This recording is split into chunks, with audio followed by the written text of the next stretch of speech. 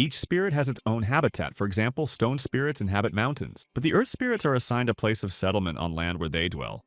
And accordingly, the water spirits found their abode in the waters of the rivers. At the same time, all these spirits have in common that the people of Donhei call them Sanasimi, who can manifest themselves in various forms. And there are those among the Sanasimi who often help people. But there are also those Sanasimi that, unlike the former, can do irreparable harm. However, in one way or another, spirits are mostly afraid of people and try to stay as far away from them as possible, avoiding unnecessary meetings. But it's different when the Sanasimi are possessed by a wild boar that stalks its prey. It should be kept in mind that for every action there is a counteraction, as in the case of the Sanasimi hunter, who does not intend to surrender to his executioner so easily and aims to assert his right to exist. And at this time, the hunter has already bared his battle weapon with all his might and brings it over his opponent, a huge wild boar. In this case, the hunter's combat weapon unmistakably hits the enemy without giving him any chance to escape. And as much as Sanasim begs for mercy, the hunter needs his strength, which means the hunter alone is responsible for everything he's done. So, the hunter, having put an end to the wild boar, is now focused on absorbing the power of the defeated Sanasim. But to the hunter's dismay, despite his best efforts, this power is still not enough, which means the hunter has to work even harder to get the Sansin's powers. And the hunter of Sansins must find not ordinary Sansins, but more powerful than the previous ones.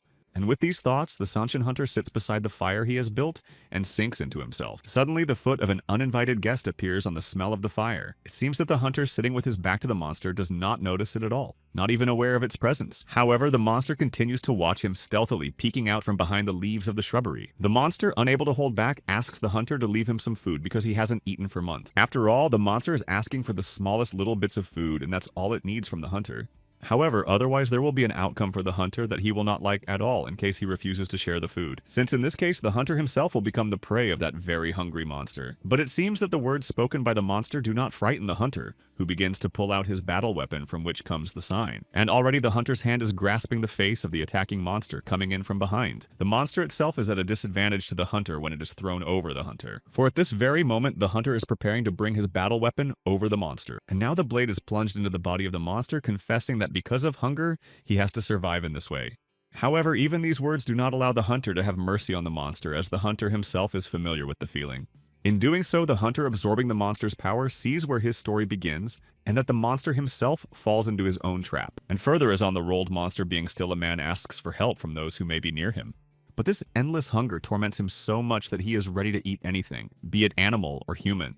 And so the hunter's destruction of the monster not only saves the hunter, but also saves the monster from endless hunger. Suddenly, the hunter notices that a strange disturbance begins to emanate from his battle weapon. And among other things, the hunter's gaze notices another stirring that makes him concentrate fully.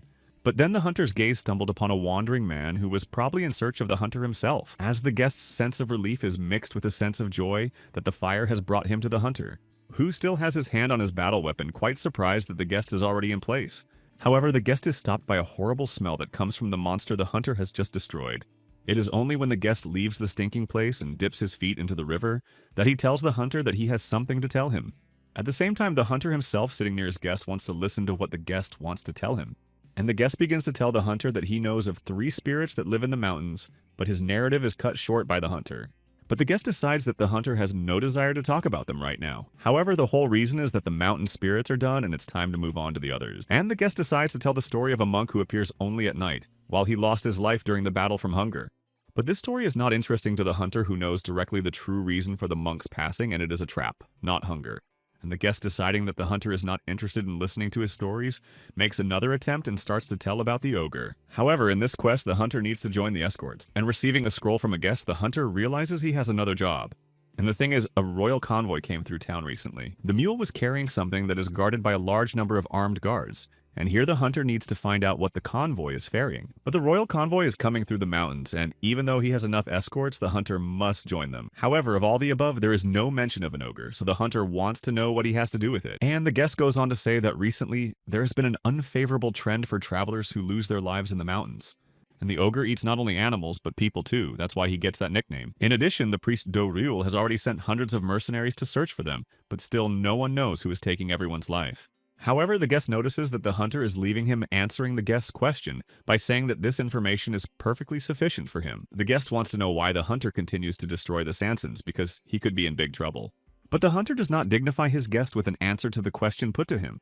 and just tosses the guest a final note that they'll see each other again soon. And on that note, the hunter leaves his guest moving into the thick of the forest. But it seems that this is not enough for the guest, as he wants them to go down the mountain together because it is very scary to go further alone. And after a while, the hunter of the Sansons navigating on the map concludes that he missed them, since at the second hill of the mountain door of the gathering. And as things stand, wouldn't it be better for the Sanson hunter to go back? As suddenly, the Sanshin hunter's attention begins to pick up on something, bringing him back to reality from his thoughts. And now he's on his way with incredible speed covering the distance. Yes, it all happens so fast that the trees start to replace each other, and the hunter is focused only on the final target. He's already in place, but what the Sanshin hunter sees in front of him makes him retrace his steps. As before, his gaze amidst a large number of bereaved people sitting on his lap is a girl. That said, the Sanson's hunter is well aware that when you hunt game about 9 out of 10 times, you get nothing. However, this time is different, as the Sanson hunter decides that he has finally found what he needs. At that, his uncle turns to a Sanshin hunter named Seihi and wants to know what his plans are. To which Seihi replies that he has some work to do, which he asks his uncle not to ask for details about. Meanwhile, Seihi stands amongst the defeated people and looks at the white-haired girl, who doesn't seem to be aware of his presence. Suddenly, the white-haired girl begins to turn her gaze to Seihi, who in the meantime pulls out his battle weapon, pondering that people can live in such a place without any sense of fear. And parallel to his thoughts, Seihi notices that the battle weapon he's pulling out doesn't show any reaction, which means you have to be prepared for anything and keep your ears open.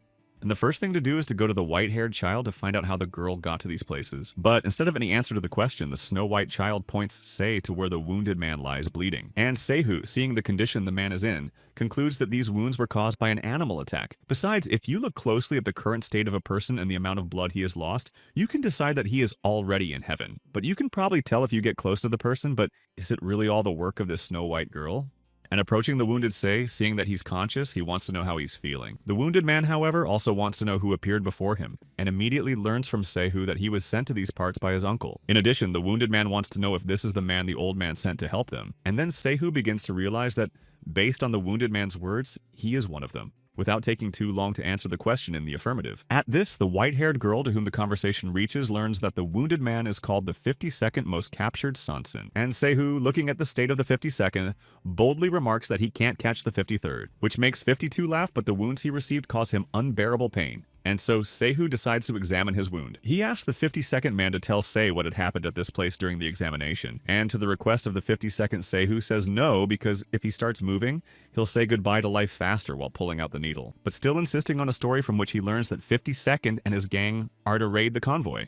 However, everything started earlier than expected and ended smoothly as a man from the convoy heading to the royal palace was alive. And it was with this man that 52 was supposed to have a conversation regarding what they were carrying in the crate. Besides, if the 52nd is satisfied with the speaker's answer, there is a chance that he will be kept alive. But it turns out this is not at all what a captive man asking to take his life with a request not to open the box under any pretext needs. And it was these words that managed to send shivers through the 52nd's body, unlike his comrades who did not realize what would follow. After all, at first the wagon contained gold bars with a girl sitting next to it, and the very iron box that was told not to touch. And the people of the 52nd made a huge mistake the moment they decided to open the iron box. For in this very iron box is a huimori, known as the rhythm of traditional Korean music played on a drum. And 52nd should have listened to the old man, but instead he's trying to learn about jajimori and gutkori traditional Korean rhythms.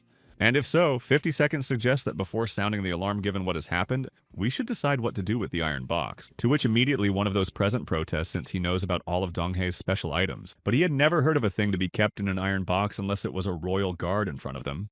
At the same time, the 52nd, refuting thought about the danger, thinks that the king's property should go with the king's guard. And seeing the iron box, 52nd, by virtue of his ignorance in such matters, realizes that a powerful talisman is used. Besides, it is well known that in order to get such a talisman, you have to pay a shaman 100 nyungs, and in this case as much as 10 nyungs were used. And putting aside all unpleasant thoughts, 52nd orders his men to open the iron box. At the same time, everyone who saw what was in the box holding their combat weapons at the ready can't understand what's going on. For in the iron box beneath the 10 mascots is a curled up Snow White girl, accompanied by the entire royal guard, and if the king is known to be using children, he will be immediately taken dead. But these assumptions are immediately cut off by the 52nd, as it makes no sense to put a child in a box they want to have fun with. At that, the 52nd does not have time to finish his guess as the white-haired girl rises to her feet and leaves the box. And it's picking up so much speed that 52 and his gang can barely stay on their feet. And yet 52 trying to stop the white-haired girl trying to find out who she was. Not only that, but demand a specific answer as to where he plans to go. But instead of answering, the Snow White girl points her finger to where her home is, where she is going to return to. However, the 52nd is not satisfied with this answer, and holding the Snow White girl by the shoulder, he wants to know where her home is. And again, instead of a specific answer, the Snow White girl, turning her blue glowing eyes on the 52nd, said she was leaving. At that, it seems that a mere glance was enough for the 52nd to stop his further attempts. And no more trying to catch up with the Snow White girl, but unfortunately, it was then that the 52nd did not immediately realize his mistake. And the Snow White girl, leaving behind the bewildered 52nd and his fellow gang members with great speed, continues to move away. And the head of the gang is once again convinced that he is making a blunder, but still gives orders to catch up with her before she passes through the Doresen Mountains, at the same time losing his temper because the 52nd takes full responsibility for what happened and asks only to follow him silently. Among other things, the 52nd knew about the cannibal of Mount Doresen, but didn't take it seriously taking such a decision. Meanwhile, the white-haired girl listening to the 52nd story waits with bated breath for the continuation. Sehu continues darning the 52nd, looking at the girl and can't believe it's the child that came out of the box. And the 52nd can no longer bear the pain and is preparing to go to the other world, but he has to endure to survive. In addition, Sehu decides to distract the wounded man from his pain by asking him to continue the story in which the 52nd man finds the girl who escaped. And one of the members of the 52nd gang gives out the suggestion that the Snow White girl could be either Sanshin or something else. The head of the gang, pleased with the opportunity, says that the girl Sanshin, his new name will be the 53rd.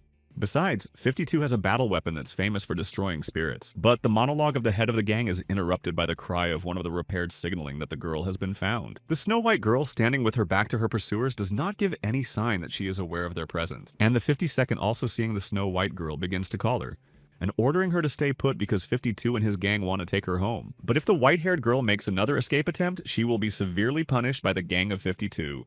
However, all the white-haired girl says in return for the sneer is a plea to not dare approach her, which is bewildering to the 52nd person who doesn't understand what's starting to happen. And the white-haired girl, already shouting, repeats to the 52nd and his gang that they dare not follow her, which further drives into incomprehensibility the 52nd who narrating says that this is what becomes the beginning of the future nightmare. But then no one has any idea what's to follow, only to be told to grab the girl and get away from the mountains. In this case, the speaker's speech is interrupted at half a word because literally in a matter of seconds he loses his head. And this is noticed by his interlocutor, who does not have time to orient himself as everything starts to happen very quickly. With that, the lightning-fast monster flying through the members of the 52nd gang begins eliminating one by one of them. And the 52nd, seeing that he is not dealing with an ordinary creature, orders the surviving comrades to take their positions. Who can't figure out what's going on and what it is that's running at such breakneck speed?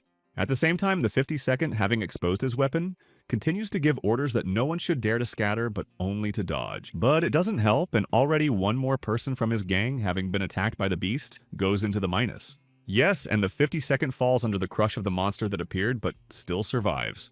And here, already weakened but still conscious with a combat weapon at the ready, the 52nd sees who is doing all this. For at this very moment, Sanshin appears before the 52nd in a form resembling a marten or ferret, who stands at full height before the 52nd preparing to deliver his death blow. At that, the 52nd has nothing to do but to meet his death with dignity, with a battle weapon in his hands. Already, Sanshin is swinging his sharp claws at the 52nd man, which, when hit by Sanshin, flies backwards with tremendous force, and with a tremendous blow crashes into a standing stone, and Sanshin, having already reached his victim again, decides to finish the 52nd. That being said, all that now remains for the wounded 52nd is to humbly await his end, as suddenly a white-haired girl appears before the 52nd face of Sanshin, who with her frenzied energy drives Sanshin away, thus protecting the 52nd. At the same time, the 52nd had already come to his senses in astonishment at the fact that some girl was able to drive away the furious Sanshin. And defeated this time, Sanshin removes from the scene of the fight at breakneck speed, leaving the girl and the 52nd man alone. And the 52nd already finally coming to his senses and looking at the girl, wondering that she is an angel who came for his soul. But to the surprise of the 52nd girl, turning her gaze to him, has no idea what he's talking about. As well as Sehu, who listening to 52's story has a different idea of an angel. But what could the 52nd survivor think of the girl in such a situation only because of her? which is even more perplexing to Seihu, who continues to stare at the 52nd with interest. And all Seihu gives out is an appreciation for storytelling, followed by a call to rise to the occasion to leave these places. But hearing this, the 52nd reminds Sei that according to what he was told earlier, he should not move with such wounds. In addition, the 52nd is very interested in whether Seihu is trained in medicine, to which the same receives the answer that it is only first aid. However, it is necessary to decide what they will do. The child who at this time begins to learn the bow, namely the bowstring. But the white-haired girl has no luck and instead gets a bowstring on her forehead, in the place of which there is now a large bruise without paying attention to what Seihu is talking about with the 52nd, which he decides to help Sei by putting his shoulder under him and throwing the 52nd over him. And on top of everything else, Seihu notices that the white-haired girl is about to follow them, and the 52nd, asking Seihu to wait a few minutes, asks for forgiveness from his fallen friends, while making a promise to them that after some time the 52nd would return with those who could take care of their bodies. But time is of the essence, and the 52nd, leaning on Seihu's shoulder, decides to continue the return journey.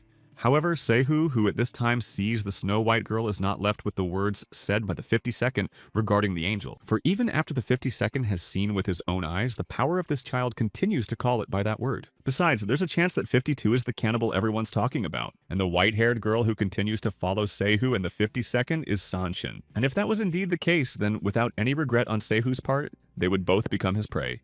And a short time later, an angel in human form descends from heaven in visions of the 52nd, who sees an angel in a dream and thinks he is coming for his soul and will finally go to heaven. Suddenly, the beautiful leading of the 52nd is interrupted by the speech of a white-haired girl saying she is hungry. And having opened his eyes, 52, from unexpectedly close eye contact with the snow-white child, can't hold back an exclamation. And Seihu, seeing the 52nd coming to his senses and getting rid of his delirium, starts calling out to him. With the 52nd looking around and holding onto the wound site, he can't believe they're still in this place, and all because the 52nd had lost consciousness, and Sei had no choice but to organize a halt. In the meantime, the child, paying no attention to the 52nd's apology, notices a glowing dot hovering in the air trying to catch it.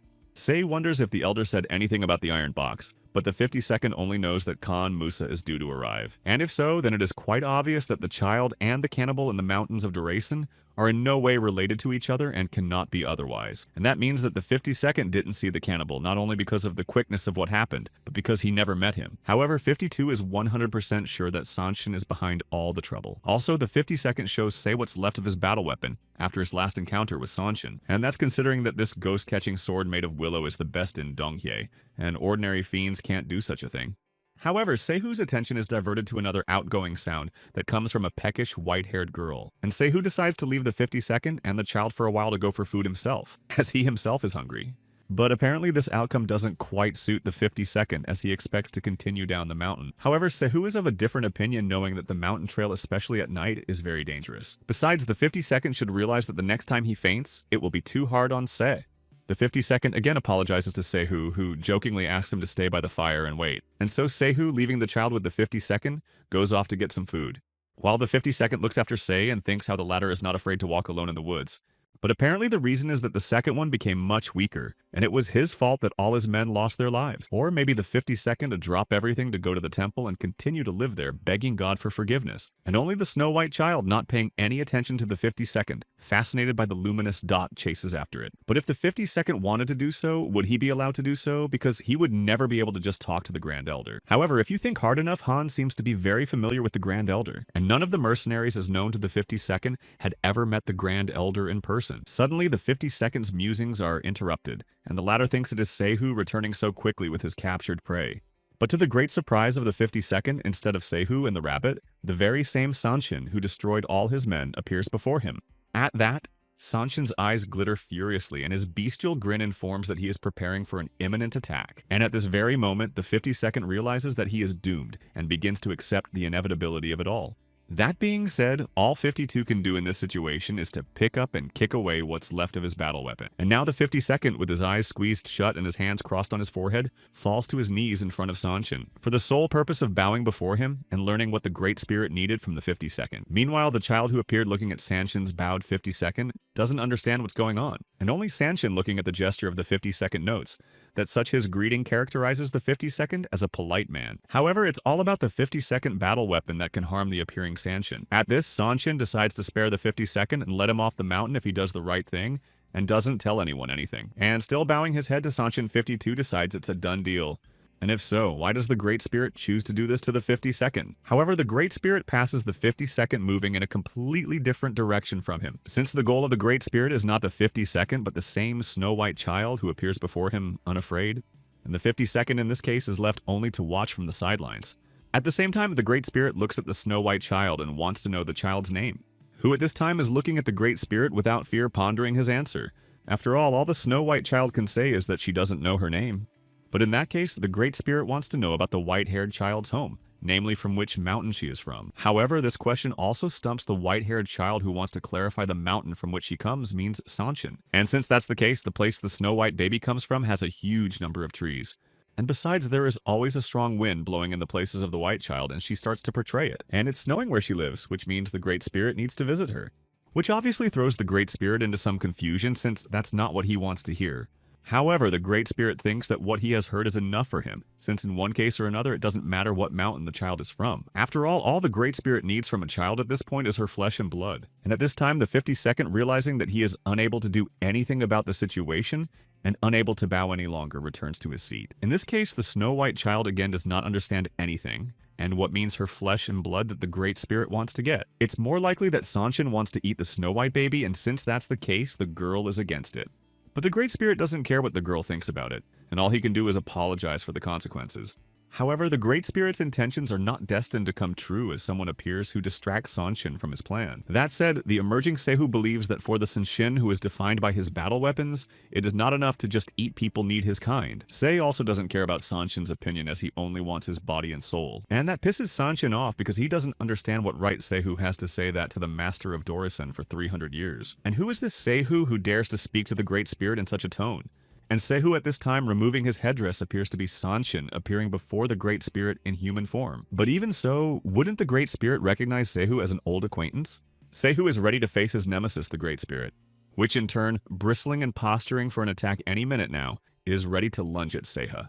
However, there is still something that stops the Great Spirit, and that is the power that Seihu radiates, in which the Great Spirit recognizes the Black Tiger by the shape released from the sword. But this is impossible because according to the Great Spirit, the Black Tiger should have been sent to heaven long ago, which clearly angered Seiya since it was the Black Tiger in human form that was now standing in front of the Great Spirit. However, the Great Spirit is still curious to know what the Black Tiger is doing in these parts, who in turn does not hesitate to tell the Great Spirit that he has come to devour him.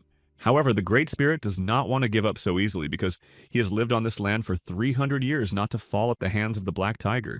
But the Black Tiger didn't care at all how many years the Great Spirit had lived. And the latter, despite the Black Tiger in front of him, isn't going to just sit back. However, Black Tiger didn't even have such a thought because a monster without a battle never surrenders, which is the truth. And this statement is even more beginning to anger the Great Spirit, who under no circumstances intends to retreat, and ready to immediately lunge at the Black Tiger standing just across the street with his battle weapon bared for protection. With that, the first step is taken and the Great Spirit is lightning fast, bouncing away from Seihu. And the velocity of the Great Spirit is so great that only the blurred outlines testify to its presence. And now the Great Spirit, who had just stood opposite the Black Tiger, finds himself above the head of the Black Tiger reaching out to him, who manages to grab the Great Spirit by the tip of its tail, holding it tightly. And now it's the turn of the Black Tiger, who manages to strike the Great Spirit with his battle weapon. The blow is so powerful it throws the Great Spirit back, causing heavy damage. At the same time, Seihu wastes no time in continuing to pursue the Great Spirit, keeping his battle weapons at the ready at all times. But the Great Spirit does not want to give up so easily and again becomes in a militant posture preparing to attack. However, the Black Tiger is ahead of the Great Spirit's actions and swinging his battle weapon is about to strike from above. That said, the Great Spirit seems unprepared for this turn of events and fails to react in time, since at this very moment the Black Tiger's battle weapon collapses onto the Great Spirit's head, which once again with lightning speed escapes the hands of the Black Tiger. At the same time, it seems that the Great Spirit gliding past the trees now has a different purpose. Suddenly, right in front of the Great Spirit, a Black Tiger appears at the same speed and swings its battle weapon. And now the blow clearly reaches its goal and deprives the Great Spirit of part of his left ear. But now 52 notices that it is he who is becoming the next victim of the Great Spirit, who grabs a seated 52 straight up by the head. And now the 52nd soaring through the sky with his head reaped in his paws is the captive of the Great Tiger. At the same time, realizing that this is not the end as the power with which the Great Spirit holds the 52nd is beginning to weaken. And now the 52nd, devoid of any support, begins to fall from a great height. And the Great Spirit, having left his victim, begins to move toward another set goal in the person of the child. At the same time, the 52nd, noticing how the Great Spirit is removed, continues its free flight to the ground. And only one thought now occupies the whole head of the 52nd, that sweat thus he will meet his end. But something is beginning to catch the attention of the continuing downward plummeting 52nd, and it's the hand of a man approaching from above that's reaching towards him, who just in time manages to grab the 52nd man by the bloody hem of his ripped shirt, thus cushioning the fall of the 52, who continued to scream furiously. Since the 52nd expectation is that in a few seconds his end will come, and the only one to turn to is God. But all ends well for the 52nd, who finds himself sitting on the ground with a nearby black tiger. Sehu orders him to stay where he is, not realizing what just happened to him. And Sehu himself will follow the Great Spirit, since the latter was able to drag away the child, or as the 52nd angel believes. But it seems as if the appeal is like robbing the 52nd of the ground from under his feet, since his suspension means an obvious resignation, and this time it's much more serious. Meanwhile, the Great Spirit with his prey continues past the dense thickets of the mountain. In doing so, the child still continues to be held captive by the Great Spirit, as long as the Great Spirit's paws do not touch the solid surface of the ground. And that's to make sure they're not being chased, because everyone knows that the black tiger is a monster that eats Donghwa's Sanshin. In addition, the black tiger was once a powerful creature that no one could defeat, not even the Great Spirit. However, even though Sehu Black Tiger, he would never catch up to the Great Spirit on Mount Doraesan, where all preparations will be completed, and the Great Spirit will feed the kidnapped child to his children and turn them into Sansins. At the same time, the child himself, while continuing to hang in the teeth of the Great Tiger, does not seem to understand what it is all about. In the meantime, the Great Spirit, once again detached from the earth, continues her journey to Mount Doraesan, where her children are. At the same time, each time covering more and more distance in an effort to get to his lair as quickly as possible. But the Black Tiger keeps up with the Great Spirit, who is in sight of Sehu, chasing him on his heels. And now the Black Tiger also reaches the location of the Great Spirit's lair. With that said, all Black Tiger has to do is look around and wait for the right moment to perform. And at this time, the Great Spirit also already reaches its nesting place, continuing to hold the child in its teeth. And after a short while, the child falls down, landing directly on the earthen floor of the cave. And the bloody face of the Great Spirit with its unblinking red gaze begins to loom over the child, who turns her head just in time to meet the gaze of the monster preparing to slay her. But instead of being frightened, the girl notices that the Great Spirit has blood on his head, which means she is hurt. And the Great Spirit has no choice but to change anger into mercy and agree with the child's words, who begins to reach out to the Great Spirit as she feels she is now in great pain. And at that very moment, the girl walks up to the Great Spirit and gives him a hug that begins to soften Sanshin. However, Sanshin picks herself up and tries to become evil again, since this girl's fate has already been decided and there is nothing she can do about it. And taking a child's life and feeding it to their children for reincarnation is the only way out. But again, to the surprise of the Great Spirit, the child, without unclasping her arms, assures her that all is well. This hurts Sanshin, who has just finally decided to take the child's life, even more, as suddenly Sehu's raspy voice regarding the interest of why Sanshins eat human flesh makes her come to her senses. And Sehu, looking at Sanshin's cubs, keeps saying that they are the ones the Great Spirit wants to feed. At the same time, Sansino's cub nestled in Sehu's arm continues to sleep, unaware of the danger. But does feeding the cubs human flesh to the Great Spirit make the babies Sanshin? And seeing that the baby is starting to wake up, Sehu decides to put him back down on the soft bedding of the nest. At the same time, Sanshin, seeing that the Black Tiger has managed to get to her nest and realizing what will follow, starts screaming. And Sehu had already unleashed his battle weapon and was pointing its tip directly at the lying infant. And what supposedly in Sanshin's mind should happen next makes her gasp in relief. That said, Sehu, saying that Sanshins are born rather than made by turning another beast into one, promises failure in terms of the Great Spirit, who doesn't want to hear anything because it doesn't apply to everyone, and it's likely that her children are the ones who are different. After all, for 300 years, the Great Spirit has watched her little ones lose their lives, and if there is even the slightest chance to fix it, she will not back down. Besides, Black Tiger himself shares her opinion that there is nothing wrong with a mother taking care of her babies. It's also not at all like predators don't eat animals other than human flesh. However, if the Great Spirit thinks that he can do whatever he wants, the Black Tiger has no choice but to do the same. And it seems that the Great Spirit understands what the Black Tiger is starting to get at. But if the Black Tiger does not release the Great Spirit babies, he has no choice but to take the life of the captive child. However, from Black Tiger's words, he doesn't care what happens to the child and let the Great Spirit do with it as he wishes. And anyway, how could the Great Spirit think of threatening the Black Tiger and trying to manipulate him by way of an ordinary child? But now the Great Spirit's mouth is very close to the head of the child standing there, and the Black Tiger continues to clutch his battle weapon ever tighter in his hands, ready to make an immediate appearance. At the same time, the Great Spirit's gaze does not stop assessing the situation and drills the surrounding people, until eventually the Great Spirit creature begins to get to the bottom of what's going on. And realizing what is going on from Sansun's eyes, tears seep out of her eyes, and the child, wanting to help her in some way, starts stroking the Great Spirit's face, who asks the Black Tiger only one thing: not to touch her children, to which he immediately gets the answer that they are not in his area of interest. Thus, a pact is formed between the Great Spirit and the Black Tiger, which Seihu, in the name of Dongye, swears not to break. At the same time, the Black Tiger is not going to take responsibility for the consequences of the battle that will not pass. And then, to everyone's surprise, the Great Spirit's front paws begin to bend in a sign of obedience, witnessing that the Great Spirit will not resist but accept her fate. And now the Black Tiger may take her life. And the only thing the Great Spirit does with tear-filled eyes is turn to his children, one of whom, with a distinctive glow in his eyes, seems to be beginning to understand his mother's speech, who takes one last look at them and asks them to live well, but only without her. Just as suddenly, the Black Tiger's battle weapon stabbed into the flesh of the Great Spirit, who had fallen so easily before him. In doing so, the Black Tiger itself absorbs Sanshin's soul and her memories along with it. Where one of the Great Spirit's little ones lost his life to illness while still in its infancy, and another baby went to heaven through the fault of man, and so another died in the wake. But could the child of Sanshin himself take his life so easily?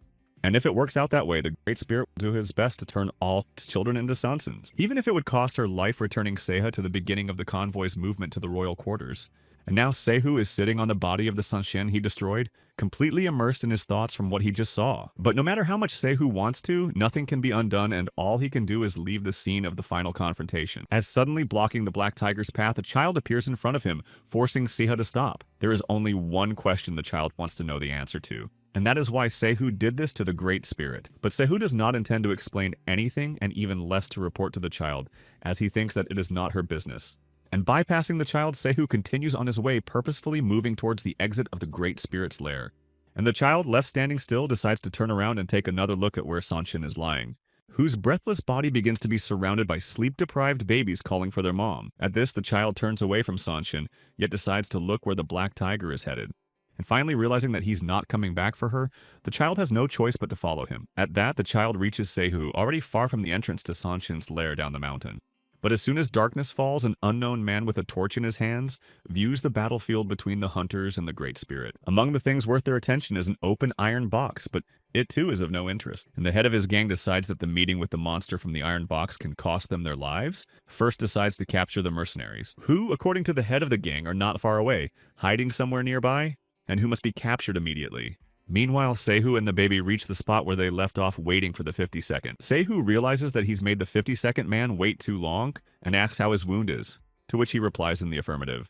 However, that's not all 52 wants to say to his assistant Sei as he stares at him, since at this point their paths must part and the 52nd will go on alone. But apparently this was not the continuation of the conversation Seihu was expecting, as he turned his inquisitive gaze on the 52nd man. However, it is the choice of the 52nd, and what Seihu can only wish him is to be careful on the mountain path. And hearing what Seihu says about meeting the 52nd in the future, the latter decides that these are the words Seihu speaks to all the mercenaries. The 52nd assures Sei that he will pretend that on this particular day he saw nothing unusual, but what will happen to Miss Angel? But Seihu, ignoring 52's last question, thanks him for not giving up Black Tiger. And the 52nd, realizing that he does not get an answer to his question about the child, turns to clarify but sees no one around, which however does not surprise the 52nd person, who accepts it as something quite normal. After all, in fact, their paths diverge anyway, and the 52nd decides to return to his fellow mercenary. And at the same time, two people sitting in the bushes in an ambush start exchanging words about something. And once everything is resolved, they leave their stakeout spot for the 52nd Seihu and the baby at lightning speed. And Seihu, having said goodbye to the 52nd,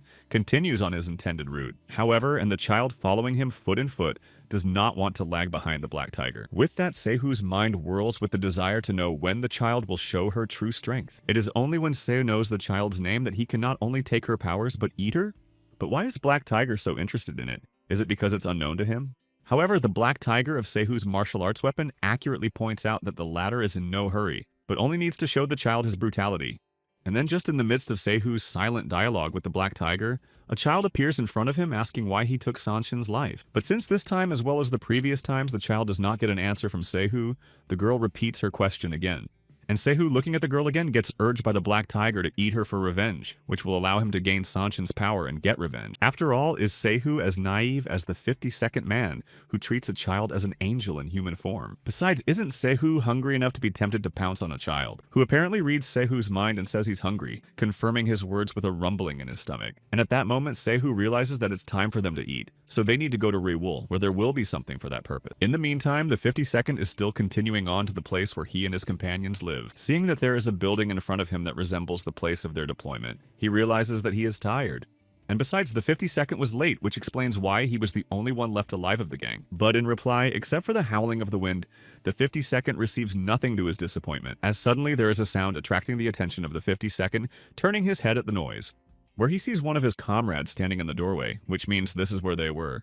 And the 52nd, rejoicing that at last he will meet with like-minded people, admits that although he has been hiding for some time, he has achieved his goal.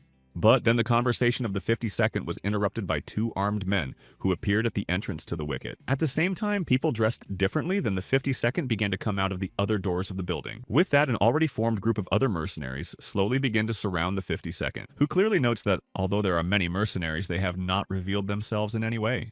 Suddenly, the train of thought of the 52nd is disturbed by the speech of a man addressing him with only two questions for him. And the first one is whether the 52nd knows where the Iron Box child is now. However, the 52nd is in no hurry to answer and wants to know where his comrades who lived here have gone. But the head of the mercenaries recalls that it was he who first asked the 52nd question. Besides, he wants to know who the elder is. At the same time, 52, trying to evade the answer, says that an elder is someone who is older. Apparently, such a ridiculous answer from the 52nd man puts the head of the mercenaries in a stupor for a split second, which immediately devolves into deafening laughter with a subtle hint of savvy from the 52nd. And since the 52nd so quipped, he deserves to know the answer first as to his friends who are dead. However, the head of the mercenaries still wants to know the answers to his questions in exchange for which he gives the 52nd man his life. But it seems to the 52nd man to be deceitful, for the people around him will not let him escape so easily. Besides, the 52nd is already on the line, and with his dagger, he can take away at least one of the mercenaries. And having decided to continue to play the fool, the 52nd wants to verify the words of the head of the mercenaries on condition that he tells everything he knows. And since that's the case, what's the first thing the 52nd should tell the head of the mercenaries? At the same time, noticing that one of them was coming at him from behind with his battle weapon drawn. But the 52nd manages to dodge, and the enemy's battle weapon pierces the air while being wounded by the 52nd, who looks around and realizes that the mercenaries have long since made up their minds about him. And not being able to orient himself in time, the 52nd receives two through-and-through blows from the opponent's battle weapons. At that, the 52nd's strength left him and he fell to his knees in front of his executioner, who looks down at him and declares that he knew from the beginning that the 52nd would tell him nothing about the elders. At the same time, the head of the mercenaries is approached by a subordinate with a report that a man has brought a girl who looks like Hwimori to Riwool. However, the head believes that his subordinate is wrong, because who would just carry Hwimori around with him? But the subordinate insists on the truth of his words because he saw with his own eyes that the man was calm at that moment. To which the head of the mercenaries, strongly doubting his man, decides to see for himself. And the still surviving 52nd remembers Elder Moonsang's 6 words regarding the trail. And all the 52nd can say in farewell is to ask him to forgive him for his mistake and wish good luck to Suhai and the child, which at this very time reaches the site of the village of Riwool. But something along the way starts to catch their attention, forcing them to stop. And most of all, what we see has an impact on the child who is unwilling to continue on the journey any further, which piques the interest of Sehu, who also notices something amiss. And that something is 2 pillars with carved human faces and scarves tied around their necks as flags. In doing so, Sehu notices that the child is trying to avoid these pillars by going around them at a considerable distance, which makes Sehu feel as if the child is avoiding them for fear of getting close. Since the girl has already moved a great distance away from Sehu, she doesn't plan to wait for him, but moves farther away each time. And Sei has no choice but to pull his headdress down and follow the child, at the same time trying to convey to the girl that there is nothing to be afraid of because it is just a pathetic piece of wood. But it only seems that way from the outside because in reality there is a man behind them who has been stalking Sehu and the child. And the warrior is not going to end there, but continues to look after the travelers to see in which direction they are moving. At the same time, a woman sitting on the doorstep of her establishment resents the fact that since morning she has no customers, which threatens to ruin her. She was foolish to open a business near Mount Dor, where cannibals are rampant, until Sehu notices, who looks around and starts calling out to anyone who's alive. And immediately the hostess of the establishment rushes out of her seat with all her hospitality to greet the guest. But something makes her stop and widen her eyes in surprise and let out a shriek. And Sehu, not paying any attention to the hostess' reaction, informs her that he wants to place an order for a simple breakfast. However, maternal instinct takes its course, and the owner of the establishment looks in horror at the skinny and dirty child standing next to Sehun. And the first thing the hostess of the establishment wonders is why the child is in such a state, and then rushes to put food in the cup with the thought of starving the child for days. I mean, how is it possible that such a sweet girl could be so emaciated and thin? Which means you have to put as much food as you can and take it to the poor child and her chaperone. And as soon as everything is ready, the hostess immediately places bowls of food in front of the child and Sehun, casting a judgmental glance at the latter. Who should be ashamed of the condition of a child who needs to be properly fed? In doing so, the girl receives from the hostess of the establishment not only a bowl overflowing with food, but also a little affection. And Sehun, among other things, is reproached for not being able to take care of his daughter since he starves her and makes her wear dirty clothes. And wanting to justify himself, Sehun doesn't have time to say anything when he sees the child emptying the bowl of food in one fell swoop, which falls noisily to the table, indicating that it no longer contains the long-awaited food. At the same time, the girl emits a sound and stares at Sehun, who has an untouched plate next to her. And Sehun begins to realize what such a gesture from the seemingly still hungry girl means, which means Seh won't have the conscience to touch his food while the girl is glaring at him.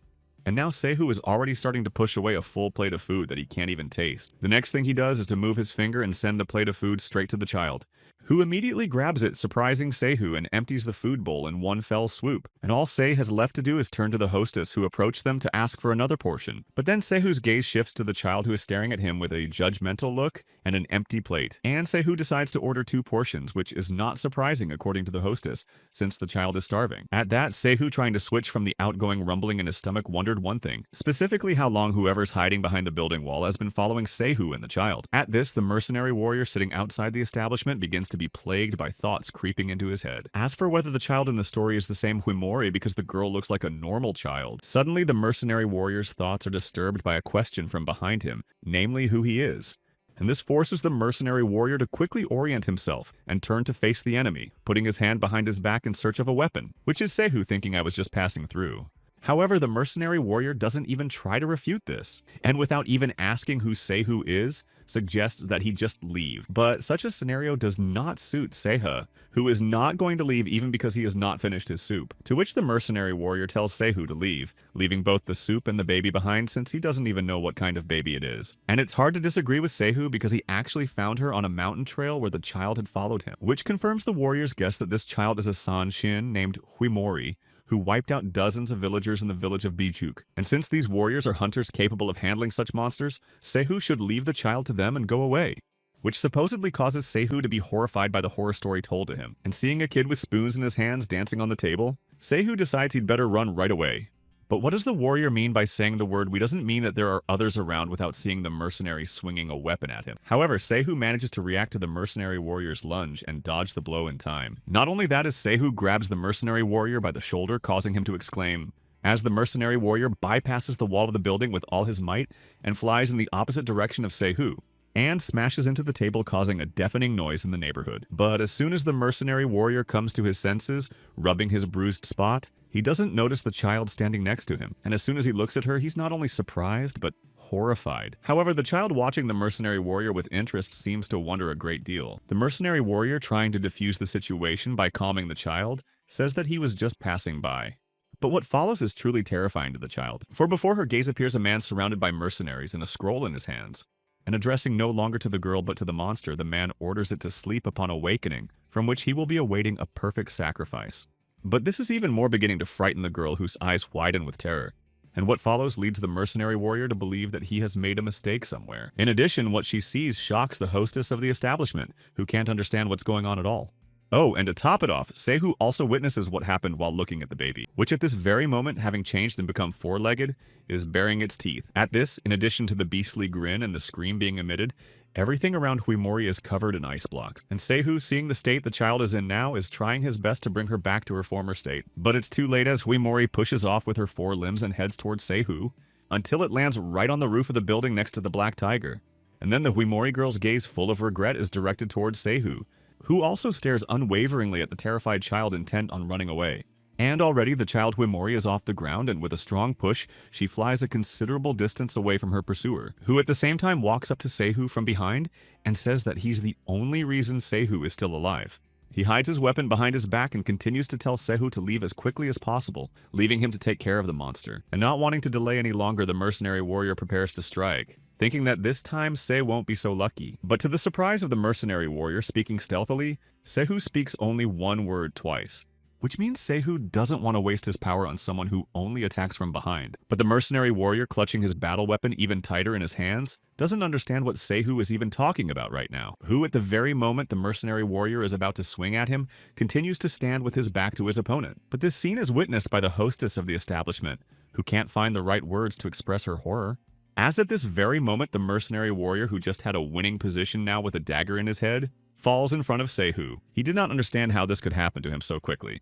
And Sehu thinks he's not done since he wants to ask the mercenary warrior who he is. But seeing that the mercenary warrior was already falling to the ground, Sehu realized it was too late to ask any question. In addition, Sehu notices the state of the hostess who witnessed the scene and the horror on her face. At the same time, the hostess of the establishment does not even realize what exactly she has to answer to Se's rather simple question about her condition. And Sehu decides to leave the money to compensate not only the table but also the clients she loses because of him while asking for forgiveness. And in case the rest of the mercenary warrior's men show up, the hostess should go to headquarters and tell them what she saw. And Sehu would also be very grateful to the hostess if she spread the news that there were no more ogres on Mitu Dore.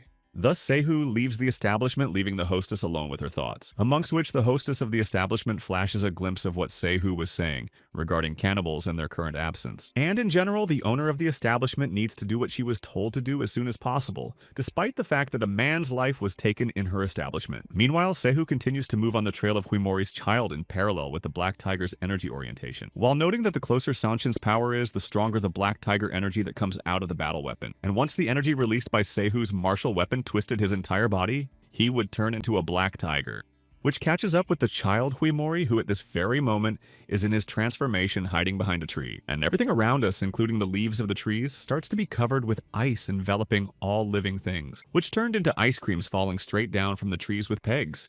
And the black tiger, being filled with energy, turns to Se, saying that in front of him is a pure and strong energy that is incomparable to anything. But if that's the case, then what's Sehu waiting for? Is he waiting for Huimori's baby to show its power?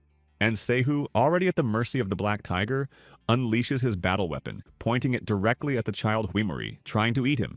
But what a surprise it is for Sehu to see what Huimori's baby is trying to do, who tearfully tries to bite Seiha's hand with all her might. Meanwhile, Black Tiger once again pits Seiha against Huimori's baby, thinking he's showing sympathy based on the fact that it's a child. But that's not the point. It's that the baby doesn't have a name, and as soon as she gets one, she can settle down. And besides, the Black Tiger is still hungry after the previous sacrifice, and the child will be able to gain even more power after receiving the name. Meanwhile, Huimori, having abandoned her attempts to hurt Se, sobs and cries, announces that she's not going anywhere, since the girl Huimori no longer wants to be locked in an iron box again, which is not just solidly locked, but covered in a multitude of magical seals. And finding the girl Huimori inside, it causes genuine fear as the child really dislikes being in the dark. And Sehu puts his child-bitten hand forward and notices the Black Tiger's energy starting to fade away. And instead of continuing to act on Black Tiger's nudges, Sehu reached out to the girl and rubbed her head. And then he pulls the child to him and hugs her, trying to reassure her that she doesn't have to go anywhere because he will take her home. But that place will be where the girl Huimori can find a name for herself, and then she'll be finished. At the same time, the people hunting for Huimori arrive at the establishment near the village of Dore, and their head, seeing the body, orders it to be burned. And besides, we need to get this place cleaned up before the Makon people come to stare, and then we have to go in pursuit. But no one knows in which direction Sehu and the baby went, as there is hardly any trace of them. However, if Sehu is still with Huimori, then the mercenary warriors at least know what direction they are heading in, and their landmarks are the mountain peaks located to the east of the mercenary warriors, some of whom, led by their commander, decide to move forward. Meanwhile, Sehu and her child Huimori are near a small house whose owner is very angry that they are heading uphill. Which is not good, but if it is decided by them, Sehu and the baby can stay overnight in the house provided by the hostess, to which Sehu has to refuse since the hostess has already done a lot for them by delivering, among other things, children's clothes. The child Huimori immediately transforms into by parting with her filthy rags, which elicits a shout of joy from the hostess who, though she was wrong about the size, is grateful to Se for reminding her how hands should move. So is Sehu a healer, to which the latter, looking at what Mivari is doing, gives an ambiguous answer. The hostess is surprised to see that Sehu's bundle is filled with herbs and medicines, but Sehu replies that it's all for emergencies that might happen on the road. And what the landlady thinks that Sehu and the baby are going to Kengshong to take the healer's exam there is also wrong. The hostess compliments Huimori and wants to know what her name is, and when she hears Sehu call her Nikshamesh, she is outraged, but he decides that he will not pester them with questions and excuses, only warns them not to stay in an abandoned house in the mountains, which sparks some interest in Seihu counting his inventory after the child's intervention. To which the landlady says that every night a spirit appears in the abandoned house, which is an embittered daughter-in-law who destroyed the whole family to this day, hunts travelers, but this is just an unverified rumor. And sometime later, Seihu and her child standing near the house notes that not even a year has passed and the house is almost collapsed. However, we need to check who Sanshin's ghost is hiding in it or if it's just a delusional rumor. After noticing a well near the house, Seihu decides to take a sip of water first to quench his thirst. So Seihu leaves the baby and heads to the well to see if there is water in it. Seeing that the well is not empty, Seihu first decides to see if the water is usable. But before getting water, Seihu, turning to the child with his back turned to him, first ate. However, Seihu is very embarrassed by this treatment, and to avoid misunderstandings, he thinks that the child should be given a name. Meanwhile, the child Huimori is leaning over something with a quick hand, which piques Seihu's interest somewhat, then brings him out of his many thoughts. Because at that very moment, Seihu turns the child to face him, and notices that the girl is chewing something.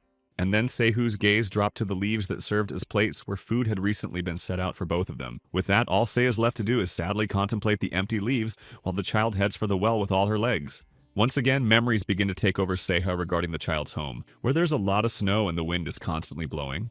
Also, Seihu tries to recognize the girl, who must have been named something, but she doesn't remember anything, but only remembers that it came from where the mountains rise, namely from the east, and where there is a forested valley and strong wind and heavy snow, namely the place called Mount Huinami, which is enough for Seihu, who thinks it's quite informative, and it's also clear that the girl doesn't have to be called by name. However, that's what Seihu thought at first, but never suspected that he would later puzzle over the baby's name. After all, Sei was just curious to know who the child was, and it was only clear that she could eat once she had emptied 2 plates. Also, Seihu notes that Huimori's child can use the well, which could mean that she lived near the village. But then the child Huimori's gaze stops on someone, causing her to stop trying to pull the bucket out. For at this very moment, the spirit of a woman appears from the well, attracting the child to her. At the same time, the dead woman's hands clench the cheeks of the still impressed girl with all their might. And all the spirit of a woman who keeps holding her baby is to call her hubby, which is not to the liking of the child Huimori, who frees herself from the dead embrace and punches the spirit in the face. And trying to shove the woman's spirit back into the well, the girl says with all her might that she's not going anywhere. But the child does not succeed, and already the spirit of the woman in full growth begins to appear from the well. The spirit of the woman, putting forward her clawed hands, begins to crawl on the child with a call to go with her. However, no matter how hard the woman tries to take the child with her to the bottom of the dark waters, the girl again repeats that she will not go anywhere. As the child Huimori, despite the persistent entreaties of the spirit woman, reports that the darkness is not to her liking. But the spirit of the woman does not give up and keeps repeating for the child to go with her, until Seihu's battle weapon overtakes the woman's spirit, piercing her flesh.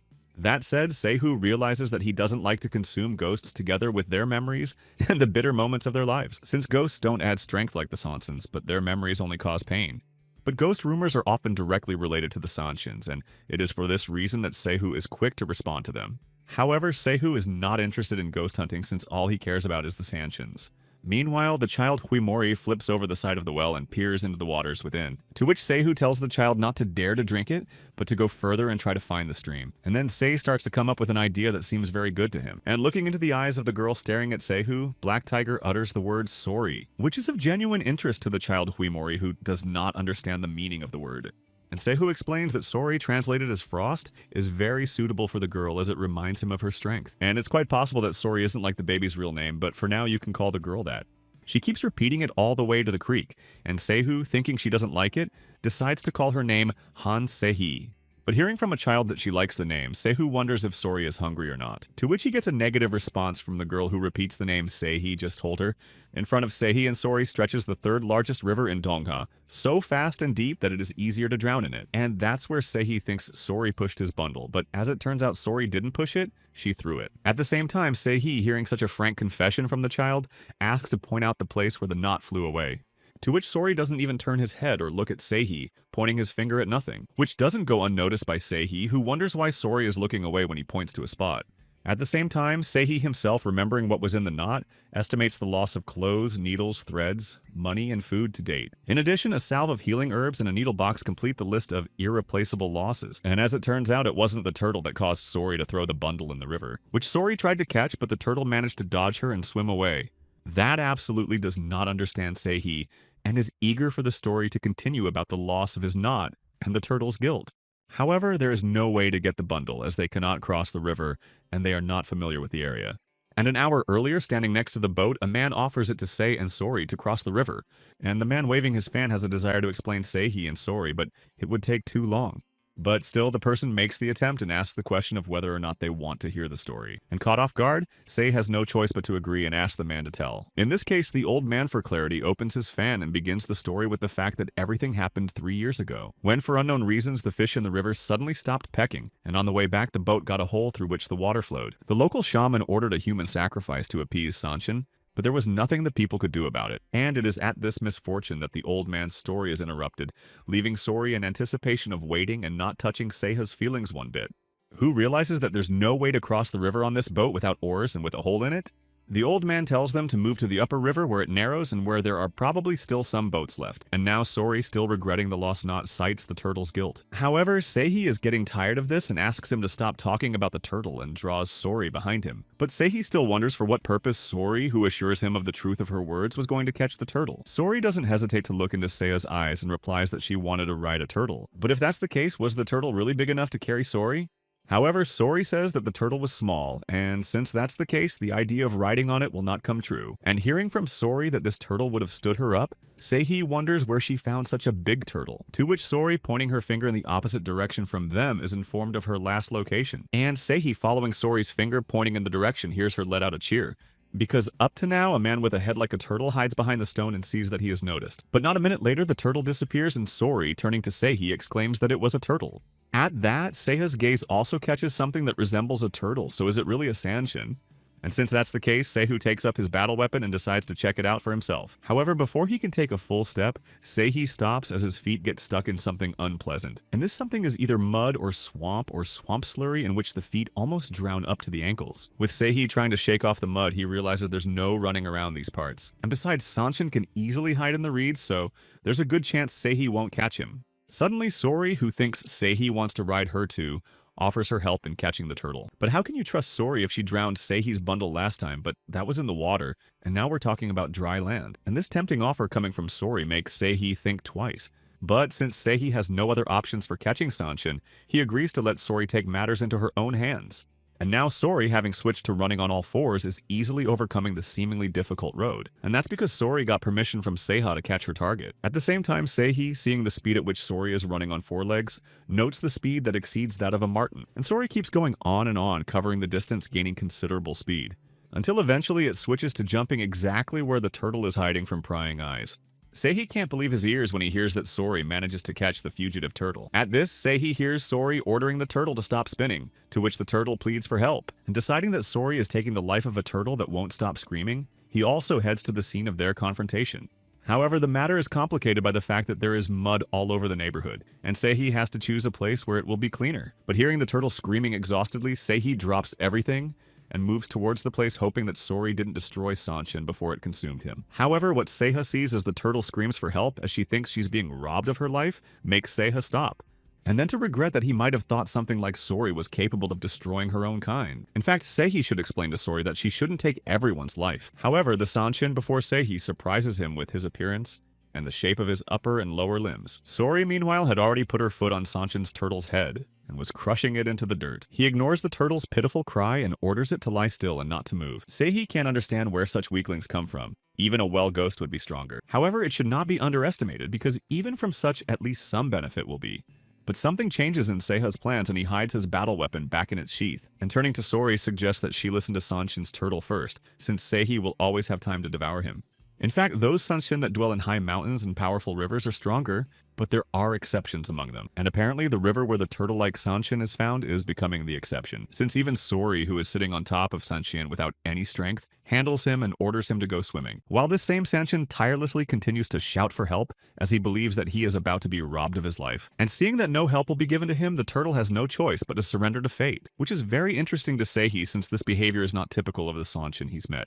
The turtle continues to lie face down in the mud and ceases to show any signs of life. And so Sori, sitting on it, decides that the turtle can't take the onslaught and has already taken her life. The turtle suddenly jumped up and moved forward with all its might, knocking Sori over, which was unsupported and fell off the turtle's shell into the mud while the turtle was grabbing a stick. And now, standing on two legs with the stick in his hands, the turtle prepares to strike, citing the fact that Sori manages to piss him off, which brings some interest and a kind of surprise to Seihi, who observes this picture. That said, it seems that Sori, who continues to sit, also does not expect such an unexpected, seemingly harmless turtle. And the turtle, filled with anger, is already swinging at Sori. which does not have time to react in time and gets a paddle right in the forehead, shrieking in surprise. With that, Turtle feels like he's in a winning position from being able to hype Sori up and decides to take the leg kick. But Sori, seeing that the turtle is organizing a speed race, is not going to give up, so quickly accepts the challenge. And besides, Sori is unlikely to catch up to a turtle in water, where the latter has a significant advantage. However, no matter how hard the turtle tries, Sori doesn't even make enough effort to catch up to her, just walks alongside, which causes genuine shock to the turtle, who notices that she can't get away from the girl walking peacefully beside her. And that makes the turtle even angrier, who decides to resort to a technique she didn't want to use. For which the turtle, adopting the appropriate pose, releases a fountain of water from its mouth that hits Sori directly. And it is not just a blow, but a jet of water, which with great force is directed at the child, which even this time does not have time to react and with a cry of defeat receives a blow from the turtle. And so the turtle, once again on two legs and seeing that the water is very close, again organizes a race for speed, as he suddenly sees his path blocked by a pair of men's legs, which raises some questions for him. And looking up from below, the turtle sees Sehel towering over him, holding his battle weapon at the ready, which means the turtle needs to repeat his move in preparation for another spit. But his plans are not destined to come true because at that very moment the hilt of a battle weapon is put to his throat. And since the turtle has nothing to do but swallow the spit, it can't withstand the pressure and sneezes violently. At this, Sei begins to look around and notices that a huge number of paddles are piled to one side. And if you look back, there are fences built on the river from logs that are pointed logs. And then it starts to dawn on Seihu that he's facing a Sanshin named Concharu. But if that's the case, what's he doing here? Seeing the state Seihi's turtle is in, he doesn't rush to give him an answer as to how he knows him. And also Sori, who witnesses it and wipes the water off her face, wants to hear the sequel. But once the turtle learns that the black tiger is now standing in front of him, he is savagely terrified, as he clearly does not expect to meet in these parts the black tiger, who has clearly come for his soul. And fear grips the turtle so tightly that he can no longer stand and falls on his butt, causing Seiha to question him. And besides, the turtle can't hold back his tears because he thinks that this time the black tiger has come to devour him. And to soften the black tiger, the turtle stands up on his hind legs and dances to strange sounds, surprising Sori. Which obviously doesn't please Seihi, who wants to know what Concharu is up to and where all those paddles and fence-like things came from. However, Concharu, unable to find anything to say to the black tiger, merely refers to the circumstances, thereby angering Seihu, who can't take it anymore and raises his voice and demands an immediate answer from Concharu, who immediately falls to his knees in front of him. But pulling himself together, Concharu decides to rise to the occasion and begins by saying that because of the rapid speed of his answer, he begins to stutter, which pisses off Seihi even more, who thinks Conchar would be better off getting rid of the hiccups in this situation. But as it turns out, Concharu's stuttering problem is related to a certain hangnail. And hearing that Black Tiger does not know this name, Concharu clarifies that Burr is a Sanshin who is widely known in this bay. Seihi is surprised, however, because he knows all the Sanshin in the Donghae lands, but this is the first time he's heard this name, which is very much not surprising to Concharu since this name Sanshinu was coined by him. And it's starting to piss off Seihi, who can barely keep it together. And Concharu, seeing that what he said made Mr. Black Tiger angrier than before, was now assured that he would not escape.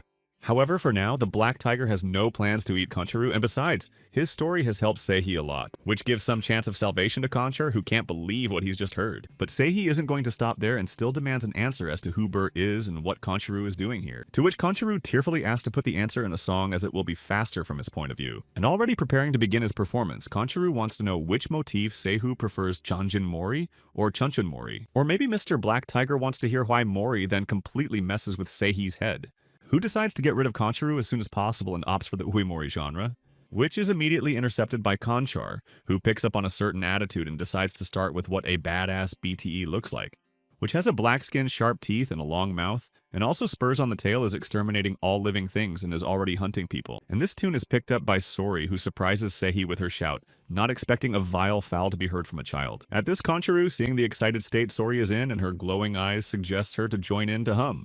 And already Concharu, along with Sori to the movements and tune of the turtle, start dancing joyfully, shouting curses, which doesn't suit Seihi at all, who can barely contain himself from devouring Conchara and ending things there. And Concharu, already on a rampage of undisguised pleasure with Sori, continues to hum, inviting her to have fun. But that doesn't suit Seihi, who looms over Concharu and tells him to end this light show. And back to Concharu's shenanigans. Seihu wants to know if the holes in the boats and stolen oars are really his doing, which doesn't negate Concharu at all, since otherwise people would fall into the clutches of the Sorceress.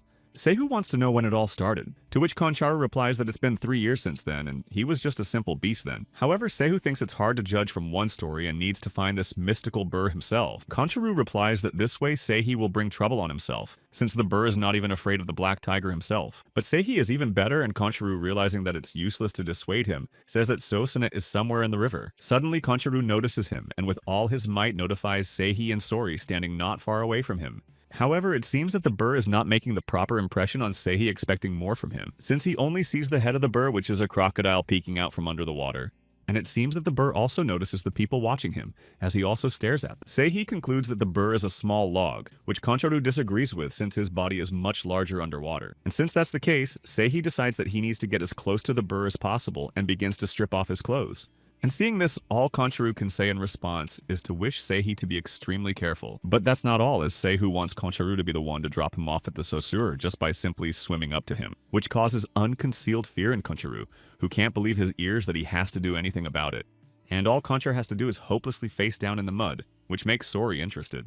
After all, Koncharu realizes that if he swims to meet the crouch, it's a straight path to losing his life. And ordering Konchar to get up, Seihi begins to recall hearing about a swamp beast that looks like a giant lizard. Meanwhile, the fisherman spending time in his boat resents his fate and time wasted for nothing for what he will get from his wife. He didn't even notice that a group of mercenaries were already standing near him, and their leader was asking about the cost of the crossing. The boatman immediately replies that the boat is not in motion because there are no oars. And the head of the mercenaries concludes that in these places all boatmen are useless, since in the lower river the boat is also with a breach. And instead of offering an alternative, the boatman wants to sing the guest a sailor's song, to which the latter responds with a flat refusal. At the same time, we decided that we should go to the upper reaches of the river, because such a big river will surely have at least one fishing boat. But that's not all that interests the head of the mercenaries, who wants to know if the fisherman has seen a man with a girl in rags. The fisherman, after a long thought, replies that the guy and the girl did not fall on his eyes. And the old man's memory has nothing to do with it, because for obvious reasons no one has been visiting these parts for a long time, which obviously doesn't satisfy the head of the mercenaries, who believes the fisherman is deceiving him.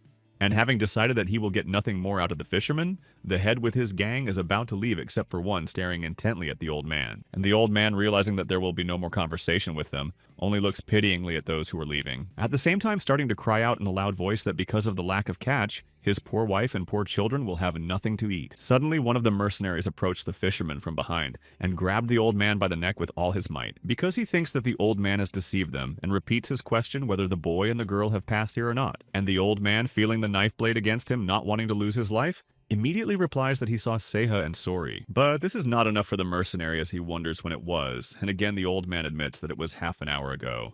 The mercenary is already putting the knife to the old man's neck, because the latter, despite his pleas for mercy, should have said it much earlier. Suddenly, a crowd of men like the fisherman Tassan appeared on the horizon, informing him that there was no bite and offering him a drink of makoli. And such a sudden appearance of witnesses causes confusion in the mercenary's further actions, who turns to the head of the gang and wants to know what to do next and gets the answer to retreat. And the mercenary, obeying the order of his boss, throws the old man to the ground, who falls to the ground on his back. At the same time, the mercenary warns the fisherman to keep his mouth shut if he doesn't want to lose his life and bring his buddies with him. And so a group of mercenaries set off on the trail of Seihu and Sori, thinking that the latter are in no hurry to catch up with them so easily. However, it is worth keeping in mind who is in the waters of this river and what the boss's right-hand man fears. But this is already known to the mercenary boss, who doesn't seem to express much excitement about the monster, because he thinks that to avoid trouble, you just don't want to get close to the river. Meanwhile, Koncharu, already in the river, still doesn't understand why he should escort the black tiger to Sasson. But instead of answering, he gets hit on the head by Seihu with the hilt of his battle weapon, because the black tiger thinks Koncharu talks too much. After all, only when Sei knows who he's dealing with, will he be able to deal with the BTE and promise that Koncharu will stay alive. But then Seihi's attention turns to Sori, who is standing on the shore calling his name. And the reason is that Sori wants to take her along, since she wants to ride the Konchara too.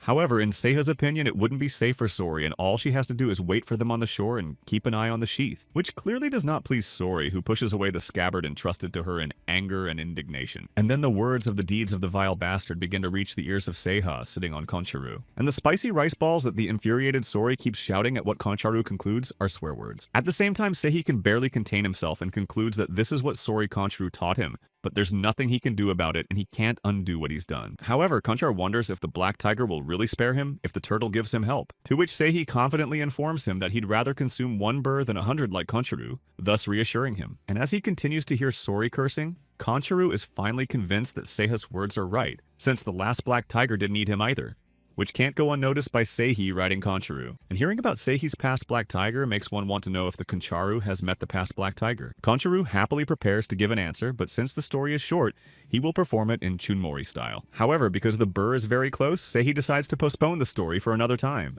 With that, the burr, who is actually already within sight, heads towards his enemies. And Seihi, despite Concharu's sobs, decides it's time to take a look at the creep. In doing so, the burr gets closer and closer to Conchar and Seihi each time.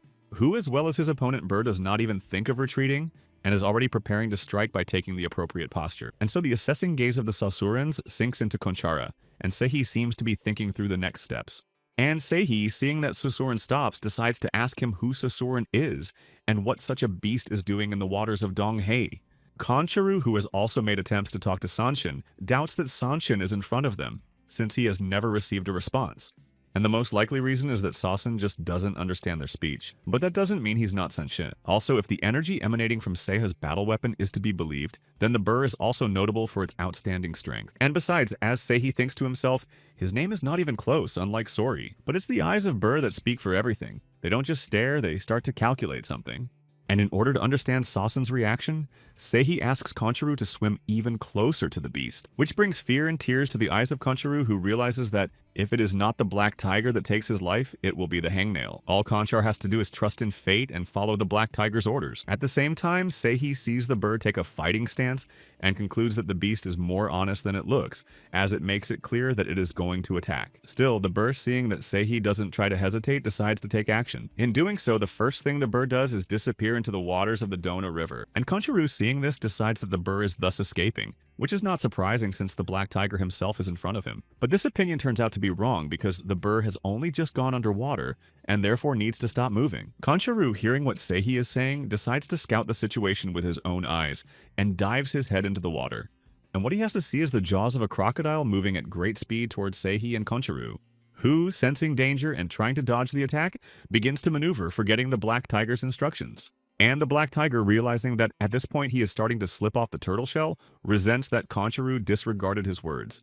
And at that very moment, the burr appears out of the water with a splash, appearing before Seihi in its entirety. At the same time, Concharu, having lost his bearings and squeezing his eyes shut from the shockwave, begins to fall downward. Seihi decides that even though he's at a disadvantage, he can still hit the source without difficulty. That Seihi successfully pulls it off and lands a combat weapon strike to the side of Sasen's head. With that, Concharu flies aside with a shriek and a splash from the great force of the surge formed by the beast. But Seihi himself sinks underwater, believing that because Concharu started to move, his blow was weaker than expected. However, it's not Concharu's fault, but from now on, Seiha will not be able to use it as a platform. And appearing above the water to Seiha's surprise, he doesn't see Sanshin, who shouldn't just swim away, as suddenly he hears a familiar voice Concharu, who inquires about Seiha's condition, who does not have time to reply. Because at that very moment, he notices that very same caster behind the unsuspecting Concharu's back. But it's too late, and Concharu has only time to look back to see the burr's mouth hanging over him. And already the teeth of the burr are beginning to sink into the shell of Concharu, who tearfully asks for help from Mr. Black Tiger. But Concharu doesn't have time to say anything, because the BTE has already clenched its jaws and together with Concharu, sinks into the depths of the waters of the Dona River. At this, the hangnail, like all crocodiles, begins to twist its victim, screaming for help. And Seihi, looking at the scene of the attack on Conchara, begins to realize that Saussure decides to start with easy prey first. Suddenly, Seiha's eyes notice the burr and he reacts in time to strike with his battle weapon, which turns out to be the right decision on Seiha's part as his battle weapon reaches its target. And out of the water appears the visible part of the Saussure still holding Concharu captive. He jumps out of the open mouth of Burr's head, which is then struck by another blow from Seiha. And Concharu, not wanting to notice what's going on downstairs, decides that his death is coming, which means everything he's fought for has been for nothing. And with all his might, Concharu falls into the water, saying goodbye to life and the ability to row. In the meantime, Saussure continues to be on the surface of the water, unwilling to concede anything to Seihi. At that, the look in Burr's eyes indicates that he is clearly beginning to calculate his next actions. Meanwhile, Seihi, having dived into the water, realizes that his business is not good to say the least, and there is no way to catch Sasen without support. Suddenly, Seihi, still underwater, notices with his side vision how the Burr is coming at him, who, even though Seiha has his battle weapon at the ready, doesn't even try to stop. That said, Seihi, knowing that combat weapons don't scare the caster, still doesn't think he has no equal in the water. In the meantime, the Burr is already open-mouthed and ready to strike. And that's what turns out to be needed by Seihi, who also lays his battle weapon out to face the Burr. In doing so, the blow hits the very same burr that is attacking Seiha's battle weapon, and so Seihi emerges from this battle victorious and the burr is defeated, because the impact is so strong that it throws Sasen up a considerable height and away from Seiha. And witnessing all this action is Sori, who doesn't quite know how it ends. At that, all Sori can utter is a sign of admiration and amazement at what he has seen. Just as suddenly, Sori's attention is diverted to a foreign sound, causing her to look away from the burr. And that sound coming from the approaching people is starting to scare Sori. As she leaves Seihi behind, she runs as far away from their place as she can. Seiki, having surfaced again, doesn't understand where the burr is going again, even though he was aiming at the mouth, but still, the blade doesn't take him. But Seihi also remembers Koncharu thinking that he is already in heaven and it was a bad idea to take him along. Seihi was already tired enough to go into the water without clothes, but suddenly Seihi notices that Sori is missing. Suddenly, Seihi hears someone call him out in a rude manner.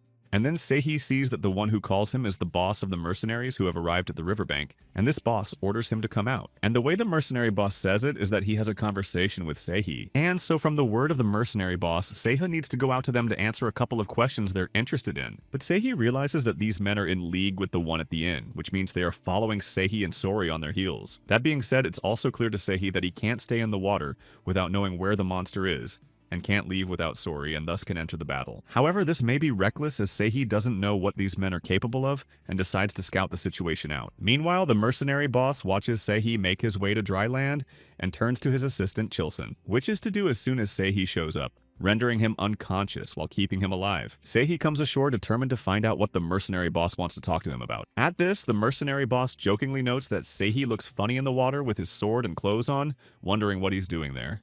But apparently that's not what Seihi expects to hear, and if that's all it is, he'll go back into the water. However, the mercenary boss doesn't expect such an answer, and to smooth things over, he replies that the question was rhetorical. And deciding it's no longer worth the delay, the mercenary boss wants to know where Seihi is hiding Huimori. To which Seihi replies that they'd better look into shamanic rituals since Seihi has nothing to do with the case. But the mercenary boss is unwilling to back down and asks about what it might be the Elder's orders. And then between the boss and Seihi begins a verbal altercation that is not reduced to getting what he wants, and the boss turns to Chilson, who has to show Mr. Seihi their documents, which arouses the latter's undisguised interest. And already Chilson, following his boss's instructions, holds out the documents for Seihi to read. However, Seihi is in no hurry to fulfill the request and wants to know what's in the document first. But instead of answering, Seihi gets a crumpled piece of paper from Chilson right in the face. And the next thing Chilson does is set up to strike at Sahi, who ducks just in time, causing a bit of confusion there for Chilson, who just missed. Meanwhile, Seihi is behind Chilson, already preparing his battle weapons to strike back. At this, the boss, seeing that Chilson is unable to fulfill his instructions, asks him not to be ceremonious, or else he will turn to someone else. But it seems to hurt Chilson's pride, who realizes it's not a fight, and decides to take care of it himself. And Seihi, seeing that confidence in Chilson, who meets a worthy adversary, does not smack of pondering further action. Chilson, having been authorized by his boss to do whatever he wants to Seihi, is already swinging his weapon at him. And the next thing Chilson does is throw a punch at Seihi standing in front of him, who is equally successful in deflecting another onslaught from his opponent Chilson, who once again attempts an attack on Seihi by cleaving the air with his weapon, which further stuns Chilson, who doesn't realize when Seihi manages to bounce away from him. In the meantime, Seihi realizes that he can still manage without the tiger's power, but he can't overpower the entire crowd. At the same time, Chilson, already in a frenzy, notes in Seihi an exemplary opponent and does not want to give up, not noticing that the burr is sneaking up from behind. But it becomes clearly visible to the mercenary boss, who, trying to save the Chilsons with all his might, warns him. However, it is too late for Chilson, as at that very moment, the burr looms over him and opens its jaws. And already Chilson is trapped in the jaws of burr, dragging Chilson into the water. And then comes the turn of actions peculiar to all crocodiles, which, rotating in a spiral, leave the victim no chance. Which clearly shocks the mercenary boss, who didn't expect such a drastic turn of events, where he loses his man in a matter of seconds. Seihi realizes that because the burr was hiding his presence, Seihi could have been hurt. But what can he do now? Since in case of an attack on Sasen, strangers will see the Black Tiger's power, which is very undesirable for Seiha, who notices that the burr, having eaten Chilson, says something, but it is impossible to make out, but you can only guess. And Seihi, realizing that he has no way out, hopes that the mercenaries will mistake him for a dark spellcaster. At the same time, Seihi decides to take action and calls the monster on himself, because he thinks he has a better chance of winning on land. But no matter how hard Seihi tries, the burr bypasses him and heads in the other direction, causing Seihi to wonder. Meanwhile, Sasenets heads over to where the mercenary boss is standing with his subordinates, to which Seihi deduces that the burr decides to start with a light appetizer, which confirms his narrow-mindedness despite the kit. At this, the mercenary boss, noticing that he's the next victim, pulls out a red scrap of cloth, which he points in the direction of the burr's mouth, ordering it to stay away. And it seems to be working, for which the mercenary boss decides to avert his eyes to scout the situation. It seems that the boss's move works because the burr is still standing nearby, but does not attempt to attack. Meanwhile, the mercenary boss is pulling forward a red flap, trying to convey to Salsin that they are not rivals. At the same time, what Burr sees when he looks at the people are frightened faces with red scraps stretched forward. And in addition to the mercenary boss, two more of his subordinates, repeating after their boss and no less afraid of the Saussure, pulled forward red shreds. And the mercenary boss, realizing that his plan is working, sees the burr bypass him and keep moving. Much to Seihi's surprise, who concludes that the burr is not only strange, but also behaves strangely, which only plays into the hands of the mercenary boss, who, seeing that Sausenetz is moving on Seihi, hopes that the latter will be devoured. But to everyone's surprise, the burr also bypasses Seihi, causing genuine resentment in the mercenary boss. Suddenly, the burr stops and turns his head in the direction from which the noise comes to him. And so does the mercenary boss, who follows the movement of the burr, also looks in the same direction. With that said, Seihi is also gazing into the distance and beginning to realize what everyone is so interested in. After all, not far from standing in the bushes with her hands covering her head, a shrunken Sori sits. And now the burr is heading straight to the girl sitting in the reeds. And Seihi realizes how this could end and urges Sori to save himself, who, reacting to the voice of her comrade, raises her head in surprise to see what danger is threatening her. In the meantime, the distance between Burr and Sori begins to shorten noticeably, and now the beast is almost reaching its prey. However, Sori, still sitting on the ground, doesn't understand what it all means or how she should proceed. In this case, the boss of the mercenaries watching the picture is already beginning to doubt whether Huimori is in front of him or not. And what's more important is that if Sori gets eaten by a crocodile, there's a chance that the boss will be blamed. Meanwhile, Seihi also heads to Sori, resenting the swamp and the fact that he was distracted by the mercenaries and wasted time. At the same time, Burr doesn't even think about slowing down and continues to advance on Sori, who is just about to notice the huge crocodile's mouth open to attack right in front of her. And Seihi, seeing that these will be followed by the inevitable, realizes that it's all too late for them. But as it turns out, not all is lost for Sori, who senses danger and starts to lose her temper. And starting to release claws, followed by a plume of ice, he strikes the crocodile with all his might, while shouting curses. And already the crocodile is off the ground with a mortal wound flying over the standing Sori.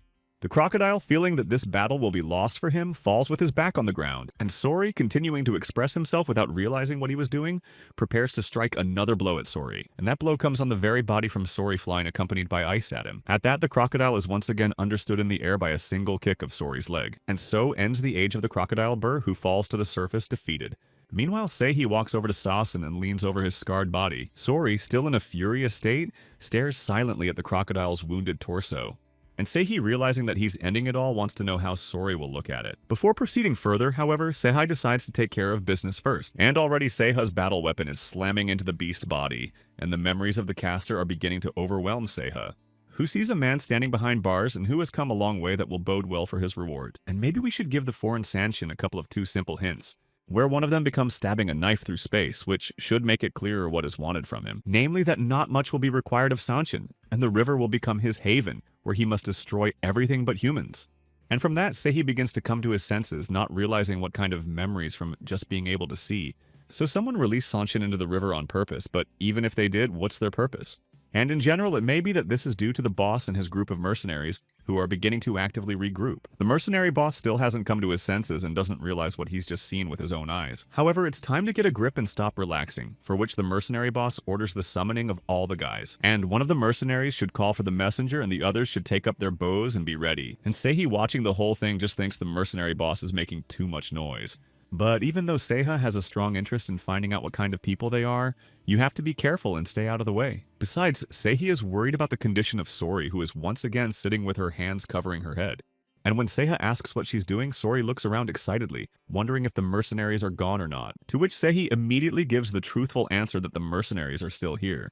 And how can it be that Sori is afraid of some ragamuffins when he can handle a monster with one left? But that's not the point at all. But the commotion coming from the mercenaries begins to distract Seihi from having a frank conversation with Sori. And seeing the mercenaries rushing towards the lying bows, Seihi decides to attack them, while the tiger's power remains in the battle weapons. However, considering that this is not an option, Seihi turns to Sori and asks if she still wants to ride the turtle. Meanwhile, the mercenary boss on the various sides continues to hand out instructions to keep their bows at the ready. At that, Seihi, getting an affirmative answer from Sori to his question about the turtle, is already putting his hand up for the girl's leg, which bounces high up in the direction of the river with all its might, where he plunges straight into the water, as Seihi, who is still on the shore, can certainly attest. At this, Seihi himself, neglecting the difficult movement through the sinking mud, begins to follow Sori to the water. And approaching the water's edge, Seihi pushes off from the shore and jumps into the waters of the Dona River. Meanwhile, the mercenary boss, not realizing where Seihi and Sori have gone, orders his men to shoot them as soon as they appear. However, no matter how long one waits for the fugitives to appear, Seihi and Sori's mercenary boss doesn't show on the surface of the water. And being confused as to why they don't surface, the mercenary boss suggests that they may have drowned. But this continues until the mercenary boss notices Seihi and Sori on the opposite side of the river from them. The mercenary boss is confused as to how it is possible that they were able to cross so quickly, and Seihi, still seeing his pursuers, realizes that they have time to break away since there are no boats to cross. In addition, Seihi expresses his gratitude to Concha for being able to drop them off, but only Concharu is in turn grateful to Seihi for not only not consuming him, but also ridding these waters of Saucin. However, this answer doesn't seem to please Sehai, who clutches his battle weapon even tighter in his hands. But no matter what, it's time for Seihi and Sori to continue on their way, and Concharu should be on his way back too. However, Concharu is not willing to say goodbye to the Black Tiger so easily, as he asks him to wait a few minutes, which is clearly not in Siha's plans, who also has to calm down Sori, who wants to ride the turtle again. And after getting rejected, Sori is furious because he thinks that this time Seihi wants to ride Concharu alone, who at this very moment swims closer to Seihi and holds out some item to him. And that gift is Seihi's bundle that was lost by Sori during the last turtle ride attempt. This makes Seiha genuinely grateful to Conchar for never telling him about his encounter with the Black Tiger. To which Concharu nods affirmatively and immediately gets the next question of why the Black Tiger didn't devour the turtle. But all the Black Tiger could say at that moment was that there was no use for Concharu. And that's what was said to Conchar, but doesn't Seiha have it in her mind. Seihi, however, throws out that he's not sure what Concharu told him and draws Sori behind him. And Concharu, happily seeing off his guest, says that he will always be happy to see them off, especially the Black Tiger, who says with certainty that he will not return to these waters, but if he does, Conchar better stay out of the water. And so Seihi and Sori leave the waters of the Dona River, leaving Concharu there to drift on the waves, enjoying life. And somewhere else, at another time in another place, a child with tears in his eyes is trying to run away from the chase. And what he clutches so carefully in his hands is a human foot wrapped neatly in cloth. At the same time, the child with such a burden runs away from the uninterrupted chase with all his might. And each time the child gets more and more scared, but he doesn't give up trying to keep going. Even though there is a heartbreaking scream from his pursuer behind him, the boy clutches his leg tightly. And at that moment, the child is followed by the one whose leg the boy stole, and the dead man's goal is to take the leg that's rightfully his.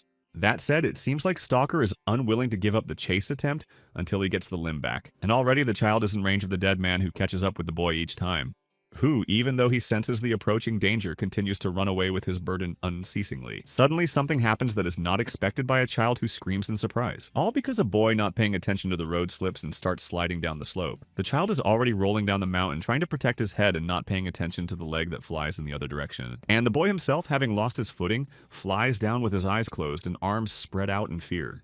And as soon as the kid lands, he starts rubbing where the impact is most severe. Suddenly, a realization comes to the child, and he stares in amazement at his hands where a human foot had just been.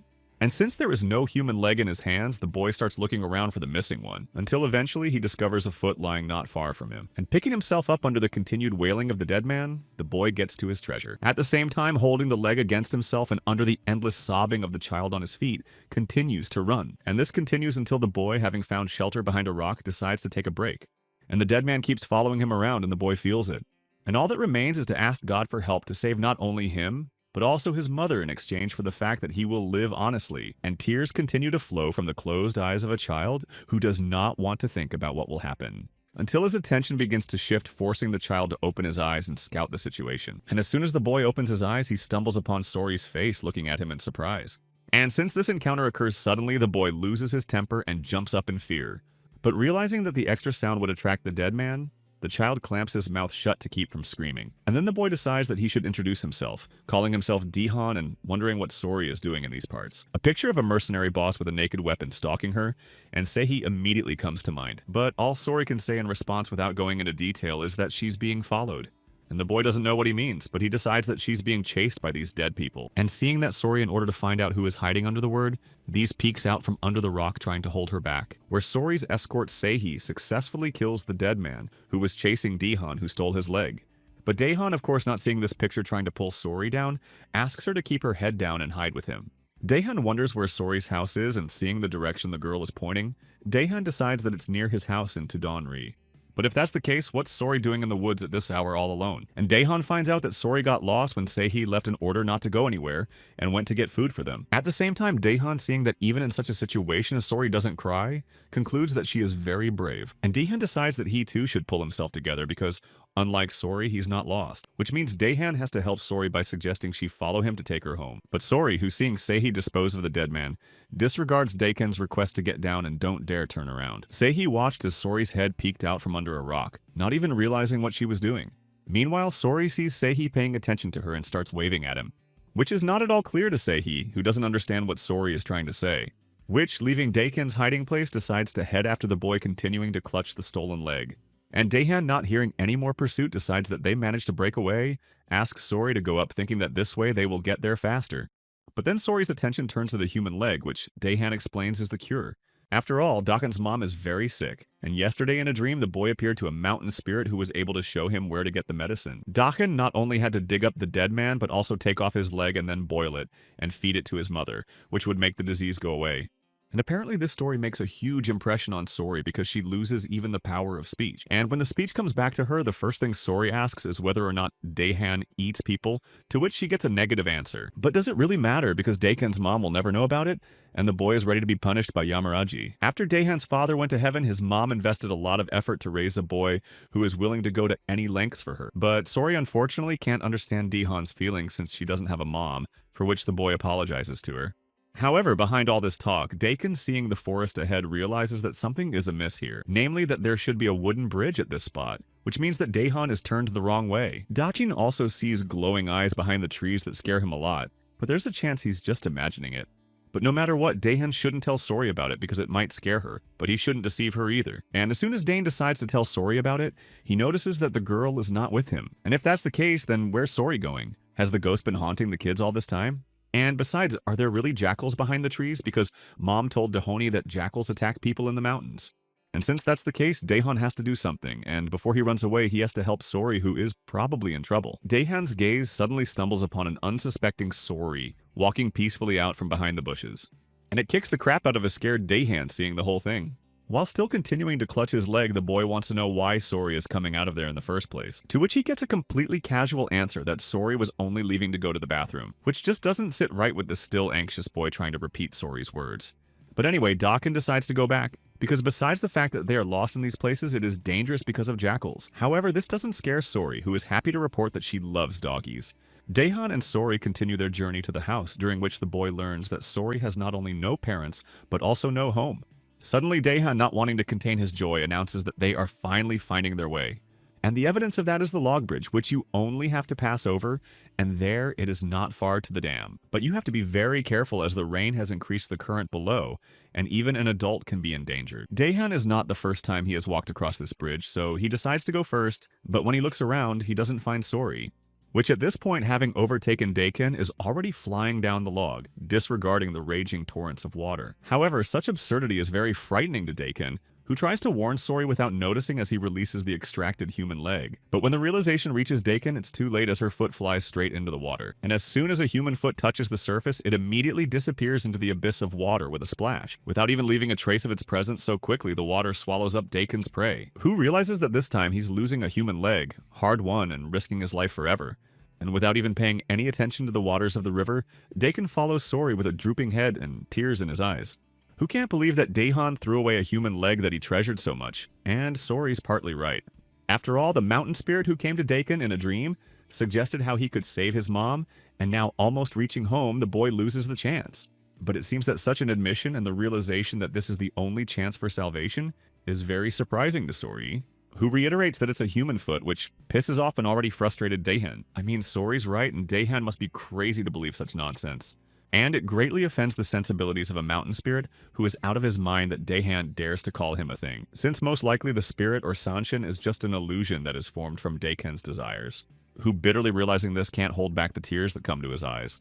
But anyway, Daehan pulls himself together because he believes he's responsible for Sori, whom he promised to see off. And as a sign of her help, Daehan extends her hand to Sori, who in turn accepts Daehan's help by putting her own into it. And so Daehan, leading Sori, talks about Daddy's passing due to pneumonia and lack of food, because the spirits of the earth are angry. Daehan's only wish is not only to cure her mom, but to be able to eat her fill for once. But realizing that Daehan talks too much about himself and his desires, he wants to know what Sori is dreaming of, who only holds out a package to him. However, Daehan does not have time to unwrap the package and find out what is hidden there, because at that moment, a woman's voice calls his name. And that person is Daehan's mom, who opens her arms in a hug heading towards her son, who doesn't hide his joy as he rushes to meet his mom. After all, Daehan's mom was very scared when she woke up and saw that her son wasn't around, for which Daehan apologizes to her.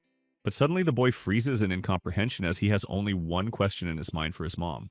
And it consists of how Daehan's sick mom was able to get up from the settlement, at which mom reports that strange things happened to her. And it all starts with waking up and seeing that Daehan is not at home. His mom overpowered herself to try to leave the house. And just as she reaches the gate, Daehan's mom notices a man standing in the dark, asking if she's the boy's mom. The first thing that came to the woman's mind at that moment was that the Reaper had come for her soul, and it was time to say goodbye to life. But instead, the man who thought he was following Daehan finds himself arriving at the place earlier, and asks for a chance to wait it out. And Daehan's mom finds nothing to give her consent, but the man wants to know what's bothering her, in addition to thanking her. That said, this question seems to cause a bit of a stupor for Daehan's mom, as she doesn't expect to hear something like that at all. However, Sehee continues to say that the cough sounds abnormal, and asks her to let her listen in. But such a request causes conflicted feelings for Daehan's mom, since she is a widow and has no right to extend her wrist to a stranger, who, realizing the seriousness of the consequences, insisted on listening to Daehan's mom. And as soon as Sehee gets his consent, he immediately pulls out the medicine contained in the tube from his bundle, while informing Daehan's mom that the instant cure would not cure her, but would allow her to breathe much easier. But it seems that Daehan's mother does not believe in such a miracle, and by habit rises to her feet expecting her former condition. However, once she realizes that she's actually feeling better, she starts cheering, and Sehee talks about how she needs to eat better to heal.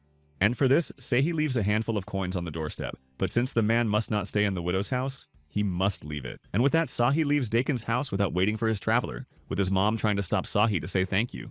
However, Sehee asks Daehan's mom not to go out since, with her condition, the cold wind is contraindicated. And hearing that Daehan will come home safe and sound, his mom calms down and now notes that Sehee is actually handsome. And so on that note, Sehee from Daehan's mom's story disappears and the boy still can't believe his mom is okay and he's not dreaming. But still, mom wants to know where Deshane went at night, who, instead of answering, remembers that he forgot to introduce his friend. This time, however, like last time, Daehan turned around and didn't find Sori nearby, thinking she was hiding in the bushes. And darting after Sori, Daeheng doesn't notice the bundle given to him fall to the ground next to his mom, who once she opens it and sees the spine can't believe her eyes.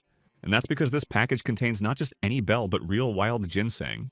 But where did such a flower come from in their land? For it could be sold for as much as 200 nannies. And then Daehan leaves his mom behind and takes off without giving any explanation as to where he's going again, since all Daehan can say now is that he'll be back soon and running in Sori's footsteps. And as soon as he notices her, Daehan reaches out to her and tries to call out to his friend. At that, Sori hears Daehan's voice and looks back at his call but doesn't say a word. Daehan tries to stop her, wondering where she's going, and asks her to stay with him for a while. But as much as Sori doesn't want to, she still has to go back to her house too. And on that note, Sori leaps from his seat and, pushing off the ground with all his might, jumps high up. With that, the remaining still standing Daehan does not manage to finish his speech, interrupting in surprise. And all Daehan can still say is to wish Sori a good road and promise to live a righteous life. And so on that note, Daehan returns alone to his still waiting mom still on the road. Meanwhile, Sori lands right where Sehee is sitting, who reminds Sori that they're being chased by mercenaries and asks them to keep their noses out of other people's business next time. But that's not all, as Sehee wants to know if Sori knows where the ginseng has disappeared, to which he gets a negative answer, keeping the way to the village. However, the time is approaching nightfall and Sehee builds a fire in preparation for a night's lodging. But the voice in Seiya's head keeps him on his toes as the Black Tiger's voice reiterates that Seiya's mind is in a mess. In fact, according to Black Tiger, Sehee probably doesn't realize the situation that's going on around him. After all, Sehee could just as easily have absorbed Sori at the very moment she was destroying Burr. And Sehee realizes that everything Black Tiger says is the absolute truth. And in this case, there's no point in arguing. Since in all the time spent with Sori, Sehee might have taken the right opportunity to devour the girl more than once. But he doesn't, since Black Tiger feels like everything else is just Seiya's excuses. Even now, with Sori sleeping by the fire, Seihi can use her defenselessness to her advantage. So is Seihi going to say again that it's not the right time for a takeover? In doing so, Black Tiger asks Seihi to remember the past 3 years, and it is now that he gets the chance so easily and easily. Also, the Black Tiger should remind Seihi how many days he's been in hiding in an attempt to catch luck by the tail. For always in Seiha's way, there were only small bipeds that went only one tooth in his path. And in Seiha's mind, pictures of him chasing the Sanshins begin to pop up, where on the first one he takes his battle weapon out of its sheath. But in another picture, Seihi is already unleashing his battle weapon and trying to catch up with his opponent. Finally, Seihi focuses his gaze intently on his enemy without missing an opportunity to use his weapon. However, Seihi should also be reminded of how many times he failed during his hunt. But the way Seihi will do now with Sori will wait for her to grow up and devour her, or everything will happen after finding a name for her. It may not even be 1 year, but 100 years, and Seihi will be waiting all this time. And realizing Seiha's condition, Black Tiger thinks it's just his stupid, inexplicable excuses. And besides, if Seihi doesn't destroy the doubt in his heart, then revenge will never come, so he has no right to hold a gun. As suddenly amongst all the thoughts in Seihi's head, his hearing begins to pick up some extraneous movement. And Seihi, deciding he hadn't heard that, jumped up and grabbed his battle weapon. With that, Seihi is already preparing to rush forward towards Sanshin, leaving a sleeping Sori by the fire. For it is at this very moment that he notices someone's presence, and does not hesitate to rush towards the third extra. But Seihi's sword slices through the air, and Seihi thinks it's just a shadow, but then, where is its master? And Seiha's eyes catch sight of something leaping out of its seat and darting away at lightning speed. At that, Seihi doesn't abandon his attempt to catch Sanshin's eye and is already flying after the creature. But what Seiha's gaze notices makes him genuinely surprised at what he sees. Since as the supposed enemy, Seihi sees the most common black cat sitting on a rock in front of him. However, Seihi begins to slowly come around as this is not what Black Tiger seems to want to see. But be that as it may, Seihi's task is to catch up with Sanshin, and he is not willing to deviate from his goal under any circumstances. However, to Seihi's surprise, the black cat notices Seihi's attacking pose, and immediately snaps out of his seat and disappears off the rock. At the same time, Seihi also picks up speed and begins to chase after Sanshin, still holding his battle weapon at the ready, which also relentlessly continues to follow Sanshin on his heels without slowing down his speed for a moment. Once again, to Seiha's surprise, the black cat sits on a rock as if nothing had happened, watching the black tiger invitingly, who, apparently tired of chasing the cat, thinks he's not as fast as he is. And the black cat, as if teasingly having already turned its face to the black tiger, continues to look at him. Suddenly he takes off and, having gained the necessary speed, heads towards the forest. Seihi concludes that the black cat is just an illusion, and that succumbing to the spell of a ghost sounds strange. However, Seihi is 100% sure that he was able to recognize Sanshin's energy, which means it can't be a trick. And since this is the case, Seihi hesitates in his actions and decides to leave Sori with his things and go on a scouting mission. But it wasn't to be, because just at that very moment, Seihi notices Sori standing next to him, yawning at the top of her lung, who won't open her eyes and won't go back to the campfire without Seihi, and Seihi can't figure out when she's had time to come over. But instead of asking a question, Sori, still in a dream, hands Seihi his headdress and the bundle of belongings he left behind. At the same time, the black cat stops its movement and looks at the travelers as if inviting them to follow it. And the same black cat once again scurries away, leaving behind only the shadow of its presence. At this, Seihi realizes that the black cat stops as soon as they lose sight of him, but starts running away again when they approach. And Sori, still in a drowsy state, continues to follow the pursuing cat Seihi, who thinks this cat behavior is clear as day since it looks like the cat is luring them in. Suddenly, Seihi stops abruptly because something ahead catches his attention. And this turn of events is not expected by Sori, who is still asleep and crashes forcefully into Seihi's bundle, who is very surprised by what he sees, and this surprise is transmitted to Sori, who is fast asleep, who just can't contain her emotions and under the influence of surprise cries out. And the reason for this is that Seihi and Sori are facing a thick fog in the middle of the night, and only thanks to the black tiger's vision can Seihi see anything. And besides, Seihi is pretty sure that inside this fog is Sanshin's energy, but one question is still unclear: why all this catching up? But to give an answer to his question, Seihi needs to spring into action, and he pulls his headdress harder over his eyes. And the next thing he does is call out to Sori, who thinks they're going for food, but Seihi wants to know who's luring him and where. And so Seihi and Sori follow the lining of thick fog to solve the mystery of the cat taunting them. But what Seihi and Sori see ahead makes them slow their step and eventually stop. At this, Seihi begins to look around to see something that alarms him. And his example is followed by Sori, who is also looking for the reason for their stopping. But ahead there is only fog that shrouds the outline not only of the fence, but also of the house behind it. Suddenly, Sori's attention is drawn to something that causes her to take her mind off her previous thoughts and switch gears. For in front of her, just on the fence opposite her, are pasted the very talismans that restrained the box in which she was being moved. And in order to be sure of this, Sori begins to look at her, which finally convinces her that she is right. But as soon as Sori realizes this, terror grips her so much that she dares not utter a word. And to protect herself from the mascots, Sori hides behind a clueless Siha. And deciding to find out what's wrong, Seihi notices that the girl is so scared that she can't open her eyes. And it's all due to the exorcism talismans that Seiha thinks can't hurt Sori at all. And besides, how could such talismans hurt Sori, who was able to destroy a huge spirit with her bare hands? And hearing that Sori isn't afraid of the talismans at all, Seihi asks him to take his hands off him because he can't move. But then his words are interrupted as Seihi notices someone with fear in their eyes, peeking at them through a crack in the window. However, as soon as the commoner notices that he has been spotted, he immediately closes the window, hiding inside the house. Seihi continues to look around and concludes that neither he nor Sori are welcome in these parts. Suddenly, Sori's attention is drawn to the children running in an unknown direction, creating the appearance of play. At that, the last child who runs by also seems to notice Sori looking at them with an unbroken gaze. As at this very moment, the child's head begins to turn and the glowing eyes notice Sori. And the mouth of the strange child with the glowing eyes begins to blur into a satisfied smile. But that doesn't seem to please Sori, who looks more surprised than pleased by what she sees. And then a wooden child with glowing eyes turns to Sori and calls out to her to join them. And the reason is that the wooden children want to invite Sori to play with them, but you have to approach them to do it. Seihi sees this action and thinks that this time of day is not the best time to play, and besides, children are not simple. But his words fly past the ears of Sori, who is already looking at the received offer to join the game with loving eyes. And if Sori wants to join the kids, she needs to hurry up or they'll start without her. And since that's the case, Sori still doesn't listen to Seihi and doesn't pay any attention to him already flying towards the wooden children. At this, Seihi only just manages to reach out to Sori in an attempt to hold her back. But Seihi's hand, instead of the one Sori just standing next to him, is only grabbing air. And since that's the case, Seihi, thinking he's a liability, decides to take the chance to find out what's going on. And besides, Seiha doesn't think anyone in these parts is capable of doing any harm to Sori, who is already running after the wooden children who keep calling her to their game. And Sori is so excited about the offer that she doesn't even look where her name is called. But as soon as Sori stops, her attention is focused on something standing just across from her in the distance. And what Sori begins to see in front of her takes her by such surprise that she can't hold back the exclamation, since just opposite her is neither one nor three children, but a whole group of wooden children standing next to a big tree in the fog. And if Sori wants to join them, it's about time they started their game. And the rules are that whoever gets caught next starts driving, which doesn't seem clear to Sori.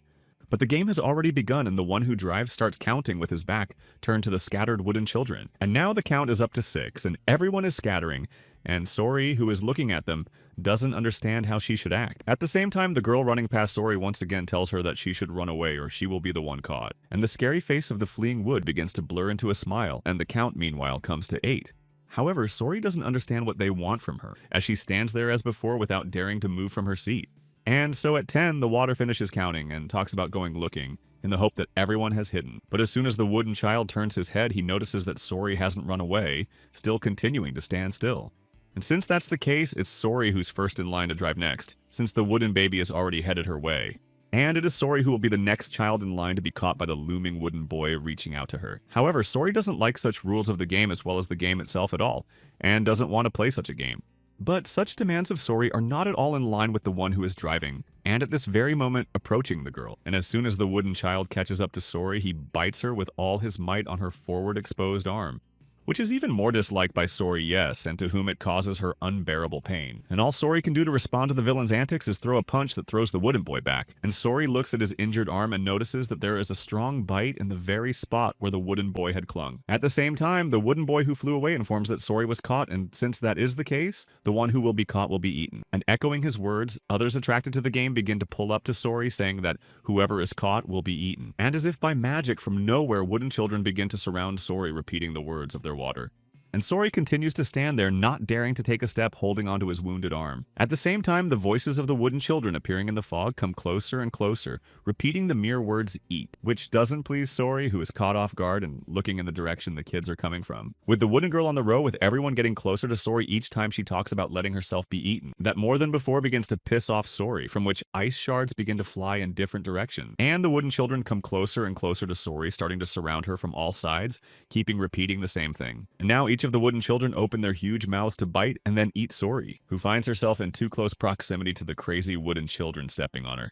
Suddenly, Sori's rage spills out, allowing her to break free from the vicious circle of maddened wooden people. But Sori jumps out not alone, but with her head clutched in the healthy hand of one of the wooden children. And the next thing Sori does is press the wooden decapitated body into the ground, making a big dent around it. Turning to the wooden children still standing in the circle, Sori reiterates that there is no reason to play such games, but it has no effect on the wooden children who continue to stare at Sori, who immediately jump out of their seats and open their huge mouths to attack the wounded girl, who has pulled herself together and is preparing to fend off a new onslaught of pesky wooden children. Suddenly, Sori's consciousness begins to fog up, and the girl losing her balance is already leaning to the side. And the wooden children get closer and closer to Sori each time, wanting to take advantage of her position. But the wish of the wooden children is not destined to come true, as at this very moment, they are overtaken by Seiha's battle weapon, who manages to arrive in time to help Sori, who is losing her ability to navigate in space. And Seihi smashes the wooden children with a single blow, blocking their path to the unconscious Sori.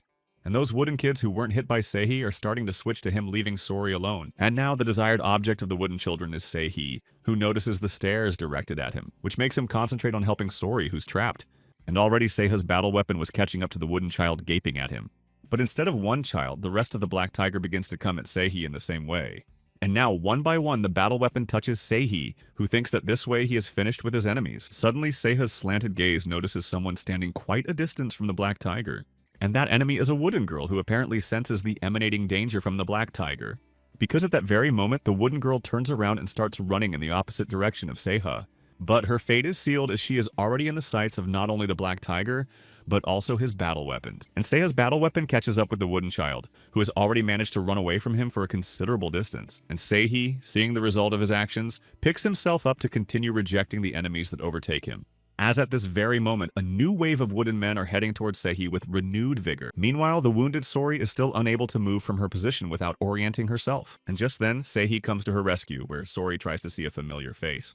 Meanwhile, Seihi is leaning over Sori, asking her to show him her injured arm, which continues to bear the huge bite mark of the wooden boy who started the strange game. And it occurs to Seihi that what could have caused Sori's condition is nothing but poison. And if it does, you must do everything you can to neutralize it, or it could be irreparable. In the meantime, the wooden baby is starting to catch up with his head, reaching out for it. And already the hand from the headless body is touching its part, awaiting reunion, which follows just as soon as both hands begin to screw the head into its rightful place.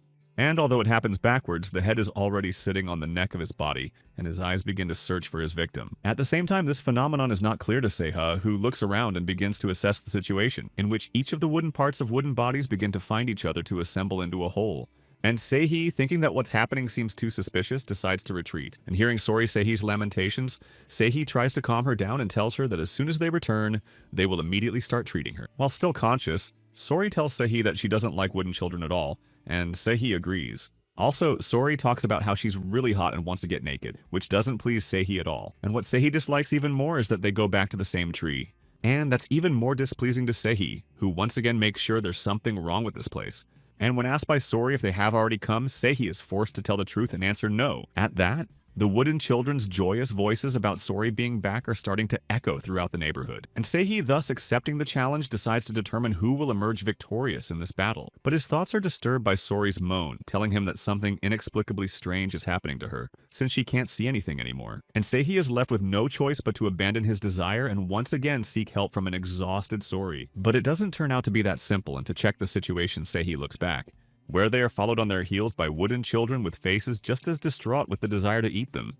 And the wooden children now, as in the beginning, do not stop repeating that he who is caught must be eaten. Seihi turns his head and notices that the wooden child, who is repeating the same old phrase, is very close and is about to attack. And Seihi has no choice but to once again call upon his battle weapon for help, which he successfully uses to fend off the wooden man's attack and knock him far back. And now the wooden child is flying, and Seihi is not lowering his battle weapon, preparing for another attack. Because at this very moment, the first wooden child is replaced by another who is ready to eat Sori. And the one that was decapitated by Seihi catches his head on the fly to return it to its rightful place on his body.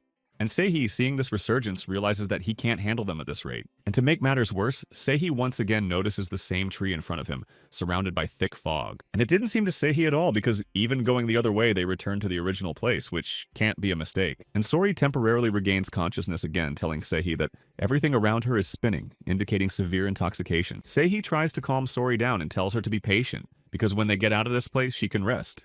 And Seihi is correct in thinking that going after the fog was their big mistake, since Seihi couldn't even figure out who their opponent was. And it's all because Seihi relied too much on the Black Tiger's power, but since that's the case, Seihi must destroy the hearth of the wooden children. But it is worth bearing in mind that if the spell covers a whole village, then the hearth must be very large. And then there's this fog that's confusing, so where it thickens the most is the focus of the Keras. And besides, no matter what path Seihi and Sori take, they keep coming back to the giant tree. At the same time, Seihi, having put all his thoughts in order and looking at the tree, begins to realize that it is the epicenter of evil. Once again, Seihi with Sori looping beside him is moving towards the huge tree. At the same time, each time approaching him closer and closer, holding his black tiger battle weapon at the ready. Once again, Seiha's attention is drawn to the extraneous movement echoing from the side of the travelers. And when Seihi turns his head, he notices a wooden child crawling towards him in an attacking pose, who immediately gets hit with a battle weapon aimed at him by Seihi. Meanwhile, the other wooden children take advantage of Seihi's distraction from Sori and prepare to take her over. But Seihi manages to spot the impending ambush on the unsuspecting Sori just in time, and immediately to protect the child reflects with his battle weapon the attack of the maddened wooden children. And this is how Seihi protects the unconscious Sori once again. But it doesn't end there so quickly, as the wooden children, who have managed to recover, come at him again. However, the movement of these wooden children slows down as a thick fog begins to envelop them. And Seihi has no choice but to breathe a sigh of relief at being able to get rid of the pesky wood.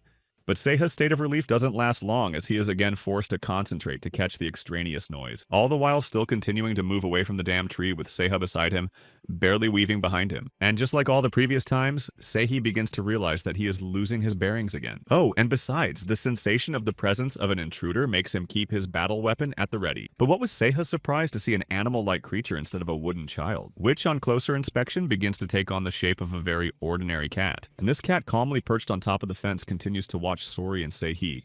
He looks at the animal and doesn't have time to finish his guess as he is interrupted by Seihi, who has regained consciousness. But at the words of the cat calling, Seihi finally faints and begins to slump backwards.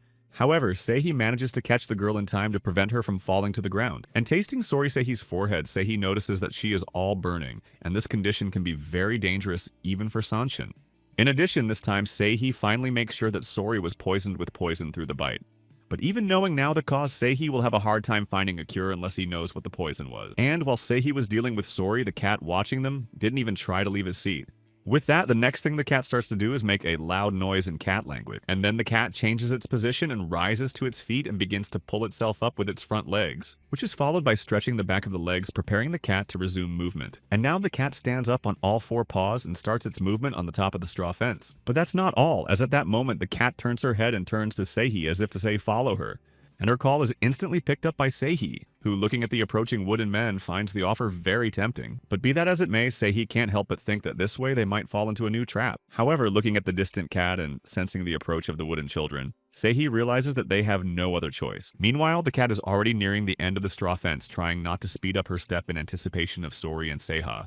And so Seihi, with Sori in his arms and his sword ready for another attack, follows the cat. At the same time, one thought does not leave Seihi alone, since it was following the cat that they wandered into this village. And even knowing that this is most likely a new trap, Seihi still willingly jumps into it. But only one thing reassures Seihi, and that is that this cat is different than the one Seihi and Sori saw in the forest. And while Seihi continued to ponder the concha, meanwhile disappears from the sight of the Seihi following it, which obviously worries Seihi to some extent, who is already in a tight spot. But since it's too late to doubt, Seihi begins to speed up, changing his stride into a sprint. Meanwhile, the cat stops in the crevice of the fence from which the light comes, meowing invitingly. And once the cat makes sure she's in Seiha's line of sight, she goes inside.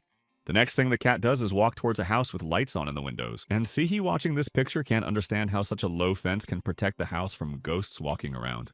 And besides, such peacefulness around rather arouses more suspicion. But Sori's condition leaves no other choice.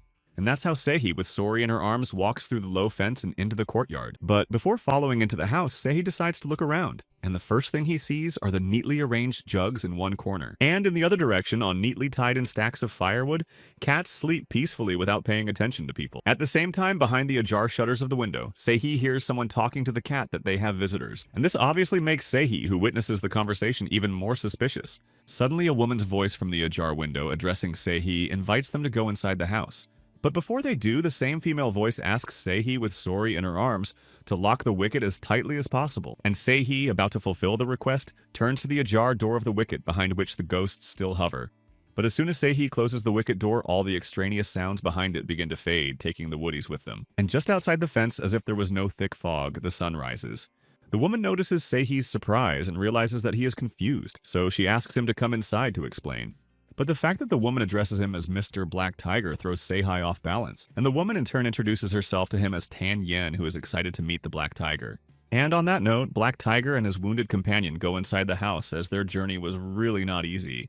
At the same time, the woman handing the Black Tiger a drink wonders whether it was easy to find the path in the thick fog, to which Seihi immediately replies that without the cat's help, they would hardly be able to get out of it. And that apparently surprises Tan Yong, who's been wondering where her cat went and if she's brought out Seihi to do something worthy. But Tang Yon doesn't have time to finish her thought as Seihi interrupts her with the fact that they met a panther-like beast in the mountains. However, Tang Yon is pretty sure that there are no such predators in the neighborhood, and that Seihi is probably mistaken. And not getting the expected answer to his question, Seihi switches to Sori, but Tan Yong can't say anything since he's not a doctor. However, the bleeding from the injured arm has stopped, and judging from the fact that Sori has fallen asleep, we can conclude that the medicine is working. But still, Seiha has some doubts about the prescription medicine that can be made if one knows what kind of poison is used. And if the cure works, how is it possible that they could prepare it in such a short period of time, and even late at night? However, the feeling of lack of trust and some sort of wariness did not escape Tang Yen, for which Seihi apologizes, explaining that in the current situation, it is inexcusable for him to let his guard down, and such an answer is accepted by Tan Yen, who says that the medicine was prepared in advance for such cases. But that's not all, as Tang Yon was able to foresee something that surprises Seihi even more. However, if this is true, then Tang Yen must have already known about Seihi and Sori and can predict fates in general. And besides, despite her blindness, Tang Yen's hands move quite naturally, but still, Seihi shouldn't touch or move things around. Since if Seihi moves things even an inch, Tang Yan won't be able to find them, and now Seihi should drink the drink offered. But Seihi resists this, thinking that he is not bitten, but if he doesn't, the poison scattered in the fog will cause him to convulse. And this obviously reassures Seihi to some extent, who also wants to know what's going on in the village. After all, the fog, wooden ghost charms that prevent you from leaving the village and the talismans on the doors raise a lot of questions. But Tang Yon is in no hurry to start her story as she reminds Seihi that he doesn't even believe her. So what's the matter with her explanation? And Seihi realizes what's going on and looks at the untouched medicine cup that Tang En is clearly hinting at. That being said, Seihi still wants to know if Tang En's eyes really can't see anything, since he was purposely making gulping sound. But Tang En lets the question pass his ears and asks Seihi if he's seen a huge old tree in an empty field. And this guardian tree in which the spirit that guards the village was still a month ago, pleasing everyone with lush foliage. But since the tree became lifeless, a fog descended on the land, and anyone touched by the poison was taken away, be it livestock or people. And so Tang Yen tried to contain the poison with talismans while instructing the residents to stay indoors, but not everyone was ready for isolation. And anyone who even briefly went out for food, water, or medicine was caught by the dolls and dragged to a tree where people disappeared. That's why Seihi and Sori only saw the people who watched them with fear through the cracks in their houses. But does Tang Yen mean by disappearance that people took their lives in this way? And the same receives the answer that it is so, while among the remaining houses few are still able to hold out. Seihi, realizing the seriousness of the situation, wants to know if there is something on the tree and gets an answer about insects that look like monsters. However, even while talking, Tang Yon makes a remark that Seihi still doesn't trust her because she won't let go of her battle weapon. Seihi finally makes sure that Tang En sees everything, but she doesn't since she has a sense that allows her to read outsiders. And since it's true, Seihi wants to take this opportunity to learn about himself, but because the past is shrouded in a black veil, it's hard to do so. But that answer doesn't suit Seihi, who thinks that anyone can answer that way except for his only specialty, which is that Seihi's fate is cut short, but that doesn't mean he's about to say goodbye to life. And it is interpreted that Seihi should have been in heaven long ago, but the two fates cannot overlap, which is confirmed by Tan Yen saying that Seiha's share was always to become one with his battle weapons, which in some ways seems like an unpleasant and inexplicable discovery for Seiha. And since that's the case, Seihi asks Tang Yan for more reading, but the woman refuses, saying that's the end of it. At the same time, Seihi, who had been listening attentively to Tang Yan all this time, drinks the medicine in one gulp, and with a sound returning the empty bowl to its place tells Tang Yan that she'll be back soon. When asked about leaving, Seihi believes that he will pay not only for the fortune-telling, but also for the cure. But that doesn't mean Seihi trusts Tang Yan completely, because if the woman is a monster and Seihi drinks poison tea, he doesn't have time to say anything. Since Tang En thinks it's impossible with Seihi continuing to talk about letting Tang En eat Sori as a reward.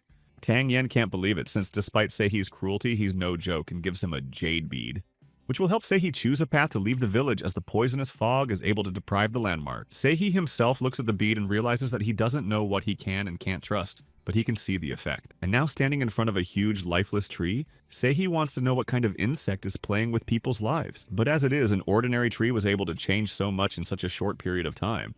And if the tree continued to grow, it could stand for hundreds more years and fulfill its function of protecting the village. But now Seihi looks at the lifeless tree and regrets that it was the first victim of the village. Meanwhile, the wooden child watching Seihi bear his battle weapon wants to know what he's going to do. After all, wouldn't it be better for Seiha to drop everything and join in to play with the wooden kids? And for this, the most suitable game is the game of hide and seek where Seihi is given the right to hide first. However, there is one condition. If Seihi is found by the wooden men, he will definitely be eaten by them. But Seihi decides to take the initiative because if the wood spirits like to hide, they'd better hide first. Since they should now remember that if they are caught, they will be the ones to be eaten by Seihi. And at such a point, Seihi bared his battle weapon and prepared for further action, standing with his back to the wood spirits. Suddenly, Seihi abruptly jumps out of his seat and flies at the wooden men at a breakneck speed, thrusting his battle weapon forward, which he immediately, without moving from his seat, blows to pieces in one fell swoop. But it doesn't end there as a new wave of wooden monsters attacks Seihi from behind. However, instead of encasing Seihi in their deadly embrace, the wooden monsters miss grabbing air, as Seihi manages to dodge just in time while keeping his battle weapon in his hands, while successfully fending off an attack by the wooden man while remaining unharmed. But seeing that once again the wood spirits are at his approach, Seihi realizes that this battle is just a waste of his strength. Since from the very beginning, Seiha's goal was and still is only the monster that sits inside the lifeless tree. And if it had been an ordinary tree, Seiha wouldn't have had the strength to cut it down. But now it was different since it was possessed by a ghost. That's a different matter, and Seihi using his battle weapon strikes the tree time after time, which each time reaches the realization of Seiha's original plan of already reaching the middle of the barrel, until eventually the lifeless tree trunk begins to lurch sideways. And now, in place of the mighty tree in front of Seihi, the only thing that remains of the former might is a stump. However, it doesn't end there, as Sanshin's power remains the same and Seihi doesn't absorb memories. And if it was over, Seihi wouldn't see any wandering wooden men on the horizon. Suddenly, a surprised voice sounded behind Seiha's back, interrupting his musings, who up to this point had been full of mystery as to who had come to him, until he saw that it was Mr. Black Tiger. However, Seihi is unwilling to play riddles and is ordered to show himself to whoever is having the conversation with him. But the speaking voice is not so simple, as it realizes that no Sanshin in Dongha will show himself in front of Mr. Black Tiger, who is now destined to stay forever in the fog where the monster puppets won't let him get bored. In the meantime, the wooden dolls have already climbed on top of each other to form a pyramid overhanging Seihi, and Seihi looks back and sees who he has to confront now. And still the same mocking voice of Sanshin from under the stump wants to know what Seihi thinks about this. And does Mr. Black Tiger even need such a toy belonging to the talking Sanshin? Seihi replies that for the most part he's not picky, but he doesn't have time to say anything as he's interrupted by Sanshin from under the stump. But Seihi thinks it's unnecessary to waste time on idle chatter as the pyramid of wooden dolls continues to grow. And one of them, gritting her teeth, tells the Black Tiger that there are many of them, and if he takes the life of one, 2 will live. After all, the rules of the game are that as long as one wooden toy lives, the other will live at its expense. And since that's the case, Mr. Black Tiger will never be able to handle all the wood spirits. That said, Seihi notes that the dolls move with charms and speak in the voice of the lurking Sanshin. And the insect's abilities would not be enough for such a creation, so who gave Sanshin such power? But hearing that the leader of everything is Tashan, Seihi is surprised and asks to repeat what was said. However, one of the wooden dolls realizes in time that she has said too much, and to make good on her reservation, she immediately starts attacking Seihi, standing in front of her, who reacts in time and manages to bounce from the very place where the blow is planned. But the wooden puppet quickly gets its bearings and rises again to attempt the throw. And Seihi bounces away, dodging a direct attack from the wooden monsters as before. But the only thing Seihi doesn't have time to do is remove his hand, which is hit by a blow that leaves a bloody scratch mark. The wooden monsters are already presenting themselves to Seihi in the form of an insect, asking him to see the power granted by Takon. And it was unlikely that such a pathetic fake of the Black Tiger could withstand the power of Taechon, which means the current Mr. Black Tiger has no chance of getting out of this place alive. But apparently Seihi holds a very different opinion, as at this very moment his battle weapon is ready to repel the blow, which, just as times, it hits the topmost wooden doll with a crackle flying off to the side. However, it doesn't end there as the next wooden monster prepares to attack, and now the wooden spirit is already dangerously grinning its maw and heading towards its opponent, Mr. Black Tiger. That being said, Seihi is now as successful in deflecting the onslaught of the multi-legged wooden monster as in previous times. But having managed to duck from the wood spirit's hand, inflicted blow, Seihi doesn't notice the other. Because at this very moment, after a series of blows, he is thrown aside with tremendous force. But having managed to stay on his feet, Seihi assesses the situation and realizes that the monster's speed has increased significantly. However, seeing the moment the bodies reunite to build the pyramid, the principle of how it works begins to dawn on Seiha, and the newly formed pyramid of wooden bodies ready for another onslaught doesn't understand why Seihi is looking away. And before he could say that even Mr. Black Tiger can't handle Taechon, he gets hit. which properly planned Seihi hits the very spot that becomes the final destination for the wooden monster. And just like that, Seihi emerges victorious from the battle with the wood spirits by putting an end to them. At this, Seihi, looking at the downed trunk of a huge tree, hears the question asked of him about whether this is the end. And that contributes to Seihi sticking a battle weapon into the ground to finally put a stop to the matter. At the point of impact, which forms a huge rift dividing the surface into two parts. And now, being inside him and looking down, he begins to ask questions that form the further plan of his actions, which is that Seihi not paying attention to what's going on outside of him is forming a downward rift. However, the impact is so strong that it leaves Seihi unable to move for a while, and the domain mistress looking on was sure that Seiha's battle with her puppets would force the black tiger to retreat. In fact, Sanshin is a little confused that Seihi had the temerity to venture into her domain. And on top of that, Sanshin notices a jade bead around Seiha's neck that is supposed to break her spell. But since Seihi happens to be in Sanshin's territory, the black tiger is going to regret it a lot. In the meantime, Seihi himself only has to look at who he will be fighting in the very near future. And when Seihi finally sees his immediate enemy, he's glad Sanshin is showing him up, since Seihi is now facing no ordinary Sanshin, but the one who is called the mother of the dungeon. But this discovery doesn't matter much to Seiya, and he heads off to meet his enemy without a second thought, who, seeing the pressure Mr. Black Tiger is putting on her, is starting to back away. After all, Sanshin doesn't even have any plans to engage in battle with Mr. Black Tiger, who, if not afraid, should follow her. And Mr. Black Tiger does not hesitate to follow Sanshin, but the thick fog prevents him from seeing. And if it wasn't for the jade bead fortune teller Tang Yen had given him, Mr. Black Tiger wouldn't have been able to see anything at all. Seeing Sanshin disappear into his hole, Seihi realizes that she's trying to lure him in so she can attack him. However, Mr. Black Tiger is not ready to give up so quickly, and keeping his battle weapons ready continues to follow Sanshin, the tale of which is beginning to be seen in one of the many nooks and crannies of her underground domain. And Seihi still keeps up the pace thanks to Tang Yen's jade bead, but he's still as fast as Sanshin's retreating Sanshin. Suddenly, Mr. Black Tiger notices that Sanshin disappears from his sight, causing Seihi to stop in surprise. And as he continues to peer deep into the burrow of the underworld, Seihi falls into a bit of a delusion. Since Sanshin's trail breaks, and that's because she either ran away or hid her presence that way.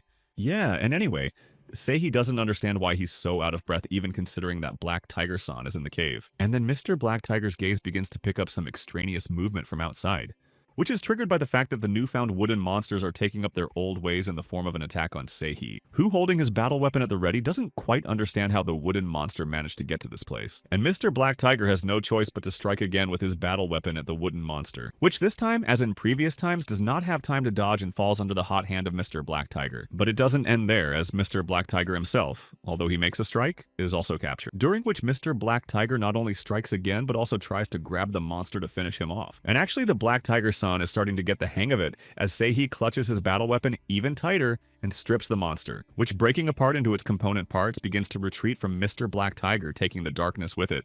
And Seihi himself analyzes the battle and concludes that this is the first time he has used the Black Tiger's power for so long in the last 3 years. But Seiha can't relax for long, because at that very moment, Sanshin's fangs appear above him, streaking the air. And Mr. Black Tiger, who had time to bounce back in time, takes a fighting stance in preparation for Sanshin's new antics, who was originally going to deal with Mr. Black Tiger quickly, but this failure saddens her. However, Sanshin is only happy that Mr. Black Tiger, having taken a sip of her poison, will soon be unable to overpower himself and will simply fall asleep. Sanshin will make sure to keep Mr. Black Tiger in his body and present it to Mr. Taechan afterwards. But that's not in the plans of Mr. Black Tiger, who doesn't understand how Sanshin could fall for the idea that some of Seihi's poison would stop him. But that's not true, because even Black Tiger, who is very strong and has captured all of Donghei's Sanshin, is powerless from the effects of the poison. If we take into account that the current Black Tiger is not what it used to be, Taechan will be happy to see him in human form. And Seihi couldn't agree more, offering Sanshin to voluntarily take him to Mr. Taechan. And Sanshin, listening to Seihi's speech, decides that he is trying to make a deal with her, but first she asks him to listen to her proposal, which is for Mr. Black Tiger to leave the cave and leave the village forever. Yes, and besides, the Dungeon Mother absolutely did not care what Black Tiger would do, otherwise he would engage in an endless battle with her. However, it is worth considering that Mr. Black Tiger is already poisoned, and therefore more likely to lose. And the mother of the dungeon, deciding to bring Mr. Black Tiger outside, doesn't have time to speak, so a battle weapon cuts through the air above her head. At that, the mother of the dungeon dodged the blow in time to look out from her ambush and try to assess the stoppage. And seeing Seiya's belligerent posture, he concludes that he is thus reneging on the deal and will not leave her domain. Since that was the case, the mother of the dungeon would still wait for Mr. Black Tiger to pass out before picking up his stiffened body. However, the speeches made by the mother of the dungeon have no effect on the attacking Seihi, who is assuming the posture of an attacker.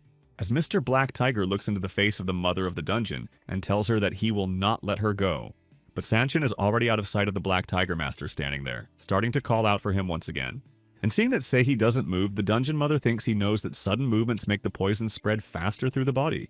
At that, under the incessant stream of Sanshin's endless words, Seihi notices the wooden monster reassembling itself, and in order to prevent the wooden monster from rising again, Mr. Black Tiger simply decides to trample it. At this, Seihi himself, though, using jade bead magic, starts rubbing his eyes with his hand, and when his eyesight returns to Mr. Black Tiger, he starts looking around. The mother of the dungeon, who is moving along her paths, thinks that since the cave is soaked in poison, Seihi should stop moving. And once Mr. Black Tiger takes another 20 breaths, the poison will completely fill him up and Sanshin should hide to wait it out. But the dungeon mother's plans were not destined to come true, as she notices that Seihi is following her. Moreover, Mr. Black Tiger does not look poisonous, rather. On the contrary, his determination says the opposite, and that doesn't sit right with Sanshin, who was 100% sure that the poison was meant to throw Seihi off her trail. To which Mr. Black Tiger replies with confidence that the dungeon mother underestimated Tang Ying's abilities, or maybe also that Takkan, who empowered the mother of the dungeon, couldn't explain everything properly. With that, Mr. Black Tiger had already overtaken the mother of the dungeon and thrust his battle weapon into her body, which causes the mother of the dungeon unbearable pain from which she begins to scream. And Mr. Black Tiger, referring to Sanshin,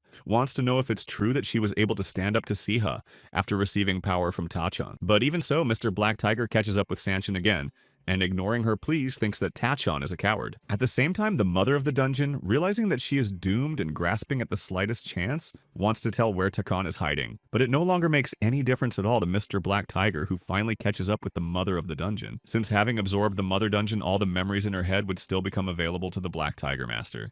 However, something stops Seihi halfway through and he doesn't finish what he started until the end. At the same time, the mother of the dungeon, not realizing that something is starting to happen to Seihi, is dreadfully awaiting her end, who seems so close to her that the dungeon mother closes her eyes in fear.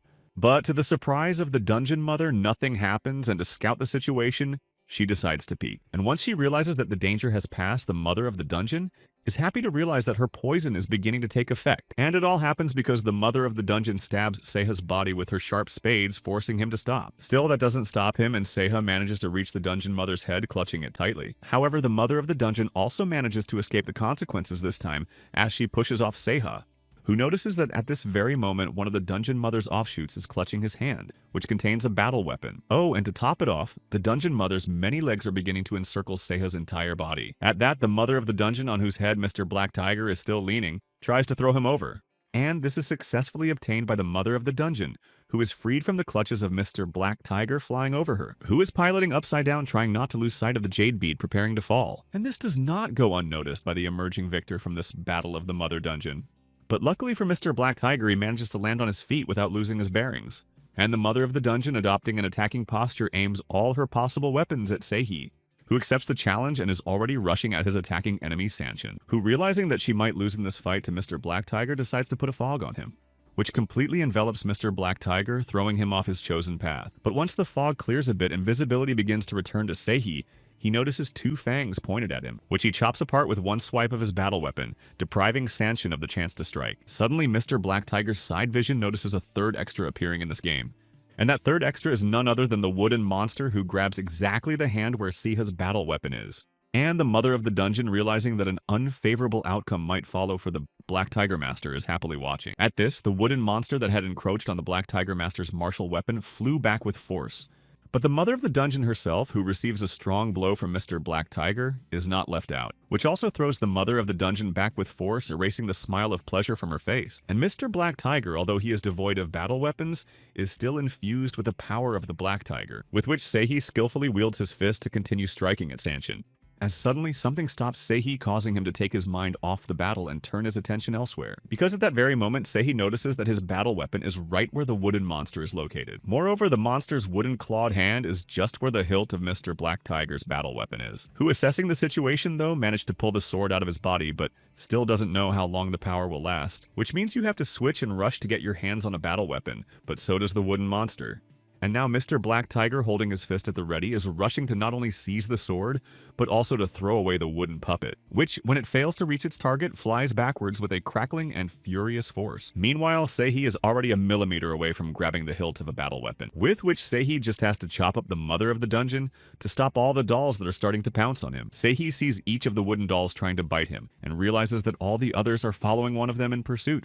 And to get rid of the pesky wooden monsters as quickly as possible, Seihi decides to fight them off, at the same time grumbling that the wooden monsters make too much noise, which makes your eyes go dark. And to stop it, Mr. Black Tiger blows the wooden puppet apart with a single blow, which, among other things, falls to the stone floor of the dungeon and is crushed by Seihi's foot, who is once again working hard to get to his battle weapons as soon as possible. But no matter how hard Mr. Black Tiger tries, all his attempts are in vain, as it is too late. And seeing the wooden puppets heading towards him again, Seihi realizes that his obsession with revenge will one day take his life. However, even in his worst dreams, Mr. Black Tiger did not think that death would come to him in a place like this.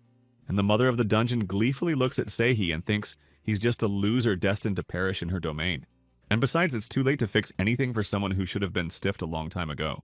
After all, it wouldn't even take a breath of poison for the dungeon mother to rip off Seiha's limbs and give the rest to Taechan. Suddenly, something happens that no one expects to see as a child's voice begins to address the wooden monsters, which brings some consternation to the already relaxed Sanshin, so skillfully sharing the victory. As at this very moment, the satisfied smirk is wiped off the dungeon mother's face by Sori's punch, and Seiki, who thought his minutes were numbered, is hit by a shockwave that brings him to his senses. What happens because Sori is out of his mind with anger and starts smashing everyone left and right, throwing ice arrows. And that's how Sori presents himself in front of Seihi in all his glory, admiring his work. And Seihi, barely recovering from what he saw, is probably very happy that Seihi can move. But his joy was premature as Sori's eyes blurred before he could speak, and he began to lurch to the side. And all Seihi wants first and foremost is to help the poisoned girl who came to his rescue. Suddenly, instead of touching Sori, Seihi's hand touches the hilt of his battle weapon, which causes an undisguised mixture of surprise and horror to reflect in Mr. Black Tiger's eyes. Because first of all, it's a battle weapon that Seihi needed, and secondly, it's served by a healthy Sori.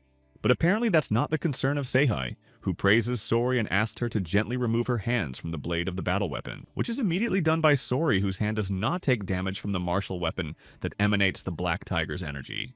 And the mother of the dungeon, who witnessed the whole picture, begins to realize that this will be the end of her. And the dungeon mother's eyes are already reflecting her probable outcome, which comes from the Black Tiger Master looking at her, which now appears in full force in the form of Seiha beginning to advance on the mother of the dungeon, who, realizing what would follow, hesitates to move in anticipation of its end. Meanwhile, Mr. Black Tiger takes his time in enacting his retribution and decides to look around. And the first place Seiha's gaze falls is where the nibbled bones of pets and livestock rest near the wall. And on the other side, numerous human remains are gathered in a neatly stacked pile. That said, it seems that this is enough for Mr. Black Tiger to get on with his immediate mission. And the mother of the dungeon, seeing Mr. Black Tiger preparing to thrust his battle weapon, asks for mercy in exchange for information. But that doesn't stop Mr. Black Tiger, who is completely consumed by his thirst for revenge. And besides, Mr. Black Tiger goes back to what he said earlier about this information not playing a role for him. And thus in the attachments of the mother of the dungeon comes the end of the insect-like Sanshin. With Seihi's destruction of the monster, his memories become available where Sanshin catches the millipede in the form of a girl. And this girl becomes very curious if the insect can also become a Sanshin, for which in exchange she will receive the simplest village to destroy. Yes, and to whom the girl is given a black worm that will have control over small animals and wooden dolls can come to life. That being said, Sanshin can eat as much as her soul desires to spread rumors about it all over Dongha, and she starts with cattle. Small pets like the village dogs are already following. But Sanshin doesn't want the rumors to spread all over Dongha, so he'll do everything quietly following his own discretion. And it will happen very slowly, taking his time until Sanshin consumes the last person in the village. And Mr. Black Tiger, seeing the memories of the dungeon mother, doesn't understand who this woman who appeared to him is again. But it's time to call it a day and get out, and Mr. Black Tiger pulls his battle weapon from the millipede's defeated body. Sori, still under the influence of the poison but firmly in his arms, inquires about the fate of the millipede. And hearing about Sori being trapped in the dungeon, she says she's allowed to come to the aid of Seihi, who can hardly handle it alone. To which Seihi wants to know who gave Sori that permission, but is wrong in assuming it was Tanen, since it was the cat that Seihi and Sori encountered in the village that was able to guide Sori into the dungeon mother's domain. But to shift his focus to being able to get out of the dungeon, Seihi asks Sori to share her power. And with the Black Tiger's power gone, Seihi starts to lose sight again, where Sanshin's spell may still be active, and the only salvation for them may be the jade necklace given to Seihi in Tang En's journey. Meanwhile, the road begins to drive Seihi and Sori into a dead end, bifurcating into several moves. And if it goes on like this, the two of them will disappear in the cave as a familiar black cat suddenly appears on their way again, who deftly jumps aside and motions for Seihi and Sori to follow her. And Seihi, trying to put his thoughts together, doesn't realize what kind of beast it is that has Sanshin's power as well. And since that's the case, Seihi has no choice but to go after the black cat. As Seihi continues on his journey, he begins to second-guess himself, and everything previously incomprehensible becomes quite obvious. And it is particularly worth starting with the deplorable situation in the long-suffering village. Because if you think about it even better and spread it out from the very beginning, the spirit has been leading Seihi and Sori from the very beginning. Meanwhile, at the end of Seiha's movement still holding Sori on his back, a gap was beginning to show. And as soon as Seihi reaches him, he sees the cat frozen in front of him waiting for them, the outline of which begins to fade before Seiha's eyes, promising her eventual disappearance. And Seihi realizes this and begins to think through their next steps, seeing this as the end of the road. Because at that very moment, Seihi looks up and that's where the cat believes the exit from the dungeon to be. And the next thing Seihi does is to forcefully push off the stone dungeon floor with Sori on his back and jump outside. Meanwhile, Mrs. Tang Yan, having already taken on a human form, is patiently awaiting the arrival of her guests, which after making a huge path to the exit with force, collapses in a leap to the ground next to Tang Yan. And the first thing Seihi does is resort to his battle weapon, wanting to use it against someone who didn't hide his name. Since it is Tan Yan, aka Tan Yan, who is the Sanshin, who has taken on human form, now looks up to Seihi. That being said, Tang Yan was genuinely happy that Seihi and Sori were able to escape the dungeon completely unharmed. But this is not to Seihi's liking, who is about to absorb Sanshin to replenish his strength, but doesn't have time. As at that very moment, Seihi along with Sori falls to the ground with all her might, losing consciousness. And looking down on them, Tang Yan now sees how strong the one whose name inspires fear in everyone.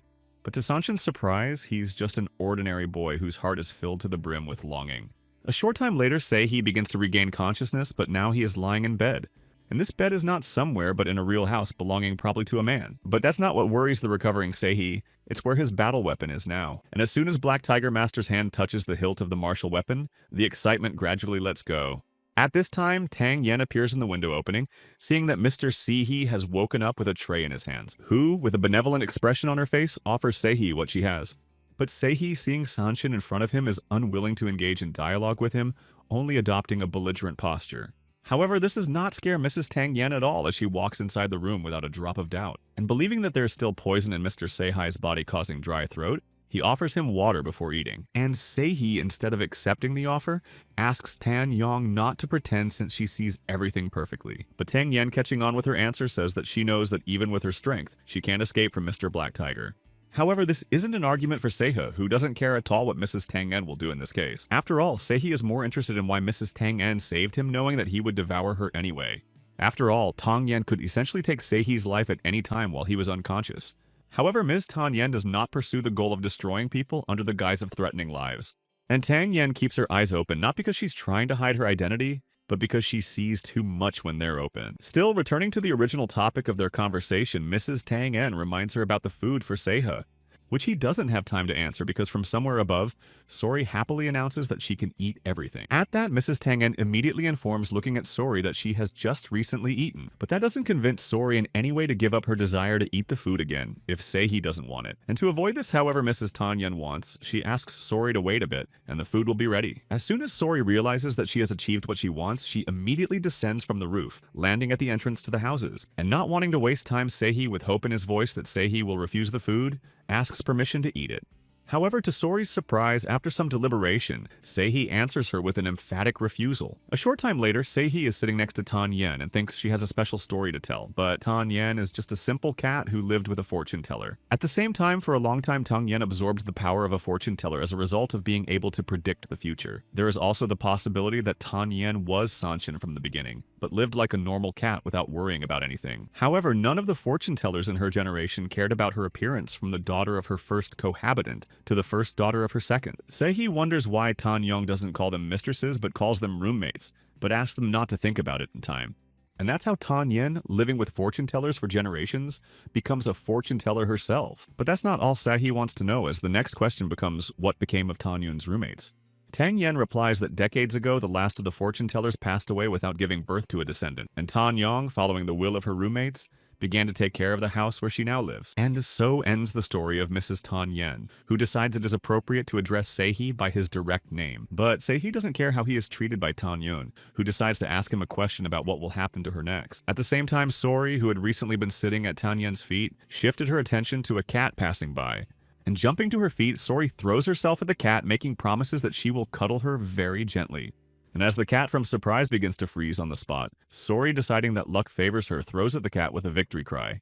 But Sori fails miserably, and instead of the warm embrace of a cat's body, she gets a mark on her face from a paw strike. Meanwhile, the cat comes out of the game victorious and continues on its way, leaving Sori to regret the missed opportunity. With Seihi watching Sori chase after the cat, it's interesting how a fortune teller can't know her future. To which Tan Yen quite rightly gives the answer that there are fortune tellers who can read one's destiny. And Seihi, repeating Tan Yen's question about her fate, decides to eat her. But first he wants to know if there's a Sanshin stronger than Tan Yang nearby.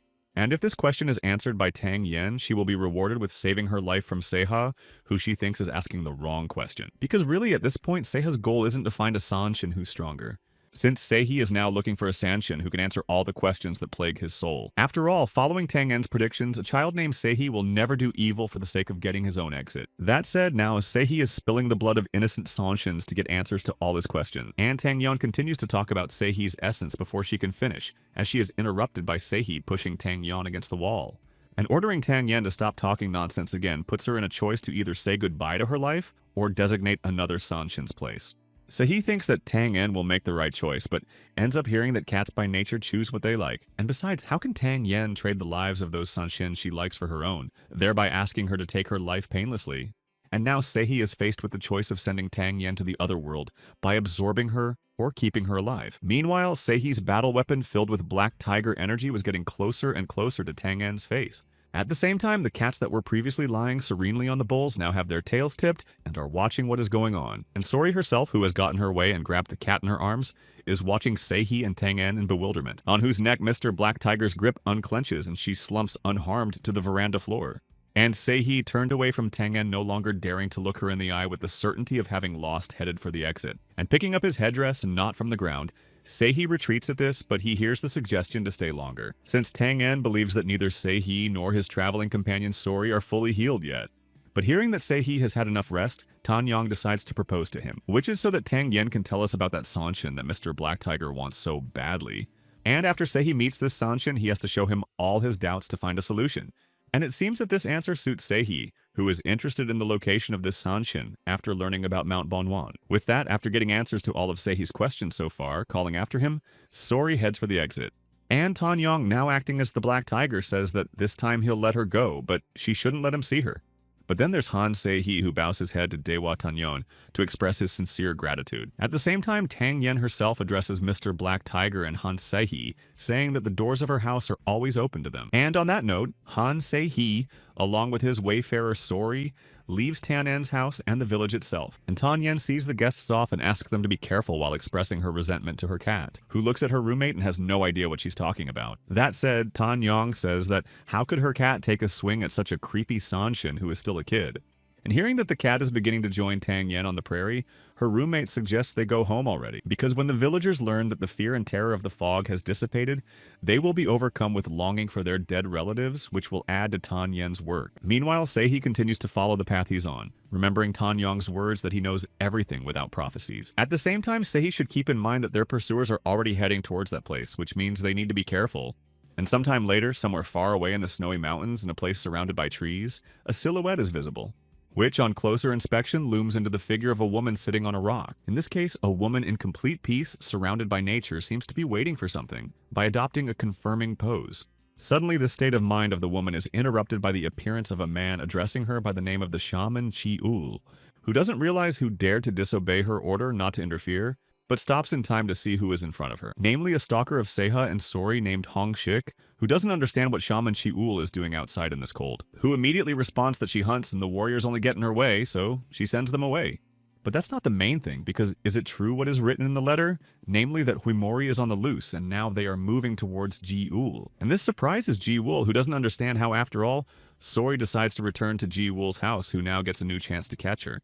Suddenly, a pile of small snowstones from an unknown direction flew straight at Chiul, who, with a flick of her hand, catches rocks on the fly without even blinking an eye. Meanwhile, Jiwol continues to have a conversation with Hongshik regarding the guy who took Huimori away with a suspicious assault weapon, because even though the girl Huimori herself is directly behind the destruction of the hangnail, but the burr only shrank in size after making contact with Seiha's battle weapon. However, it cannot be said with absolute certainty that Seihi's battle weapons do not draw their power from blood, but it is not certain, and Seihi himself didn't show any unusual strength in the battle, as even Chilson could handle him alone, which explains a lot. After all, it is very common for Sanshins to return to their original form after losing their lives.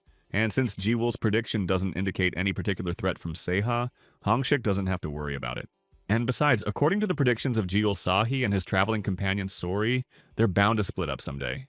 And only when that happens will Jiwol and Hongshik and their men eliminate them one by one. And at this point, the conversation between Hongshik and Jiwol ends as the other case succeeds. But Hongshik doesn't understand what's going on, certain that they're in danger, wonders what's going on. But all of Hongshik's worries are in vain as the shamaness Shiwul happily announces that she has managed to catch the master of this mountain. Immediately, Hongshik, following the mute instruction of the shamaness, Chiul whistles to summon his men, who appear out of nowhere in large hordes from behind the snow-covered hills. With that, Hongshik looks at his men and starts giving orders for the first squad to go to the ridge and the rest to hold on to it. And Shaman Chiul, seeing how organized Hongshik is, manages to praise him for his service, for which Hongshik himself is extremely grateful to the shaman Chiul, as her word alone is enough for him, since the shaman Chiul is one of the most powerful shamans, and Hongshik sees nothing wrong with fulfilling her whims. Still, it's a shame for Han Shiku that after months of hunting, he has no idea what a Huin-wielding Sanshin looks like. However, the shaman Chiwol is in no hurry to answer because she wants to know what Hongshik himself thinks about her question. His guesses are somewhat poor, for perhaps according to Hongshik, the owner of the highest mountain in Dongha must be a dragon or tiger. And the shamanist Chiul, hearing such an answer, says that everyone has such a wrong opinion, because the height of the mountain has nothing to do with the size of the host. And to prove the truth of her words, the shaman Haiul asks Hongshik to take a look at the master of the mountain himself, which appears as a human roe deer caught in a trap set for it, sitting in the snow. And Hongshik, looking at the master of the mountain, realizes that he could never have guessed who she was even by looking at her. However, this is how the first encounter between the shamanist Chiul and the master of the mountain, Mrs. Snow Roe. She looks at her wounded leg and wonders why Jiwol is doing this, but the latter is just following orders from above.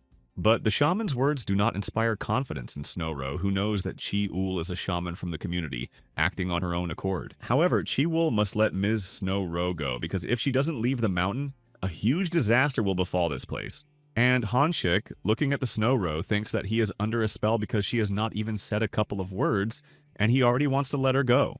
At that, it seems to Honshiku that Lady Snowro hugging him reminds him of the guilt he feels for the unpardonable sin. But Snowro's words don't stop Chiul, who believes that if disaster strikes the mountain, then everything goes according to plan. Besides, the Snowro doesn't have to worry about it, so all it has to do is sleep soundly in the iron cage prepared for it. And hearing this, Mrs. Snowro closes her eyes with a resigned look and begins to accept the inevitable.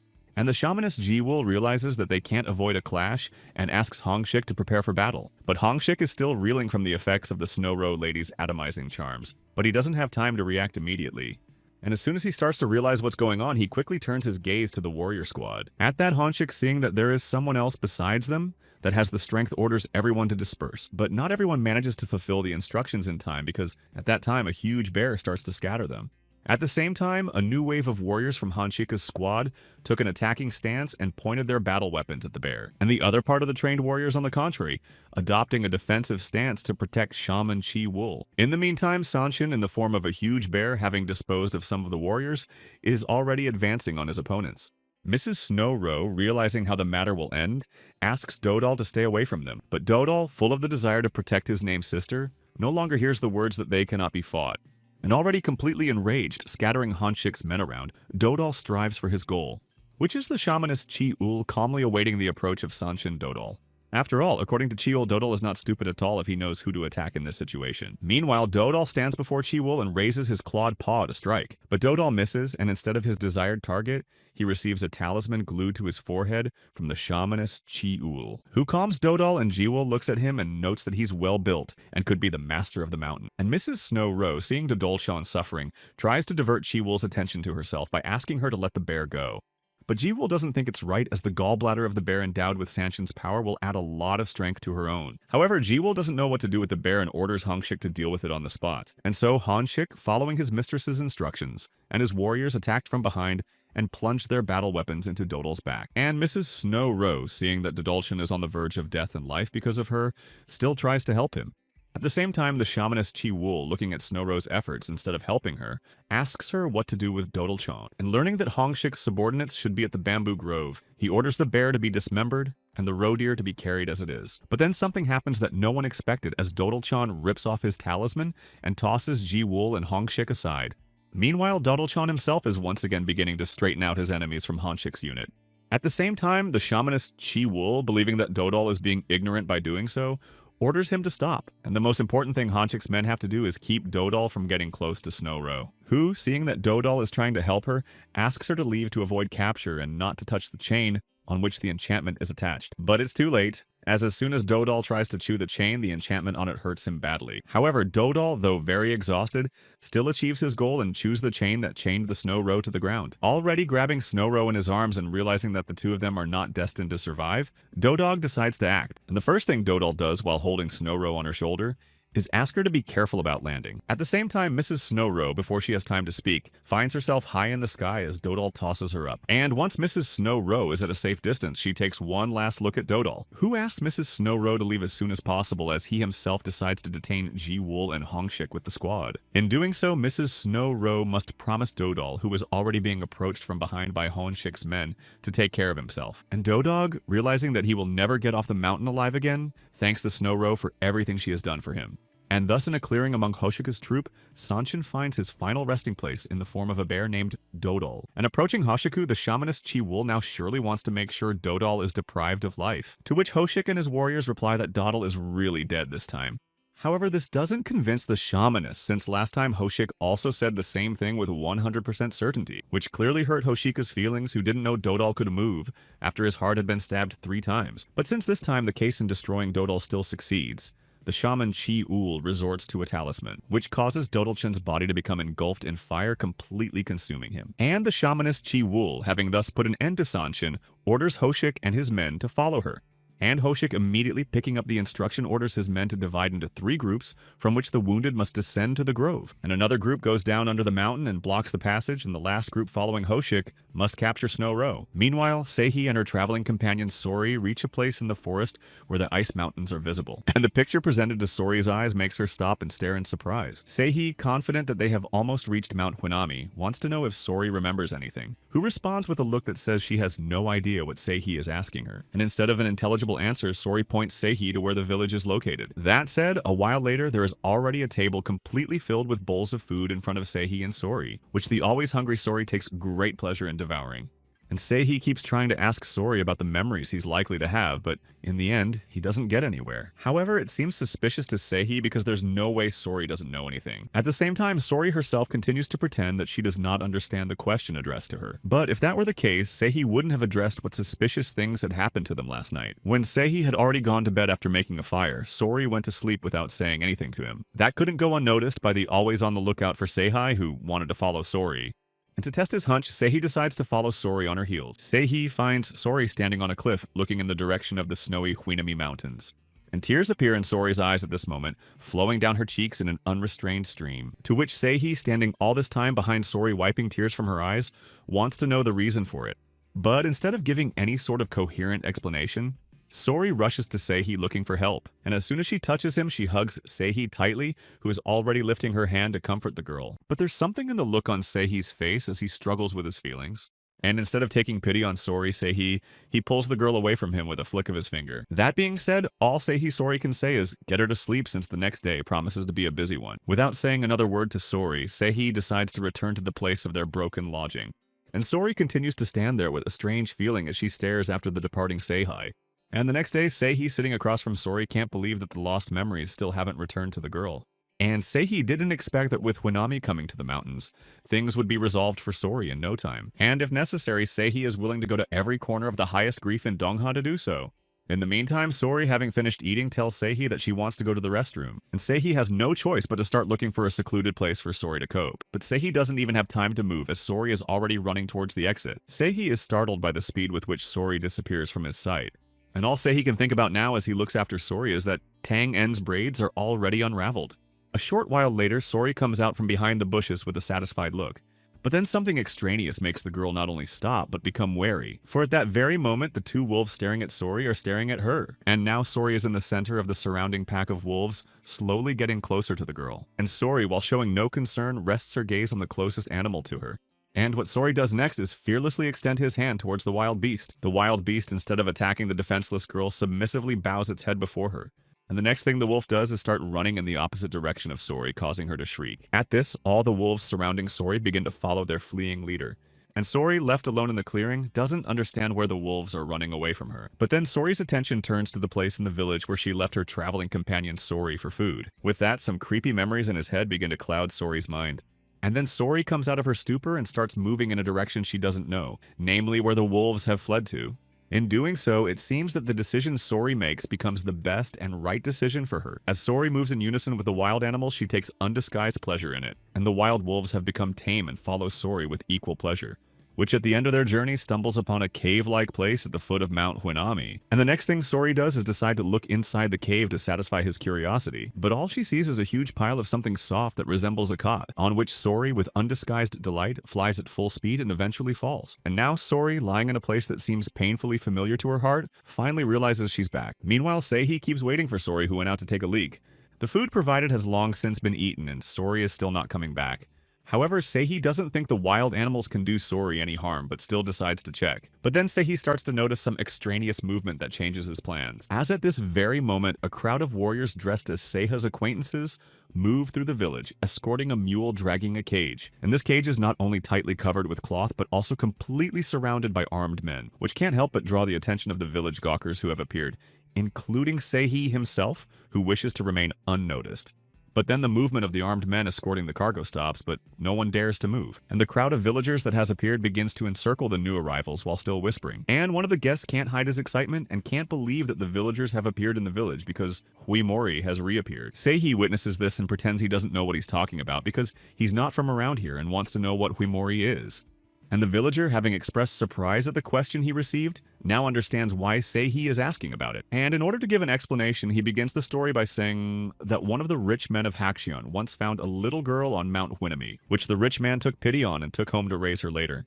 But what followed next is still not in the mind of every villager, because this little girl, without knowing gratitude and without blinking an eye, not only took the life of a rich man, but also slaughtered his entire family. All the hunters of the villages near Hakshion were gathered for that. But the loss of life only increased, and people nicknamed the monster Huimori, the name of which is connected with an old story known to all in these parts, namely with an evil spirit who took life by singing a song to the tune of Huimori. And it turns out that when Kimori started taking people's lives, there was a cage accompanied by a woman who looked like a shamaness. But the matter was soon cleared up as no one else talked about Huimori. However, of the local villagers, although they didn't see it with their own eyes, there's a good chance that the warriors caught Huimori, and that's something the wondering Seihi can't help but agree with. In the meantime, Seihi is now realizing that Sori was caught and tried to be transported. And no matter how you look at this case, it still smells like a real hunt for the Sanson. Seihi's uncle was the first to know this information and summoned all his nephews to investigate. It was only after his uncle was sure of the truth that he told Seihi about it. His thoughts are interrupted out of nowhere by the question of where Seihi's daughter has gone. But as soon as the villager learns that Sori has gone to explore the neighborhood, he is horrified, as the area is full of wolves. And Sori, in order to appease the outbursting narrator, assures him that he will immediately go in search of his daughter, in which the local resident who spoke about it in such detail did not recognize Sori, which looks very suspicious. This means that this simple man, no matter how loud the incident was, did not see it with his own eyes, but only passed on rumor, as suddenly Seiha's attention from the distant resident shifts to the one who is drilling him with his eyes, and that someone is one of Hoshika's men who has arrived in the village, but in appearance is much different from the others. Seihi himself realizes that he has unwittingly become the object of scrutiny, as the warrior stares at him for too long. And in order to turn the situation in his favor, Seihi decides to quietly leave. But the captain of Hoshika's squad, continuing to see off Seihi's gaze at his subordinate's question, immediately replies about waiting for new orders. However, the squad captain does not expect his subordinate to directly ask about the command of Mentor Anhoshika at this moment at all. Since there are many ears in the village, the squad captain orders his subordinate to be careful with his words, to which the subordinate indignantly talks about the resentment of the entire squad since they have been plowing for months, unlike Anhong. And even though Hoshik is constantly hanging around Shamanji-wool, no one can quit, and it's time to get back to their duties. In this case, the captain expects to hear the correct answer from the subordinate, and, having received it, asks him to wait on the spot. He was looking at Seihi's face as he recalled the conversation he and Hoshiki had had recently.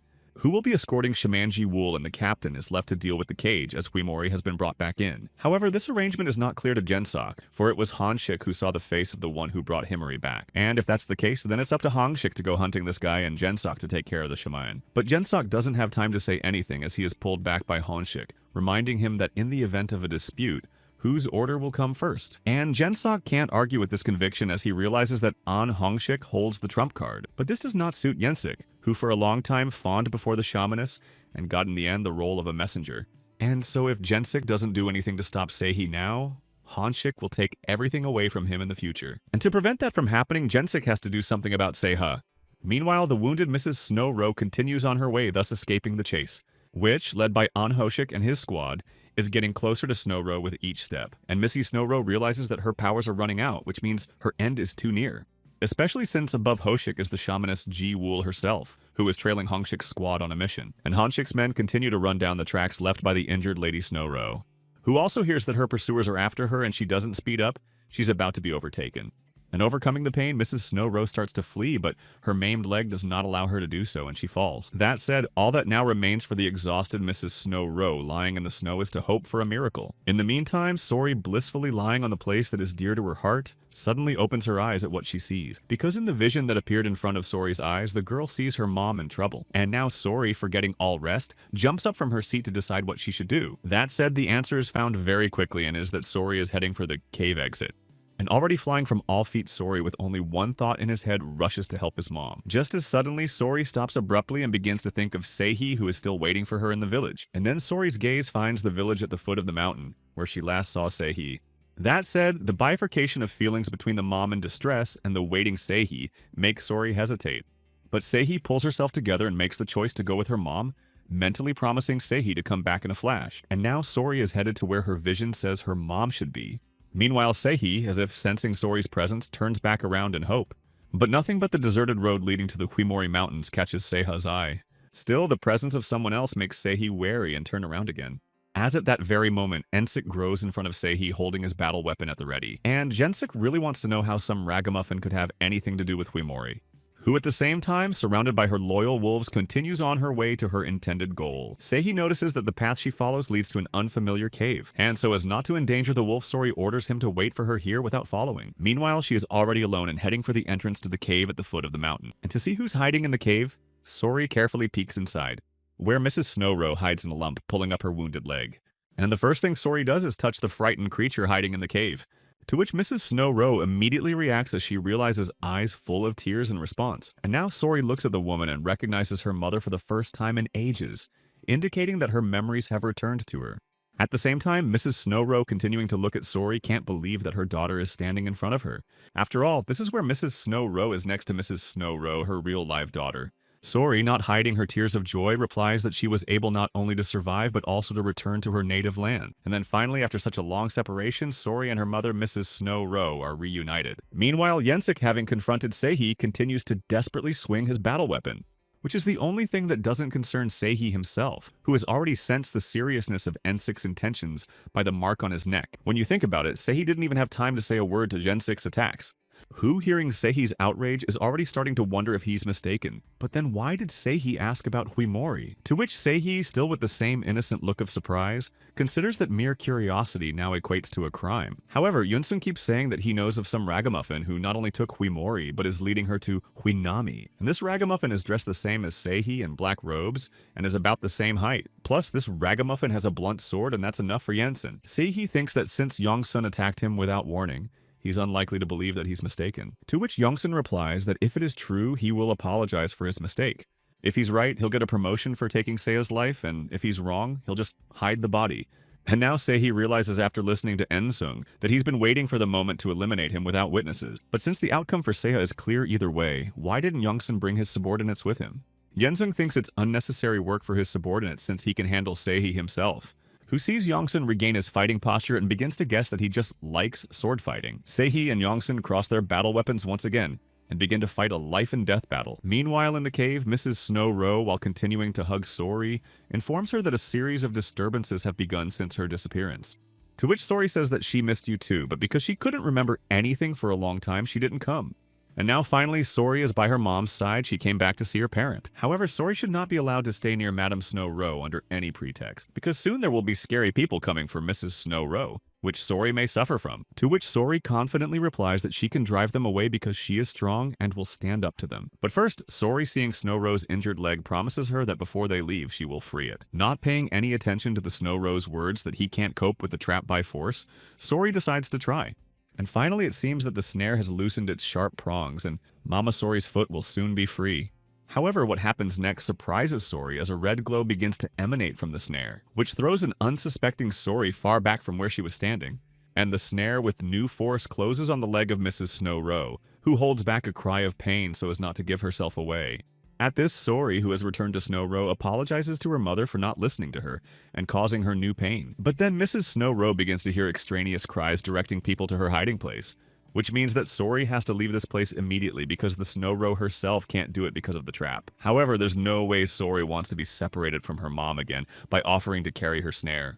And Mrs. Snow Rowe realizes that it's useless to argue with Sori because her daddy was also a stubborn one. However, Sori can't believe that she also had a dad who she can't remember either. And Snow Rowe, asking about Sori's real mom, hearing the girl's answer, realizes that she doesn't remember everything yet. But it's time to leave the temporary shelter of Snow Rowe, which Sori is going to carry because of the difficulty of traveling. And you cannot hesitate for a second because their pursuers will soon come and therefore need to hurry. Suddenly, Sori's gaze stops on the silhouette of a woman who is moving through the ranks of Hoshika's warriors. And this woman leading Hoshika's squad is none other than Ji Wool, a shaman familiar to Sori, who continues to hold a fan of talismans in her hands and stares intently at the trail left by the Snow Rowe. And the fear together with bitter memories begins to consume Sori, who has tears in her eyes. After all, it was the woman with the fan of talismans in her hands that Sori had seen on that ill-fated day. And it was this woman who then told Sori to fall asleep in confinement, and upon awakening she would be great fodder. Yes, this particular female shaman, Ji Wool, surrounded by her loyal subjects, is currently hunting her mother, Lady Snow Rowe. Meanwhile, Seihi continues to fend off Yongsuk's blows while trying to find out if Huimori really did take the life of the rich man Hakchon, to which Yensuk confirms what Seihi had heard earlier, but the real story is different from the one that is circulating among the people. In fact, the rich man was a notorious libertine, and finding a child in the mountains could not give in to his proclivities. And so when the little girl was picked up by this rich man, he took her home for selfish purposes. But once the little girl realized what the rich man was going to do to her, she was able to fight back by taking her life. And since the little girl's power was very great, she unknowingly did a lot of damage to the common man. The little girl then ran away to the screams of the surviving villagers, since all that was done by the little girl was done for one purpose, only to survive. And that is the true story of the Huimori girl that people are talking about. And after what happened, the little girl was confined in a cage completely encased in protective talismans. And that's where Yensuk ends his story by promising to answer Seiha's newfound questions as a testament. But the wounded Seihi, listening to Yensuk's story, dares not say another word except that he has no more questions, since what Seihi had just heard was enough for him to draw his own conclusions. With that said, Seihi continues to sit in front of Yensuk in no hurry to get to his feet. Yensuk decides that Seihi has nothing more to say to his story about Huimori and decides to end it, which is even more beginning to anger the already barely restraining himself. Seihi is pondering his next moves, which is to use the following formations. What will defeat Seihi is a Hurricane Cut, Wind Flow, plus Fusion, which is a high-level skill, and those in the Tangshan residence who do not reach the level of a mentor find it difficult to master them. And no matter how much Yensuk wanted to, using all of his techniques, Seihi was able to deflect his every move without difficulty. Besides, Seiha's gaze on Yensuk suggests that what's going on now is just a training session. After all, Yensuk was 100% sure that he had no peers in the residence besides senior mentor Oh Hensok, but now Yisink has a hunch that he's got the wrong opponent this time. Seihi realizes that Yensuk was hoping that as soon as his subordinates heard swords ringing, they would come to his aid. And as if reading Seihi's mind, Yensik glanced to the side, not hearing the noise of footsteps. But what if Seihi himself wanted to take Yensik away from the village? Meanwhile, Seihi distracts Yensik, wondering if he is really a warrior of the Tanchan residence and a shaman of the shaman community. Yensik thinks that since he's not a shaman, Seihi won't eliminate him, and if not, Yensik uses another formation. However, Seihi only answers what he will think, since he has the right to take the life of a man who has done much evil. But if the man from the Tanchan residence is standing in front of Seihi, he has no doubts about his decision. And if there's even the slightest chance that Yensik was involved in the hunt for Huimori, then Seiha has no other choice. Without waiting for the battle to begin, Yensik decides to use the 11th formation of the Tanchan sword technique against Seiha right now, which is called the Cloud Hurricane, but this time Seihi deflects Yensik's blow by dodging it. And Yensik, realizing that the technique he's been using hasn't worked properly, begins to think through his moves.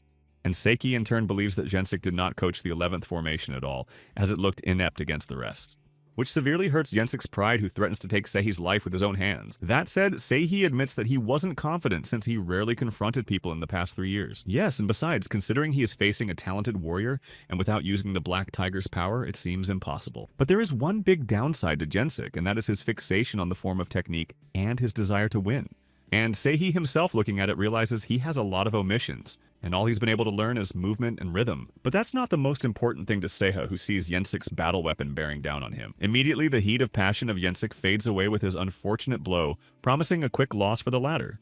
That said, of greater importance to Seihi compared to hunting Sanshin is his habit of confronting people. Suddenly, amidst all of Seihi's musings, Yensik's gaze as well as his own freezes on the battle, and Seihi himself, continuing to skillfully wield his battle weapons, is not about to stop just yet. It is only when the job is done to the end that Seihi takes to gathering his camping gear. At that, even without looking at the Yensik he had defeated anymore, he mentally thanked him for making him remember. Meanwhile, a stunned Sori, staring at the approaching shamaness, is brought to her senses by the voice of Snow Ro, who asks Sori to switch from shamaness to her to calm down and listen carefully to the named mom.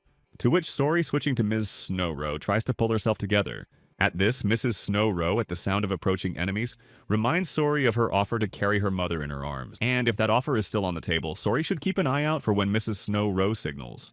And the shamaness, seeing Mrs. Snow Ro talking to Sori, begins to realize that things are not going to be easy. And to prevent an unpleasant surprise, Ji-Wul turns to Hongshik and asks him to delay his pursuit. Since at this very time, Mrs. Snow Ro, assuming the appropriate pose, begins to address the spirit, which is Huinami at this moment obliged to obey the orders of his mistress, Mrs. Snow Ro. And what Huinami must do now is turn his body against the approaching Hoshika warriors. And all the while, Mistress Snow Ro herself continues to command the Huins until her orders take effect. And it's all clearly not to Ji-Wul's liking, as she begins to guess what's about to happen. Yes, and the noise that is starting to echo around the neighborhood is getting her attention more and more, until Shaman Ji-Wul sees with her own eyes the disaster that is about to befall them. The snow lava flow starts heading in the direction where Ji-Wul and Hoshika's squad are located. With that, Mrs. Snow Ro, looking into Sori's frightened face, gives her orders to flee from the place. And the shamaness Ji-Wul herself, furious at yet another failure, turns to her talismans. And the next thing that Shaman Ji-Wul's subordinates should do is to get behind her as soon as possible. With that, Sori places Mrs. Snow Ro on her back, inquiring about the condition of her leg. But hearing that Sori doesn't have to worry about Mrs. Snow Ro is running away, and shamaness Ji-Wul, having stained her talismans with blood, sets out to protect herself and the repaired squad. And once all the preparations have been completed by the shaman Ji-Wul, she blows the talismans into the wind, while addressing the chain of the spirit under her control and the blood beads that guard it, who immediately must erect a barricade of fire, scorching everything in the very place where they are. But it doesn't end there, as the shaman Ji-Wul continues to conjure to maintain the ritual, and each time the tongues of bursting flame meet the sheer force of the looming pile of snow. At the same time, the power of the summoned Huinami spirit is so great that the shamaness's wall of fire must be constantly maintained by it, which requires great effort from Shaman Ji-Wul, unlike the Hoshika squad warriors trying to take cover. Meanwhile, Sori, with Lady Snow Ro behind her back, also continues to flee from the oncoming Huinami force. And Sori has enough strength not only to carry a burden greater than herself, but also to avoid getting caught in an avalanche, which is about to devour her escaping captives until an object catches Sori's eye, which is a sturdy rock capable of providing temporary shelter for Sori and Mrs. Snowy Ro. And so Sori jumped over to the other side of the rock, while doing so, asking Miss Snow Ro to follow Sori's example and huddle against the side of the rock she indicated. And Sori herself becomes the protector of her mother Snow Ro, trying to protect her from the approaching element, which soon catches up with Sori and Mrs. Snow Ro, starting to sweep them away. Meanwhile, Seihi, standing in front of the mountains, begins to ponder why Sori isn't coming back to him, probably because the memories have come back to her. So what should Seihi do? He can't stand by and wait, as Gensik's body will soon be discovered in the village. And besides, Seiha's mind is filled with words telling him not to set foot on this land with feet stained with Sanshin blood. Seihi can't help but agree, as he feels that this is the end of his business, and he won't be scouring the entire mountain for Sori. Suddenly, Seihi's thoughts are invaded by the voice of the Black Tiger, resenting Seihi for showing sympathy for his victim. But hearing that Seihi only missed Sori, Black Tiger says he can always find a kid who can't cover his tracks. However, this will not happen, as Seihi is not allowed to set foot on Mount Winami for the previously described reason. The Black Tiger, who wants to know to whom these words belong, believes that there is no land where he cannot set foot, which means Seihi is bound to chase after her, and if Sori's memories have come back to her, then her true name has come to light. Suddenly, Seiha's internal dialogue is interrupted by an extraneous noise from somewhere, and that noise is a huge avalanche that is coming down Winami Mountain at breakneck speed. But even though avalanches are common this time of year, there is still something about Seihi that makes her wary. And to add to the unknown, a large pack of gray wild wolves begins to surround Seihi, who notices one of the gray wolves eyeing Seihi warily, taking a pose to prepare the wolf for a jump. And Seihi, acting in self-preservation, first grabs the hilt of his battle weapon. But after a while, Seihi's hand weakens until eventually he completely unclenches the hilt of the battle weapon, as the very wolf who was giving the impression of a striker now looks at Seihi trying to tell him something. And Seihi, looking at the wolf in surprise, realizing that it wasn't Sanshin in front of him, accepts the challenge, asking to lead him. At that, the wolves get an answer to their request with a glance at Seihi and make a run for it. Meanwhile, Sori's excited voice through the veil of snow calls to Mrs. Snow-Ro, her mother, who hears Sori begin to come to her senses and opens her eyes in pain to the call. And the first thing the recovering Snow-Ro asks about is Sori's condition, who is overjoyed to see her mom with a smile on her face saying she's fine. And that means we need to move on in search of a safe place, and besides, according to Snow-Ro, she is much easier and has nothing to worry about. But Sori doesn't like the fact that her mom treats her like a child because she has the name Seihi gave her. And it is he who will be able to cure Mrs. Snow-Ro, as he is, even though he can be scary but really good. Yes, you can say that Seihi is kind, and Sori, remembering his enraged look, makes an edit in favor sometimes.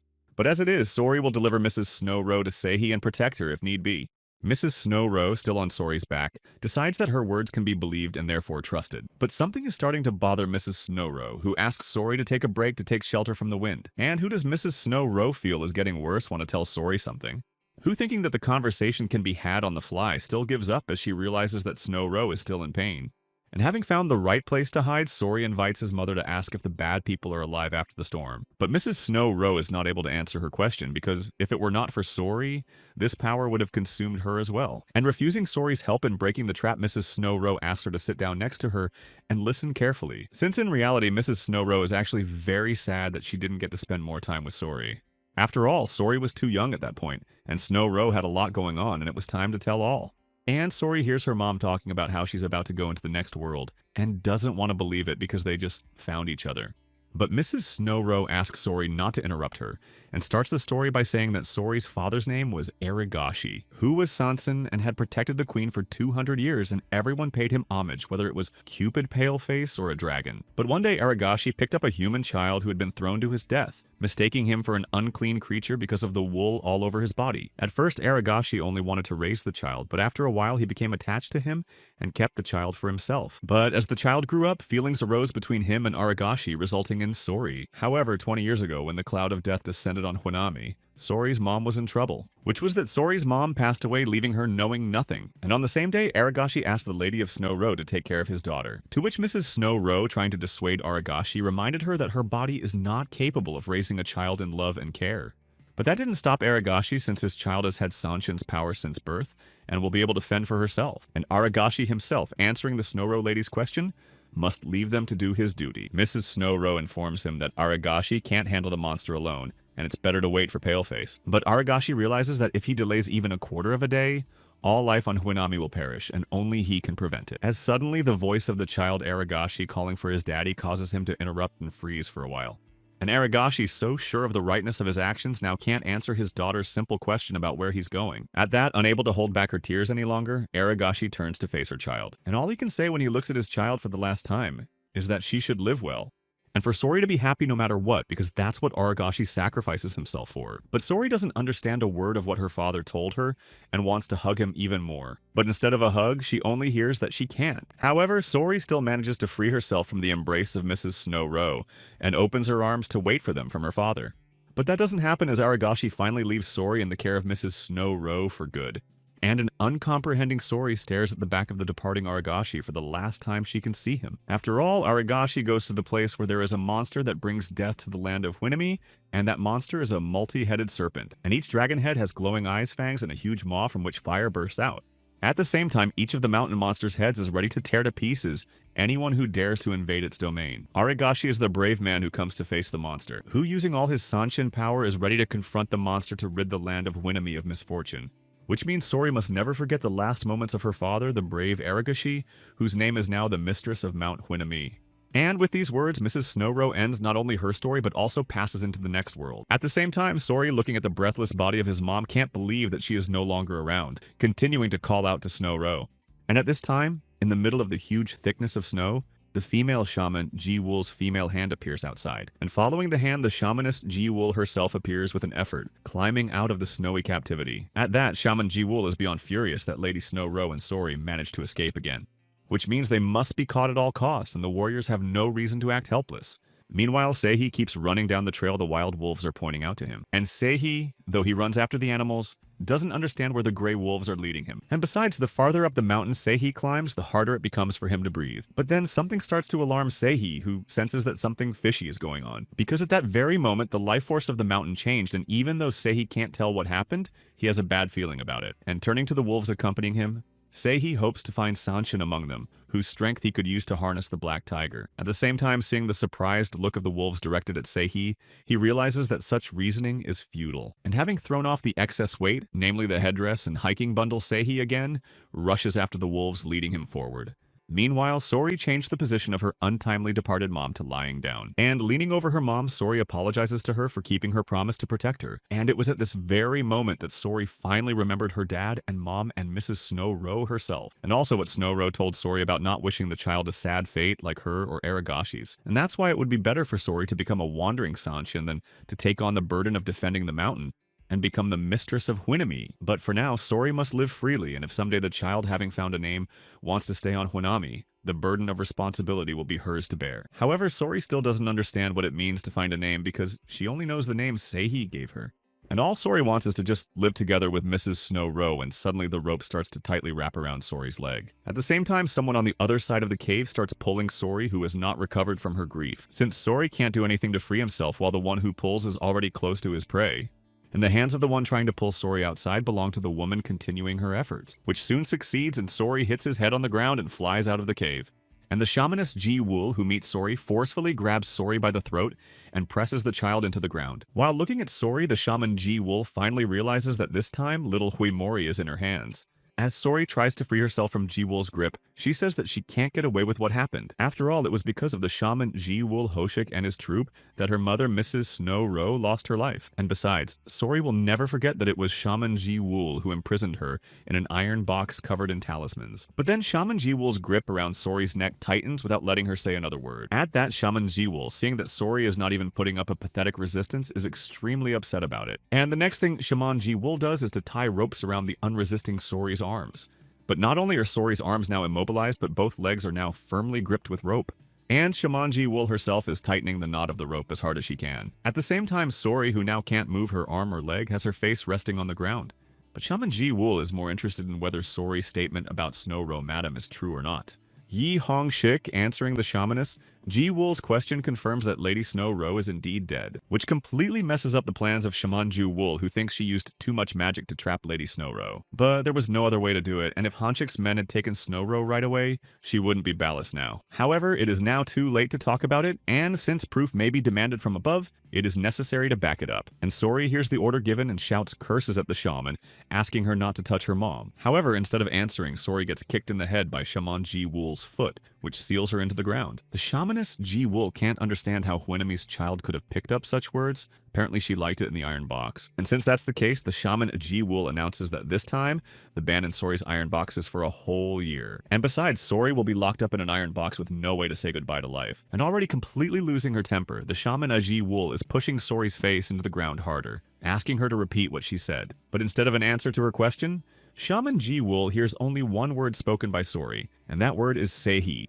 And Sori is completely exhausted and mentally crushed again, calling Seihi to ask for his help. Ji-Wool's shamanist Ji-Wool turns to Hoshik and doesn't understand who Seihi is or who Sori is even talking to right now. To which Hoshik, with complete uncertainty in his voice, thinks that this is Sori's way of calling someone out. But Hoshik doesn't know for sure, but only guesses that Seihi is the same guy who's been hanging out with Huimori. However, Ji-Wool, a shaman, doubts this because according to her predictions, Seihi should have been in heaven long ago. Suddenly, the same Seihi, holding his battle weapon at the ready, appears from nowhere above Ji-Wool's head, who looks up in surprise and doesn't quite know what's going on yet. Seihi was already bearing down on Ji-Wool's shamaness, who had time to react at the last moment, only to be thrown aside. At that, Hoshiki shouts curses at Seihi, holding his battle weapon at the ready and rushing at the boy, which successfully deflects a series of punches from Hoshika, giving him the clear victory in this bout. At that, Shaman Ji-Wool herself is once again caught under Seiha's hot hand and flies backwards with force. And following Shaman Ji-Wool's example, squad leader Hishik himself flies in the opposite direction of the mistress, and Hoshika's men, seeing the disorder around them, having lost their commander for a while, cry out for an attack. At that, Seihi himself, getting to Sori without trying to untie her, asks her to grit her teeth tighter, and the next thing Seihi does is to toss the bound Sori high up away from her enemies. With that, Sori flies a considerable distance away from where he collided with the shamanist Che-Ul, thanks to the power of Seiha's throw, and eventually Sori lands in the snow as evidenced by the resulting fountain of snow spray. Ji-Wool, who has regained consciousness and is on her feet, looks around in a hurry and doesn't realize what Seihi's boy is doing, because if you look to one side, you can see the gray wolves carrying Sori on their backs and running away. And on the other side is Seihi, who also starts running in the opposite direction of Sori's movement. At the same time, the shaman Ji-Wool, who is still in a state of shock, only watches her fleeing prey. But as soon as Ji-Wool realizes what has happened, she immediately gives the order to capture and take Seihi's life. Meanwhile, subordinates concerned about Hoshika's condition are ordered to leave him and rush after Seihi. At that, Hoshik himself turns to the shaman Ji-Wool to clarify about the orders on Huimori.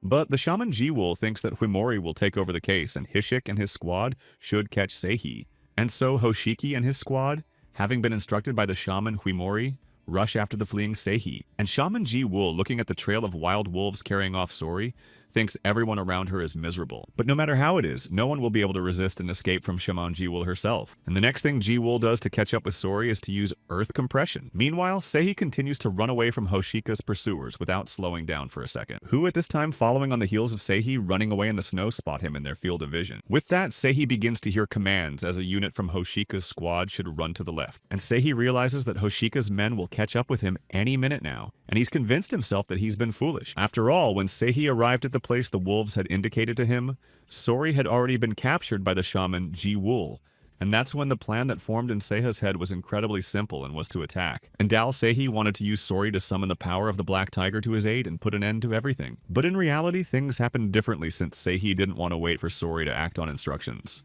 Besides, Ji-Wool's shaman was able to scare Sori, and if you remember her past experience, there's nothing she can do. And Seiha's mind immediately replayed everything as he instructs the wolves to grab Sori as soon as he saves her and run away. At that, as soon as Seihi finished signaling commands to the wild wolves, they immediately turned and ran away. Seihi is left to stare at them, wondering if they can understand him or not. But as it is, Seiha has no time for long deliberation and decides to act. Seihi throws himself down the cliff after hearing Sori's call for help and throws himself at Ji-Wool, the shaman. However, now that Seihi is about to catch up, he realizes that he should have thought twice, and he didn't expect the shamanist to stop his sword. And besides, Seihi didn't think the guys in Hoshika's squad would be so fast in practice.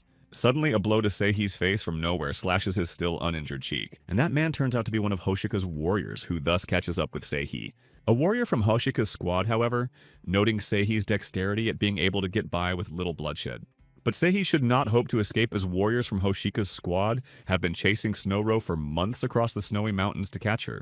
So what's the hope for Seihi, who's engaged in a battle with a man from Hoshika's squad, trying to fend off the onslaught that has befallen him? Yes, and in addition to the first, is already rushing to the aid of the others, who are apparently accustomed to running in the snow that threatens Seihi encirclement. Meanwhile, Seihi's attacker sees him distracted and takes it as a disrespect to his person. But as soon as Seiya manages to repel his opponent's blow again, the latter falls into confusion. And already Hoshika's human attacker on Seihi was flying off to the side before he could dodge in time.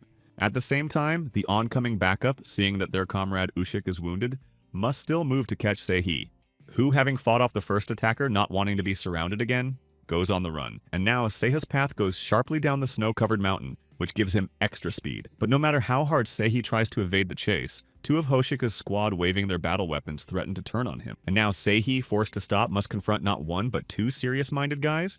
In doing so, one of the attackers gets hit by Seihai's battle weapon and begins to drop out of the battle. And another of Hoshika's squad, knocked down by a precise strike from Seihi's battle weapon, falls to the snow. Once again, Seihi, barely free from the onslaught of his pursuers, decides to go on the run. But Seihi's plans are not destined to come true, as at this very moment he begins to deflect the next attacker's kick, who bypasses his defeated comrades and decides to attack Seihi with this body mass, which the same man from Hoshika's squad slams with all his might against a nearby tree trunk. And the next thing Seihi's opponent is going to do is stab him with his battle weapon. But a man from Hoshika's squad misses, and instead of Seihi's head, he sticks his battle weapon into a tree trunk. However, Seihi manages to pull himself together in time to be the first to deliver a precise strike with his battle weapon against Hoshika's man. And now this Hoshika man, having lost all orientation in space, falls backwards into the snow. Seihi, who had already jumped to his feet, swung his battle weapon at him with all his might. But just as Seihi is dealing with the latter, he notices a new wave of Hoshika squad men spotting him. And Seihi has no choice but to start running again, because if he stops, he will be surrounded. But Seihi doesn't make it in time, as just before his nose, an enemy spear is thrust into the trunk of a tree, who had managed to pull out his battle weapon and held it at the ready, wondering where Seihi was going. And the next thing the man with the spear does is lunge at Seiho with it, who begins to realize that he must act quickly to avoid his doom. And Seihi enlists the help of his battle weapon and begins to successfully repel every bayonet of the enemy, who, seeing that he's no match for Seihi in this battle, helps himself to an intimidating shout. However, the rhythm technique used by Seihi to distract the Hoshika man's attention helps him shatter the spear. But then Hoshika's newly emerged men from behind Seihi threaten him with immediate retribution, and Seihi has no choice but to turn to face them and start a new battle with them. Seihi notices that Hoshika's men have higher abilities than normal warriors. That means you can't relax when you're being mobbed, and usually Seihi's the first one to get mobbed. Suddenly, Seihi realizes that something wrong is going on as his attackers suddenly stop. And then Seihi sees a new blow coming from the side, aimed at him, from which Seihi manages to deflect and land in one piece on the snowy ground. Hoshik, who appears in front of Seihi, once again notices that the guy manages to avoid getting hit, which is really starting to annoy him. And now Seihi is beginning to understand the reason why Hoshika's very first encounter with him left him wanting to take his life. But now that Seihi is surrounded by Hoshika's men, the latter gets his chance. And now Seihi, assessing his real situation, realizes that things are very bad for him. And besides, the wound on his back left by one of Hoshika's men is too deep. Meanwhile, the Grey Wolves carry the immobilized Sori to safety and gradually begin to surround her. And the next thing one of the wolves closest to Sori does is untie the knot in her arms with his zoomies. In doing so, Sori eventually finds herself freed from the ropes that restrained her, surrounded by the pack, which means this is how the wolves are saving her, which they always did after her daddy passed away. But it's getting very strange for Sori that even though she remembers everything, she still doesn't know who she is. So what is Sori's real name, and who is she in reality to Met Hunami? For all Sori knows, she is Sori, since that is the name that was once given to her by Seihi, and with thoughts of who Sori really is, she turns to him sinking in thought, until she notices a stranger looking down on her silently watching, and that someone is Shaman Ji-Woo, who thought that because Sori was in a hurry, she had traveled a greater distance. But even if Sori wanted to, she still wouldn't be able to escape from Shaman Ji-Woo, and besides, the warrior named Seihi had committed a great folly and recklessness by his action. And on top of that, Shaman Ji-Woo is very sorry that she can't take Sanshin's life for Tashon. Meanwhile, Seihi is surrounded by warriors from Hoshika's squad, waiting for further action. At the same time, Hongshik recalls the shaman's prediction that Seihi should have been in heaven long ago at the hand of Ensuk. But even shamans can make mistakes, and Seihi begins to run the name Ensuk through his head, and it's likely that he's met him before. And assessing his situation, Seihi hears Hoshiki still wanting to know what really became of Ensuk. However, Hoshika's goal is to catch Sanshin, and they are not interested in ordinary people like Seihi, and if he surrenders, they will release him at the foot of the mountain. When Seihi hears Hoshika's tempting offer, he looks at his battle weapon and weighs the pros and cons. When suddenly Seihi reacts in time to be struck by one of Hoshika's subordinates from behind his back. Immediately, Seihi actively works his battle weapon to deflect the blow, causing irreparable damage to the enemy. And so one of Hoshika's men is eliminated from the squad, preventing any further attacks. And Seihi realizes, after recovering a bit, that the technique used is too obvious and resembles the one used on the Khan River. And Hoshik couldn't agree more because it usually always works, but not in the case of Seihi, who ducked again. At the same time, Seihi realizes that if he stays stuck in this place, more of Hoshika's henchmen will come, which means he needs to take the initiative. But before he begins, Seihi decides to exhale and gain the strength that will allow him to break through the enemy. And as soon as Seihi does, he rushes at Hoshika's warriors with his battle weapons at the ready, who have no time to waste and are already fully armed, waiting for Seiha to come at them ready to repel the onslaught. And Seiha succeeds, as in addition to being able to slip past the warriors, he also strikes them. Oh, and on top of that, Seiha manages to knock his battle weapons out of his opponent's hands, and now Seiha has them in 2 hands, which clearly doesn't please Hoshiki, who is already starting to lose his temper. Which means you need to use the Tanshan sword technique 3rd formation called Swift Hurricane, and Seihi in turn, seeing what technique his opponent is resorting to, goes to the rhythm technique. And now Seihi, having prevented the Hoshika warrior from striking him, is the first to oppose him. In addition, Seihi also uses his speed, which gives him a significant advantage over his opponent. And the next step Seihi resorts to in his further actions is Flow, which allows Seihi to deliver a lethal blow to an opponent by lifting him off the ground. But already the next of Hoshika's men is rushing to his comrade's aid and attacking Seihi from the side, which in time to react reflects, and it's an attack by the men of Hoshika's squad. And now this opponent of Seihi's is completely immobilized, unable to resist any further, which is confirmed by the doom-laden look with which Seihi's opponent stares at his place of defeat. Oh, and on top of that, Seihi kicks his enemy with his foot, throwing him aside. However, it doesn't end there, and a new wave of Hoshika's attacking men rush at Seihi. With that, Seihi re-enters the fray, successfully fending off blow after blow. Suddenly, a battle weapon from nowhere pierces the unsuspecting Seihi. And the owner of this battle weapon is none other than Hoshik himself, who sneaks up on Seihi. Seihi, who has been hit hard, tries to continue the fight. And trying not to give up, he brings his battle weapon over Hoshiki but misses due to his injury. But Seihi's strength is failing, and he has no choice but to bang his back against a standing tree, looking for support. And Hoshik, satisfied with his work, still holding his battle weapon at the ready, looks at the wounded Seihi. In fact, Hoshik didn't think Seihi would be able to dodge, but now it was over for him. Oh, and also Hoshik reminds Seihi of his back wound, and it's still amazing that Seihi can stand. But however it is so, and Seihi, just as not dropping his battle weapon standing, stares the enemy in the face. Meanwhile, Jiwoo continues to verbally abuse Sori, suggesting that she run away as she did last time. And besides, watching Sori's pathetic grimace gives Shaman Jiwoo great pleasure. However, this does not apply to the Grey Wolves, who, sensing the danger coming from the shaman, rush to Sori's defense. But Sori, realizing what will follow, asks the Grey Wolves to run away, but in return gets only that they will protect her. And now a pack of Grey Wolves, seeing in the face of Shaman Jiwoo, their enemy rush to kill her to fulfill their duty. But it seems that Shaman Jiwoo is ready for any outcome and is already starting to pull out her talismans. And throwing them in front of her, Shaman Jiwoo forms a wall of fire between her and the wolves. That said, what begins to happen next brings denial and tears to Sori's eyes as she watches the horrific scene, in which the Shaman Jiwoo successfully wields her battle weapon through a wall of fire to eliminate wolves. And Sori, seeing her defenders losing their lives, asks the Shaman Jiwoo to stop. At the same time, the Shaman Jiwoo hears Sori's pleas and stops her bloody mission for a while. And Sori, feeling helpless, turns to the wolves again and says that they should not protect her. Since the moment Mrs. Snowrow went into the next world, Sori became the mistress of the mountain, and it is she who must protect everyone. Meanwhile, Seihi leans against a tree and realizes that the wounds on his back and side are fatal to him. And even if Seihi could still move now, soon enough, whether he wanted to or not, his muscles would begin to stiffen. But better still for Seihi to move to eliminate at least one as a new group of warriors approached Hoshiki. And Hoshik, seeing them, is puzzled that the warriors are not in the bamboo village and where Yensok even is. But the warriors are in no hurry to answer Commander An Hoshiku and hesitate to choose the right words. Since the warriors found Yensok in the middle of the road with no signs of life, and this fact can no longer be hidden. However, at the site of Yensok's death, there were traces that led the warriors to this very area, and the sounds of battle could be heard. And Hoshik, hearing this news, must be underestimating Seihi, who got the chance to take down Yensok. But now Seihi is no threat, and Hanshik decides to team up, and as soon as he is done with the case, he will return to the bamboo village. Meanwhile, another wave of Hoshika's subordinates run to the aid of their commander, who shows his displeasure at his direct reports being late.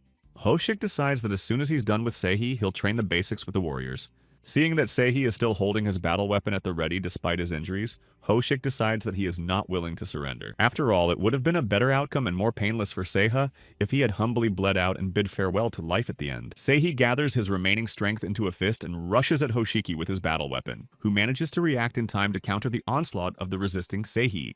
But it's Hoshika's battle weapon that suffers at the end, as he realizes that even now, Seihi still has a lot of power. After all, Seihi has other plans for Hoshika that involve taking him to heaven with him. And Seihi attacks him with renewed vigor, ignoring Hoshika's warriors who rush to his aid.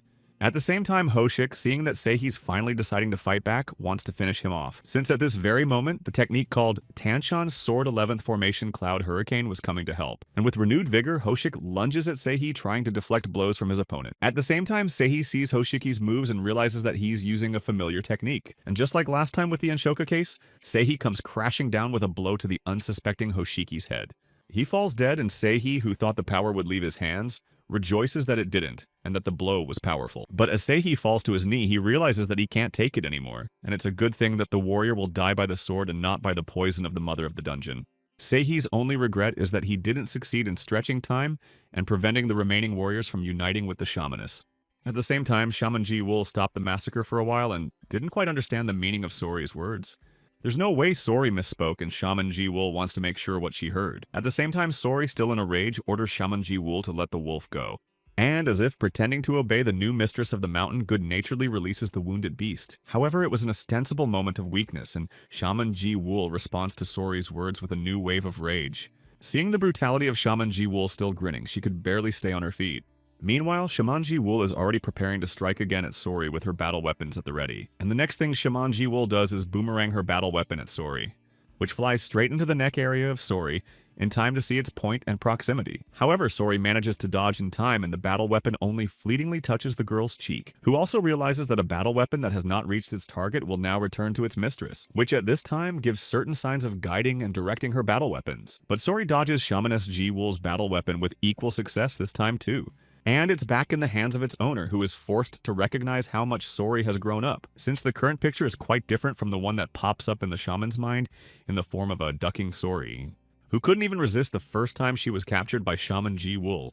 However, now as soon as Sori lands on the ground, she immediately assumes a belligerent stance. And now feeling the power of Sori's four limbs, he heads straight for his opponent, the Shaman Ji-Woo, who at this very time deciding to meet Sori dignifies the chain of the spirit under her control.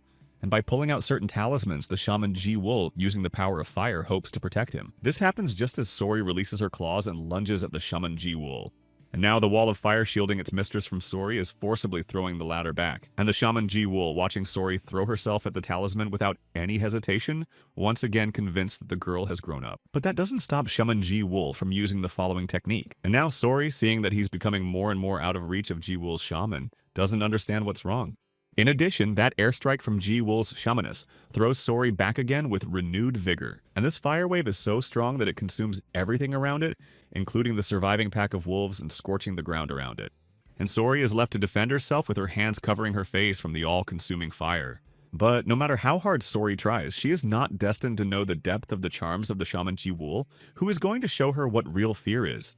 And Seihi, realizing that he's about to be finished, wants to know Black Tiger's opinion on the fact that the latter's plan fell apart because of a stupid prank, and how the Black Tiger will now act is likely that he will leave this sword and find another soul vessel. But no, if Seiya's life is cut short, not only will his vengeance end, but the Black Tiger's vengeance will end with it. However, switching to Hoshika's warriors, Seihi doesn't understand why they are standing still and not moving. And besides, Hoshika's immobile warriors are probably waiting for Seihi to bleed out and then pass away.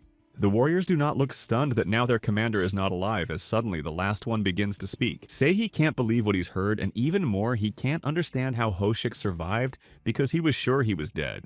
But Hoshik is already firmly on his feet and tells Seihi that with this body, he will never go to the next world even if he wants to. At the same time, Seihi, still reeling from the surprise, is betting on the fact that Hoshika has fortitude. But in fact, the opinion of the spirit is utter nonsense, and the very reason in Takon, who bestowed the power that Seihi can't even think of. After all, Hoshik hadn't planned to use the power he had been given from the beginning, but the situation calls for it, and he's sorry for that. At the same time, Ji-Woo's shamaness Ji-Woo is holding another batch of talismans and asking Sori why she stopped fighting back. And since Sori's fervor is gone, Shaman Ji-Woo decides to start the battle first. In doing so, the first thing Shaman Ji-Woo does is to enlist the help of fire by initially reviving it.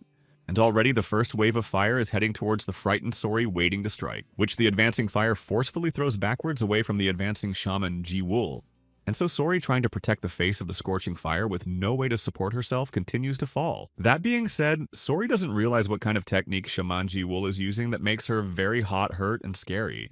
Meanwhile, the shamaness Ji Wul continues to taunt the girl and prepares new fireballs to attack. And Sori, in fear and incomprehension, awaits what she will have to experience again and maybe even worse. And the new fireballs released by Shaman Ji Wul's hand were already heading towards the defenseless Sori, who, sensing danger, gets to her feet and tries to escape from the fiery blast that bursts out behind her. No matter how much the girl tries to escape the fire attack, the surviving fireball still catches up with her, and having already caught up with his victim again, bursts over Sori with a fiery blast, forcing the girl to cover her face with her hands. Ji Wul, a shaman, rubs her battle weapon and informs Sori that this is not the end, and she will soon lose her arms and legs. And now once shamaness Ji Wul's battle weapon is ready, she boomerangs it towards Sori, who, just like last time, dodges the first strike of the shamaness Ji Wul's battle weapon. But Sori doesn't fully expect it and gets hit by a combat weapon that lands just in the area of his right arm. And now Sori has no choice but to fall to the ground and cover his head with his hands from the endlessly repeated blows. Each blow reverberates in Sori with unbearable pain, and the girl has no choice but to turn to Seihi for help. And then Sori also addresses her named Mother Mrs. Snow Rowe, who continues to rest in the cave. But Sori realizes that for now she is alone and hope for her salvation is only in her hands, and decides to take a look at her opponent, who, even though he wants to play with Sori, but since he's out of talismans after he loses his hand, he'll cast an arrest spell on her. And Sori, seeing that the matter is about to come to an end, even though he is still under blows, still looks at the shaman Ji Wul. With that, what no one dares to expect happens next, as Sori begins to slowly blur into view. That couldn't help but escape the gaze of Shaman Ji Wul, who was in a bit of a state of shock. While Shaman Ji Wul is looking at the place where Sori should be, the girl leaps at the shaman, who has time to react, thinking that Sori is not a beast to run away the same way every time. But it wasn't to be, and Sori had passed the Shaman Ji Wul and was already flying at her from the back, which leads to the strongest blow to Shaman Ji Wul, who now can't stand on her feet, losing her balance. Meanwhile, Sori leaps and flies straight at his worst enemy, the shaman Ji Wul, who, although not standing firmly on her feet, still manages to make the necessary manipulations with her hand towards Sori. And now the girl, deprived of all ability to move in an attacking posture, hangs in the air. And Shaman Ji Wul once again makes sure that she was able to prepare an arrest spell for such an occasion. Ji Wul, the shaman, thinks she's being frivolous, and after losing the Snow Row, Sori's life is devalued. Meanwhile, Seihi is looking into the face of a smirking Hoshiki, wanting to ask him just one question, which is that the power that is bestowed upon Hoshiku happens to lie not in the Black Worm. And Hoshik, hearing that Seihi is getting hit, makes sure once again that the guy is dangerous and wants to know how he knows. Seihi dodges a direct answer, only to be told that before Hoshika was the one who told it, and that someone is none other than the widely known Sanshin, who goes by the name of the Mother of Dungeon. But it's not only that Seihi is interested in, but also whether others from the Tanchan residence can resurrect. However, this definition is not to the liking of Hoshiki, who makes an edit in favor of not going to the other world available to the Chosen One. And if even Yongsuk, who had reached the rank of captain in the Tanchan residence, didn't possess this power, it wasn't easy to obtain it. And since Hoshika's strength has long gone beyond the rank of captain, he is the only one among all to possess spirit powers. And this interrogation is very amusing to Hoshika, who, seeing that Seihi is about to go to the grave, is trying to find out more. Meanwhile, Seihi, having felt the power of the Black Tiger, without hiding the smile on his face, now realizes who he must destroy last. Hoshik decides to put Seihi out of his misery after seeing his power, and putting his words into action, Hoshik strikes at the still squatting Seihi, who, without much effort, with his bare hand stops a live weapon coming in his direction. And now holding Hoshika's battle weapon in his hands, Seihi doesn't know what he means by scared. And in an instant, Seihi shreds Hoshika's battle weapon into small pieces with a single squeeze of his hand, feeling joy. And afterwards, Seihi appears before a surprised and uncomprehending Hoshiki at full height. That said, all Seihi can thank Hoshika for is the latter becoming a spirit. At the same time, Sori was already lying on the ground in pain as if pierced by needles and continued to move, since Sori can't let everything on Mount Huinami disappear if you take her life, and all Sori has to do is move towards the fiery battle weapon flying at her, which Sori, in pain with her bare hands, tries to stop just at the very spot where it almost touches the girl's face. And Shaman Ji Wul, seeing how desperate Sori is to resist her, thinks she's a very persistent monster. But I don't agree with that definition of her. Sori is not a monster that eats people. However, if Sori is not this monster, then who is to blame for this demon ogre or ravenous spirit?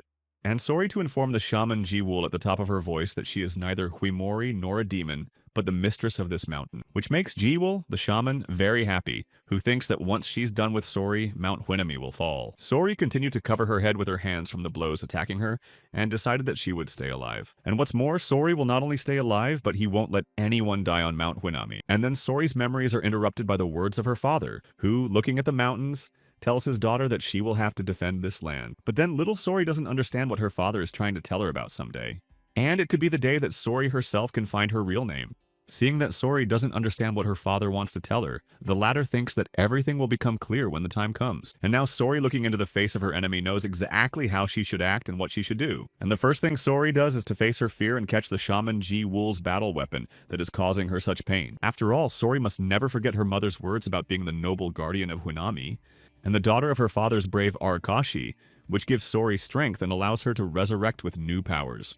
After all, Shaman Ji-Wool is now facing not just Sori, but the mistress of the Snow Row Legacy Mountain. And now Sori is beginning to realize what name suits her best, until finally clarity starts to come to Sori, and now the girl knows her name for sure.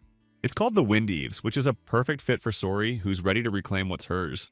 Meanwhile, the wound on Seiha's back that had received the Black Tiger's power was beginning to heal, leaving only a mark as a reminder. And now Hoshiki is facing not an exhausted Seihi, but a young man full of strength and partially healed. Hoshik sees Seihi's transformation and can't believe he's using the power of evil spirits.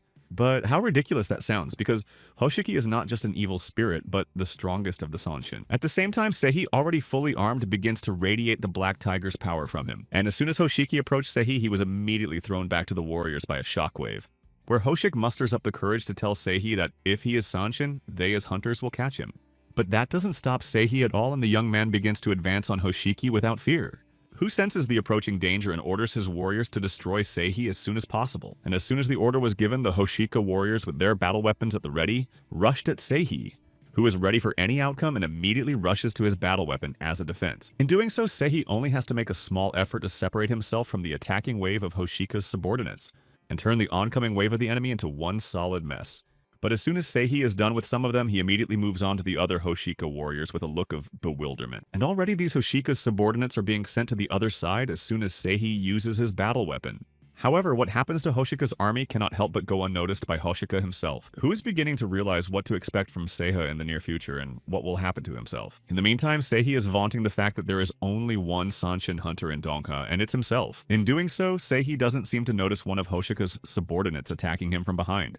But it's not really true, and Seihi reacts in time to grab the warrior's face with his hand. And at this point, the existence of this warrior who tried his luck to attack Seihi ends, who, after killing one so dashingly, is ready to settle scores with the next Hoshika warriors.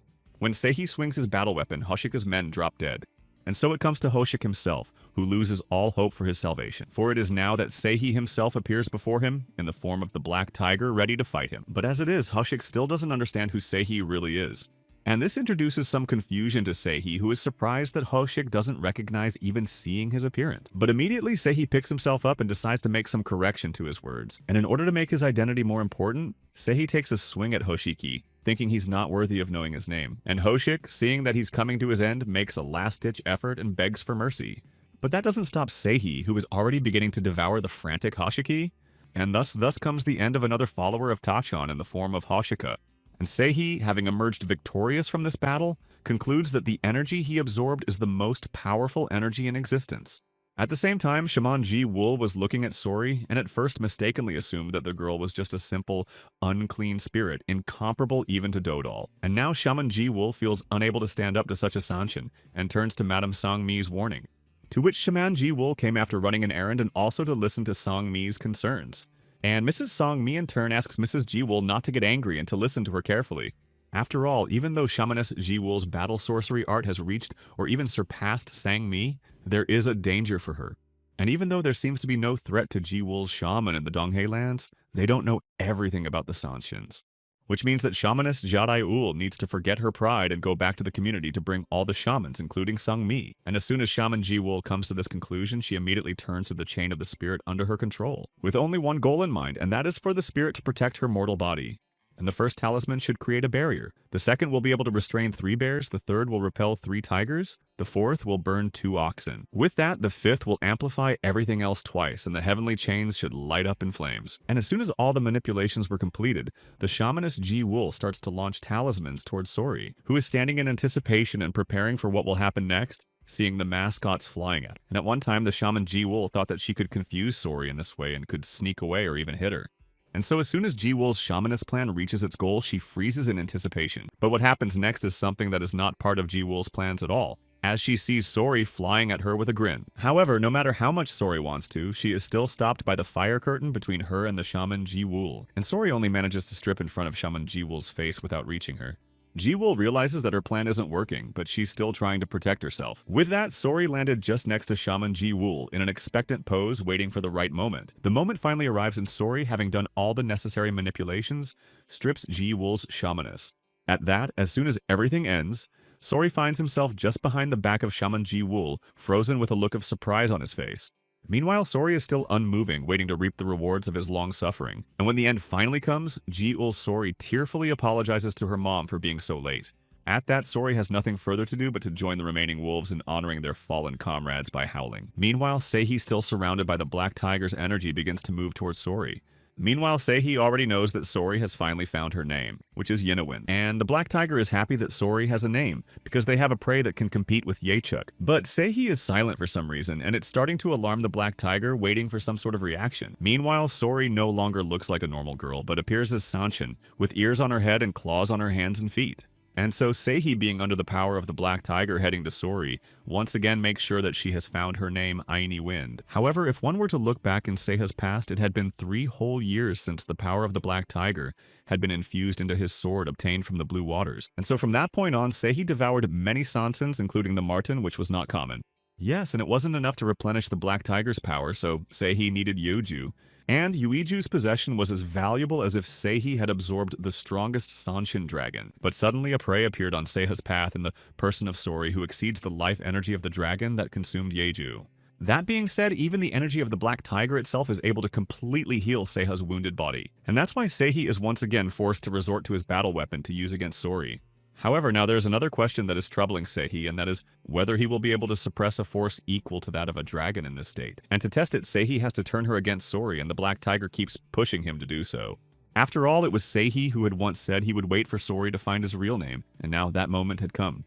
Only when Seihi absorbs such power twice, 3 times or more will he be able to resist Tachan himself. That being said, Seihi must never forget the reason he once took the Black Tiger's sword. Meanwhile, Sori, surrounded by the beasts protecting her, is slowly approaching Seihi, who realizes that the distance between him and Sori is slowly shrinking and he has to react to that. And now Sori is jumping up to jump the path that separates her from Seiha, who is still under the influence of the Black Tiger, brings his battle weapon to bear on Sori. Suddenly, Seiha's eyes are confronted by an acquaintance who asks him not to overdo the bullying. Since the child named Seihi is never capable of creating evil for its own sake and is now only deceiving himself. And then Seiha's gaze stops on Sori's face, so stubbornly continuing to strive for him. Seihi clamps her eyes shut to avoid direct eye contact with Sori. But as soon as Seihi does, a picture of Sori clinging to him for protection comes to his mind's eye. And that very night, instead of pushing Seihi away, the only thing he wanted to do was to stroke the girl's head. However, Seihi now only sees Sori as his enemy prey, and thus makes no effort to lower his battle weapon. And it's too late to change anything in the memories of Seihi, who sees Sanshin in the form of Sori moving towards him, which is now Seiha's lightning-fast Sanshin opponent, not allowing even a moment of delay.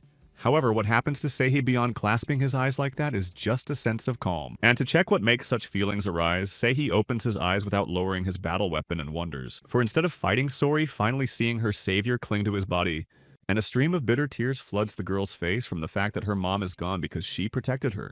And from the words of Sori, Seihi learns that the girl's father is also dead and she is left alone again. With Sori continuing to snuggle up to Seihi, she can't figure out what she's supposed to do now.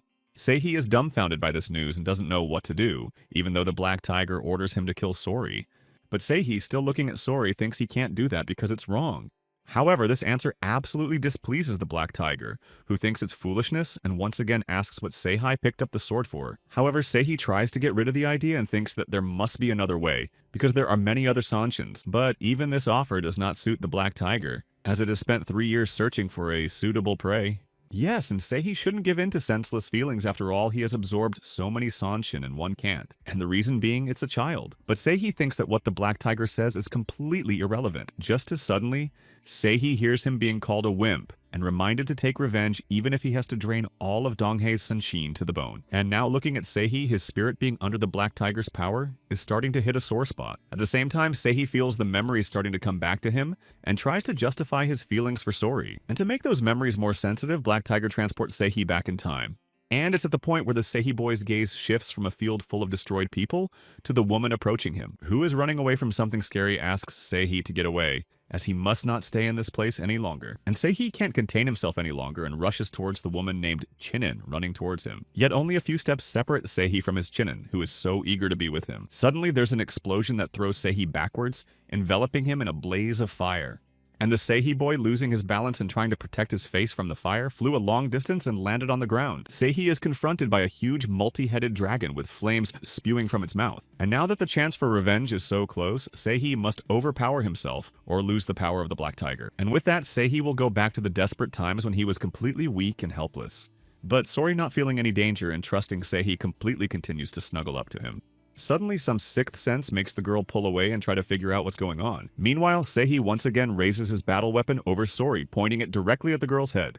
And Sori looks up to see what Seihi is doing, and to realize what's going on, he calls his name. But instead of answering, Seihi, being under the power of memories, and the Black Tiger lowers his battle weapon on Sori, who is still crying from being attacked and can't come to her senses and try to defend herself. And instead of the Seihi she once held dear, Sori sees only the stone face of her executioner, from whom she sought protection. At that, Sori's gaze moves from Seiha to her bloody hands, and the girl still doesn't understand what's going on. And to get an answer to her question, Sori turns to Seihi for why he hurt her and why he did so. While falling to the ground in front of Seihi and still looking at her hands, Sori thinks she did something wrong, and instead of feeling sorry for the girl, Seihi just looks down at his victim. And only one word comes out of Seiha's mouth looking at Sori, and that word is forgiveness. And once in an unknown place, a boy standing on the edge of a cliff staring off into the distance. And the wide-open eyes of a very young man say that he expects to accomplish something. Suddenly, the voice of a man who had come to the same place calls out to a boy named Boodle, who, seeing that there's a familiar master standing behind him, tries to give an explanation as soon as possible. And it's because Boodle doesn't want to miss the moment when the dragon ascension begins. Master Yvonne, hearing such an answer from his pupil, begins to wonder what was the will of the Almighty if he sent him this child. And if Bodil had such a talent for public office, he would have succeeded in many ways, but he became a shaman. Suddenly, the master's musings about what he could not understand interrupted Bodil by the latter's address. And the master, sensing some excitement coming from Bodil, rather wants to know what could have happened. And the reason for all that is that at the bottom of the abyss begins to occur some kind of cycle that indicates the beginning of the ascension of the dragon. And each time the cycle of air masses grows stronger, towering high in the sky. Amidst all this movement within the air wind mass, the body of a dragon begins to loom. And Bodil is watching the action, not wanting to miss a moment of the action. The dragon, still inside the air vortex, begins to rise high up, which further captures Bodil's attention, causing him to be filled with rapturous emotion. For at last the moment Bodil has been waiting for is at hand, when he sees with his own eyes the dragon's ascension. And Master Yuan, seeing that some water serpent has taken hold of Yuju, says that having become a dragon, he will never come down to earth again. And now the dragon will sail the skies and from there watch from on high everything that happens below. However, for all his story, Master Yvonne notices tears in Bodil's eyes, which raises some questions for the master. And for his part, instead of making long excuses, Bodil says that the dragon is beautiful. Master Yvonne, looking at his pupil, had not suspected earlier that Bodil had such a side, because the master was concerned about his peacefulness.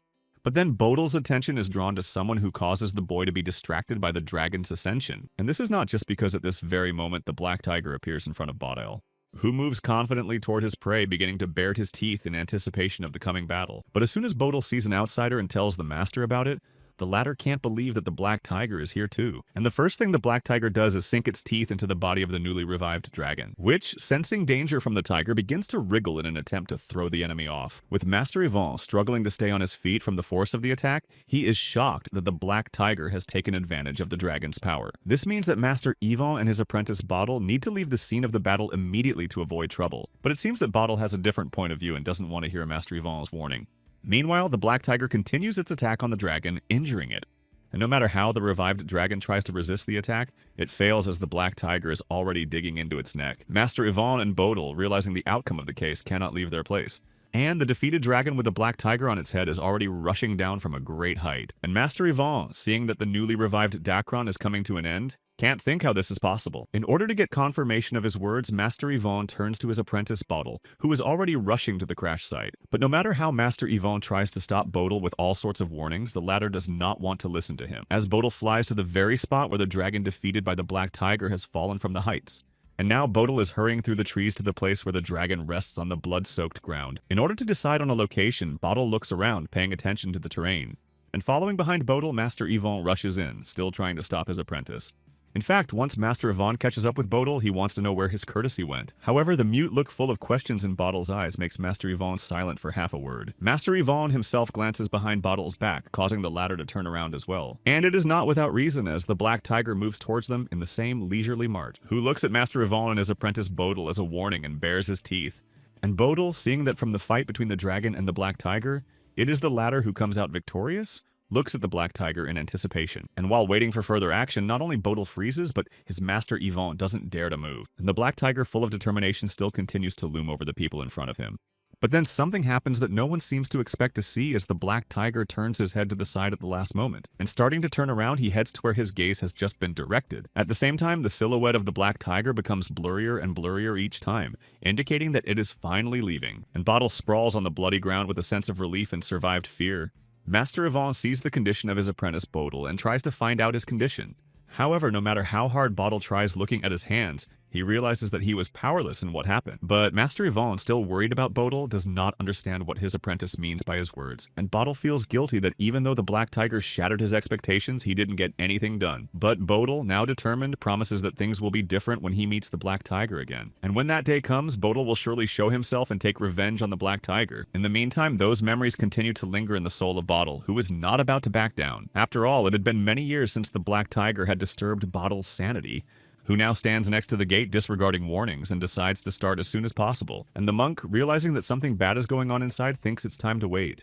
However, this does not stop Bodil, who, addressing the venerable monk, still insists. After all, if the perpetrator of the deaths is an evil spirit, they can get evidence and prove the innocence of the temple. But this does not calm the monk. In order to lighten the mood, Bodil asks the monk to reconsider his address to him, and makes an unfortunate joke. Since the joke about unmarried girls puts the venerable monk in some fear, Bodil, informing that it is only a joke and opening the doors of the monastery, wants to start as soon as possible. After all, there is no time to delay any longer, and it is time to go inside the temple to deal with what is happening. And as soon as Bodil enters, he immediately bolts the temple door, leaving the venerable monk outside. And at the same time, starting to advance into the depths of the room, he notes the extremely unpleasant odor prevailing in the room. But it's not just that makes Bodil stall, it's the fact that everything around him is stained with human blood. In addition, Bodil notices a creature sitting in the corner of the room among the human bodies, and Bodil begins to understand what's going on when he looks at the creature and sees that it's not an evil spirit at all, but Mr. Sanshin himself, who in turn wants to know who Bodil is and why he's not running away from Sanshin. Bodil himself, not forgetting the rules of etiquette, introduces himself as a shaman and asks what brought Sanshin to the human abode. And as soon as Bodil's question reaches Sanshin's ears, he turns and speaks the black tiger's name, from which the just quite poised Bodil immediately tenses up with anticipation of the sequel. For in Bodil's eyes is still the black tiger's grinning face on the day they met. And so that Sanshin does not escape the story, Bodil prepares his talismans, saying that he has been searching for the black tiger for a long time. Taking a belligerent pose and holding his battle arsenal at the ready, Bodil warns Sanshin that the latter will not leave without talking. But such threats are absolutely unafraid of Sanshin, who believes that the common man will do nothing to him, but only has to accept the inevitable. And Bodil in turn is already unleashing his talismans charged with special magic, which are immediately directed at Sanshin, who clearly didn't expect such a lunge from Bodil. Oh, and besides, Sanshin doesn't take seriously the pieces of paper Bodil sends at him and throws himself at the young man. But Sanshin misses, and instead of Bodil's body, he sinks his teeth into the very spot where the young shaman had just stood. And Bodil, seeing that Sanshin is starting to give up, continues to attack with talismans, thinking that Sanshin doesn't like them. In fact, the talismans are not empty. They completely envelope Sanshin's body, immobilizing him. Who, seeing that the talismans are hurting Sanshin, still wants to know what provoked him to come down to the humans. And besides, Sanshin knows about the black tiger, which means Bodil is willing to break the spell for telling him about it. And such a deal is to the liking of Sanshin, who says that everything that is happening now is the fault of the black tiger destroying the Sansins. And since that was the case, the restrained Sanshin had no choice but to go down to the humans and use them as food. And that's how Bodil, having learned the real reason, fulfills his part of the bargain and dispels the spell, from which Sanshin, who had just hovered in the air, immediately found himself on the floor of the temple room. But having decided that Bodil had agreed that Sanshin could leave the temple, the latter was immediately going to fulfill his promise as well. However, Sanshin's plans do not come to fruition as he immediately lets out a scream of terror with his mouth, which comes from the fatal blow of Bodil believing he has no right to let go of Sanshin who tried the man. And since all this action takes place in the temple, Bodil will pray for Sanshin to be reborn in paradise. And as soon as all the crime-solving business was over, Bodil decides to leave the temple assignment, as Bodil still has the desire to find the Black Tiger and take revenge on him. After all, the situation has reached the point where the Sansins are beginning to descend to the human habitat, which means we must hurry to catch the Black Tiger. And Bodil still remembers how 10 years ago, after the battle between the Black Tiger and the dragon, his teacher suddenly and irrevocably fell ill. And after the teacher passed away, Bodil followed the trail of the Black Tiger as suddenly, many years ago, his tracks were cut off. However, as soon as Bodil became aware of the Black Tiger's return, he immediately chased after it, which revealed two dubious facts. And the first of these is that on the bodies of fallen Sansins, not teeth but sword marks are found, and the Sansins return to their original form. And secondly, Bodil found Sanshin, who, according to the tracks, had been kidnapped and dragged somewhere, and thus Bodil concluded that the above cases are directly related to the Black Tiger. Which means that the one who uses the sword is Sanshin, but as soon as Bodil started studying evil spirits, his uncle showed up, who told Bodil about Huimori, who first appeared in the village of Hakchion and fell into the hands of a local rich man. But this rich man was a notorious lecher in the neighborhood who used to buy children for pleasure. However, no one could not think that the rescued child will be Huimori herself, who was able to take revenge not only on the rich man, but also on his family. And Bodil, listening to his uncle's story, wants to clarify the case of Huimori's capture and the subsequent death of the evil spirit. At the same time, Bodil's uncle, realizing that the case is starting to reach a dead end, confirms the death of Huimori's child. But Bodil continues to insist on his own and reports a known fact that Huimori has been moved somewhere else. However, the uncle, believing in the truth of his words, confidently informs Bodil that Huimori is no longer alive. Bodil, when he goes to get the payment, is once again convinced that there is always something missing in his uncle's information, and deciding that the data he had gotten would be enough for Bodil, he arranges for another meeting with his uncle in Dokkan. Suddenly, the uncle stipulates that he has another nephew, which perplexes Bodil, who must be careful. However, Bodil does not need to know from his uncle about the danger of the case he is involved in, because he already knows the danger. And so after talking to his uncle, Bodil continued to track the Black Tiger, having learned from Khuncharu that the warrior in black robes was the Black Tiger. In addition, Khuncharu also confirms Bodil's words that the black-clothed warrior was accompanied by a girl with incredible strength. And Khuncharu, as a sign of confirmation of all of the above, holds out a bark to Bodil where the portraits of Sori and Seha are drawn. However, Bodil, in order not to offend Khunchara, looking at the portrait, reports that the people depicted are easy to find, and it is a balm on the soul of Khunchar, who, satisfied with the praise he has received, thinks he has drawn them one and the same. That said, after meeting Khuncharu, Bodil temporarily ends his investigation into where Huimori and Black Tiger's tracks joined. And now the target of Bodil, who does not notice that he is being followed, is the village of Bamboo where Huimori was captured. Suddenly, Bodil, completely immersed in his thoughts, lets out a wild scream as he meets someone else on his way. And that someone is Sanshin in the form of a magpie woman who is incredibly excited about Bodil's return, who still hasn't come to his senses, asks to be treated as befitting human laws. And Mrs. Magpie, at Bodil's request, immediately transforms into a human form. And Bodil, trying to get his senses in order, tells Mrs. Soroka that he just destroyed Sanshin, who had come down to the humans. And as soon as the Soroka woman hears that the Black Tiger is to blame, she immediately begins to shiver in fear. That being said, Bodil seems not to notice this reaction of the Soroka woman, wants to know her opinion regarding the Black Tiger. And the Soroka woman, as much as she would like to, has to agree with Bodil's words, who in turn still wants to make sure it's about the Black Tiger, and is advised to check it out in person. However, it seems that this is not what Bodil expects to hear from Mrs. Soroka, but still agrees with her. And since Mrs. Magpie's eyes can do no wrong, Bodil is not hesitating to set off right now. At the same time, Mrs. Soroka herself rushes after him, not wanting to be alone. Meanwhile, the action takes place somewhere deep in the forest at the foot of the mountains, where some Sanshin-like creature is humming to himself while picking mushrooms. And this creature of Sansina, looking into her full bowls, is immensely happy that she was able to collect so much today. But Sanshin doesn't even realize that someone else is watching him, namely Seihi, who notices Sanshin and senses the Black Tiger energy emanating from the sword and begins to sneak up on him. And besides, Seihi, focused on the hunt for Sanshin, keeps his battle weapons at the ready as before. A split second passes before Seihi decides to face Sanshin and swings his battle weapon at him. And the unaware Sanshin only caught a glimpse of Seiha's hand reaching for him in a grip, who with all her might grabs Sanshin by the collar of his clothes, thus holding him in place. And all Sanshin can see at that moment is that Seihi is bringing his battle weapon over him. That said, it seems that as soon as Seihi lowers his battle weapon, Sanshin's end will come immediately. Suddenly, Seihi, who is looking at Sanshin's face at this moment, seems to be looking at him as Sori herself as she was in his memories. And Seihi realizes that he's been seeing Sori again and starts to come to his senses, which means that instead of destroying Sanshin right now, Seihi sticks his sword next to where Sanshin was just standing. Who, still reeling from the horror of the experience, flees from Seihi. Who, drenched in sweat, kneels before his sword to catch his breath. And then Seihi realizes he's starting to vomit and can't hold back any longer. And Black Tiger, watching Seihi fail, starts his tired song about where Seihi's desire for revenge has gone. After all, with this very act of his, Seihi goes back 10 years to when he was a foolish and pampered child. But such accusations against Seiha pisses off the latter, and he starts venting his anger, which is manifested by Seihi swinging his sword from side to side in an attempt to destroy the voice he now hates. Meanwhile, Sanshin, who was saved from danger, continues to run away and hears sounds that he doesn't understand. At this, Seihi, still in an unstable emotional state, switches to swearing. And in order to somehow get rid of the guilt and his current helplessness, Seihi starts to scream. But every day is followed by night as it is now when darkness descends on the mountains, illuminated only by the moon, and only one of the few reptiles that can't sleep at this time of day. Namely, a huge snake climbing on the branches of a tree and taking a waiting pose begins to look somewhere. And another creature in the form of a beautiful woman with a huge red tail also waiting for something. Suddenly, the woman turns her head and notices that there is none but Gasil has appeared to her. And all Manhwa wants to know is why the fox woman didn't go to Mount Bonhwan and stayed here to party.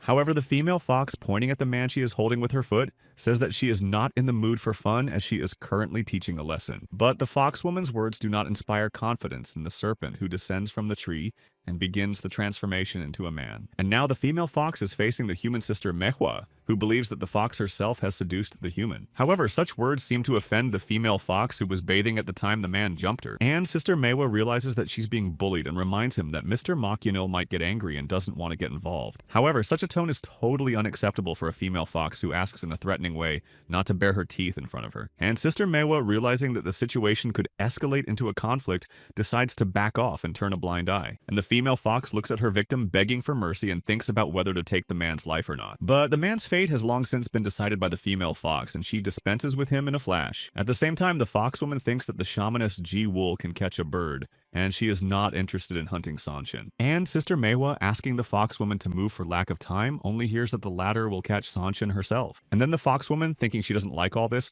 rushes after Sister Manhwa, who has taken the form of a snake. Meanwhile, the night is entering its full force, and the moon still illuminates the mountains and everything around it. And only one campfire becomes an unnatural witness to the loneliness of whoever sits next to it. And the man who is warming himself next to the fire is only looking at his hand, which immediately clenches into a fist as evidence that whoever owns that hand is completely helpless, and that someone is none other than Han Seihi, who once again failed to take Sanshin's life. At that, the image of the not-so-long-ago, cheerfully smiling Sori reappears before Seiya's gaze, which starts to drive Seihi crazy, causing him to slip back into his guilt-ridden thoughts. And this feeling becomes absolutely unbearable as it begins to destroy Seihi from the inside out. And Seihi realizes that it's going to be hard for him to get out of this hole and starts to think about the moment he made a mistake. And the first thing Seihi shouldn't have done in the beginning was climb Mount Huinami. What's even better is that Seihi didn't need to ever meet Sori on his life's journey. Or actually, Seihi should have been done with Sori the moment he first saw her. And remembering how Sori sought protection from him, Seihi realizes he shouldn't have waited for the girl to find her name. But Seihi did otherwise, and what he did to Sori is now seen as a boy's weakness. As Seihi continues to blame himself and use profanity, he notices that there is someone else at the campfire besides him, and that someone is none other than a male warrior serenely sipping a drink from a charka.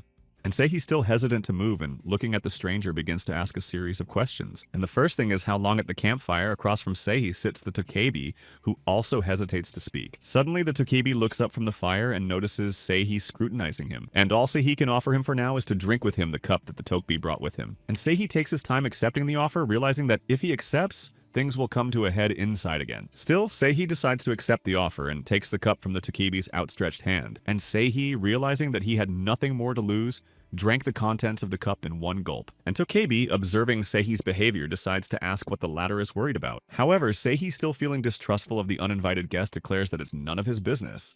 At this, the Tokebi explains to Seihi that he's interested in this, not because he wants to know, but because he's just willing to listen.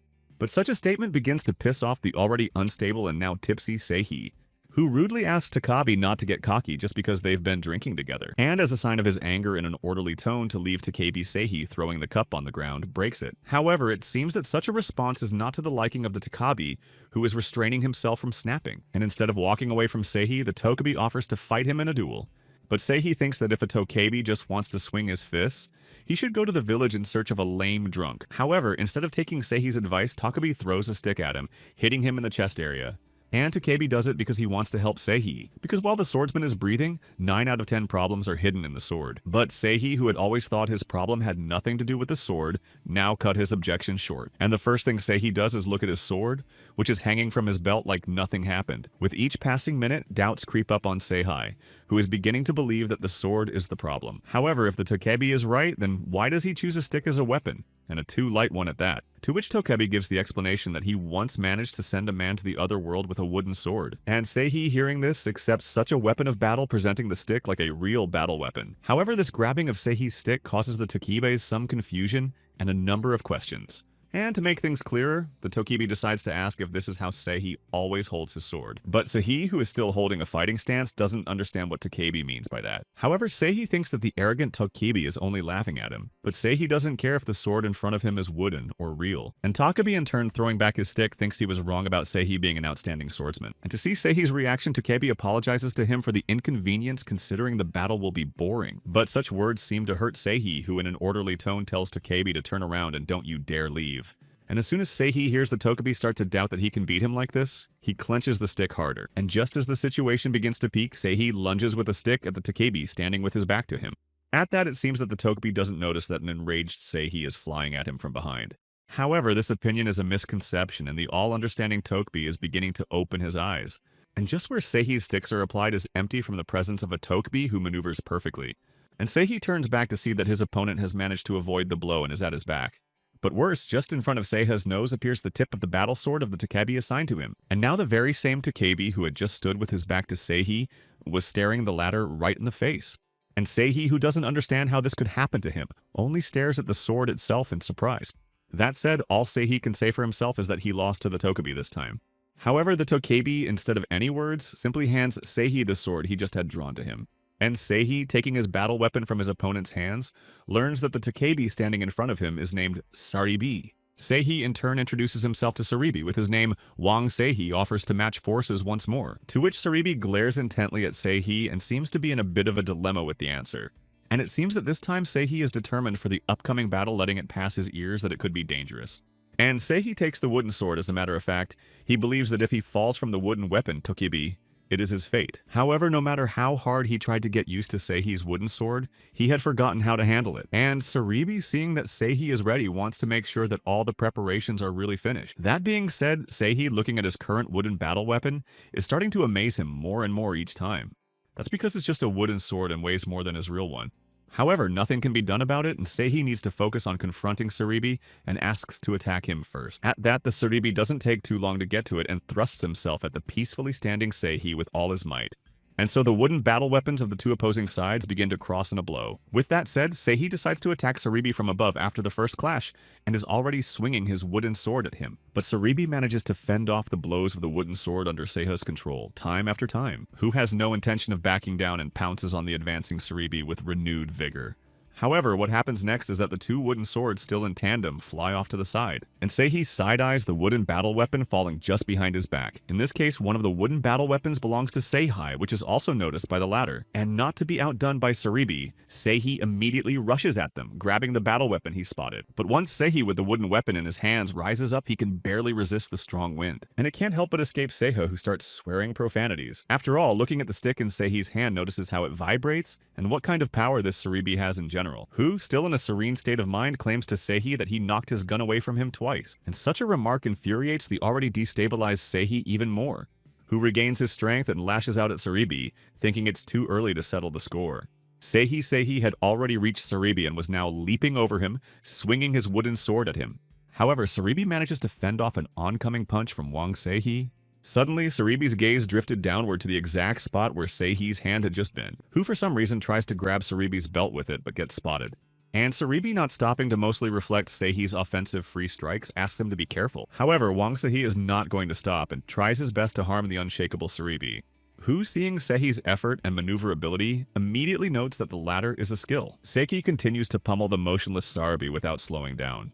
Meanwhile, Sehi is at his limit and can't figure out who Saribi is that can do anything. After all, Saribi fends off all of Sehi's attacks that he directs at his entire body with such ease. And Sehi immediately gets the feeling that the battle with Saribi reminds him like he's pounding a huge boulder. That said, Saribi, looking at Seiha's efforts, fails to point out what seems obvious to him.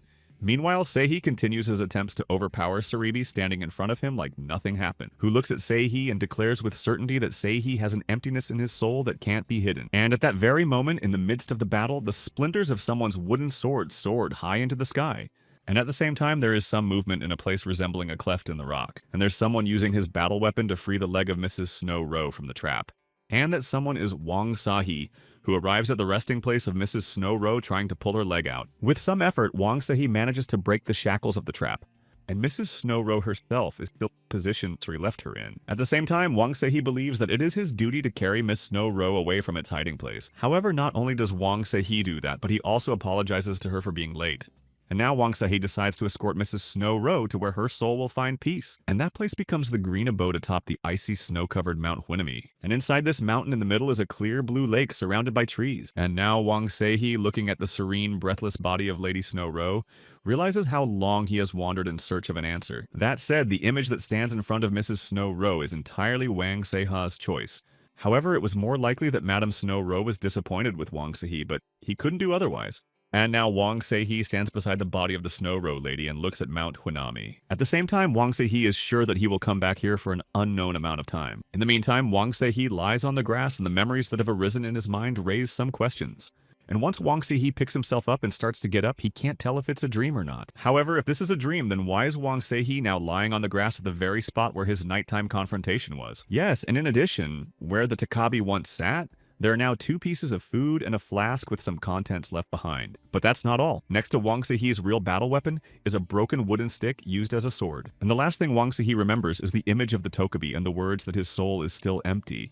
There's also a mark on Wang Sahi's forehead that says that's where he was struck. With that said, Wang Sahi still picks himself up and, repeating the Takabi's words about the soul, grabs his battle weapon. And now Wang Sahi is ready to continue his journey onward, leaving the unpleasant memories at the place of lodging. But still, some strange feelings and incomprehensible moods make Wang Sahi feel uncomfortable. That's because Wang Sahi can't even remember how long it's been since he was last beaten with a wooden sword. Meanwhile, in the forests leading to the resting place of Mrs. Snowy Rowe, there is talk of hurrying up in view of the severe delay. And now the travelers reach the place of the last resting place of Mrs. Snow Rowe, which is visible for many miles. At the same time, travelers seeing the mound, though they guess that it is the grave of Mrs. Snow Rowe, but they have no idea who made it. And just to be sure, Mrs. Soroka makes a suggestion to dig up the grave and take a look. But Bottle is against such vandalism as he believes that one does not have to show such disrespect to be convinced. However, Bottle is alarmed by the fact that he smells iron, and Mrs. Soroka suggests that humans are to blame for the roe deer's death. And then Soroka brings up the fact that there have been rumors lately that the shaman community has been fishing out Senshin. But what they have heard does not fit Bottle's mind, and besides, Mrs. Soroka does not know what kind of warriors are helping them in this. And it pisses off Bottle, who turns to profanity and doesn't understand how the community can touch the respected Sonsons. And Mrs. Magpie sums up the conversation by asking what exactly humans have done to Mrs. Roe Deer. However, Bottle doesn't want to believe it and blames the Black Tiger for everything. But Mrs. Soroka doesn't understand such antics of Bottle, who just claimed it was the work of humans. That said, Bottle still decides to correct himself, and refers to the man imitating the Black Tiger to clarify the details. For as Bottle obtained information of interest, he came to the conclusion that the target of the community was the living Sanshin. The Black Tiger's goal is to destroy the Sansons, and he uses a sword. It is quite obvious that Mrs. Snow Rowe has gone to the next world not by her own will, and her grave is shrouded in the smell of iron. And since the outlaw imitating the Black Tiger is prowling the mountains known to man, Bodil is going to go there. However, such mountains in the area are Mayon and Bonhuan, and Bodil and Mrs. Soroka have yet to descend. And besides, Bottle doesn't understand why the mountain is still cold even though the snow has melted and avalanched. And Mrs. Magpie, having already taken her former form, tells Bodil that she will fly to Matmehayan. Bodil immediately says that if he gets Bonhuan, he'll go there. And sometime after Bodil bids farewell to Mrs. Soroka, the action unfolds in the village of Mehian, and there on the counters of one of the outlets already hangs goods resembling therapeutic ingredients. Wang Sihe gets the components he needs from the merchant and decides to pay off the old man. And learning that Wang Sihe owes 15 nyang and 24 fun, he immediately pays off the vendor. But the merchant, wanting to help Wang Se-hee, tells the latter that he can get the healing herb he has not found from Sori. And the old man, seeing the bewilderment on Wang Se-hee's face, explains that she is a lonely woman living on Mount Banhuan. At the same time, the merchant answers Wang Se-hee's question and tells him to go to the mountain as soon as it gets dark, as Sori leaves lit fires for visibility. However, once Wang Se-hee realizes that he has to go to the mountain in the evening, a real drama unfolds behind him, namely that 3 strangers start abusing a young girl. At the same time, the old man sees what is happening and realizes in fear that the gang has come to the village again. And one of the gang turns to the old man and tells him to prepare last month's payment, which to the tune of 22 nyanga is immediately handed to them by an old man asking them to count the money outside the village. And Wang Se-hee, seeing this picture, concludes that it's not the state warriors who give him a bad feeling. At this, the seeming head of the gang, ignoring the old man's request addressing Se-hee, informs him that he is seeing him for the first time. And since that's the case, Wang Se-hee should not only come right away, but also pay the tax for the things he bought. And the Vansays are happy that the gang decided to be the first to get in the door. However, Se-hee doesn't have time to take a step before he notices that someone's foot is forcibly pushing the gang leader. And such an act and the person to whom that foot belongs brings undisguised surprise to Vansaya's face. After all, it is at this very moment that one of the gang members is lying face down in the village dust at Wang Se-hee's feet. And the one who did this to the man is none other than a regular girl spewing filthy swear words. Since this is the day the gang members are out of luck, because this is when they are going to get a big kick out of Sori. With that, all Se-hee has to do is stare at the gang member lying there with a footprint on his back. And such an act from the girl who appeared confuses Se-hee, but he begins to be attracted to the conversation, in which one of the gang members pointing a finger at a girl wants to know what she's doing, and if she even knows who she's dealing with. But the girl, instead of answering with all her might, thrusts her fist right at the speaker's face. And following the punch to the face is a punch to the man's most vulnerable spot, which is right in the groin. And standing next to the writhing bodies of the gang members, the girl says she knows who they are. Suddenly, a girl named Sori notices that the point of one of the bandits' combat weapons is aimed at her. The man claims that since Sori hasn't paid taxes for 6 months, he'll pay in full today. However, such threats will not take Sori, who believes that before raising taxes, the bandits should return the stolen goods. But talking in such an offensive way is totally inappropriate for the gang leader, and he decides to strip Sori of his tongue first. And now the bandit, with an aggressive mood and with intentions to kill the offender, throws himself at Sori, which is not thinking of retreating, but taking the posture of a defender preparing to repel an attack. But then the gang leader notices that the sword he just held in his hand has disappeared. And deciding to find out where his battle weapon is, the gang leader freezes half-heartedly when he notices the spearhead pointed at his face, which belongs to the battle weapon Wang Se-hee used to defend a girl named Sori. And all Wang Se-hee can say is order the gang leader to return all the money they stole. The gang leader takes his time to ask Wang Se-hee if he knows who their older brother is. But such arguments have no effect on Wang Se-hee, who puts a sword to the throat of the gang leader. And Wang Se-hee turns his gaze to the gang leader and tells him not to make him talk twice and to return the money. As soon as the gang leader sees the gaze directed at him, he immediately loses the power of speech from fright. And the next thing the gang leader does is throw a bag of money on the ground. And a girl named Sori sees the crooks running away and turns to Se-hee and thinks he handled them coolly. Wang Se-hee, in turn, introduces himself as Sori and wants to know if this is the girl the merchant told him about. However, Sori, picking up the bag of money from the ground, doesn't quite understand what Wang Se-hee means. The old man immediately explained that he had sent Se-hee to her because he needed stream herbs and dried ginseng, and Sori in turn reports that she has dried ginseng but no stream herb, which she will try to find. And if Wang Se-hee needs them so badly already, he can come back for them later tonight or another day. And in order for Wang Se-hee to understand where to go, Sori makes it clear that he needs to climb to the top of Mount Banhuan, where her home will be. But first, Sori decides to restore justice and returns the old man's sack of money stolen from him to the merchant. And with the words that Sori must find ginseng and a request to divide the money among the people, she leaves Se-hee, who doesn't understand why he has to do what Sori tells them to do because it's not his plan. And Sori asks to see it through to the end in exchange for that's what the weed payment will be. Se-hee looks at the bag of money and realizes he's in for something unpleasant, but he can't do without the weed.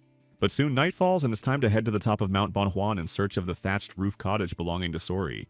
Wang Se-hee gathers his thoughts and begins to climb the path the old man has indicated to him. Wang Se-hee notes that the Banhuan mountains are very steep, and it is surprising that a woman lives alone in such a place. But though as strange as it may seem to Wang Se-hee, Sori doesn't seem ordinary to him. However, before continuing the climbing path further, Wang Se-hee decides to drink some water. As Wang Se-hee approaches the river, he notices a woman standing alone near the water. At the same time, Wang Se-hee sees such a picture and becomes somewhat confused, and the woman turns to Wang Se-hee and notes that she has a lot of guests today and immediately expresses her greetings. But Wang Se-hee, on the contrary, does not think he is obliged to show the rules of propriety since he is not the woman's guest. However, the woman, pretending to be a little offended, still insists on her own, since everyone who complains to her is her guest. And the first thing a woman does when she looks at Wang Seihe's face is to note his attractiveness. At the same time, the woman also talks about Wang Seihe's eyes that radiate goodness, but hide the man's great power. And all the woman so far wants to know from Wang Seihe is where such omnipotent power comes from.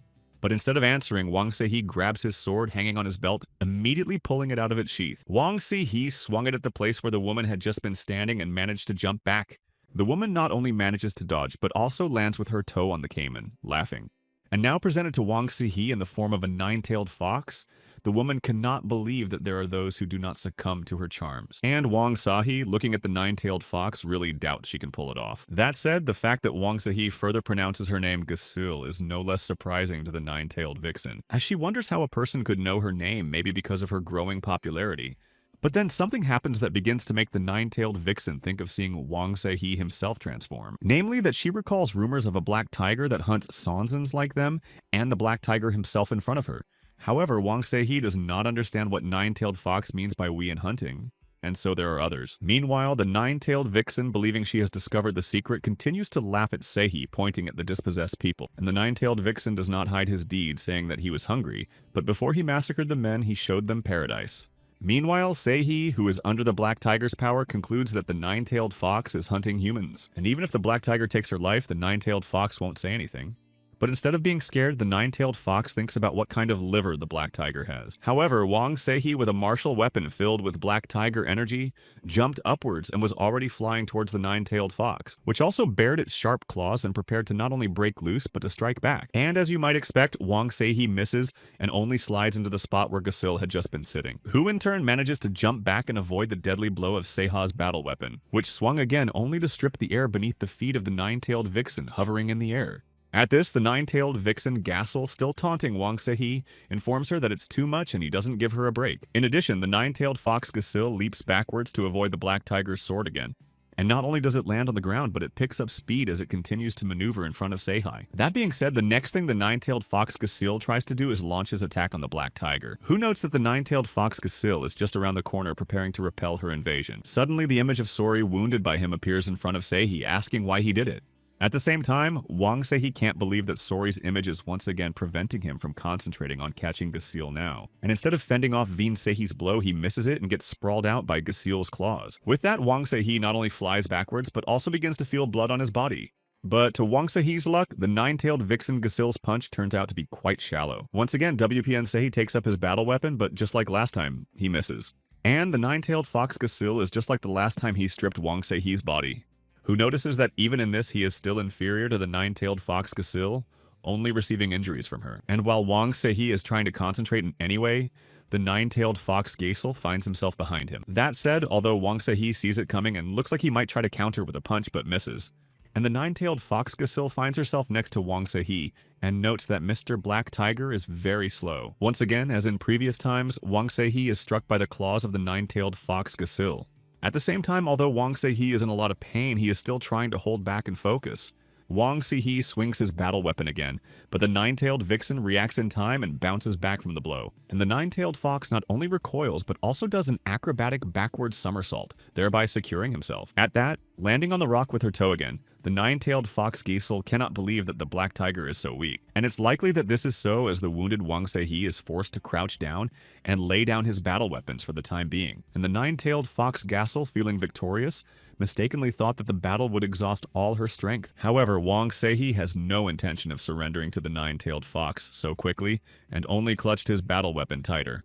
Once again pulling himself together despite his injuries, Wang Seihe tells the nine-tailed fox not to think too much of himself. But it's still hard for Wang Seihe to step up and start further confronting Gasil for the time being, who, anticipating an early victory and a long-awaited feast, is already preparing to attack. And now, with his mouth open, Gasil flies straight at Seihe, thinking he's the one who thinks a lot of himself. And Wang Seihe still continues to sit on the ground holding his sword at the ready and watching Gasil from under his fingers. In doing so, Wang Seihe orders him to not only come to his senses, but also to focus on his opponent, who is getting closer and closer to Wang Seihe with every fraction of a second, attacking him from above. And already Wang Seihe sees Gasil preparing his clawed hands to attack, and tries to prevent it in any way. But Gasil proves to be faster than Wang Seihe this time too, and enjoys watching his work. Namely, the way he slashes his claws across the face of Wang Seihe, whose head is forcefully turned aside by the blow. However, it doesn't end there, and Wang Sehi, overcoming the pain, decides to look at Gasil, who's too baffled as to why Wang Sehi not only doesn't fall down but stays upright. And at that very moment, Wang Sehi, in a semi-recumbent state, strikes Gasil with his battle weapon. But Gasil seems to be managing to avoid the strikes thrown at her by Wang Sehi's battle axe once again.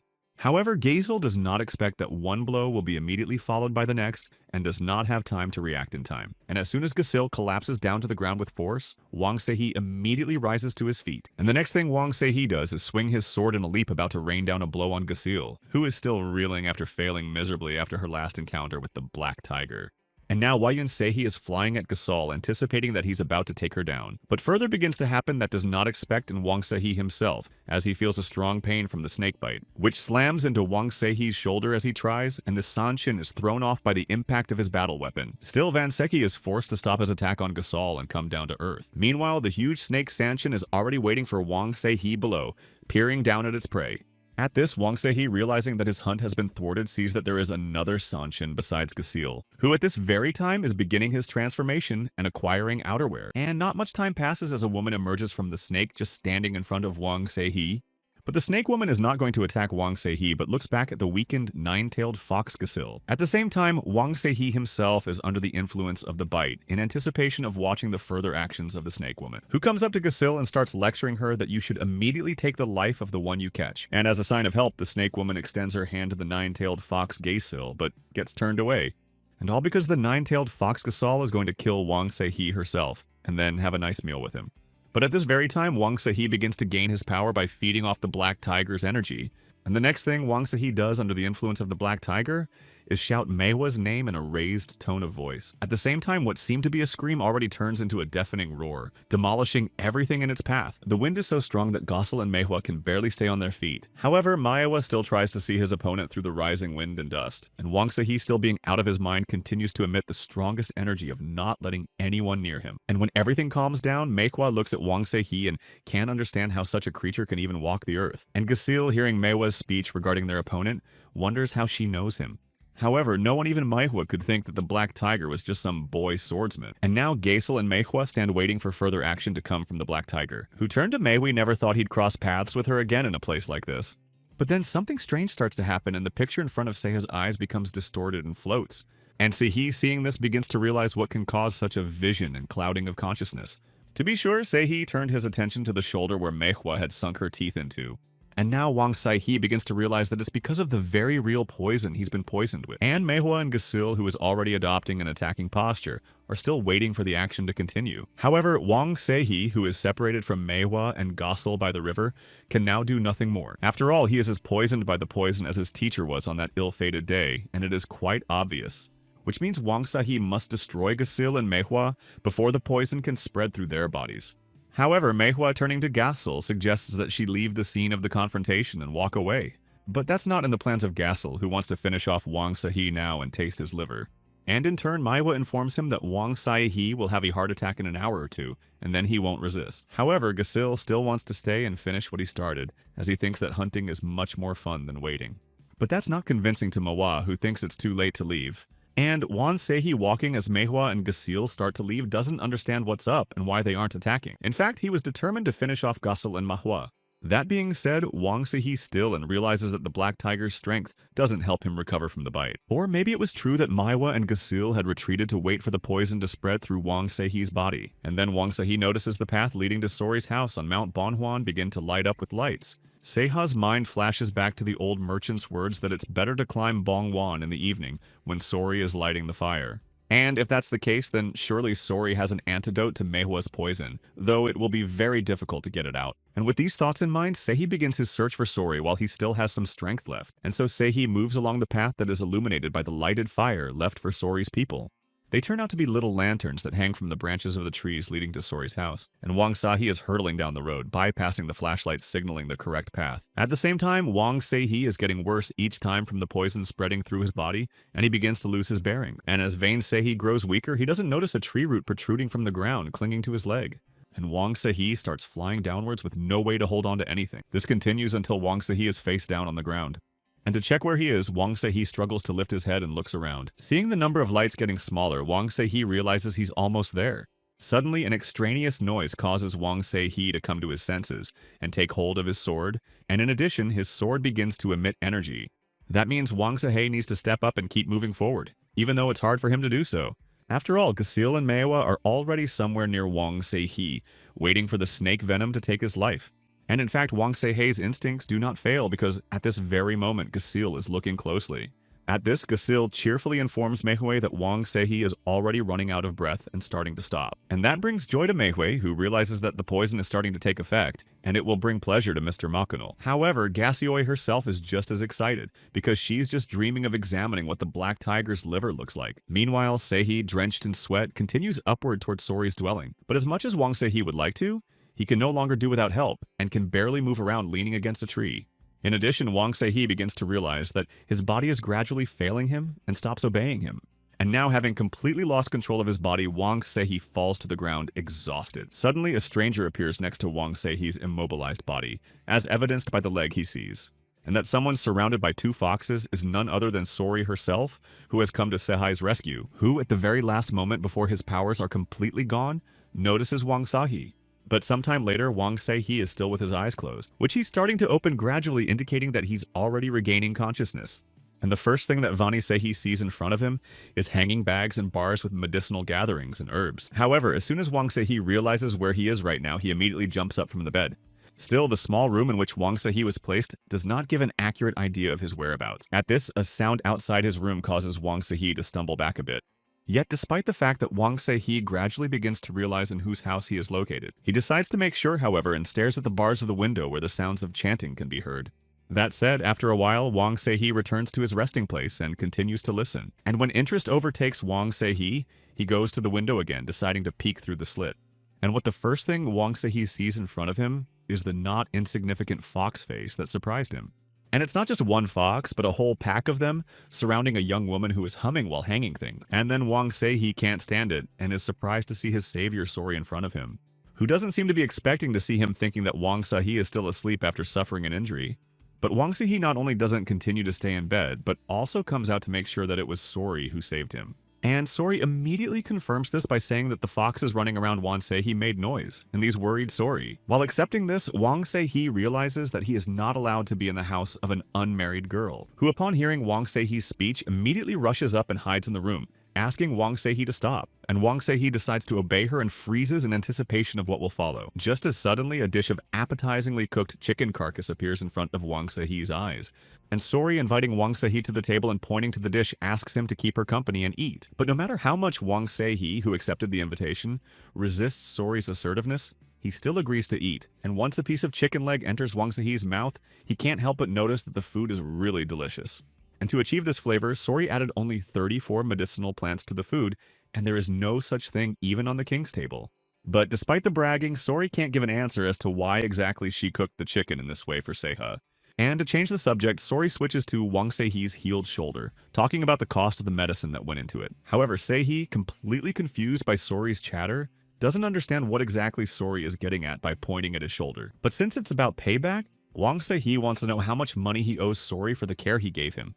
That said, it seems that this kind of conversation doesn't sit well with Sori, reminding Wang Se-hee of his politeness last time, and that makes Wang Se-hee even more uncomfortable trying to get out of the unpleasant situation. And Sori, accepting the apology, decides that Wang Se-hee can pay with his body first. And now Wang Se-hee is on the roof knotting knots on a rope to pay for the medicine spent on his treatment. At the same time, as the work assigned to Wang Se-hee comes to a close, he wants to make sure that it will be enough. And Sori, completely satisfied with the result, reports that it is difficult for her to do such a job, and thanks the warrior for it. And Wang Se-hee, hearing such praise, seems madly pleased that he was able to be of use to someone. But suddenly the sounds coming from the forest begin to alarm the just smiling Wang Se-hee, who realizes that Gasil and Manhwa are still lurking in the forests of the mountains. That means neither Wang Se-hee nor Sori is safe in this house, and if he delays, he will endanger the girl. And to avoid this, Se-hee must leave as soon as possible, and to do so, telling Sori that the job is over, he climbs down from the roof. At this, Sori, all the while watching Wang Se-hee, sincerely thanks him for the labor he has done.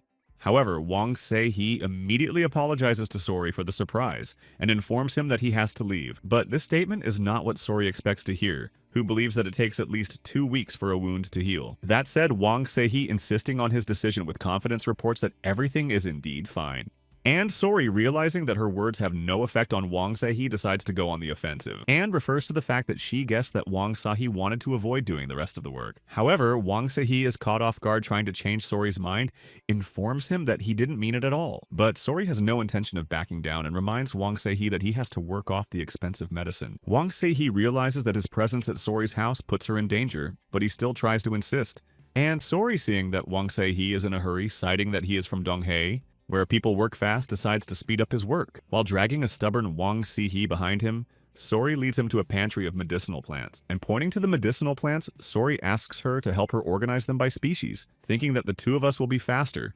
And Seihe, in turn, has no choice but to accept the job Sori gave him. That said, Sori notices that Seihe is pretty quick with the medicinal herbal raw materials, and Wang Seihe's work rate can't help but note Sori, who thinks he studied fencing. However, Wang Seihe, on the contrary, says that he was mostly a laborer rather than a swordsman. And Wang Seihe, having finished one job, treating Sori like a young lady, gets the next, which is to roll up the canvases into a bag. That said, Sori wants to know how long Wang Seihe is going to address her in this manner. But Wang Seihe, immersed in his work, doesn't know what he means by what Sori said.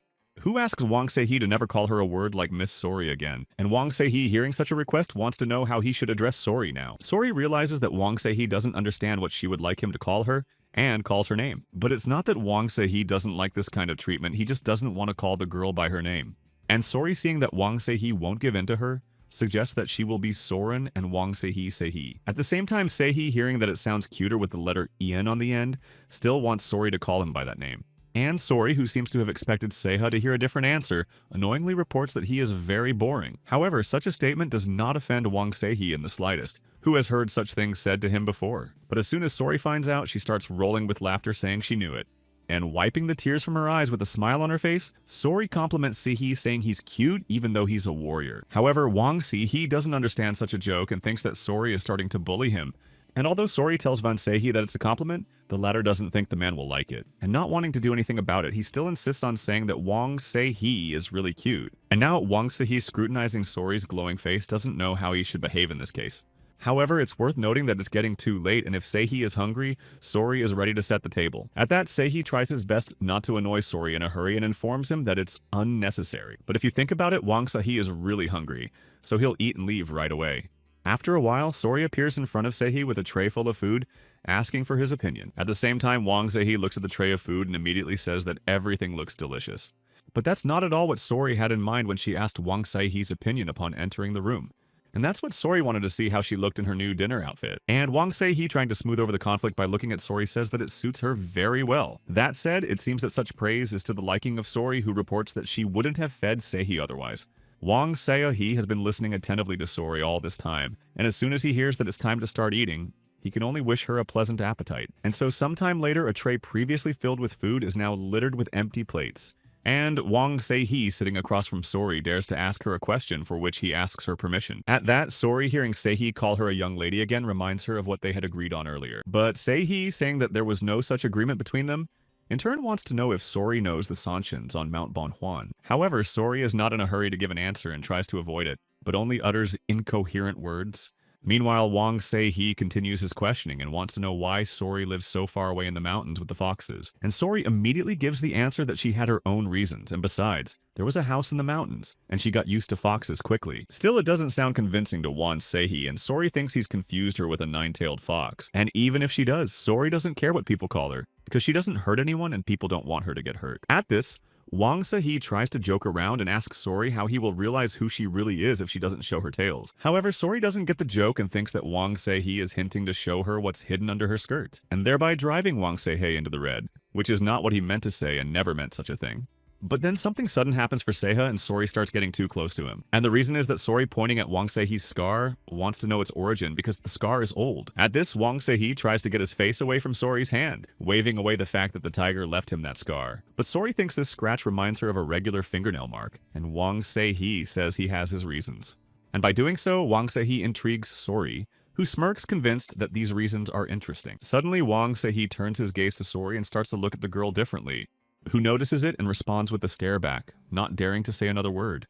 Next, Sori moves closer and closer to Wang Seihe, saying that he has unusually light-colored eyes. At that, Wang Sehee doesn't dare to take his eyes off of Sori's face, but still tries to retell what he just heard. And Sori confirms it once again because Seiha has really clear and bright eyes, illuminating the farthest corners. But that's not all, because Wang Sehee's eyes reveal to Sori that there is a deep sadness hidden in the bottom. But that's not all Sori is going to dwell on as he continues to list the confusion tormenting Seiha's soul. The anguish, anguish, anguish, anguish, anguish, anguish conflict. And the main thing that Sori notices when he looks into Seihee's eyes is that it's a complex feeling that can't be put together.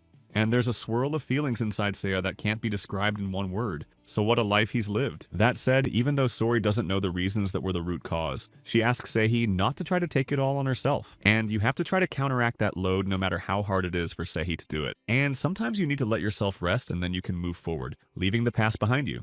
With that, Sehee, not daring to utter a word with bated breath, waits for what will follow next from Sori after the conversation is over. Meanwhile, Sori comes close to Sehee and puts her hand on his head, trying to comfort and cuddle Sehee, who in his own way responds to Sori's offered help by submissively bowing his head to her.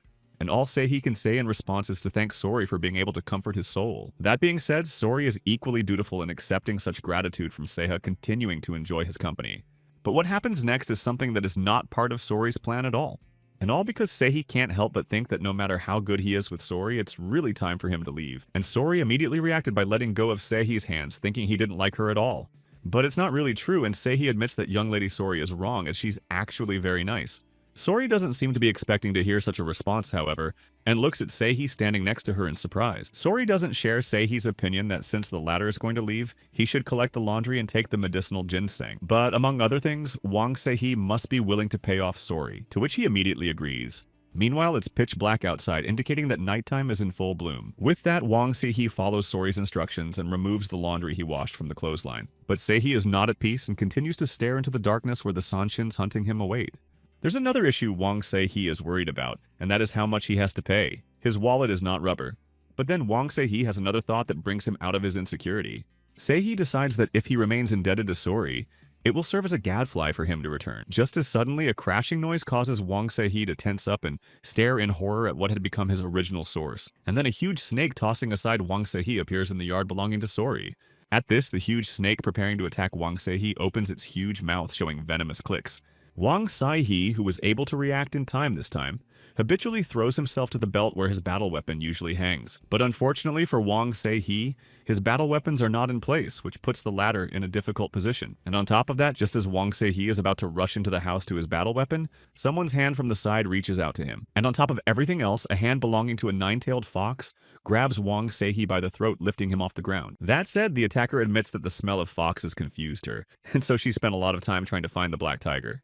However, seeing that Wang Sehee is not offering any resistance, the fox is disappointed, believing it to be the effects of poison. And since that's the case, tossing Wang Sehee in Manhwa's direction, the vixen suggests she deal with the black tiger herself. Sister Manhwa, not wanting to miss this opportunity, immediately wraps her body around the resisting Wang Sehee, who notices how the snake's powerful body not only coils around him, but also begins to gradually squeeze him.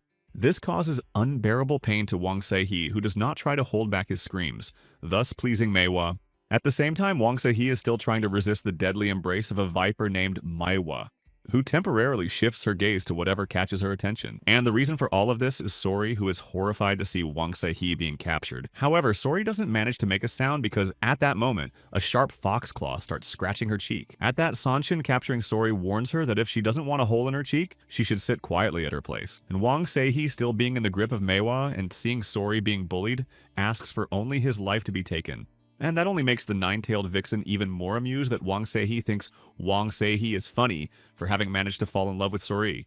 At the same time, the nine-tailed fox finds it amusing that Mr. Black Tiger himself sacrifices his life for a human. While addressing Sori, the nine-tailed vixen, knowing that she is aware of all the Sanshin on Bonghuan, offers her a deal. And Wang Sehee, seeing that the nine-tailed vixen is blatantly bullying, Sori asks her to stop this game. However, Wang Sehee's conversation is interrupted by Manhwa, who squeezes him even harder, believing that nothing will end with his death. And Sori witnesses how painful and difficult it is for Wang Sehee, whose eyes start to pop out of their orbits from suffocation. At this, the nine-tailed vixen once again turns to Sori, very eager for her answer to the question posed earlier. And Sori starts talking about how the Sanshins of Bonghuan are so stupid that even when they were alive, they didn't remember their home. However, this is not clear to the nine-tailed vixen, and Sori is already moving on to personal insults saying that the Sansons are no longer alive. And as soon as Sori stops talking to the nine-tailed fox, she begins to turn to Manhwa, ordering her to let Wang Se-He go. With this disrespect, the nine-tailed fox is starting to piss off the nine-tailed fox, which is starting to release its claws. And despite even Sis Manhwa's subsequent opinion, the nine-tailed vixen wants to destroy Sori. But Manhwa senses that Sori is being tricked by her strangeness and tries to stop the nine-tailed vixen. However, it becomes too late and Sori's face is sprinkled with Sanshin's blood spurting towards her. And the nine-tailed fox, seeing what Sori is doing to her, can't move away from the horror of surprise. And all the nine-tailed vixen has to do is start screaming from the pain inflicted on her by the seemingly harmless Sori. That said, in Sori's attempts to find out if this is the Sanshin who is fishing out men and taking their lives, she gets tails, and the nine-tailed vixen, still reeling from the shock, can't believe Sori is one of them. But Sori, instead of giving an answer to the question posed, throws back the nine-tailed vixen with force, which fails to react in time and flies far back from Sori with great speed. That said, Sori, still in her fighting stance, is just outraged at how she could be put next to the likes of these Sansins. After all, if the nine-tailed fox had looked closely, it would have been able to see how many tails Sori had. But the nine-tailed vixen was no longer able to do anything as the blow threw her right onto the standing pile of stone. And this is seen by Manhwa, who is in mild shock and can't believe her sister is immobilized. Sori, who is not far away from her, turns her gaze to her, and it is not a friendly one. Namely, all Sori needs from Manhwa now is for the latter to let Wang Se-He go, or else she'll have an unfavorable outcome. And Manhwa looks at Sori and realizes that the latter is not kidding, which means it's time to backtrack on the original plan. And since that's the case, Manhwa forcefully throws Wang Se-He backwards, unclasping his deadly embrace. As he does so, Wang Se-He crumples to the ground with force, trying to stall but not really doing much. And so Wang Se-He finds himself between the morally defeated Manhwa, who is about to leave the field of confrontation, and Sori, who is still in a rage and doesn't realize where Manhwa is going to sneak away from her without accepting the challenge. But to Manhwa's delight and to Sori's surprise, there's a noise in the very place where the nine-tailed fox flew in. And that means that the nine-tailed vixen is going to strike back at Sori. After all, if you eat only humans, you can't do much, but if she eats Sori's liver, she'll rise in level. However, this version of events amuses Sori, who thinks the nine-tailed vixen is a simpleton, since she has such views on Sori. But it doesn't seem funny at all to the nine-tailed vixen, who is absolutely confident in her ability to beat Sori. And so just as the nine-tailed fox becomes ready to attack Sori, she prepares to strike. With that, the nine-tailed vixen unleashed its sharp claws with all its might and headed towards Sori, who still remains in her seat watching the nine-tailed fox soar above her. But as soon as the nine-tailed vixen turns on Sori, she immediately gets a well-deserved comeuppance, which with a single strike from Sori throws the nine-tailed vixen back upwards to a safe distance for Sori. Meanwhile, Sori continues to stand his ground, only throwing punches to keep the nine-tailed fox from getting any closer. And besides, Sori is watching the nine-tailed vixen closely, trying to anticipate her next moves, which consists of a nine-tailed fox baring its fangs and claws and flying down with all its might. But Sori is prepared for this outcome and meets her opponent with dignity, inflicting deep wounds on the nine-tailed vixen. And the nine-tailed vixen in turn meets with Sori and frankly misses. And not even the clawed hands of a nine-tailed fox can save her from the inevitable blow with the subsequent loss of the battle. Meanwhile, Sori is still standing with his back to his opponent, waiting for the result of his actions. And as soon as Sori straightens up, the nine-tailed fox falls to the ground without a sign of life, signaling its irrevocable end. That said, Sori, coming out of this battle victorious, thinks the Sanshins are causing too much trouble. After all, a lot of effort was put into fixing the roof, and now you have to do it all over again to restore it. But it becomes completely irrelevant to Wang Se-He, who has already managed to reach for his battle weapon while waiting for the right moment. And Sori continues to complain that the roof of her house is ruined again. And it was done by Seihai, by the way, and the bad fox ruined it. However, such blatant chattering of Sori is not at all touched by Wang Se-He, who continues to stand with his battle weapon exposed. Wang Se-He is also disappointed that he didn't realize that he was looking at a Sanshin named Sosori because he thought her name was Sori.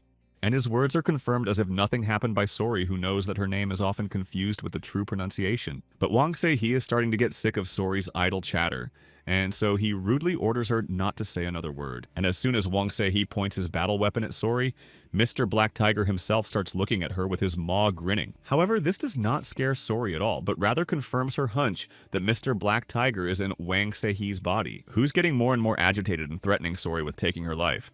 Sori wants to know what Se-He is going to do with that sword, if he's going to take the life of such a beautiful woman. Immediately, memories of spending time together around Sori begin to flash before Wang Se-He's eyes. That said, it seems that such visions are beginning to have the opposite aggressive effect on Wang Se-He, and Sori, still unwilling to back down, continues to exert her magic on Wang Se-He. At the same time, Wang Se-hee, seeing that his anger as well as the Black Tiger's energy is beginning to fade, doesn't realize what Sori is doing. After all, now Wang Se-hee was no longer under the influence of Mr. Black Tiger. And this reaction is somewhat confusing to Wang Se-hee, who sees the Black Tiger's energy dissipating. And Sori, seeing Wang Se-hee put his battle weapon in its sheath, wants to know if Wang Se-hee understands her feelings. Seeing that Wang Se-hee is not going to linger any longer, Sori wants to know where he is headed into the night. But such arguments do not stop Wang Se-hee, who decides to leave the house of the now hated Sori. And how can Sori offer Wang Se-hee to share her bed with her for the night? Sori seems very surprised because she has never eaten humans, and if she wanted to, she would have tasted Wang Se-hee long ago. And it seems such words spoken by Sori make Wang Se-hee stop in some contemplation. But common sense wins out over Wang Se-hee, and he decides to check out what's bothering him. And leaving Sori's question about where he's running to unanswered, Wang Se-hee takes off and runs away. And Sori, realizing what Wang Se-hee means, really hopes he didn't go fishing for Manhwa. At the same time, Sori, knowing that Wang Se-hee won't just leave, decides to rush after him in case he needs help. And then, sometime later, a lonely mountain begins to loom on the horizon. And Wang Se-hee, seeing such a picture, seems not only somewhat concerned, but also partially dumbfounded. And it is not by chance, for in front of Wang Se-hee stands motionless the frozen figure of a huge bird. Sori explains that the bird has been standing like this for 200 and 300 years, which is why Manhwa became Bonquan. However, Wang Se-hee was sure that Bonquan had been resurrected, but in reality it turns out that it was just a rumor. At the same time, Sori confirms the truth that Bonquan has been resurrected, but because of his stupidity, he continues to stand. And since Bonquan is resurrected, why can't Wang Se-hee eat him is of great interest to Sori.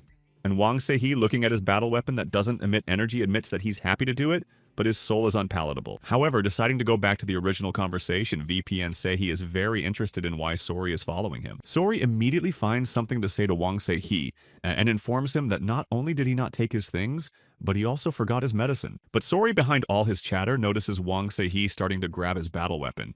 And the reason is that Wang Se-hee is very angry that Sori doesn't take it seriously, that he's not strong enough to take her life. At that, Sori, holding out his stuff to Wang Se-hee, doesn't realize how he can be harsh on whoever brought his stuff. To which Wang Se-hee still strains to understand what Sori is trying to accomplish. And unable to find anything to say to her, Wang Se-hee grabbed the bag in Sori's hands with force, who, seeing that Wang Se-hee is turning away from her to leave again, wonders where he's going now. And without getting an answer, Sori is already shouting and trying to get through to Wang Se-hee to find out where he's going again.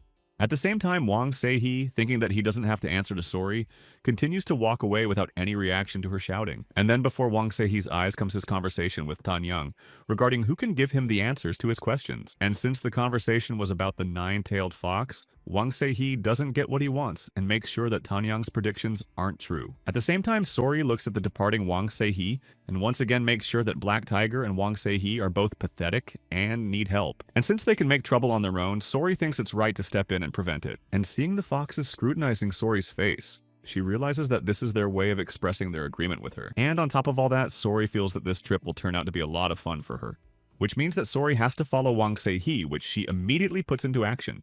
And just like that, Sori rushes after Wang Se-hee and asks her to wait for her to continue the journey together. Meanwhile, the case takes place in a forbidden forest, the entrance to which is fenced off by thorny tree branches. And it is through these lifeless branches that a huge snake takes the form of Manhwa.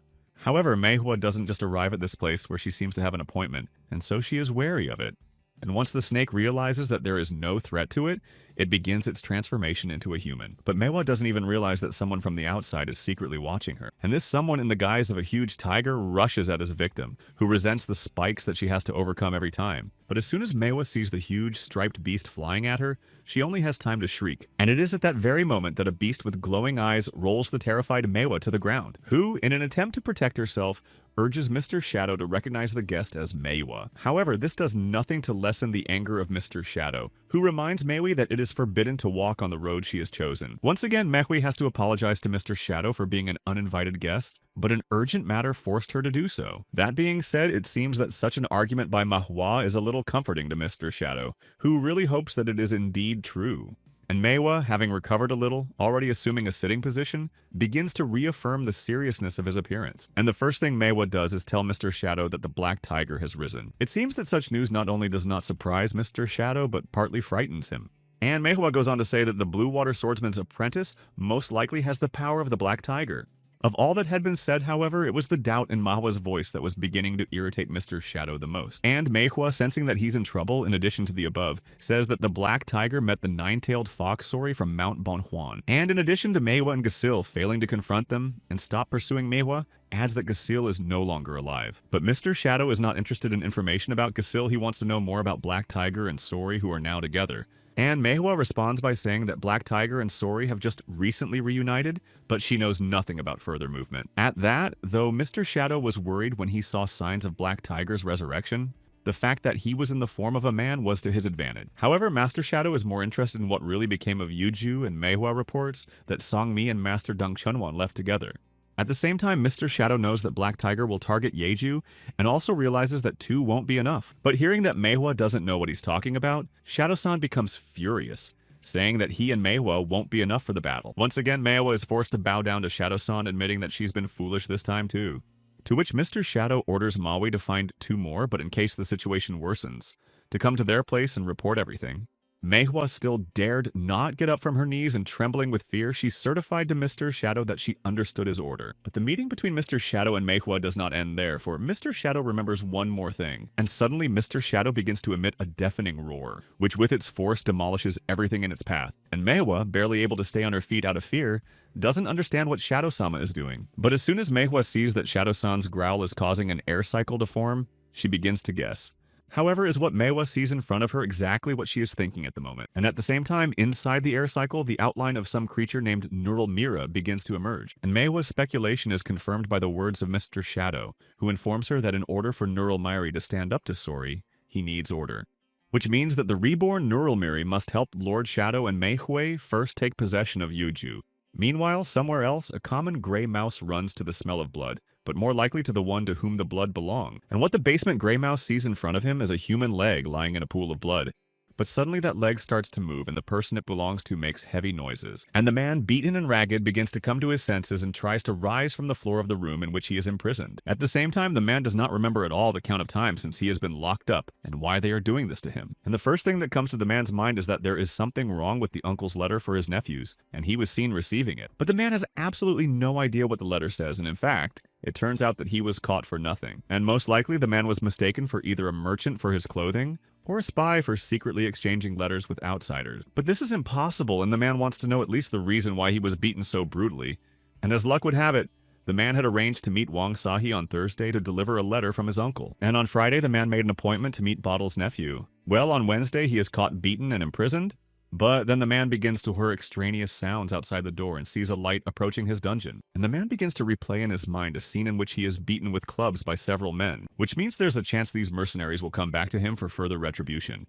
But then the door opens, and the first to appear in the dungeon is a burning lantern illuminating the way in. And this light from the lantern sharply hits the eyes of the prison hostage, whose eyes are not accustomed to such harsh light.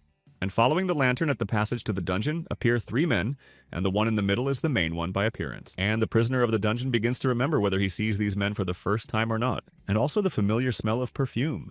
But suddenly the man in the middle starts talking about the name of the man who was being held captive. And the captive, still not recovered but already regained the power of speech, tells his captors that his name is Moon Sanchik. The gang leader says nothing about himself but says that the name Moon Sanchik is a good name. And Moon Sanchik decides that this is his chance for salvation, and decides to approach the gang leader to explain everything. But Moon Sanchik's further path is blocked by 2 spear guards who do not allow the prisoner to get close to the leader.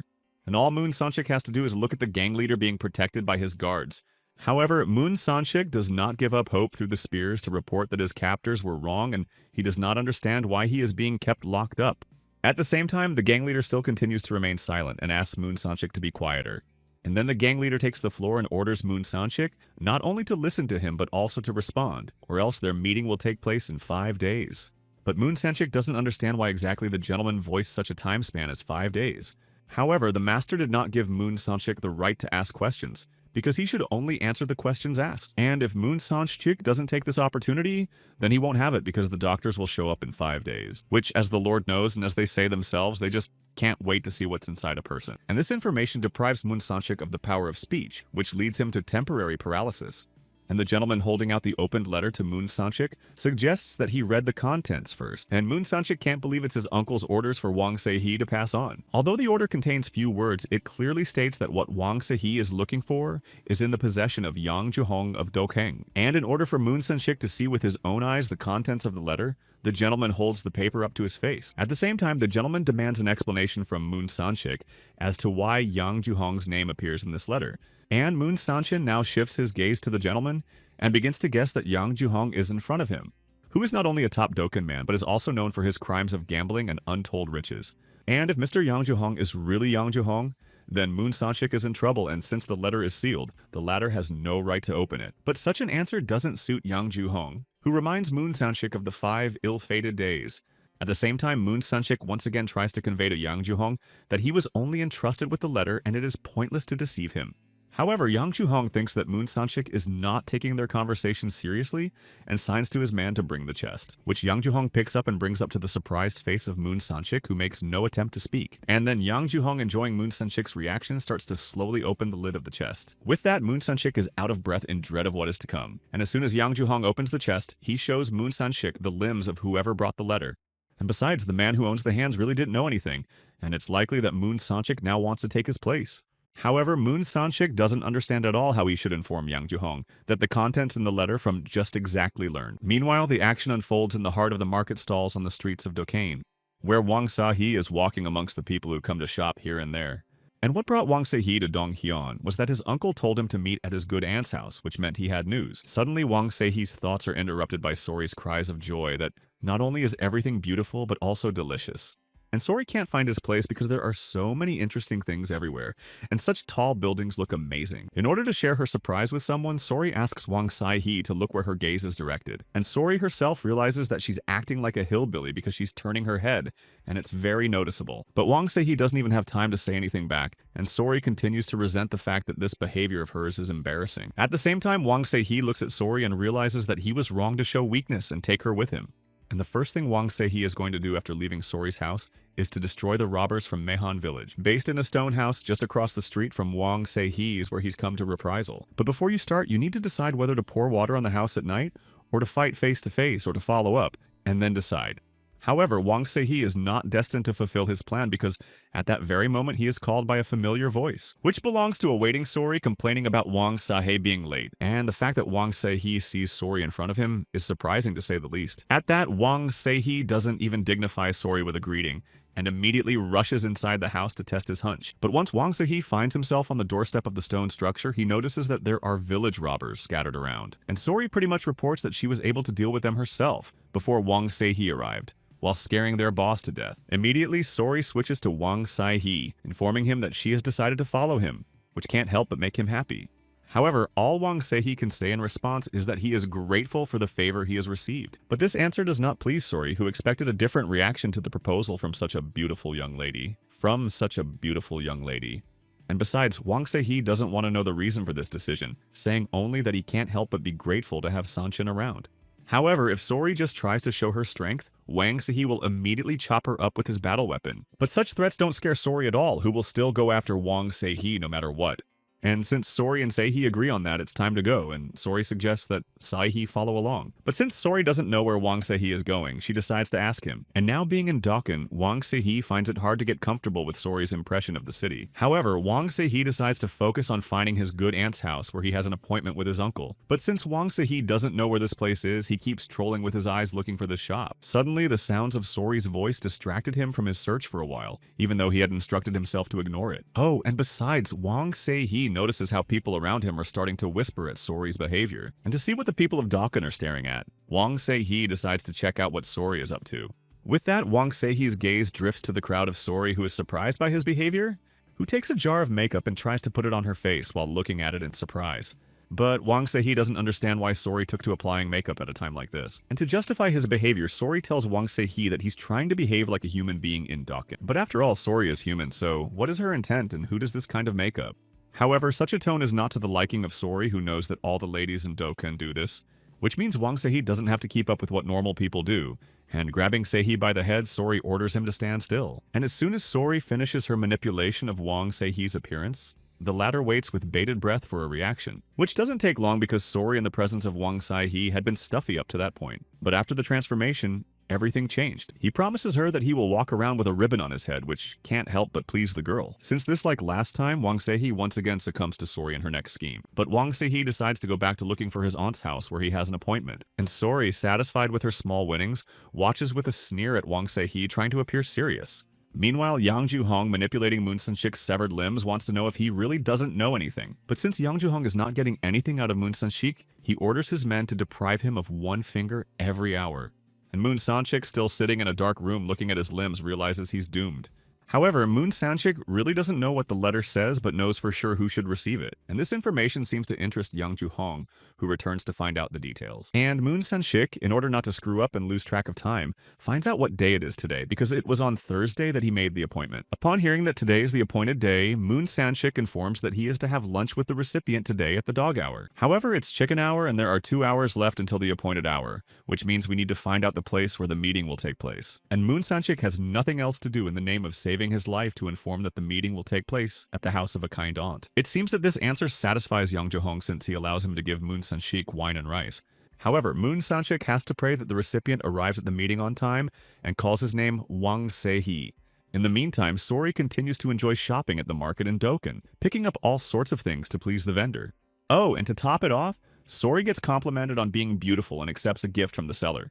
And so, happy with a huge pile of makeup, Sori heads back to Wang Sei-hee's place, who notices that prices are much higher in Dokkan, which means where does Sori get so much money for cosmetics and products? But Sori frankly admits that she doesn't have a penny of money, and doesn't look at Wang Sei-hee with the slightest bit of embarrassment, who almost continues his questioning, immediately guesses what's going on, and rushes to his wallet. And Sori confesses to Wang Sei-hee that she borrowed money from him for all her purchases. However, this outcome does not suit Wang Sei-hee, who grabs Sori by the pecs and lifts him off the ground. It's because Van Se-hee's starting to freak out and wants to know what Sori's doing. But then 2 outsider men intervene and see how roughly Se-hee treats Sori but are rebuffed. And as soon as Sori's defenders retreat, she tries to convey to Wang Sei-hee that she'll give it all back when she gets the chance. And men can't believe that girls like men who treat them roughly. That said, Wang Se-hee, still trying to keep his cool, wants to know why Sori went after him in the first place. And he gets back what he doesn't want to hear, which is that Wang Se-hee likes Sori, who is immediately kicked to the curb for making such a revelation to Wang Se-hee. And to prove the seriousness of his intentions, Wang Se-hee immediately grabs his battle weapon expecting a response. And an uncomprehending Sori only says that Wang Se-hee himself agreed to let her go with him. However, Wang Se-hee hurriedly reminds him of the condition he agreed to, namely that someday he will destroy Sori, who decides she's not going to use force this time to keep the Black Tiger out. But hearing from Seiha that it doesn't matter, Sori thinks he won't dare to do such a thing without Black Tiger's help. And Wang Se-hee has a different point of view, saying that if he doesn't have enough strength, he will fall at the hands of Sori or someone else will lose their life. And such a statement fundamentally not only offends, but offends Sori, who now looks at Wang Se-hee with arrogance, with whom Sori does not want to clash, and instead of a verbal altercation, decides to remove himself. And Wang Se-hee, seeing that he's losing this battle as well, can't figure out where Sori is headed. But the girl does not dignify Wang Se-hee with her reply, and leaves him standing alone among the crowd. And Wang Se-hee realizes that the nine-tailed fox is an opponent he can't defeat. And this fact saddens Wang Se-hee, who wants to wait for the right opportunity. After all, the first thing Wang Se-hee must do is to find his good aunt's house where he has an appointment. And it is sometime later that the good aunt's house opens its doors to the guests. In front of the entrance to the good aunt's house stands none other than Bottle, who has come to Dokkan, who realizes it's hard to find a 3-story building in Kansen, and there's a 3-story beer hall in front of him. And inside this building, there's already a perpetual bustle among the lodgers and visitors of Dokkan. And enthralled by the sight, Bottle still feels that even within him, everything is glowing. And besides, Bottle is surrounded by a whole lot of other people hanging around and chatting over a beer. But as soon as Bottle is brought a menu, he decides he needs to stop turning his head so he won't be thought of as a villager. And the waiter who brought Bottle the menu says that if he wants to make an order, it is necessary to order from 2 lands for 1 table. And Bottle stares at the menu with a look that says he's choosing and starts going over the amount in his head. After all, although the institution is called the House of Good Anti-Prices, in it are not kind. And since Bodil refused the money offered to him at the time, he is now forced to order the cheapest macaulay and vegetable soup. And besides paying 1 liang now, Bodil needs a night's lodging, the cost of which starts at 6 liang. But of all the money, Bodil has only 5 liang left, and so here too, Bodil must limit himself. And it hurts Bodil's ego that he doesn't understand why his uncle made an appointment for him in this particular place. And since Bodil is in distress now, he needs to team up with Ulkachi sooner rather than later. And besides, Bodil wants to meet the old man as soon as possible in the hope that he has orders from his uncle. And with that, Bodil decides to stay at the good aunt's house until the next day in anticipation of the upcoming meeting. And while there is time, Bodil decides to think about the fact that while he was on his way to Banhwan, he went into Maeon where he learned that some warrior had handled the bandits. At the same time, Bodil learned that there was a woman living in the Banhwan mountains whom the warrior had met to find the herbs he needed. And after receiving this information, Bodil decided to go to the woman's house where he found traces of the Sansons. But apart from this, Bodil found nothing special to say whether it was the work of the Black Tiger. And after Bodil left the woman's home, he met Ulkachi, who was exploring the Maeon mountains alone.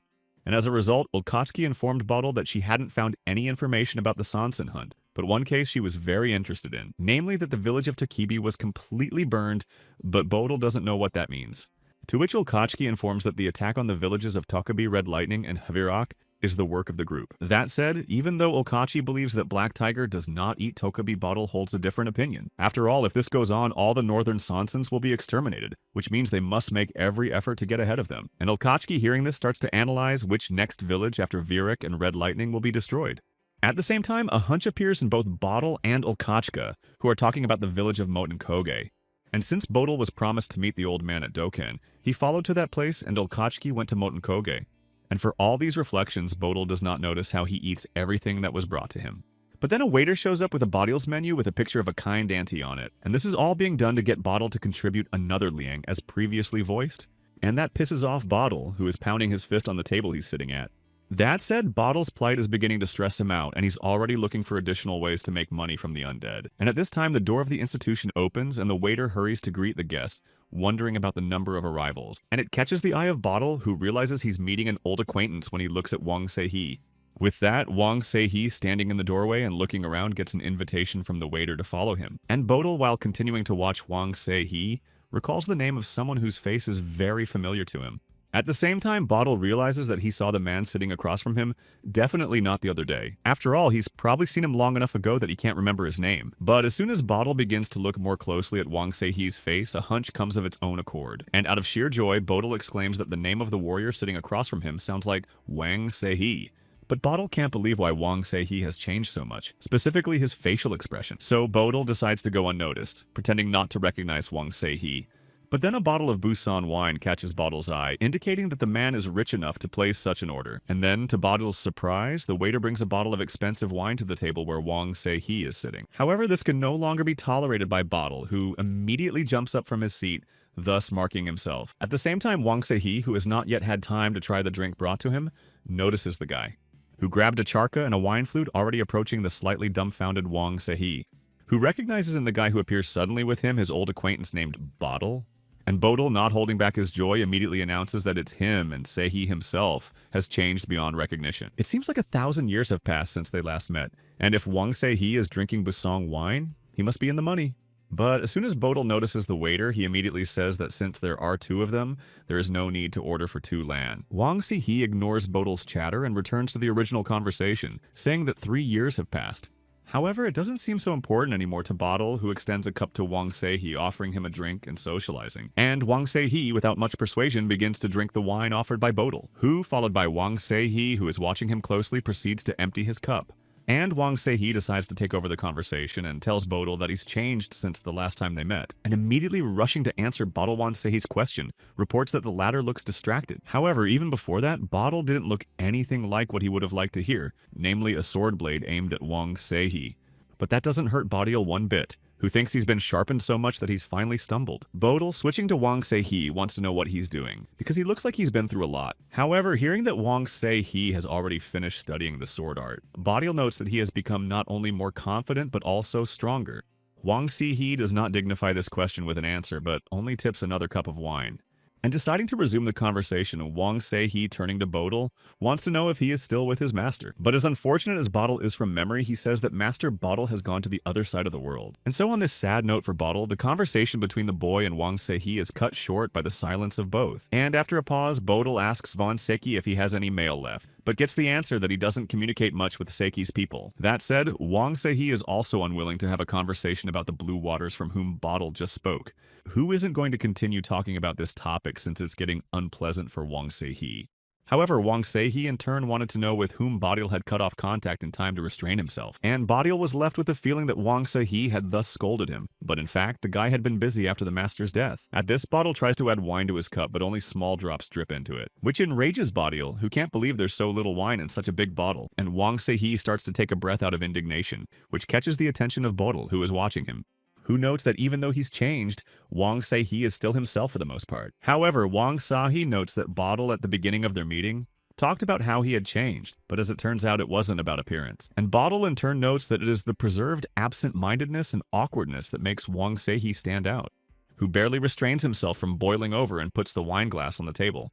Wang Seihe does not understand what Badial means by this and waits for an explanation. And Badial says that whatever has happened to Wang Seihe in these 3 years, he's still a wounded soul and hasn't changed a bit. That said, Wang Seihe doesn't want to hear at all that he seems weak and subtle to outsiders. And Badial immediately confirms this by saying that even though Wang Seihe has gotten better at swordsmanship, his character is still the same. However, this finally starts to piss off Wang Seihe, who immediately grabs his sword and places it on the table with a clatter, and thus ends the friendly conversation between Wang Seihe and Badial, who didn't realize he'd said too much. And Wang Seihe, looking serious and very focused, thinks that Badial wants to check it out. But Badial, as if joking to diffuse the situation, tells Van Seki that he has no desire to do so. After all, Wang Seihe has no reason to be angry since Badial meant that his soul is still good. And as if switching to another topic, Badial asks the waiter to bring them another bottle of Busan wine, but bumps into the warriors. And the warriors are already surrounding the table where Wang Seihe and Badial are sitting, who wants to know who all these people are. At the same time throwing from side to side Badial, very much wondering where all the employees of the institution have gone. The stranger leaning over Badial and Wang Seihe asks the latter if he is Han Seihe, but he hears that he is mistaken. However, instead of retreating, the stranger holds out papers to Wang Seihe, on which is a portrait of a man, which bears a great resemblance to the seated Wang Seihe, and the stranger is willing to bet that the blade of his sword is black in color. At the same time, Wang Seihe, realizing that he has been exposed, is quite surprised that they know about his battle weapons. Meanwhile, to test his hunch, the stranger orders Wang Seihe to draw his sword from its sheath. At the same time, Wang Seihe looks at Badial and realizes that if he witnesses his elimination, he'll be glad he did. And since that's the case, Van Seihe only wants Badial to keep his nose out of his business. And in order to forestall the interference, Wang Seihe grasps his battle weapon in a sudden movement, with which he sends an empty wine glass to Badial, which the guy easily fights off. But the empty wine cup, instead of shattering, ricochets back into Wang Seihe's battle weapon, which is forcefully slapped on the face of the mercenary who just turned to Wang Seihe. With that, a flying wine cup smashes into the face of another uninvited mercenary. And that's how Wang Seihe and Badial eliminate 2 men from the mercenary gang. Meanwhile, Wang Seihe's gaze touches the one who so insistently asked to show the blade of his battle weapon. Badial quickly jumps back to his feet, eliminating his opponents.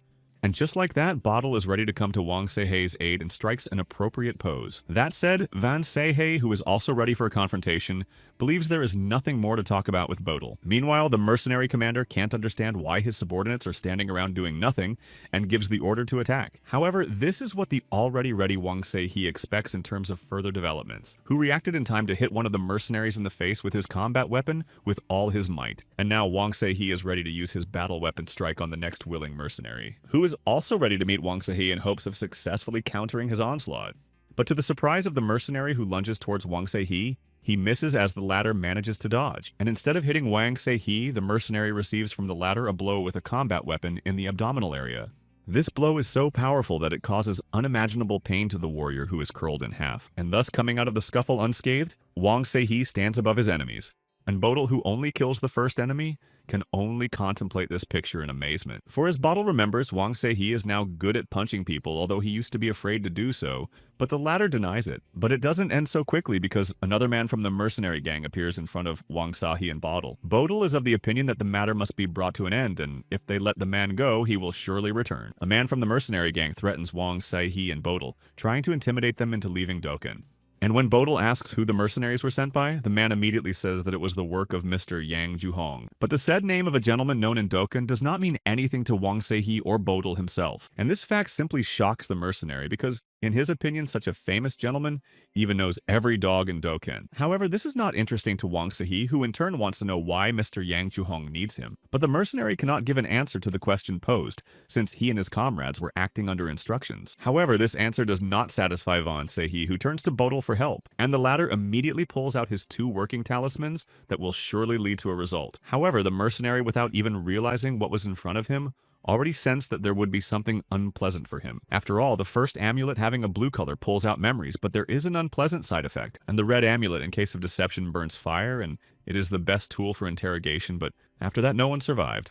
That said, even Wang Sahi thinks one medium is disgusting and the other is cruel, but nothing can be done about it. But since things are this way, it's a great idea to let the mercenary choose for himself. And now Bottle, leaning over the mercenary holding 2 cards to his face, offers him a choice, which is to pick a yellow card, which means now the mercenary is left to stand in his own puddle. And the mercenary doesn't hesitate to tell Wang Sahi and Bodil that the name of the one who told them everything is Moon Sanshik. That said, neither Bodil nor Wang Sahi expects to hear the name of their uncle with whom they had an appointment. Immediately, Bodil rushes to the mercenary and learns that Moon Sanshik is at Mr. Yang Juhong's house and that he can't report anything. And Bodil turns to Wang Sahi and wants to know what Yang Juhong has a grudge against him, but Sahi doesn't know anything about it. And besides, Wang Sahi, to whom the name Yang Juhong doesn't mean anything, has no idea why he's doing this. At the same time, the mercenary also can't say anything to the question Wang Sahi asked because he doesn't have the information. However, this is not believed by Bottle, who very much doubts that the mercenary is now telling them the truth. And Wang Sahi offers his help in choosing the amulet that falls on red,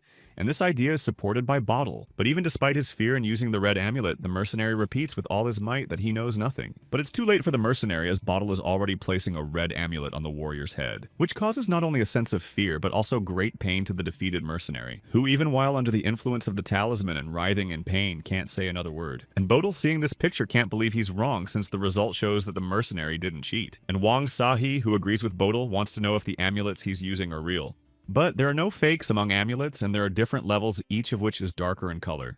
And that's how Wang Sahi and Bodil, having killed the mercenaries without getting any information, leave the house of the good aunt. That said, Wang Sahi doesn't understand why Bottle is following behind him, and it raises some questions. To clear up the misunderstanding, Wang Sahi wants to know why Bottle is following him, and gets the answer that the latter also needs to go to his master. But Wang Sahi doesn't need it as he thinks he doesn't need any help as it's his own business. That said, Bottle has to admit that he, like Wang Sahi, also needs Moon Sanshik. And getting asked by Wang Sahi how Bottle knows him, the latter informs him that Moon Sanshik is his uncle. But as Wang Sahi is stunned by the information he receives, he begins to interject, with Bodil thinking it's a swear word. And Wang Sahi lashes out at Bodil, telling him that he used a swear word and said, "Uncle." Bottle comes to his senses and looks at Wang Sahi with fear, but he can't believe that he is also Moon Sanshik's nephew. And Wang Sahi immediately admits that his uncle Moon Sanshik knows about it too, which is hard to believe. But Bottle doesn't fully believe yet that Wang Sahi is directly related to their now mutual uncle Moon Sanshik. It seems that this revelation has the opposite effect on Wang Sahi, as he decides to leave without dignifying it with a response. And Bodil, remaining standing, decides to ask Wang Sahi if he knows where Yang Juhong's house is. To which Wang Sahi confidently informs that people like Yang Juhong live in big houses, and Bottle, pleased that Wang Sahi has given a hint overtaking the latter, honors him with praise. At the same time, Bodil turns to Wang Sahi and says that since he has an urgent need to go first. However, such antics infuriate Wang Sahi, who honors Bottle with a cuss word, and deciding not to lag behind Bodil, Wang Sahi immediately rushes after him in pursuit, wanting to arrive on the spot in the first ranks. Meanwhile, Sori looks in her purse and realizes with regret that the money she has left is not enough to rent an apartment for 2. And the only right thing to do would be to take a couple of mountain ginseng roots with you on the road. However, Sori, name on hand a small handful of coins, decides that there is no need to despair as they will still manage. But to rejoice, Sori remains not long as at this very moment, a young man pushing the crowd of people steals her purse. And Sori still can't believe that at this very moment the thief has stolen her last coins. And besides, the thief did it in the most ugly way, taking the last of it out of his hands and therefore not the subject of forgiveness. And Sori gathers all her anger into a fist and rushes after the thief, running ahead of her. That said, Sori's speed is so staggering that many passersby start to think she's a Tokbi, and the thief with his wallet in his hands continues to run only in a direction he knows himself. And the idea that the thief has is that Sori is stupid enough to just walk around with money. I mean, if you think about it, this thief in Dekkan is the only one who sees and knows everything. But just as the thief begins to enjoy the thought of Sori sitting somewhere crying, he notices her face next to him. And then the thief stumbles from surprise, and with surprise manages to look at the hand where Sori's wallet was, which continues its run at breakneck speed only to notice the thief doing a somersault. It is only after the thief falls to the ground that Sori decides to stop and turn around on the thief, who doesn't quite know what's going on after hitting the ground trying to come to his senses. But then Sori's hand appears in front of the thief's face, showing that he should return the stolen goods. And this is actually true because Sori, looking at the thief's face while continuing to hold her outstretched hand, asks for her money back. But instead of his item, Sori barely has time to remove his hand, as at that very moment, the blade of the thief's battle weapon scrapes the air. The thief has already adopted a militant posture and is holding a battle weapon at the ready, threatening Sori with a scar on his face. In response, Sori, without ceremony, lightning fast knocks the combat weapon out of the thief's hands, explaining that he doesn't want to be injured. And the next thing Sori does is take his wallet and money out of the thief's hands. In order for the thief to be forgiven by Sori, she sets him a condition that consists in answering the questions posed. But Sori's desire for her forgiveness is starting to make the thief laugh in some ways. Who starts talking about forgiveness and gets punched in the face by Sori? And now the thief is lying on the ground with a mark on his face, testifying to the blow that came. And Sori, seeing that the thief has finally woken up again, continues to say that thieves are not allowed to argue with her. The thief does not fully understand what happened to him, but just smiles stupidly in response. However, Sori, not paying any attention to him, decides that she will call the thief bad and he will call her sister. But this nickname given to the thief does not suit him at all, as he has his own name, to which Sori reminds his terms. That said, the next thing I'm interested in is how to make 100 whole in the remaining day out of 4 liang. And Badass, starting to chuckle in response to the question posed, gets a warning from Sori and has to change his tone. And from this it follows that the bad guy, with a little bit of brainwashing, starts talking about some kind of game common in Dokkan. And this information interests Sori, who remembers that Dokkan is also called a gambling village. Bad Boy is of the opinion that dogfights are interesting but low budget, and since it's Thursday, everyone's playing Hodgepodge. And Sori, having learned about such a game, wants to learn about it in more detail, while the bad guy warns that this game is dangerous but very profitable. And this further excites Sori, who asks Bad Boy to show her where she needs to go. Before Badass can even react, he notices Sori dragging him by the scruff of his neck into the biggest gambling house in Dokkan. And Sori herself, inspired by the upcoming excitement and the profit that promises her, orders Bad Guy to stop talking. And sometime later, Sori and Bad Boy find themselves at the gates of a brightly lit gambling house, in which a huge number of people are divided into groups engaged in a game watched by a watcher. And the game of Hodgepodge is no stranger to those playing and watching the game, especially among men. At the same time, not everyone manages to go out quietly, as a fight immediately follows. And now, among all this crowd of people playing, Sori is already sitting with a satisfied face looking at the cards, and opposite, an excited bad guy. Meanwhile, a deck of cards intended for the game lies unfolded in front of Sori. But not only is that surprising to Bad Boy, but also that Sori, who's obviously lucky, started with 4 liang. And Sori, seeing Bad Guy getting worried, asks him to calm down and explain the rules of the Hojon game to her. And Badass starts talking about wooden cards with 12 different animals on them, in pairs for which points are awarded. In this case, each animal is assigned its own number of points, and when the 3 pairs will be laid out, you can put the desired amount. But as soon as the cards are turned over, the one who bet on the strongest pair doubles his profit, and the others lose. And if the same animals appear, then automatically accrue 24 points, and further in ascending order. But that's not all, as there is another rule called the double tiger, and this is the one that always wins. At the same time, even though a pair of mice has the most points, they always lose to a pair of tigers, increasing the sum 5 times. And Bad Boy, hearing that Sori doesn't believe in it, says that even though people know about it, they still play the betting game. And now Sori, though full of doubts, is beginning to realize what's what, and is ready to fight. And besides, Sori's self-confidence is too great, as she's ready to show everyone what her big sister is capable of. And after some time, the host of the game, pointing to the pair of animals in the middle, says that it is this pair that has won. And one of the players, not stinging to believe in losing, regrets about his pig, which amuses those watching, with Sori oblivious to extraneous noises, seriously focused on the game. Besides, Bad Guy, seeing the condition of Sori's older sister, decides to call out to her. And it's all because Bad Boy doesn't understand why Sori, after missing 5 games, already just sits back and watches. In addition, 2 large guards standing behind Plotkin's back create an unfavorable atmosphere for Sori and her companion. And so the huge hand of the gambling house security guard grabs Bad Boy by the head in the truest sense. And all because the guards recognize in Bad Guy a thief and want to talk to him. But the latter manages to say that soon their game will begin. And as always, it's about time Sori comes to the rescue and thinks it's time to place a bet. Immediately, without thinking long, Sori pulls out all the money and puts it on a spread pair of cards. At the same time, Bad Boy is mad to know why Sori is betting all the money on the cow, which promises an imminent loss. But at that very moment, the game's host announces that the couple Sori bets all his money on is winning. And Sori, still reeling from her victory, only hears from Bad Guy that she got lucky this time. And in turn, Badass advises Sori to start separating. But the latter doesn't even hear what her name brother is telling her. But then a new pair of playing cards appears on the playing field, on which Sori bets all his money. At the same time, Bad Boy is grabbing his head and wants to know why Sori bet all her money on the rabbit. And Sori, continuing to remain calm, asks Badass to pull himself together and not to worry. After all, Sori is a gorgeous woman sitting in front of Badass and the men around them. And now the host of the game announces that the winning pair is a pig and a cow. And Sori is overjoyed, and to the surprise of Bad Boy, can't believe she won again. That being said, Sori gets her well-deserved winnings along with congratulations, for which she is certainly grateful. But Bad Boy doesn't seem to believe in the luck of Sori, who is holding on to win for the first time, which means it's all about stealth. However, Sori pretends not to realize what trickery Badass is talking about because every game has a pattern. Yes, and it's probably what you'd call trickery by human standards, since Sori has learned the shape of each card's tree. Meanwhile, the opponent sitting across from Sori informs her that preparations are over and she can bet on the desired pair. And Sori doesn't hesitate to say she's betting on the couple across from her. And since that's the case, most of the people sitting next to Sori start betting on the couple she's chosen. But Sori can't believe that people have also started splurging, and Badass realizes that everyone has realized that she's unusual. However, this view is not shared by all present. One observer watches the game with suspicion. And then the host of the game starts flipping the card, keeping everyone present in suspense. However, what happens next is that, although it was quite expected, but still a share of risk remains, namely that Sori wins again to the delight of all those who followed her and bet on this pair of cards. At the same time, the person who is watching the game starts whispering something in the ear of his close friend. However, those who are expecting to get their winnings start to press the presenter who asks them to wait a little longer. And Badass enjoys watching Sori once again confirm that she's really cool. Without noticing that the hall attendant is standing behind her, Sori tells them that as soon as they have earned £100, they will leave the place. However, as soon as Sori notices two impressively sized guards behind her back, her speech is interrupted, and the man accompanying them turns to Sori and asks her to follow him further. But Sori doesn't particularly care that the offer was addressed to her, rather she wants to know where her money is. At the same time, the hall attendant says to Sori that since the amount is large, it should be given elsewhere. And that statement is fine with Sori, who, along with Bad Boy, is about to leave the room. But Badass, even though he is Sori's named brother, is a thief by profession and can't go with them. And all because the place where Sori will be escorted is only for big guests and there's no place for thieves.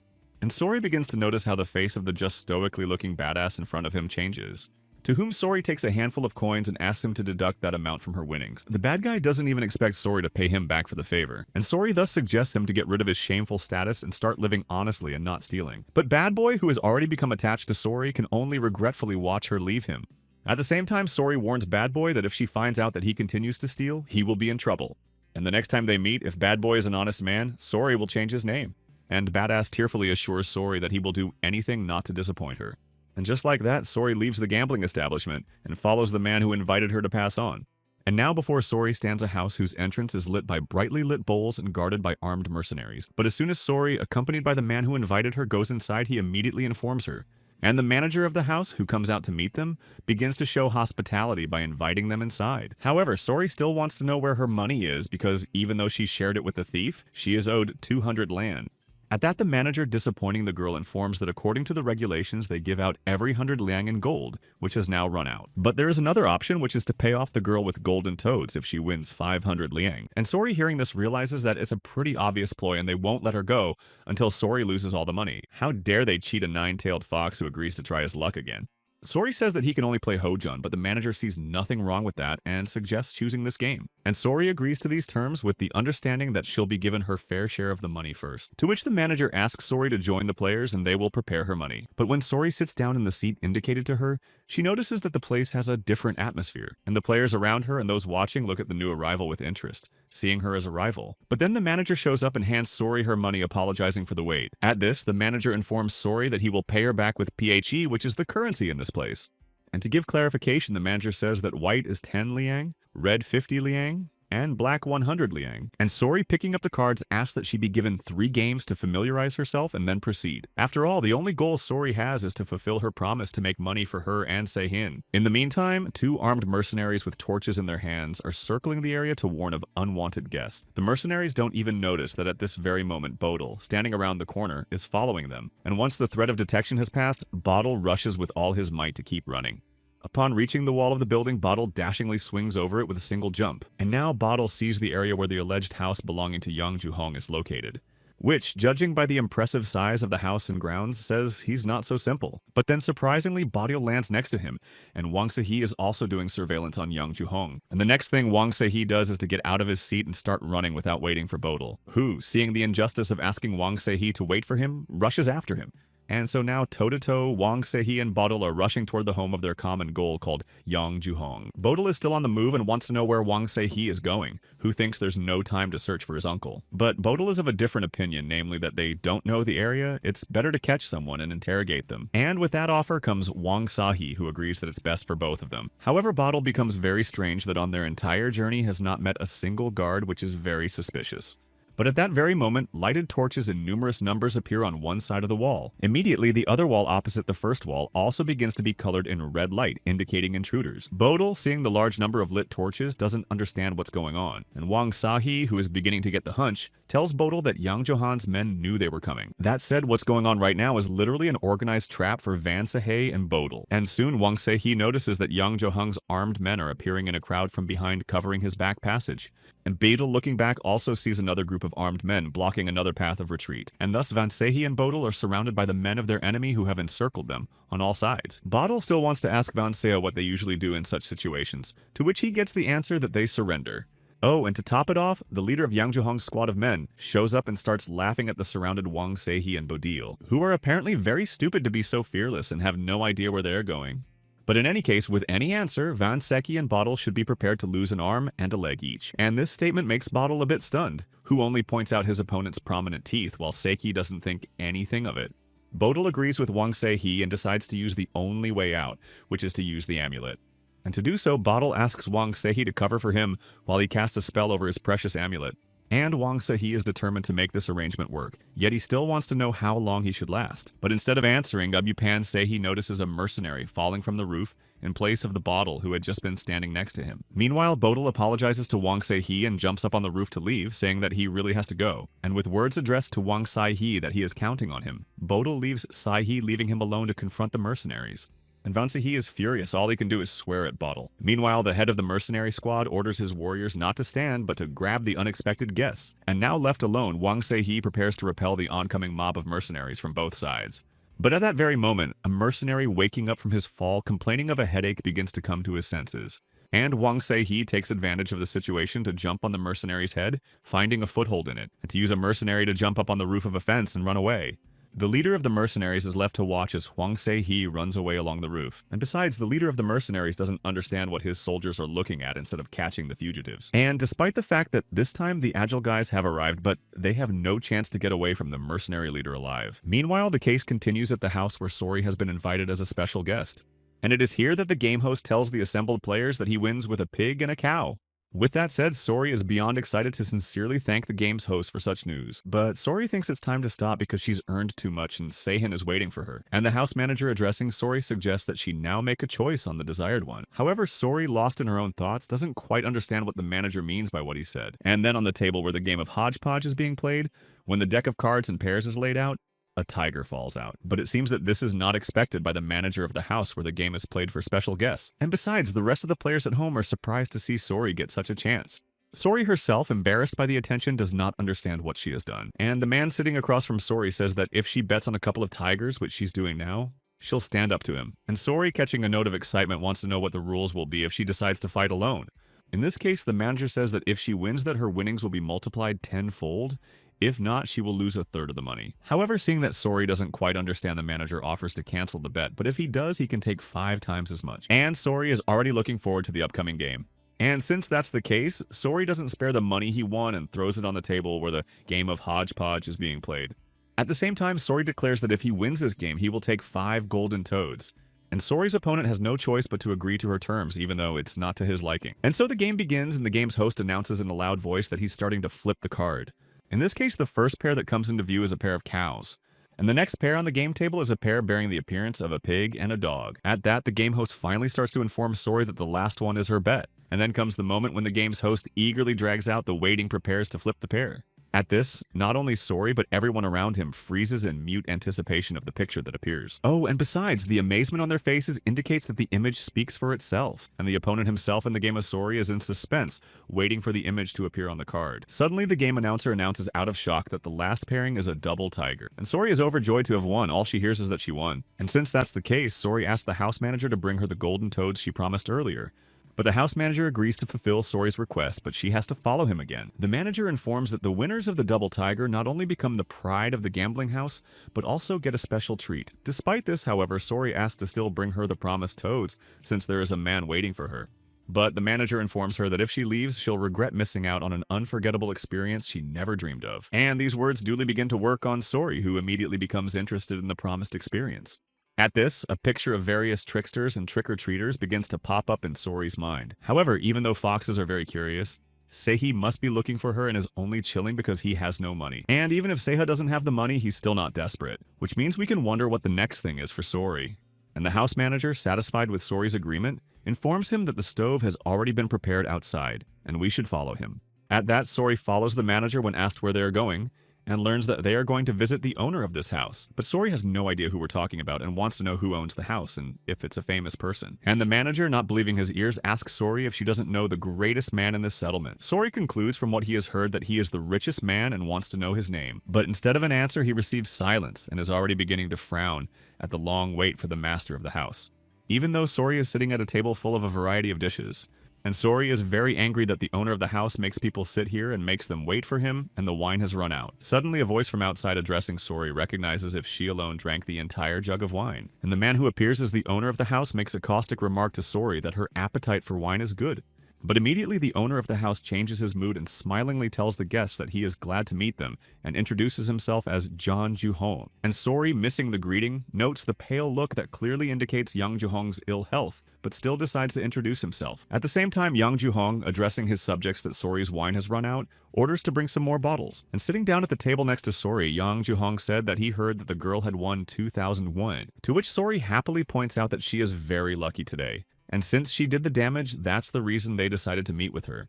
However, Yang Ju-hong is of a different opinion, saying that a couple thousand yuan is not money for him, but curiosity is more important. And Sori in turn immediately reminds about the toad's promise to her. Since she needs money for what she learns, she will get more than that. But their conversation, which seems informal to Sori, is interrupted by Yang Ju-hong's subordinate bringing bottles of wine. And Yang Ju-hong, taking one of the bottles, offers Sori to fill her glass with the renewed wine. To which Sori happily agrees, stating that the wine smells wonderful, indicating its quality and expensive. At the same time, Yang Ju-hong tells Sori that the value of the wine is about 1,000 liang, and puts a condition in case of its full absorption he will let Sori go. And Sori, interested in Yang Ju-hong's offer, notes that the bottle is quite large. At the same time, Yang Ju-hong, saying that he is not boastful, reports that since he has a lot of money, Sori should not worry. To which Sori seems quite sincere in saying that Yang Ju-hong is cool and worthy of respect, simply for even his condition. However, surprised by this compliment, Yang Ju-hong tells Sori that this is the first time he has heard such a thing about himself. And Sori, continuing to pour balm on Yang Ju-hong's soul as a man who has achieved more than others, compares him to a warrior doomed to rest. But still, Sori is very curious to know how Yang Ju-hong earned such an impressive fortune. And such frank to Yang Ju-hong's eyes, conversations are beginning to drive him into the red. However, it is hard to disagree with Sori's words, and Yang Ju-hong decides to tell her his story full of ups and downs. In the meantime, Wang Se-hee is overtaken by the mercenaries from the unit under Yang Ju-hong's command. And as soon as Wang Se-hee disposes of another wave of mercenaries, he smirks in relief.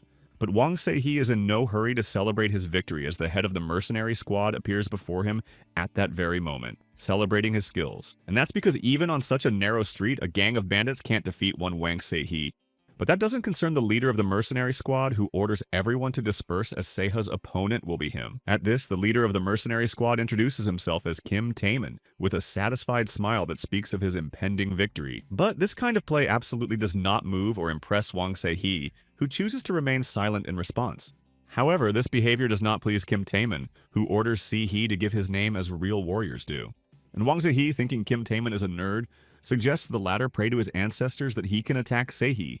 To which Kim Taemin, already losing his temper, informs Wang Se-hee about the latter's lack of military honor. And since that's the case, Kim Taemin already has his battle weapon ready, and orders Wang Se-hee to lose his life. And that's how Wang Se-hee, holding his battle weapons at the ready, meets the angry Kim Taemin in a fight. He swings wildly at Wang Se-hee, who manages to dodge and avoid the punch. At the same time, Kim Taemin begins to notice that things are not going well for him, to put it mildly. Because at this very moment, Kim Taemin's battle weapon is spoiling the nearby wall by getting stuck in it. And Kim Taemin's blunder doesn't escape the keen eyes of Wang Se-hee, who tangentially notices it. At the same time, Wang Se-hee rises to his feet to strike at Kim Taemin, who Wang Se-hee thinks is very clumsy even though he's trying to be cool. But much to Kim Taemin's dismay, his battle weapon gets stuck in the brick of the wall. At the same time, Wang Se-hee looms over Kim Taemin and strikes him with his battle weapon with all his might. And just like that, Wang Se-hee now finds himself standing over the body of the Kim Taemin he defeated. And Kim Taemin's men standing nearby can't believe this could happen to their boss. Besides, no one seems to expect an unfavorable outcome for their commander, Kim Taemin. Se-hee notices that his battle weapon is stuck and repeats Kim Taemin's words about the street being narrow while waving his spear. However, Wang Se-hee came to his senses from his thoughts, and the warriors assumed a belligerent pose waiting to see who would be next. but more willing to confront Wang Se-hee in the battle is not found, which makes the latter think it can't be that only the warriors standing next to them run away just because their leader is defeated. And seeing that nothing else would follow, Wang Se-hee decides to back off for a while, which means it's time to go looking for any clues that might lead him to Yang Juhong's imprisoned uncle. Meanwhile, Yang Juhong and his guest Sori continue the story of how he took off the hands of someone who tried to cheat him. At the same time, Sori, who only remains to maintain the thread of conversation, although he agrees with the gentleman, but finds him boring to say the least. But at that moment, a subordinate of the mansion owner cuts into the conversation between Yang Juhong and Sori, who tries to keep his cool by reminding him of the established rules when he has guests in his house. However, the subordinate still insists and informs Yang Juhong that the burglars have managed to break in. Sori, who witnesses this conversation, listens attentively, and Yang Juhong, still trying not to show his anger, orders Taemin to deal with it. And as soon as the conversation ends, Yang Juhong turns to Sori and tells him that riff-raff doing game should be grateful to the patron. At the same time, Yang Juhong, deciding to return to the conversation, starts repeating the story about the merchant who tried to cheat him. And Sori realizes with regret that Yang Juhong wants to continue his boring monologue. And Sori starts looking for a way to avoid this conversation, or else she'll just go crazy. The first thing that comes to mind Sori is to turn the mug over, citing the drunken state and fatigue. But at this very moment, Yang Juhong begins to approach the climax of his story. And Sori, hearing that Yang Juhong's business is going up, decides to find out if he really has the missing beads that belong to the dragon. To which Yang Juhong immediately gives an affirmative answer, which is also an answer to Sori's question about his wealth. And Sori, once again being the center of attention of Yang Juhong's conversation, can't understand how the beads could be in the hands of someone like Yang Juhong. But still, Sori wants to see for herself the beads that Yang Juhong speaks so highly of. However, according to Yang Juhong, this is impossible, as Yuju was broken into 2 parts which were stolen by the Takebi. And Sori, even though he pretends to be very sorry about it, is still of the opinion that Yang Juhong stole the beads from someone else. However, if it was the work of the Tokebi, it is clearly the work of the elder Hong Duka, who is still in good health. But Sori knows that she's not interested in Yeju, unlike Wang Se-hee, who is more interested in her than a couple tens of thousands of liang. And Yang Juhong, not seeing that Sori is already on his feet, decides to continue his story about how he came to live in Dogshin. At that, Sori, no longer paying any attention to Yang Juhong, thinks it's time for her to go home. But it's not clear to Yang Juhong, who doesn't understand where Sori is going. And clinging to Sori, Yang Juhong very much asks her to stay because the most interesting is just beginning, and the golden toads have not yet been brought. However, Sori is serious about leaving Yang Juhong's house right now and forcibly rips his hand out of hers. It's because Sori thinks Yang Juhong's stories are too boring to wait for the golden toads to arrive. And to Yang Juhong's question of how she can keep the golden toads, Sori suggests he use them himself, but such treatment is not matched by Yang Juhong, who reminds Sori that she just asked to tell stories herself, and now she's leaving. At the same time, Sori notices Yang Juhong saying that he hasn't told her what he wanted to say yet, and decides to attack her. And already Yang Juhong has put his clawed hands forward and leaps towards Sori, wanting to stop her. But instead of the desired target, Yang Juhong receives such a blow in return that it forcefully pushes him back onto the food tables. And Sori freezes in a belligerent pose in the doorway, looking at the result of his work as Yang Juhong's reclining body. And besides, Sori realizes that Yang Juhong put something in the wine, and now he's getting mean thoughts in his head and pouncing on it. Meanwhile, the action unfolds near a room that is closed by massive doors guarded by a Yang Juhong warrior. And this warrior, being alone and bored, starts yawning sweetly with his big mouth. At the same time, the warrior resents that all his comrades in the service have gone to catch burglars and he is engaged in some nonsense. But the warrior, for all his whining and indignation, doesn't notice someone watching him from the sidelines. At the same time, the warrior keeps complaining that this is the day his duty fell on, and his battle buddy is bored and sad. But the mercenary has no time to speak before a hand strikes the back of his head, rendering him unconscious. And that someone is Bottle, who has emerged from the shadows of the fence and quietly struck a blow at the mercenary. However, Bottle's gaze begins to slide to the massive doors of the room the mercenary was guarding. At this, Bottle, looking around the entrance to the unknown room, arouses considerable interest in Bottle by its strangeness. And to quench his thirst for curiosity, Bottle decides to look inside the room. And realizing at first that there is no threat from inside, Bottle opens the doors of the room wider, wanting to enter it. The first thing Bottle does is try to open one of the many doors by grabbing the handle. But to Bottle's even greater surprise, the door proves to be tightly shut without yielding to the young man's efforts. And to get to the bottom of it, Bottle decides to bend down to look underneath. But as soon as Bottle's gaze slides to the interior of the room, he sees a man lying on his side in front of him, and Bottle realizes he's looking at the body of a real man surrounded by rats. But maybe it is Uncle Bottle who decides to call out to him, but only scares the rats away without getting an answer. And besides, the rats from all sides of the human body start their escape to the door where Bottle is, who, seeing such a huge number of rats, can't understand who keeps such huge rats. But then the head lying against Bottle's eyes begins to slowly come into motion. At the same time, what Badil sees further leads him to a shock, because the man opposite is not only dead, but also eaten by rats. But then to Bodil's surprise, he hears the voice of a fully alive man asking who is at the door.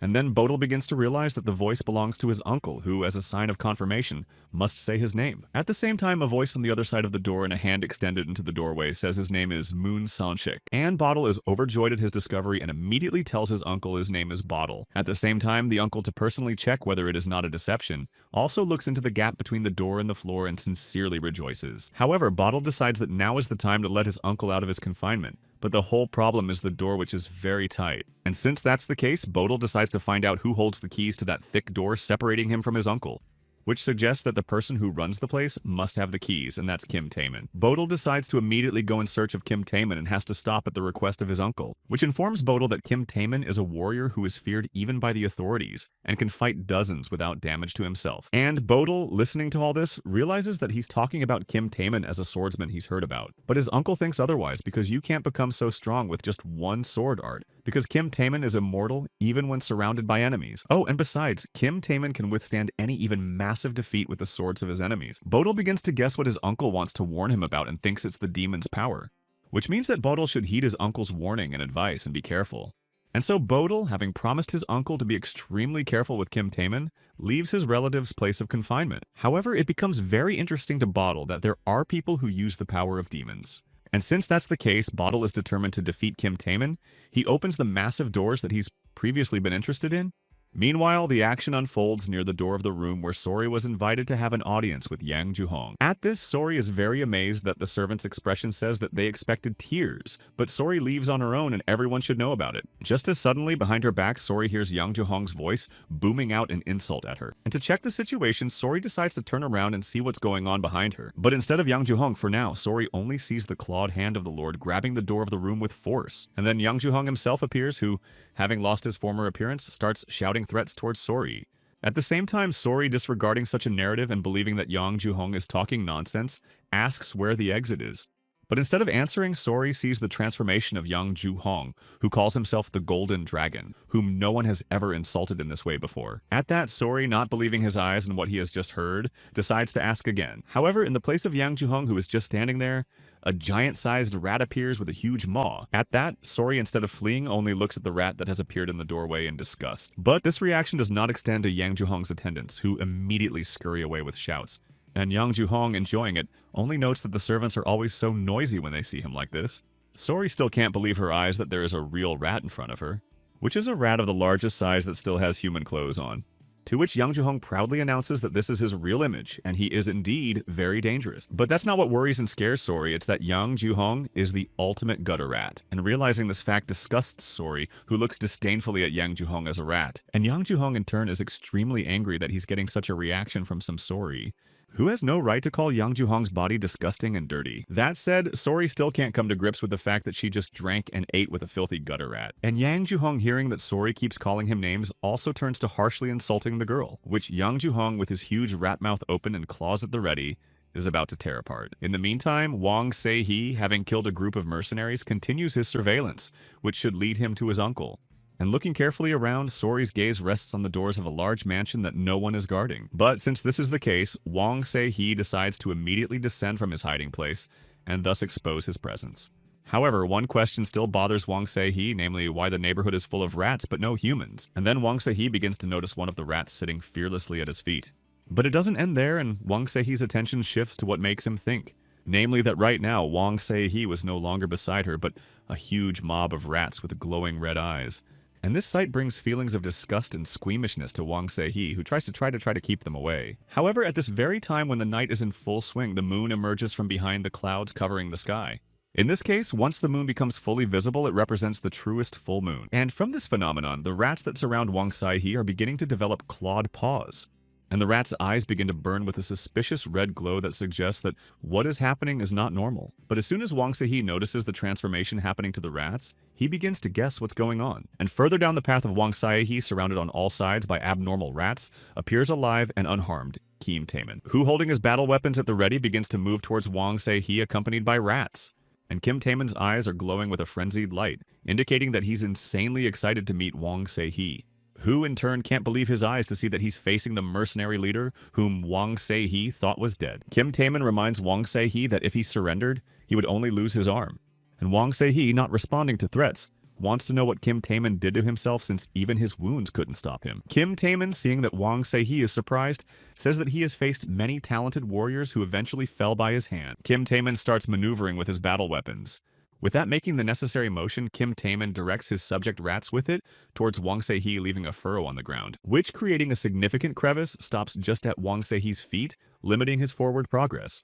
And Yang Ju-hong explains that his abilities lie in the power that Yang Ju-hong gave him, which no human can match. To which Wang Se-hee concludes that this power is not Sanshin's, but part of the spirit rat, and probably Yang Ju-hong himself is the same.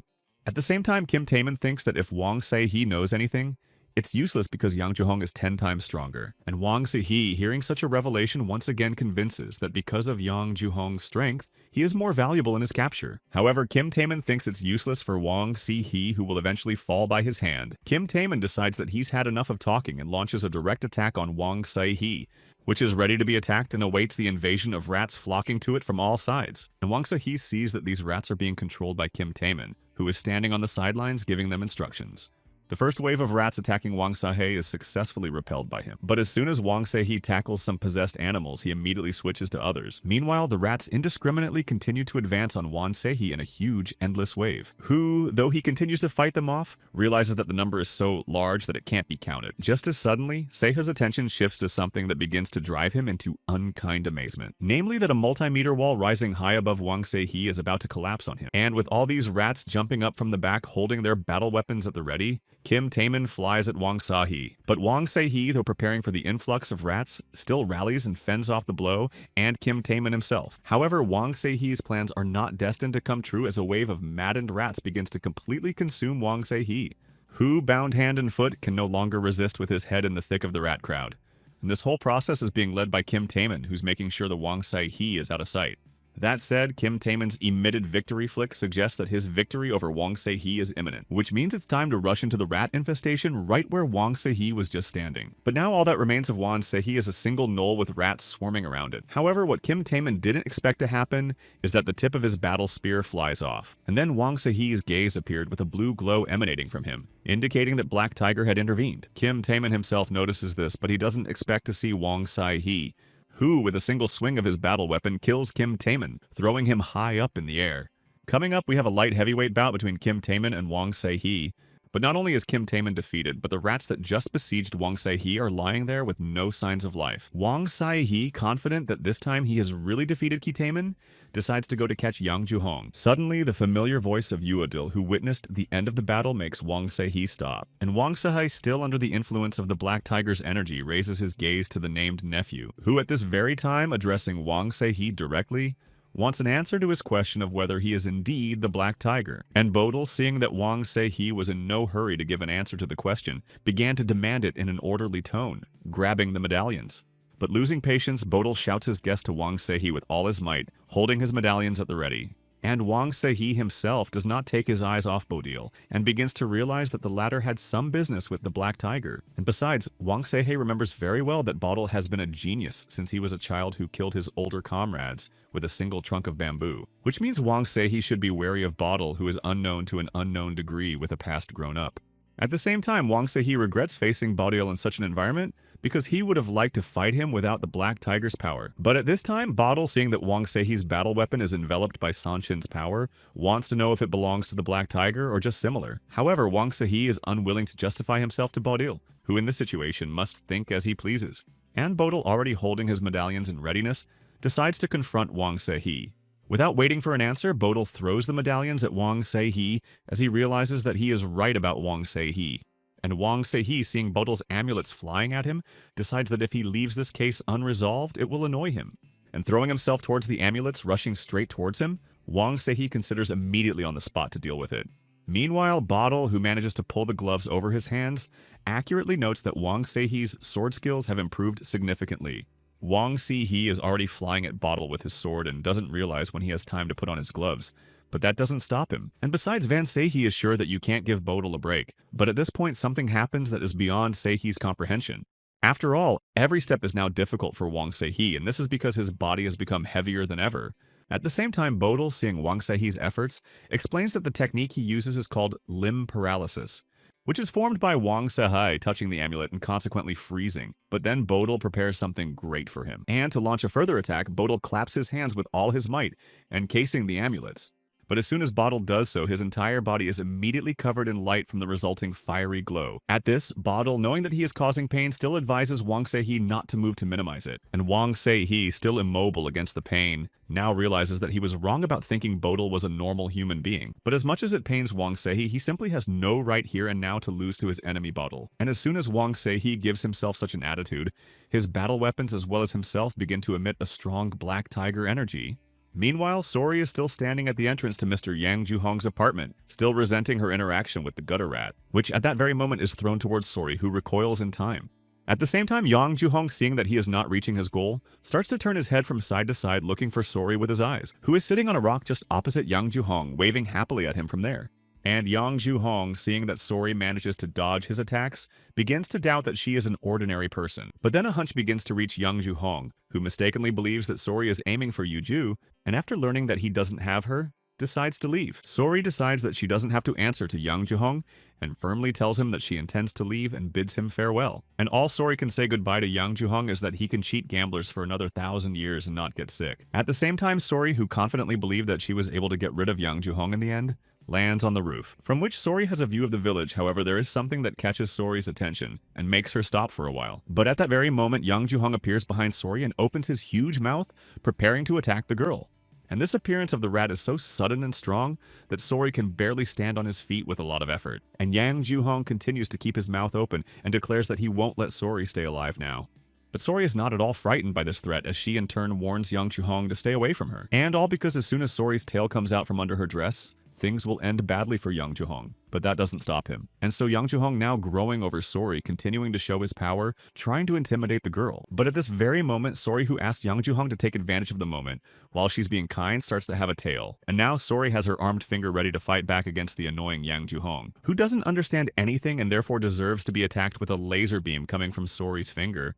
And just like that, Sori drew a line at Yang Juhong's neck, causing him to freeze in some incomprehension. But as soon as Sori finishes her attack, Yang Juhong falls at her feet with a sound of incomprehension. And just like that, Sori emerges victorious in a seemingly stupid clash between her and gutter rat Yang Juhong. However, Sori no longer pays attention to Yang Juhong's body but switches to the hem of her dress, which is stained with the rat's blood. And Sori is grief-stricken, trying to wipe away the drops of blood, can't believe her new skirt is now dirty. At the same time, Sori, knowing that rat's blood will not wash off, also realizes that it is useless to ask a bereaved rat for it. But at that very moment, Sori, busy with her work, starts to hear extraneous sounds coming from outside. And to test her hunches, Sori leaves the hem of her skirt alone and turns her head at the sound of the noise, from which she also notices that not too far away from her can be seen an aura belonging to the black tiger. And Sori is overjoyed to think that this aura belongs to Wang Sehai, who is under the influence of the black tiger. As soon as this realization comes to Sori, she immediately rushes to the very spot where the glow is visible. And now Sori is flying across the rooftops towards Wang Sehai, thinking that his appearance is no mere coincidence. Namely that Wang Sehai showed up in these parts to come to the rescue, or rather to save Sori, which with each time she achieves her goal makes sure that Wang Sehai is a true cutie. Meanwhile, Bodil, still holding Wang Sehai hostage, notes that his black tiger energy has increased significantly. At the same time, Wang Sehai himself tries to overcome the effects of Bodil's amulets by overcoming pain and resistance, who is already starting to go over in his head all sorts of attack options, one of which is to use a chain spell. Meanwhile, Wang Sehai tries to resist the power formed by their owner, Bodil's amulets, who finally decides which attack option to go with and orders Wang Sehai to keep his mouth shut. And at this moment, the black tiger that was released from the battle weapon is about to attack Bodil, who is still holding Wang Sehai by using amulets, can't help but notice it. And Bodil's surprised look speaks for itself that his nemesis, the black tiger himself, has appeared before him, which, under the control of the sword-wielding Wang Sehai, is already heading for Bodil. Bodil is not afraid of the black tiger's power at all, but rather prepares to strike at him himself. And so Bodil's hand, being in control of the magical power of the amulets, begins to touch the black tiger's muzzle. With that being said, this is how Bodil, holding both hands at the black tiger's upper and lower jaw, prevents himself from being engulfed. But the black tiger's strength is strong enough for Bodil to stand firmly on his feet. And the black tiger, though it feels the effects of the amulets, continues to try to absorb Bodil, who is inexpressibly excited that his long wait to fight the black tiger has finally come to fruition. For Bodil is now more certain than ever that he can catch the black tiger with his bare hands. And each time Bodil, fueled by his thirst for revenge, resists the Black Tiger's onslaught more and more. At the same time, Wang Seihe, who is aiming his battle weapon, also notices the reading going on between Bodil and Black Tiger. And now Wang Seihe, who is at this stage of the battle on the Han, orders Bodil to keep his mouth shut. However, further developments make Wang Seihe begin to doubt the favorable outcome for him. That's because even though Wang Seihe can't see Bodil, he keeps fending off his fiery attacks. At that, Sori, who by this point reaches the resistance field and seeing the unfolding picture finds it dangerous. And climbing up to the roof, Sori, still holding his tail at the ready, sees the battle between Wang Seihe and Bodil in front of him. And besides, Sori realizes that Wang Seihe didn't show up to save Sori, who believes that in confrontations, he's always first. At that, Sori hides her tails back and decides to watch from the sidelines at what she sees as an interesting sight. And Bodil, preparing to strike again, realizes that Wang Seihe was able to repel even ghosts with his great power. However, Wang Seihe, who continues his offensive against Bodil, thinks the latter talks too much. But Bodil, who is already using a new technique that forms a fire whip, only grins in response to Seihe's words. And Bodil, who's already waving a flaming whip, explains his chatter by saying he's having a lot of fun. The fire whip that is formed from the amulet that Bodil controls is already headed for Wang Seihe. At the same time, Wang Seihe realizes that although he tries to repel the fire whip, he doesn't quite succeed. And the fire whip, making spiraling movements in the air, begin to wrap around the Black Tiger's energy. And Van Seihe sees this action and thinks that the new technique Bodil is trying out on him. Bodil himself, being in a concentrated state, regulates the movement of the fire whip with the movement of his hands, which circled around the branching branches in midair, swirling around Wang Seihe's battle weapon. Wang Seihe begins to realize that this is a failure for him, as the Black Tiger's powers are waning and Bodil has not yet shown his full strength. At the same time, the fact that the Black Tiger's strength was beginning to grow weaker did not escape Bodil's gaze. And if it is true, this fact will play into the hands of Bodil, who with one hand holding the sword reaches for the other amulet. At this, Bodil throwing at the resisting Wang Seihe suggests that the latter start to give up. However, Wang Seihe, who keeps trying to keep his battle weapon to himself, doesn't understand what Bodil means. And besides, Van Seihe has given himself from the very beginning not to dare to lose to Bodil, so it is necessary to resist to the last. Bodil wants to know why Wang Seihe took out the Sanchins, because the man Bodil knew was kinder and more honest and wouldn't do such a thing. But such chatter doesn't sit well with Wang Seihe, who doesn't have to ask Bodil's permission for his actions. However, such a response is not acceptable to Bodil, who can barely hold himself together while continuing to repeat Wang Seihe's words. Bodil's patience comes to an end, and directing his amulets against Wang Seihe, the young man shouts that everything must be answered for. After all, taking the life of Sanshin and a human is not like destroying mountains and lands, and so Wang Seihe has to pay the bill. However, Wang Seihe is not moved by Bodil's words, and he confidently informs her that he will not stop his craft. And Bodil, continuing to hold Wang Seihe's battle weapon for a while, freezes, hearing his enemy continue talking, who's gathering all his strength to go after Bodil and tells him that only taking his life can stop him. And now Bodil, who previously thought he had the upper hand over Wang Seihe, is forced to back off. Meanwhile, Wang Seihe holds his battle weapon in his power and awaits the encounter with Bodil's amulets. They immediately attack Wang Seihe, who tries to resist them, but is in a lot of pain. Immediately transcending himself amidst the flashes of fire and pain, Wang Seihe decides to look at Bodil, who takes advantage of the situation to close an unsafe distance right to Wang Seihe. And now Wang Seihe can definitely see that his opponent is too fast to hit him. There's a look of bewilderment on Bodil's face at what could happen to him right this second. And then Wang Seihe overcame the power of Bodil's amulets and released his battle weapon from the shackles of the fiery whip and prepared to strike. At the same time, the bewildered Bodil notices that the tip of Wang Seihe's battle weapon is already touching his neck, and Van Seihe is absolutely determined to win, is serious in his intentions of striking Bodil, who he doesn't hurt, but he does leave a mark on his clothes from his battle weapon. With that, Wang Seihe immediately changed the position of his battle weapon to prepare for the next attack on Bodil, who this time as well as last time notices the point of Wang Seihe's battle weapon touching his body. But that's where Wang Seihe's business ends, as the latter notices that something is preventing him from finishing what he started, namely that Wang Seihe can't move because Bodil manages to fire 2 amulets at him, which not only immobilizes Wang Seihe but forces him to kneel before Bodil. At this, Bodil, towering over Wang Seihe, only wonders why his sword is sharper without using the Black Tiger's power. But be that as it may, Bodil confidently reports that this is where it ends for Han Seihe.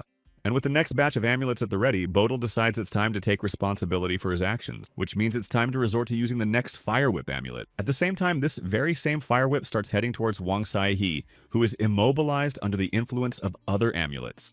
And now that very same fiery whip is wrapped around the neck, waist, and arms of Wang Seihe, who realizes with horror what this will lead to. In addition, Wang Seihe could no longer resist the magic and fell to the ground without releasing his battle weapon. And standing in front of Wang Se-hee, Bottle holding him under control was already preparing his other amulet for action. At the same time, Wang Se-hee himself has nothing else to do but to obediently look at his enemy now ruling over him. And Bottle himself, evaluating Wang Se-hee with his eyes, can't believe that the Black Tiger is in front of him, because according to him, he must be insane. And before finishing the case, Bottle wants to know one thing from Wang Se-hee, and that is whether or not the Black Tiger really did take Nonori's life. After all, Nonori is the same Mrs. Rowe who now rests in the territory of her domain, fallen at the hands of humans. And in Wang Se-hee's memories, the image of the lifeless body of Mrs. Rowe, who is Sori's mother, appears. Knowing that Wang Se-hee's explanations would not play any role, he admits that it could be considered his fault. To which Bottle, having already activated his amulet, once again makes sure that Wang Se-hee is indeed crazy. If that's the case, there's only one right way out for Wang Se-hee, and that's to take his life. However, just as Bottle is about to put his plan into action, a voice from outside asks him to stop. And that voice belongs to Sori, sitting on the roof watching the confrontation. As soon as Bottle notices the girl, he immediately wants to know who she is and why she came to the scene of the massacre. And Sori, not the least bit embarrassed by Bottle's tone and still sitting on the roof, immediately announces that her name is So Sori. Bottle, having pulled himself together, immediately informs her that she is a nine-tailed fox, and Sori wants to know how he knows this.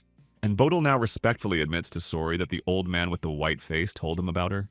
At the same time, Sori notes that Bottle is well-mannered, so he can just ask Se-hee to let go without using force. But Bottle hears this and wants to know if Sori knows that Wang Se-hee is the Black Tiger, and gets an affirmative answer. However, one thing Bottle can't understand is why Sori, knowing this fact, did nothing to stop Wang Se-hee. At the same time, Sori starts swearing on his name and promises Bottle that Wang Se-hee won't just take the lives of the Sanshins. To which Bottle, hearing that Sori is taking control of Wang Se-hee, has absolutely no faith in the nine-tailed vixen, who is about to come down to earth, realizes that there is only one way out of the situation. And so touching the ground, Sori lands just in front of Bottle, standing and looking at her, who notices the fire lighting up in Sori's eyes and hears her suggestion to start fighting for Wang Se-hee. And now Sori begins to appear before Bottle in his true form, showering him with his powerful energy. And Bottle, seeing Sori ready to confront him, notices that even in human form, she has the strongest energy. Sori looks directly at Bottle and repeats what Yang Juhong said earlier, saying that it will be too late when the tails appear. To which Bottle, though he does not utter a word, still prepares himself to accept the challenge, which gives away the seriousness of his intentions. And it can't escape Sori's gaze that her words not only don't scare Bottle, but have the opposite effect. After all, even though he knows ahead of time that he will lose to the nine-tailed fox, Bottle is still willing to confront it. And this fact arouses the interest of Sori and the persona of Bottle, who does not understand what the nine-tailed fox means by this. Who, looking at Bottle with interest, realizes that to catch him, she has to take his life, which she doesn't want to do. At the same time, Bottle, even though he hears that he has been pardoned by the nine-tailed fox, is still in tension with the situation. And Wang Se-hee, at this time deciding to take advantage of the pause that has arisen concerning him, sees the free end of the fire whip. To which Bottle, also noticing this, informs Wang Se-hee that for another quarter of a day, the power of the amulets will work, and it is better to lie still. But it is absolutely still Wang Se-hee who is trying to get to his feet by overpowering the effects of the amulets.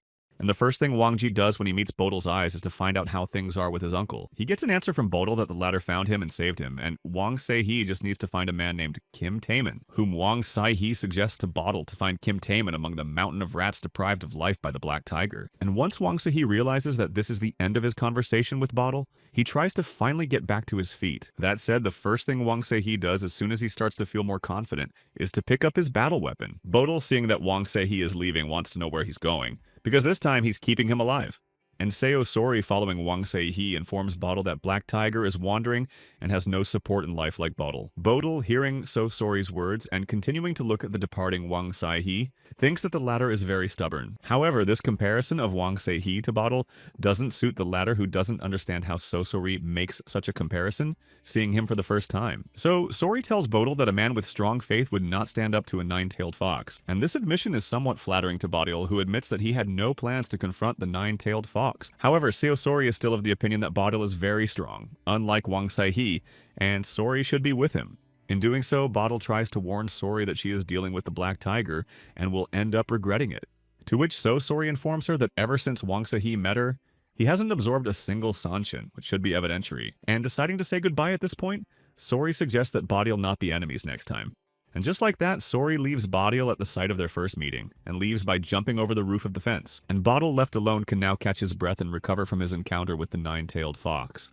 for it is only now that Bottle is beginning to realize that it was madness to confront the nine-tailed fox. And besides looking at his hand, Bottle notes that it's wet from nervous tension. At the same time, Bodil, looking at the moon addressing the master, wants to know that he sent him this man, to show him that he still lacks much. And at the same time, somewhere in the depths of the forest thicket, there is some movement around the fire from which the light is visible for a great distance. And it is in the place where the fire is burning that a huge number of people representing the village are celebrating something. Some of them take musical instruments in their hands and make melodies to which they dance around the fire. And just at that very moment, Mrs. Soroka appears among the revelers and starts calling out to an old man named Hong Duka, who, seeing Mrs. Soroka and hearing that she continues to look for him, calls out to say that he is behind her back. However, Hong Duka, although he hears his name called, does not know who is looking for him. And Mrs. Soroka, finally seeing the man named Hong Duka in front of her, is sincerely happy to meet since they haven't seen each other for a long time. Meanwhile, Hong Duka still does not recognize Lord Soroku believes that she was the one who spent the night with him and came back because she couldn't forget. But this statement pisses off Miss Soroka, who shouts that she is Ulkachi Sansen of Ulsan, and Hong Duke, realizing that he was mistaken, apologizes for what he said to her earlier. At this, Mrs. Soroka decides to omit what she said and tells Hong Duka that she has come to talk about something important. But it seems that this turn of conversation was not expected by Hong Duka, who opens his mouth in surprise. Mrs. Soroka answers in the affirmative, as the fate of the village will depend on this conversation and its outcome. And Hong Duka, beginning to understand the meaning of Ms. Soroka's words, still dares to ask again, receiving a reply of general awareness. But as soon as Hong Duke finds out that all the people need to be summoned, he immediately gets excited and thinks it's a good thing. However, this was not expected by Ms. Soroka, who was mildly surprised by this reaction coming from Hong Duka, who now addresses his people to the whole neighborhood and tells them that Sanshin of Ulsan has come to tell them some news. Immediately, the people who had just been celebrating begin to look over to where Hong Duka is standing with Lady Crow. However, as soon as the villagers realize this, they immediately rush to Sanshin of Ulsan, who is about to tell them something. And now Hong Duka and Lady Magpie are surrounded by a crowd of villagers. And Hong Duka, passing the word to Mrs. Magpie, eagerly awaits what Ulkachi is about to tell them, who, seeing people looking at her timidly, begins her story by saying that trouble is coming to this village. However, such a beginning disappoints one of the listeners, who is immediately interrupted by the person sitting next to him with a suggestion to start the story himself. Immediately, a squabble begins between the arguing villagers about who will tell the story, smoothly devolving into threats. In this case, soon between these disputants begins a frank fight, which gathers around the gawkers betting on the winner. But this confrontation is not destined to continue, as at this very moment, Hong Duka calls for silence. And that's because Hong Duke is asking everyone to listen to what Ulkachi has to say first, and then go back to what he started. And Hong Duke's words have the proper effect as everyone freezes obediently looking at the village elder.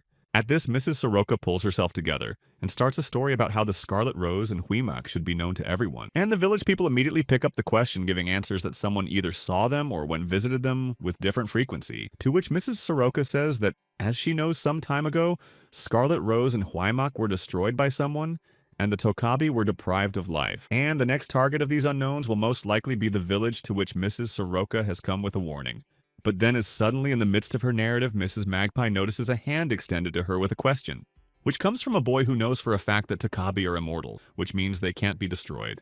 To which Mrs. Forty immediately gives the answer that for the Tokebi, the deprivation of life is equal to the inability to sing, dance, and fight. At the same time, the boy who asked the question last wants to know if it means that he can't move in the light of day, having turned into a footstool. And Mrs. Soroka is forced not only to give an affirmative answer, but also to warn that the boy will not be able to move at night. But as soon as the villagers begin to get the meaning of Mrs. Soroka's words, they immediately begin to panic for want of desire. And Mrs. Soroka, continuing to press the colors, informs that unknown people are already aiming at this village, which means that the feast should be finished. However, Hong Duka, to the end standing silent and not interfering, now wants to ask his question who still wants to take their lives. Mrs. Soroka must admit that she does not have exact information, but there is a high probability that it is the Black Tiger, the pronunciation of which makes the unshakable Hong Duka start to go into an undisguised panic, and his mood begins to shift to the other villagers who repeat a name that inspires genuine fear in them. But then, in the midst of the ongoing conversation, a woman appears who is happy to meet Ulkachi, which is about to take place.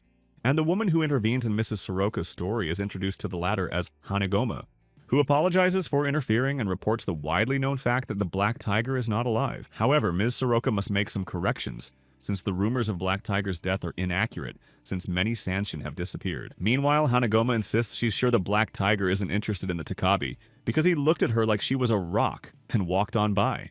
But even this argument cannot change the mind of Mrs. Soroka, who asks not to ignore her warning, and reporting that the next target of the attackers is the mountain dwellers makes both Hong Duka and Hanagoma wonder. Suddenly, Hong Duka takes the floor and asks Mrs. Soroka to look around her. After all, they as mountaineers exist only for feasts, and if the feasts are not held, there will be no sense for them. And if the Highlanders have lived with this way of life for hundreds of years, they will not stop them. Because of the danger, they are different from other Sansons. That said, it seems that Hong Duka's words have convinced Mrs. Soroka, who wonders how one can believe this if she knows something. Namely, that among the Highlanders there are residents who love battles, but Mrs. Magpie is interrupted by Hong Duka saying that they only reflect them. Mrs. Soroka is going to fly away and says that she will be nearby and her friend will arrive at this place as soon as possible. At the same time, Hong Duka wants to know if Mrs. Soroka's friend belongs to the humans and what name he goes by.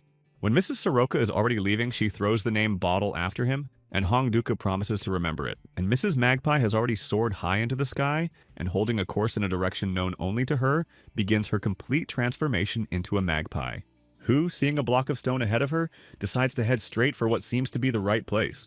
But suddenly, Mrs. Magpie, during her flight, picks up extraneous sounds that cause her to be distracted. And these sounds belong to a group of people gathered in a clearing in the middle of the forest, led by a man sitting on a rock. And Mrs. Magpie, having stopped her movement, decides to sit on a branch of a tree near the group of people to find out who they are. After all, it seems suspicious to Ms. Soroka that people are on territory belonging to the Tokubi that is usually avoided.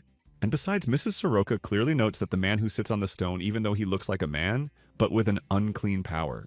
And deciding that Mrs. Soroka has unusual warriors in front of her, she decides to get close to them to hear what they are talking about. But Mrs. Magpie's plans are not destined to come true because instead of taking off, she lets out a piercing scream.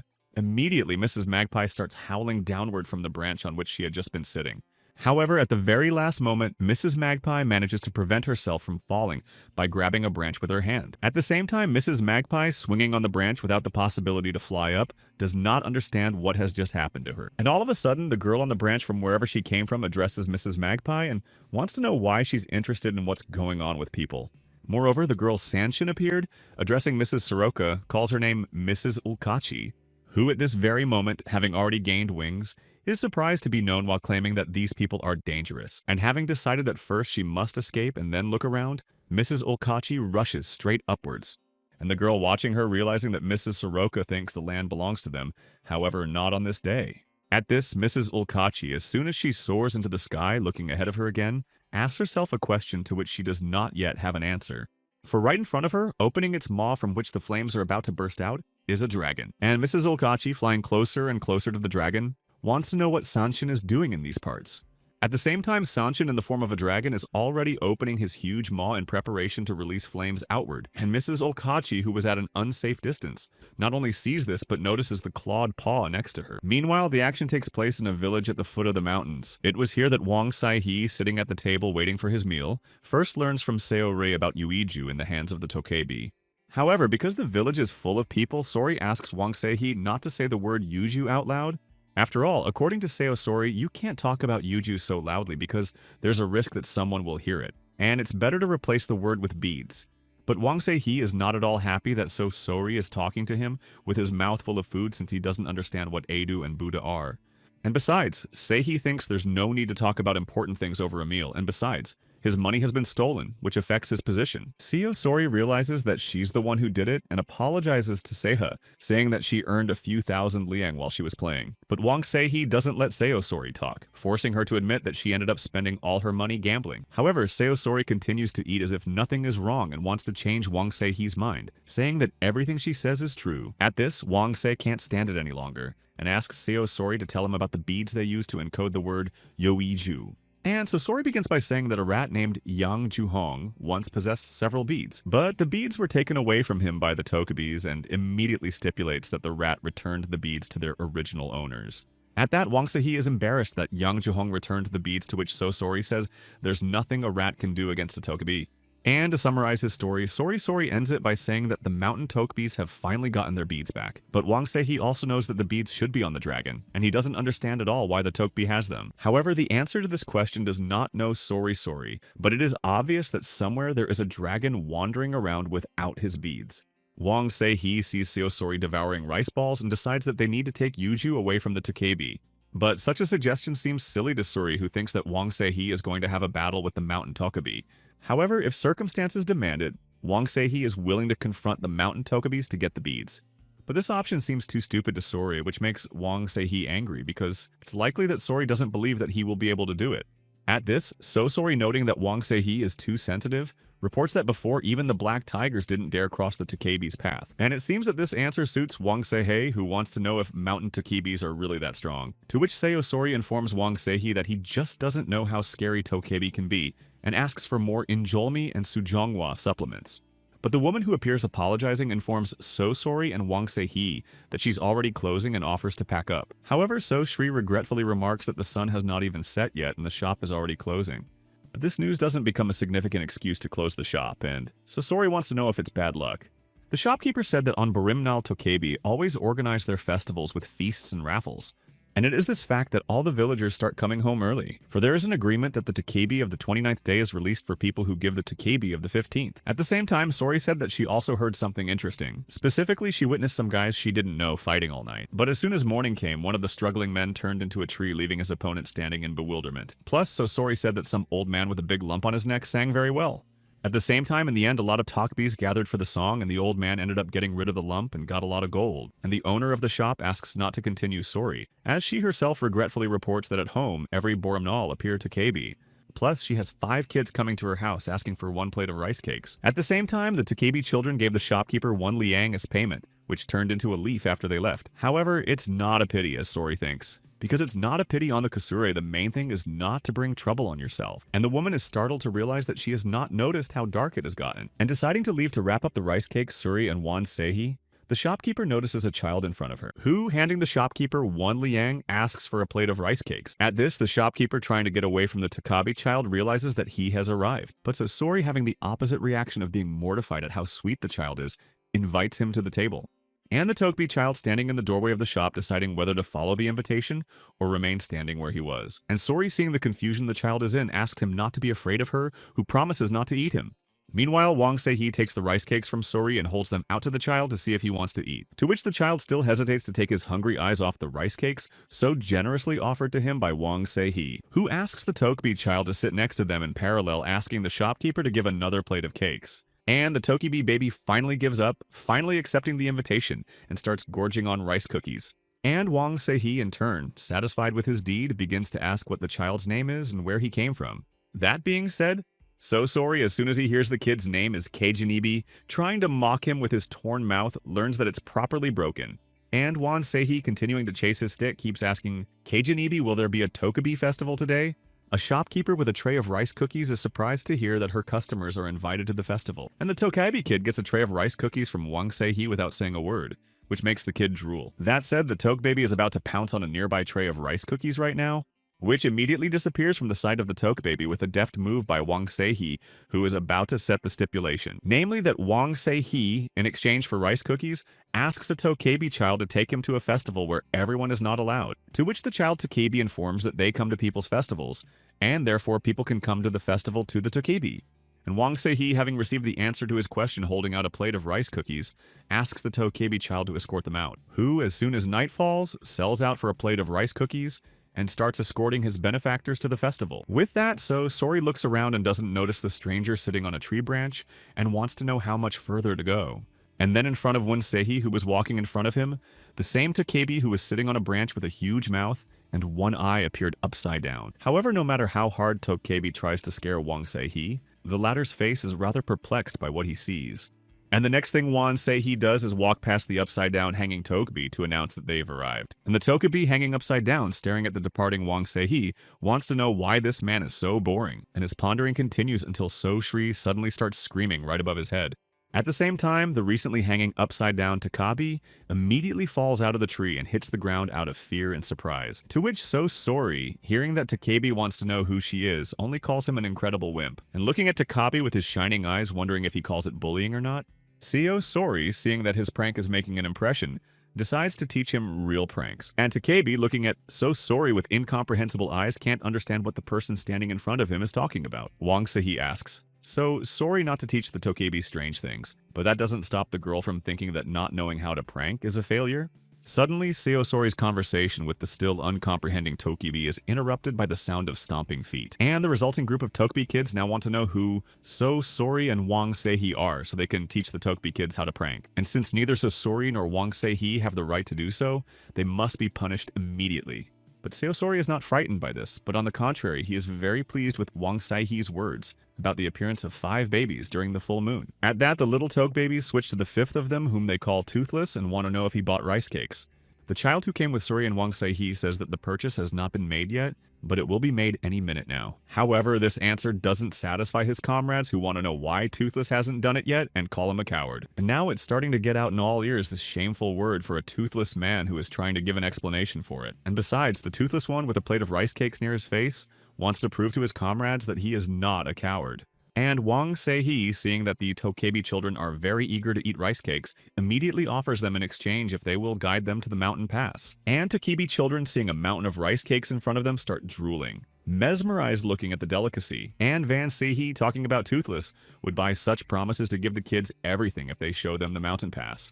However, one of the Tokebi children, who previously kept his word by wiping drool and silencing other comrades, says that this should not be done. But Wang Seihi doesn't stop that and continues to bend his line, saying he is aware that people can get into the celebration. At the same time, the chief of the Tokebi kids insists to Wang Seihi that if such a boring person comes to the party, he will ruin the atmosphere. Wang Seihi can't believe that he's been given such an offensive definition, and Seosori laughs. And instead of putting the rice cake roll in the hands of the Tokebi children, Wang Seihi simply throws it on the ground. And the next thing Wang Seihi does is pull out his battle weapon and threaten the Tokebi children with it. Wang Seihi explains that he is thus forced to use force to get the children to accompany them to the mountain pass. And the Tokebi children are startled as they stare at Wang Seihi's battle weapon, from which black energy begins to radiate. But just as Wang Seihi is about to use her threat on the children, as a sudden loud laugh from outside interrupts her. And so Sori, addressing the Tokebi kids, can't believe that people like them can talk about fun. After all, what makes a person feel fear brings joy to Tokebi and people who heard the stories, respectively, amusement. And all of these things put together call a Tokebi prank, and that's exactly what the Tokebi babies need to hear, who even after forgetting about the rice cakes continue to stare at Sori performing in front of them, mesmerized, which in turn, to the surprise of Wang Seihi, invites the Tokebi kids to come closer to show them the basics. And the little Tokebis, oblivious to the threats of Wang Seihi and his fearsome weapons, rush past him to Suri, who now towering amongst the Tokebabies surrounding her, decides that the moment has come to begin. And for her example, Sori opts for a small pebble that just lies near her feet. Oh, as soon as Sori picks up a small pebble from the ground, he immediately starts yelling all over the neighborhood. Sori, seeing that this stone is also a Tokebi, apologizes to him, and when asked what his name is, he learns that his name is Toldol, and deciding to continue Sori addressing the kids says that if Toldol kicks a man, he will fly quite far away.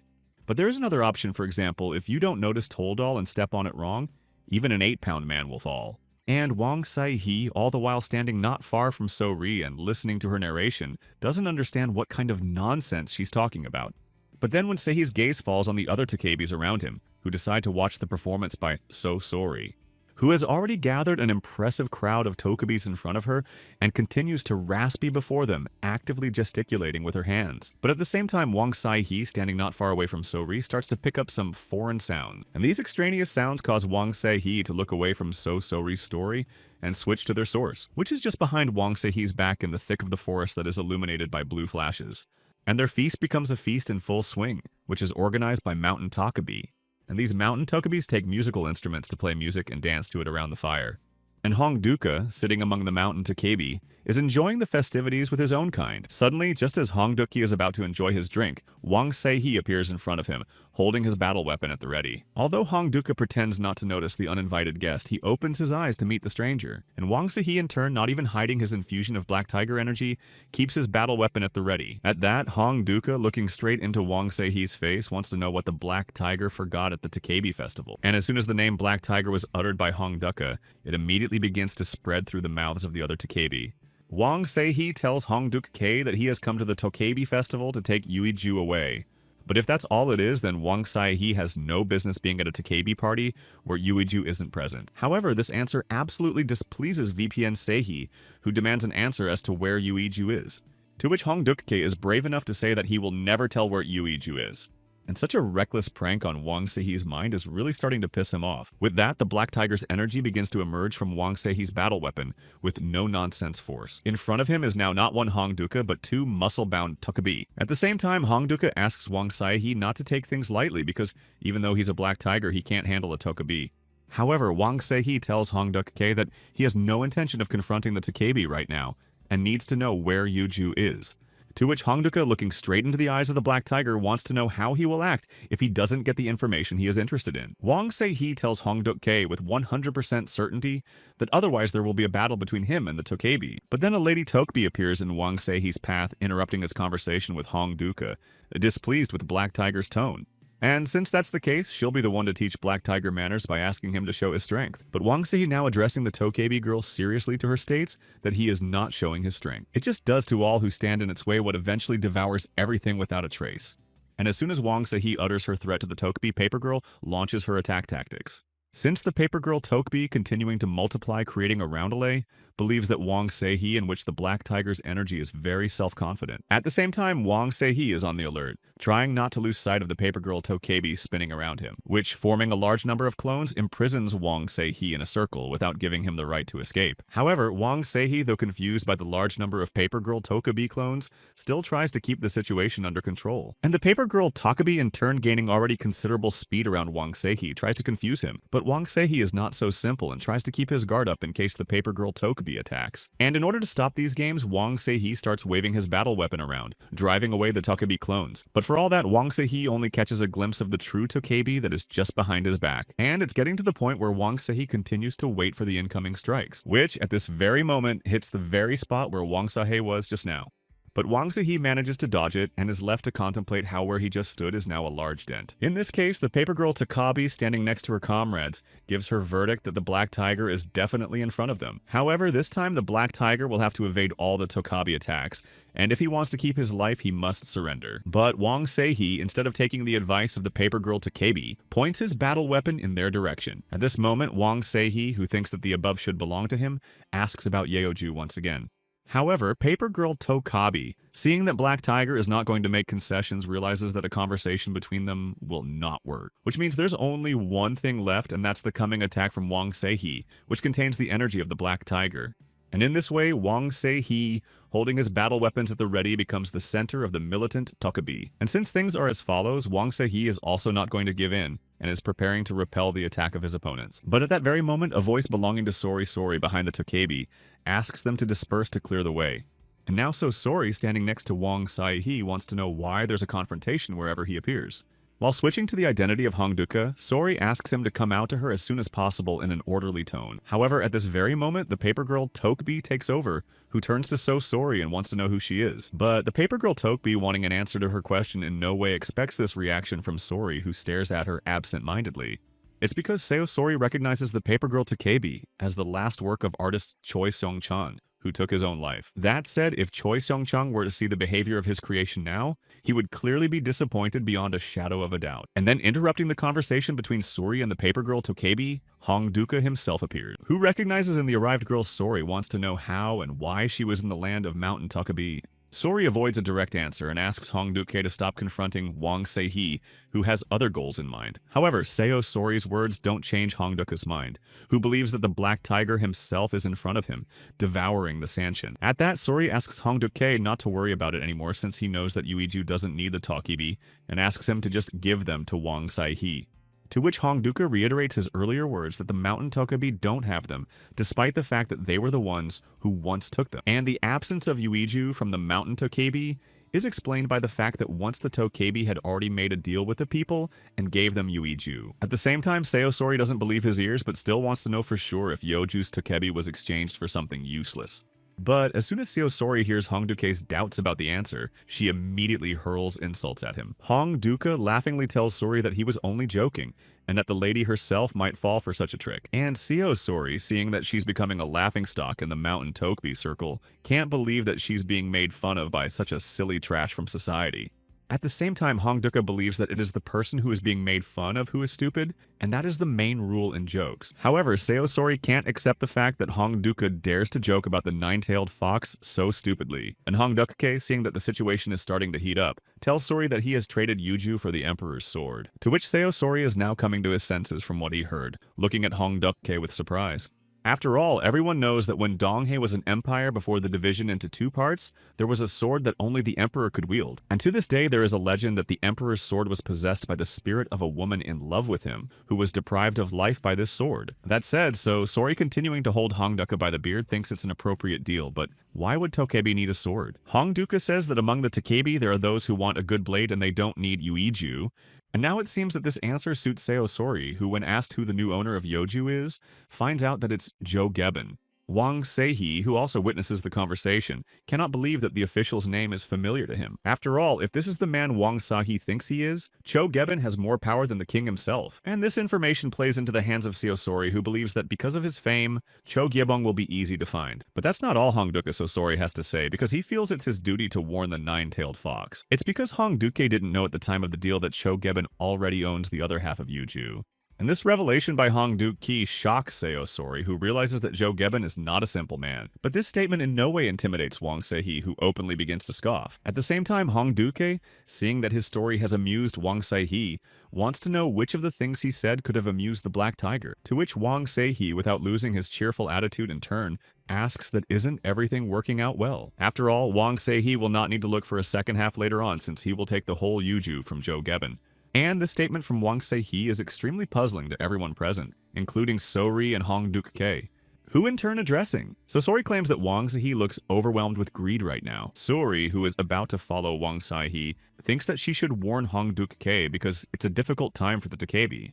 As soon as Sori finishes her speech, she immediately rushes after Wang Seihi, leaving Hong Duke in a puzzled state. After all, he can't understand why, and Sori warns the Tokebi of impending trouble. But the paper girl Tokebi thinks that since dawn is approaching, nothing should happen, and Hong Duke agrees. Meanwhile, a lonely Tokebi traveler looking at the moon regretfully realizes how much he misses his broom. After all, it is now in the midst of the mountain Tokebi celebrations, and he is far away from them, which means he needs to hurry. At the same time, the Takebi looking at the wooden sword realizes that ever since he entered the battle, there has been no better man wielding that sword. And as soon as the celebration of the mountain Takebi is over, the wanderer makes a promise to himself that he will definitely search for him. Meanwhile, Seo Sori and Wang Seihi are stationed near the village, plotting their next course of action. At the same time, Sori clearly notes that because of the full moon, there are no lights burning in any of the houses in the village. But seeing that Wang Seihi not supporting her conversation made a fire getting ready for bed, very surprised by this, because Wang Seihi is usually very active at night, so there's a good chance he's got something going on. But Wang Seihi, like last time,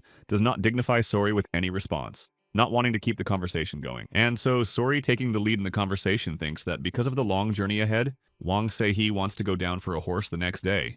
However, Wang Seihi again decides to remain silent, and so Sori sits down next to him without getting any answer to his question. But Wang Seihi's reticence and his pensive facial expression puzzles Sori to some extent, who makes a new attempt at interaction and believes that Wang Seihi is avenging something. All the while, Wang Seihi pretended not to hear Sori and wanted to know what the nine-tailed vixen meant by what he said. Who, returning to their long-ago conversation, wants to know the reason for Wang Seihi's hunt for the Sanchin, and whether it coincides with the Black Tiger. To which Wang Seihi in turn wants to know from Seo Sori if she really knows the reason for Black Tiger's hunt for the Sanchin. And Seo Sori, who's giving Wang Seihi the benefit of the doubt, decides to show him something. And for that, Seo Sori informs Wang Seihi that she met Black Tiger earlier and exposes her shoulder. And by doing so puts Wang Seihi in an extremely awkward position, forcing him out of balance. While still doing what she wants, so Sori shows Wang Seihi the scars left by the Black Tiger on her body. And Wang Seihi, looking at the Black Tiger's marks, can't believe that Seo Sori could ever stand up to him. To which Seo Sori says that although the Black Tiger was never her equal in strength, it still decided to attack the nine-tailed fox once. With which the Black Tiger confronted for about 2 days, and as a result of which, Seo Sori almost lost her life after receiving this wound on her body. And once Wang Seihi learns that at that moment Black Tiger possessed Yuju, he wants to know the details, eventually bringing everything down. That being said, Seo Sori once told Wang Seihi her secret wants to know how Wang Seihi knows Black Tiger and why he has his power. To which Wang Se-hee once again chooses to remain silent without giving any answer at all to the question. So Sori asked, who also tells Wang Se-hee that when she was treating him for poisoning, he kept repeating Blue Waters is where the fencing academy is located. And so Sori, seeing that Wang Se-hee once again decides to remain silent, continues to say that the Blue Water Academy was created for Sanshin guards. But Wang Se-hee, listening intently to the speculation and common knowledge from Sori's mouth, continues to remain silent. In doing so, Sori, seeing that she is hitting the target, must now learn how the Blue Waters native is destroying the Sanshin instead of protecting them. However, Wang Se-hee, instead of keeping the conversation going, holds out the pastries he saved to Sori, which Sori immediately pounces on, knocking the package containing the pastries out of Wang Se-hee's hands. And while enjoying her meal, Sori wants to know why Wang Se-hee is treating her to these pastries. Wang Se-hee immediately says that he realized that when Seo-ri eats, she doesn't talk, and that Se-hee has some pies for that. And Sori, hearing that Wang Se-hee has figured her out, can't understand how he could have gotten to know her so well in such a short period of time. At the same time, Wang Se-hee, thinking that he had put an end to the unpleasant conversation, prepared for the night. And so Sori notices that as soon as the makeshift bed was prepared by Wang Se-hee, he immediately rolls off to the side. And Sori finishes the last pie and, licking his fingers, begins to think over his plan of further actions. Wang Se-hee unsuspectingly continues to lie there with his eyes closed, trying to sleep.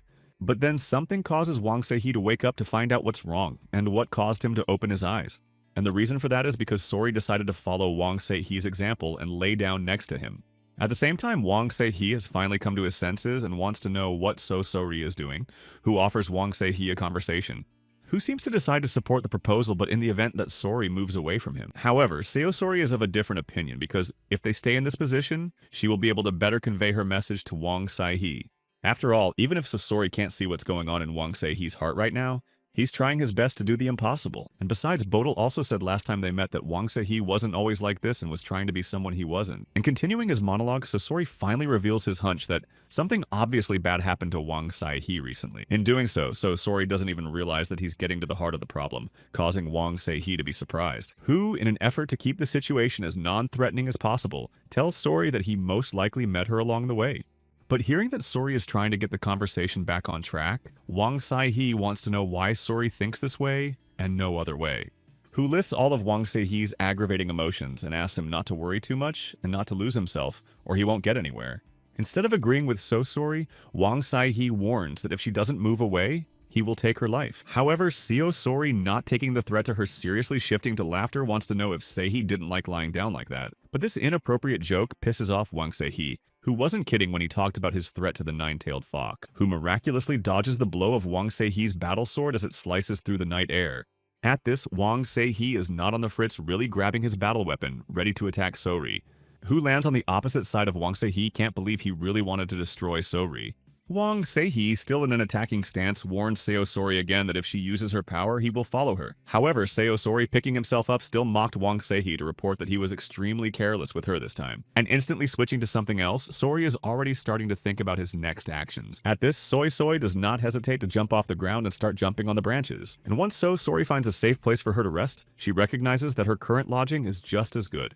And Wang Se-hee has no choice but to silently stare at Sori, who reports that the lights of the Tokebi can be seen from her seat. Wang Se-hee, not wanting to hear Sori's voice anymore, throws himself onto the pillow to fall into a deep sleep. But the thoughts in his head don't give Wang Se-hee any rest, depriving him of any sleep he was ready for earlier. It's because the recent memory of Sori snuggling up to him pops into Wang Se-hee's mind, who is trying with all his might to drive them away by twirling his head from side to side with all his might. After all, Wang Se-hee can't give in to temptation, as he is determined to set aside human emotions for himself. And Wang Se-hee, feeling that it's getting harder each time to resist Sori's attention, recognizes his weakness. And when Wang Se-hee confronted Bodil, he was also weak despite the latter's innate abilities. At the same time, Wang Se-hee lost to Bodil without even considering that he contained the energy of the Black Tiger. So, to prevent this from happening again, Wang Se-hee needs more Sanshin, and he should definitely find Yeoju. Meanwhile, another man of another army looking at the moon patiently bides his time, looking at the lights of the celebrating Tokebes. And not only is this man awake, but his entire army, which follows the orders of its leader, is in full readiness. for as soon as their leader is given the signal, they will immediately begin their invasion of the mountain Takabe territory. Meanwhile, the mountain Takebis unsuspectingly continue the celebration gathered around the fire. At this, one of the Takabe children tells those around him how Black Tiger was at first surprised by Toothless' antics and then fainted. And it was for this reason that the Black Tiger did not come to the forest by himself, but was dragged here by Toothless because he was unconscious.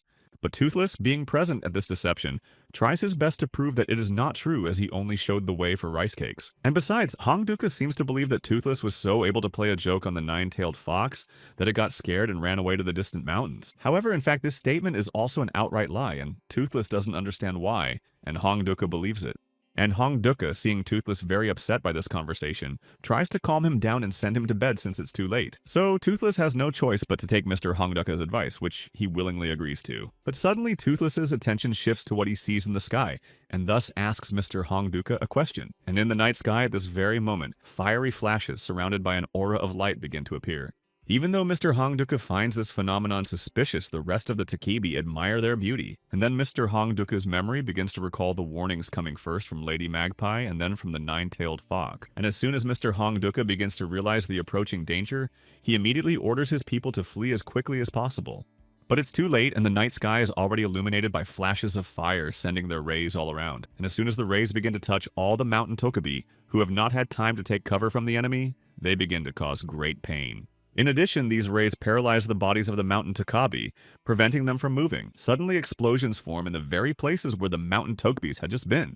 And at the site of the explosions, instead of mountain Tokebis, there are now objects that the mountain Tokebis turned into. And the paper girl Tokebe, who sees this transformation, asks Hongduka about it and learns that this is what the Sanshins warned them about. At the same time, Toothless, who has been near Mr. Hongduka all this time, admits that he is very scared of what he has seen. To which Mr. Hongduka, ignoring Toothless's sobs, only sums it up by saying that their enemies are already here. And indeed, in the clearing where the mountain Tokebis had just been celebrating, armed men under their leader appear, who doesn't hesitate to order his subordinates to spread out all over the neighborhood.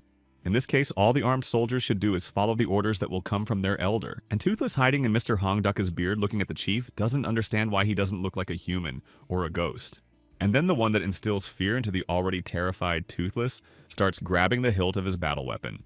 The next thing the leader of the squad does is to point his battle weapon at Hongduka K to find out where Yuju is.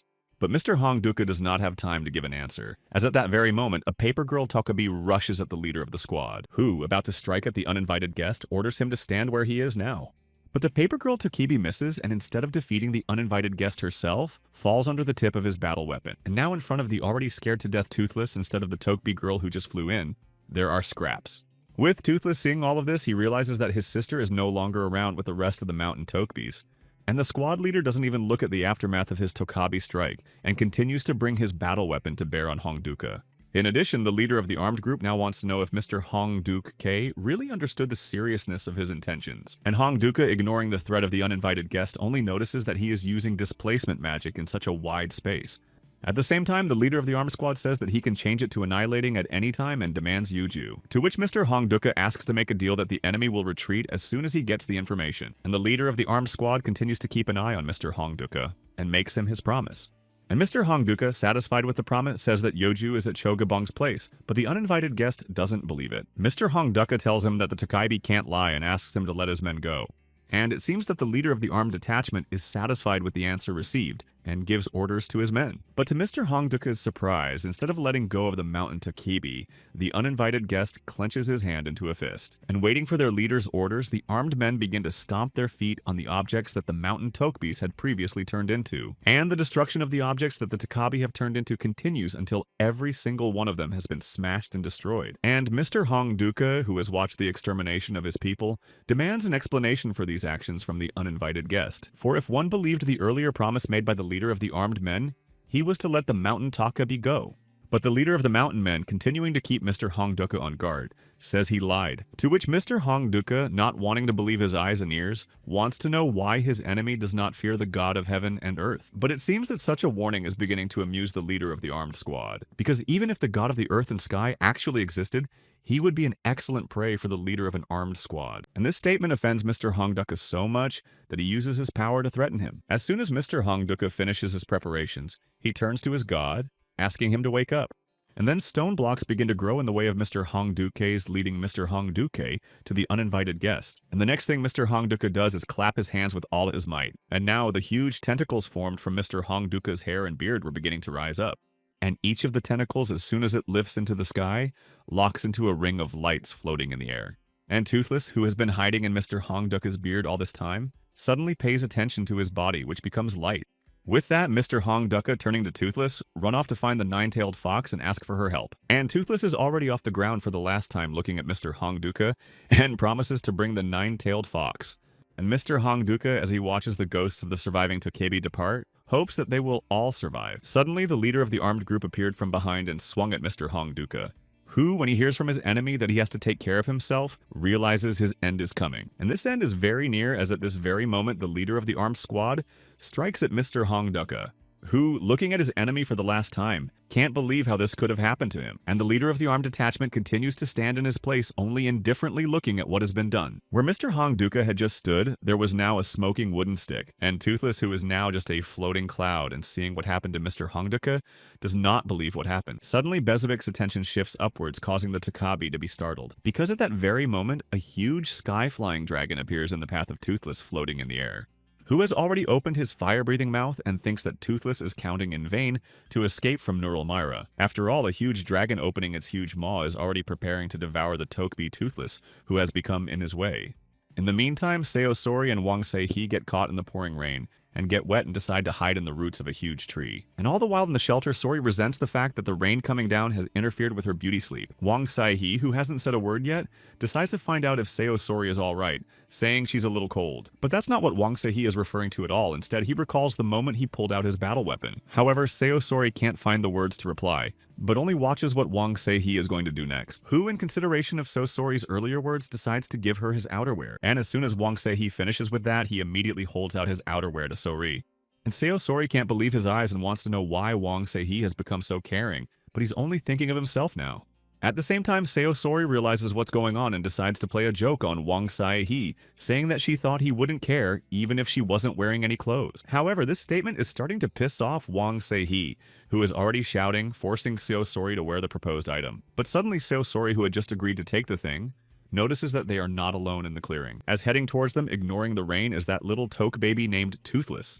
Suddenly, Toothless slips and falls straight to the wet ground before reaching Sayosori and Wang Sei-hee. So Sori leaves Wang Sei-hee to rush to the aid of the baby Toothless, who continues to lie on the ground. That said, once Sori reaches the exhausted Tokebi baby, she wants to know if he's okay and what happened. And little Toothless continues to lie in the rain and informs Sori that everyone is dead, including Mr. Hongduke and his little sister. At that, Wang Sei-hee, who came up from behind and heard Sori and baby Toothless talking, wants to know who could have done it. But Toothless, continuing to cry, can't string a single word together, only mentioning the man with the sword and the shaman.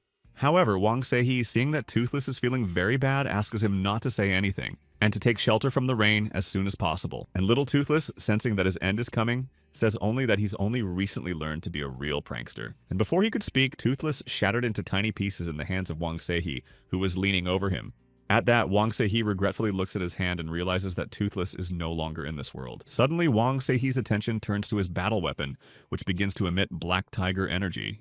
And this is all because Sori decides to reincarnate and use his power as a nine-tailed fox, since she just doesn't understand how such a scoundrel who created all this horror with the mountain Tokebis could just make her his enemy. And no longer paying attention to Wang Sei-hee, Sori rushes to the very place where the mountain Tokebi festivities had just recently taken place, and Wang Sei-hee is left alone to watch the nine-tailed fox move with lightning speed. Still, Wang Sei-hee decides to look at the hand in which the completely exhausted and then cracked Toothless lay, from which the only thing left as a memory is a piece of plate that shattered. And Wang Sei-hee decides to keep this piece as a reminder that there was once a Toothless that needs to be avenged. The next thing Wang Sei-hee decides to do using the Black Tiger's energy is to go after Sayosori. After all, it now seems that Wang Sei-hee is now serious about getting to the bottom of this case and ending whoever took the Tokebi's life. And not wanting to stay in their place of shelter from the rain any longer, Wang Sei-hui wasps rushed out with all speed. Meanwhile, Tokebi Sarabi, arriving at the supposed site of the Tokebi celebration, sees only devastation. Immediately, Saribi's memories begin to flash back to his encounter with the mountain Tokebi, who are genuinely happy to see him. But now only the broken and charred remains of the Tokebi are in place of the Saribi siblings. And then in Saribi's mind, the voices of the Tokebi reappear, asking him to teach him how to resist. However, now where the Saribi people should stand lie the unrecoverable remnants of them. At the same time, Saribi remembers how Hong Duka laughs at him and wants to know if he's gotten better at pranks, but his sister suggests a competition. But no more Tokebi Saribi will be able to meet his fellow mountain Tokebi, neither Mr. Hong Duka nor his sister Paper Girl. For now, instead of them, Saribi is staring at the lifeless remains of the once great leader and the girl from the painting. And Tokebi Saribi can't even guess who could do such a thing to the harmless mountain Tokebi people, as suddenly Tokebi Saribi's gaze begins to pick up some movement catching his attention. And the first thing that Tokebi Saribi expects to see is his enemy coming to the scene of the robbery. Which means Tokebi Saribi needs to prepare to be ready to fight back and avenge his people. And clutching his wooden sword as tightly as possible, Saribi decides to head to where the noise is coming from. Meanwhile, Wang Seihi flies from tree to tree, surveying the area where the massacre of Mountain Tokebi took place. But something causes Wang Seihi to be distracted from his venture and turn his attention to the extraneous noise. And then Wang Seihi takes one look and notices the armed Tokebi Saribi staring at him point blank. At that, Wang Seihi decides to come down to earth to find out if Saribi was there the last time they met. And Tokebi Saribi, ignoring the question asked to him in turn, can't believe that Wang Seihi is in front of him. However, it seems that it's not the mere appearance of Wang Seihi that makes Tokebi Saribi come to a standstill, and what's in the hands of Wang Seihi, who doesn't quite know what Tokebi Saribi means by that. And deciding to satisfy the curiosity of Tokebi Saribi, Wang Seihi unclenches a fist containing a shard belonging to Toothless. That being said, Wang Seihi, looking at what he is left to remember from Toothless, doesn't understand what Saribi needs. Who's already changing from grace to anger, can't believe it's the rest of the baby he thinks he's got. After all, Tokebi Saribi is now 100% sure that this shard belongs to little Toothless. At that, Wang Seihi, determined to keep the shard for himself, only nods affirmatively at Saribi's Tokebi's guess. Who now wants to know for sure if it was Wang Seihi who massacred all the mountain Tokebi? However, Wang Seihi continued to stare at the fist in which the memory of Toothless now rested, only remaining silent in response. At that, Wang Seihi finds nothing else to do but tell Tokebi Saribi that he could do that to anyone who comes his way. But Tokebi Saribi doesn't understand what Wang Seihi is trying to say and asks him to tell him the truth. At the same time, Wang Seihi thinks that everything is clear, because if Toothless and Hong Duke were beneficial to him, he would have absorbed them. And it seems that this statement by Wang Seihi was the last straw in the already intense grief of Tokebi Saribi, who can't hold back any longer in front of Wang Seihi breaks his wooden weapon. After all, Tokebi Saribi thinks he gave Wang Seihi a chance to justify his actions, but now things will be different. And now it's Tokebi Saribi's turn to pick up a real battle weapon, which he immediately pulls out of its sheath. And all because this time Tokebi Saribi intends to confront Wang Seihi using real battle weapons. But Wang Seihi doesn't quite know what that means, because can a Tokebi really wield a real battle weapon? And to Wang Seihi's question whether Tokebi Saribi has a teacher, the latter replies that there is none. However, in Tokebi Saribi's life, there was still someone he wanted to call his teacher. And it all starts the moment Saribi realizes he's a Tokebi. A man appears in front of him.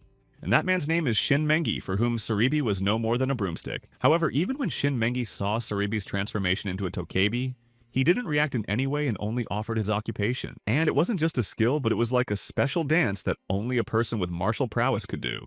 Moreover, Master Shin Menga's movements were so beautiful that Saribi was even speechless when he looked at him. And so it went on day after day until at some point Saribi's Tokebi began to repeat his movements. And Master Shin Menga only silently watched sitting opposite the now Tokebi Saribi's Tokebi dance, who continued practicing every day trying to imitate the still just sitting and watching Shinmong. And so after some time through a great number of nights, Tokebi Saribi was able to repeat Master Shin Menga's dance. That being said, the very day Saribi was able to replicate Shin Menga's dance, he replicated his moves exactly to the last. And so, unable to believe his joy and expecting praise from his master, Shin Menga Tokebi Saribi turns his gaze to him. But Master Shin Menga, still continuing to sit from his observation seat, no longer looks at his apprentice Saribi. Slowly begins to lean on his side, threatening an impending fall and no longer showing any reaction to what is happening. And Tokebi Saribi is horrified to realize that his teacher, who had just been watching him, has breathlessly fallen. At the same time, Tokebi Saribi decides to rush to the aid of her teacher, Master Shin Menga. He was already lying there without any signs of life, and Saribi, who was leaning over him, did not understand the cause of his death until the last moment. And Master Shin Menga just lay there with a frozen smile on his face that Tokebi Saribi had been looking at all night, and thus ended the life of Master Shin Menga. And then Tokebi Saribi immediately realized one thing, which was that Tokebi would never have a place in the human world no matter how hard he tried.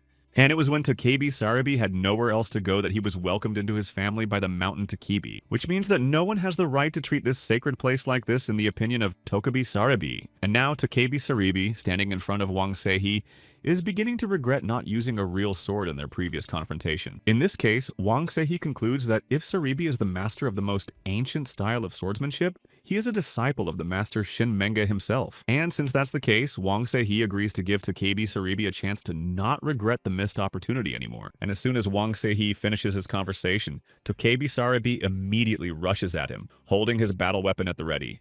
However, Wang Seihe anticipates a possible strike from Saribi's Takebi, and also draws his battle weapon to attack, who seems to be in this image in no way expected to be caught off guard by the Takebi Saribi, who manages to dodge an attack on him by Wang Seihe, who is equally adept at wielding his battle weapon. At the same time, Takebi Saribi, seeing Wang Seihe's capabilities, realizes that with such incredible energy, he can't defeat him with his old sword, and Wang Seihe all continues to cut through the air in a threatening direction, confronting Saribi's Takebi, who begins to evaluate the methodology of fencing. Wang Seihe believes that, even so, it will be easy enough to win, and without giving any respite to the Takebi Saribi, continues his offensive actions. And each time Wang Seihe's Takebi Saribi's strikes get closer and closer. This continues until Takebi Saribi starts to notice that the outgoing energy is decreasing. And so, when the energy of the battle weapons is about to run out, Takebi Saribi decides to take a chance and attack Wang Seihe. In doing so, Takebi Saribi uses one of his dances that he was taught by his master, Shin Menge. And Wang Seihe, who was expecting this strike, also prepares to strike back by stepping on the Takebi Saribi striker, which bounces right back to the exact spot where Wang Seihe was standing on the opposite side. At this, Wang Seihe notices that Saribi's Takebi was able to wound him in the shoulder area. And Takebi Saribi, after giving himself a break, notes that although he doesn't know what kind of power it is, Wang Seihe seems to have run out of it. But that's not all Saribi's Takebi learns, and the moment Wang Seihe saw Toothless's demise, he was saddened. And now Takebi Saribi becomes quite clear that Wang Seihe is not guilty for destroying the mountain Takebi, but why behave like this? Saribi decides to disarm his opponent Wang Seihe to prevent the case from going too far. But then Saribi's Takebi's attention shifts to where his spot shines the abdominal wound Wang Seihe inflicted on him, who at this very moment is already rushing with battle-ready weapons at Saribi's Takebi. However, Takebi Saribi manages to deflect a punch from the attacking Wang Seihe by deflecting it to the side. But that doesn't stop Wang Seihe from attacking Saribi's Takebi again. That being said, something does cause Takebi Saribi to shift his gaze and become more focused. Namely that at that moment, Saribi's Takebi is struck by Wang Seihe's battle weapon, which he successfully deflects. Although Wang Seihe does not achieve his goal, he quickly regroups and prepares a new offensive. And Takebi Saribi, looking at this action, can't figure out if he stood up to him last time, because now it was a pretty fast and clear attack. Once again, the martial weapons of Wang Seihe and his Takebi opponent Saribi cross paths at the point of confrontation. At the same time, Wang Seihe notices that Saribi's Takebi manages to counter his attack, and he manages to deflect the blows. And the speed that Wang Seihe uses is as fast as Saribi's own Takebi. And Wang Seihe, realizing this, gathers all his strength into a fist, prepares to strike a decisive blow to Takebi Saribi, who in turn also went into a frenzy and emitted a victory shout at Wang Seihe. Once again, Wang Seihe, holding his battle weapons at the ready, attacks his named enemy, Takebi Saribi, who expects this outcome and again attempts to successfully fend off the onslaught of Wang Seihe. However, as soon as the opponent's battle weapons cross paths, one of them fails to survive the impact and is blown to splinters. And one of the component parts of the defeated battle weapon, forming a pirouette in the air, falls directly into the hands of So Sorry, who looks at the two opposing men and realizes they're fighting again. And Wang Seihe comes to his senses and realizes the stupidity of the situation of confronting Takebi Saribi. And Wang Seihe begins to gradually realize what is happening, and as a result, everything becomes clear to him. Namely that after Wang Seihe gained the power of the Black Tiger, he had never once confronted a sword properly, only used the power. And now standing in front of his newly made enemy Takebi Saribi, Wang Seihe realizes this. And besides, Saribi's Takebi is left with only a pathetic stump of a fighting weapon, if you can call it that. And Wang Seihe, seeing this picture and not thinking for long, immediately put his battle weapon back into the scabbard. The next thing Wang Seihe does is bow his head in respect to the still on guard Saribi. And Takebi Saribi, sensing that Wang Seihe's hostility has passed, also bows his head to his opponent. But Sori, standing next to them and contemplating the picture of exchange of pleasantries, does not understand what men do. And Takebi Saribi, seeing the nine-tailed fox in front of him, can't believe his eyes that he sees so Sori in such a place. Who, ignoring Saribi's Takebi's reaction, reports that she has been to the mountain pass that Toothless spoke of before his death, and then going back to the source of the confrontation between Wang Seihe and Saribi. So Sori says that Wang Seihe had nothing to do with what happened, to which Takebi Saribi, as if answering So Sori's mute question, says that he understood what she said during the confrontation. And seeing that Sosori is starting to lose her temper because she doesn't understand why the men are confronting each other, then apologizes. However, when Sosori hears that Takebi Saribi is addressing her as an elder, she starts to yell at her because she is not old. And to make it as clear as possible, Takebi Saribi, and no offense to Sosori, she asked to be called her sister. And Takebi Saribi immediately apologizes again, but now addressing Sosori as a sister, who is already heading towards the mountain pass, invites the men to follow her as she has discovered something curious. But Sosori notices that not everyone present is following her and turns back to check what's wrong. Wang Saihee is still standing in his seat without taking a step, and Sori urges him again to follow her to the scene. However, Wang Seihee's attention was drawn to the item that deeply imprinted a wound on his heart, namely that chipped piece of what used to be Toothless, who said goodbye to his life in the arms of Wang Saihee, who, not thinking twice, bends down to the ground and picks up a shard of the object that had been Toothless when he was alive. And now that shard, just as it had been at the moment of Toothless's demise, rested in Wang Seihee's clenched hand. However, this gesture is not noticed by either Tokubai Saribi or Sosori, who thinks that Wang Saihee is very slow this time. After some time, Sosori, surrounded by two travelers in the person of Takebi Saribi and Wang Saihee, arrives at a mountain pass. At the same time, Sori's attention is drawn to the traces of magnesium, which she emphasizes because if you look closely, it is the work of human hands. Yes, and besides, the remnants of magic at the scene match those found on the mountain range, which means a lot of people are involved. Wang Saihee realizes that this is the work of a warlord, and the man who uses such magic is a shaman from Dangolcho. At the same time, Sori doesn't understand why such a rather famous squad in Dongha would do such a thing. But Wang Saihee doesn't know the exact reason and only suggests that Yuju Hongduka was a possible target. At the same time, Takebi Saribi, when he hears what they are talking about, cannot believe his ears that his travelers are talking about Yeju.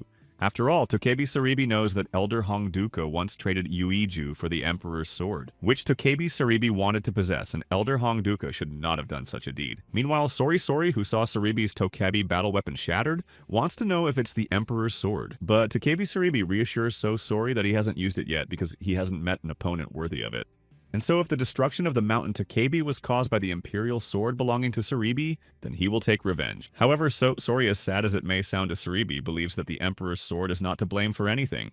And looking at the traces of magic and what's left of the mountain Takebi, Sori often blames herself because she should have stayed with them. But then Sori notices Wang Saihee starting to gather the remains from the Tokebi items into one pile. However, it doesn't immediately begin to make sense to Sori what Wang Saihee is doing right now, who had already gotten the job done, was able to gather what was left of the once celebrating Takbis into one small pile. That being said, the next final step should be what has been in the hands of Wang Saihee so far, and when Wang Saihee opens his fist, the piece that was once toothless still rests in his hand, and who with all the forfeited lives of the Tokbi falls into the common pile, finally completing all the preparations for burial. At the same time, sometime later, a memorial hillock forms at the site from the remains of the Tokbi, as it once did at the burial site of Ro, and thus ends one of the most cheerful nations led by its elder Honduka. And Takebi Saribi, who has been speechless for a long time, wants to know where Sori and Wang Saihee are going, who immediately replies that they are on their way to Cho Gebong of Daejeon, who currently has Yuiju in his possession. At that, Takebi Saribi asks to take him with him to give him the right to avenge all the fallen Tokebi. However, Sori doesn't understand why Saribi is asking him to take him along since he can just follow them. To which Takebi Saribi, behind whose back it is already beginning to dawn, tries to say that it will be inconvenient to travel alone. But Takebi Saribi does not have time to finish what she has already started, as the rays of the rising sun are already illuminating the area. And in the place of the Tokubai Saribi that had just stood in front of Sori and Wang Saihee, there was now only a broomstick. At this, Sori, holding a broom and unable to contain his laughter, agrees to take Saribi with him like this. However, Sori still wants to know if Wang Saihee is okay with such company and is given a right of action. But Sori needs to keep in mind that Takebi Saribi in this form won't have a chance to carry out his revenge. To which Soy is pleased to note that her thoughts and Wang Seihee's thoughts are similar in this regard. And yet for the last time, Sori decides to look at the place where the mountain Takebi have now found peace. However, instead of the idle people, Sori now faces a silent hill that has united the mountain Takebi as before. At the same time, Sori sadly realizes that in this way, another human connection with nature is interrupted, and asks for forgiveness.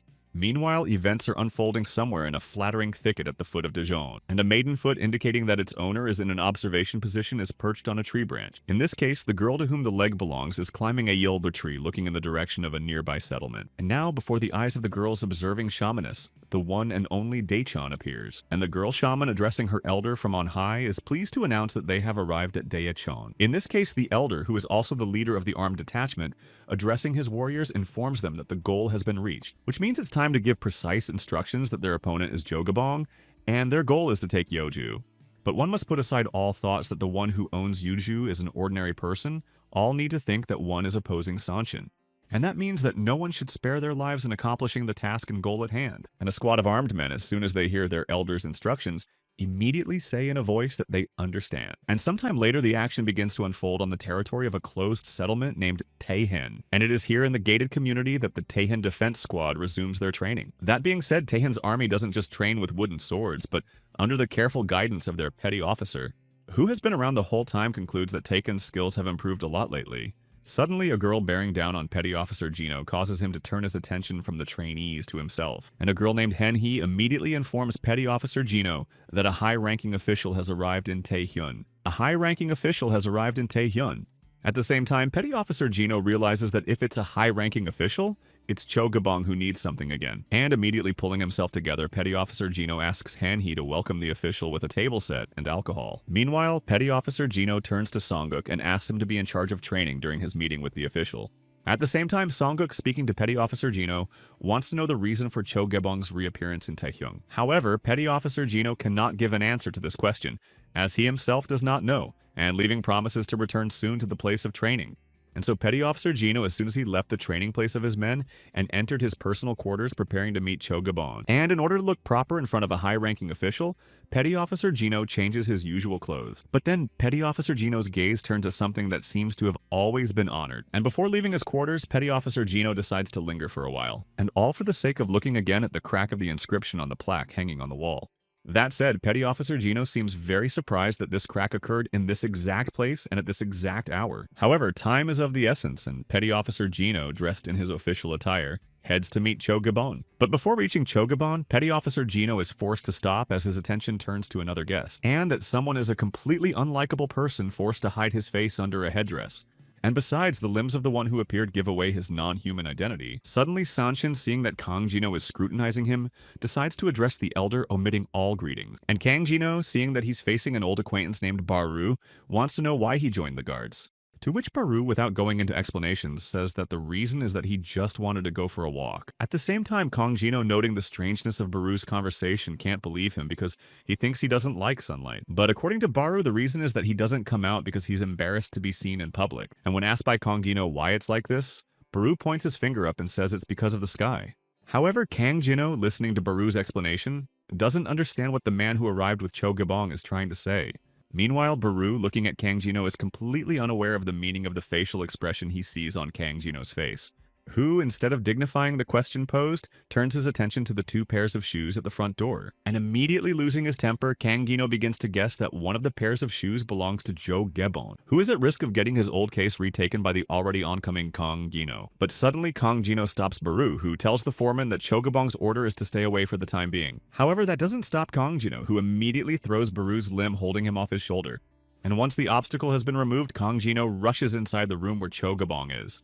That said, as soon as Kang Jino reaches the entrance to the premises, he immediately swings the doors open to find out what's going on inside. But the first person Kang Jino meets is Cho-gabong, who exclaims in bewilderment, not expecting to see Petty Officer Taehyun. And all Cho-gabong can say when he sees Petty Officer Kang Jino is that he dared to open the door. At the same time, Cho-gabong has no idea what prompted Petty Officer Kang Jino to do such an unceremonious act. But Petty Officer Kang Jino doesn't dignify the high-ranking official with his answers, shifting his gaze to the floor, on which lay the removed garments belonging to the girl Hen-hee, who had once come to him with news. At that, Cho-gabong disregards Petty Officer Kang Jino's emotional state and wants an answer to his earlier question. And the girl Hen-hee, shedding tears and being in the so-called captivity of a high-ranking official, Cho-gabong heeded to the elder, who is furious at what he's seen and starts hurling insults at poor Hen-hee. And the first thing Kang Jino's petty officer does is grab Hen-hee's hand and wrestle it away from Cho-gabong. After all, does Hen-hee really want to tarnish the reputation of the people of Taikon? if he dares to resort to seducing a high-ranking official. And to prevent disgrace, Chief Petty Officer Kong Jino throws Hen-hee away, threatening to punish her later. At the same time, a high-ranking official, Cho Gebong, has been watching this picture all this time and wants to know what Kong Jino is doing, who, again ignoring the question addressed to him from Cho Gebong, immediately bows to the high-ranking official. And all Petty Officer Kang Jino can say for himself is that it won't happen again. But it seems that such an answer doesn't suit Cho Gebong at all, who continues to look condescendingly at Kong Jino, who hears that Cho Gebong is talking to him and asks a high-ranking official to continue. And Cho Gebong, who has been watching Petty Officer Kang Jino all this time, seems to be beginning to appreciate the seriousness of the situation. And to prevent it from becoming critical, the official agrees that it will be enough if Kang Jino takes action on Hen-hee.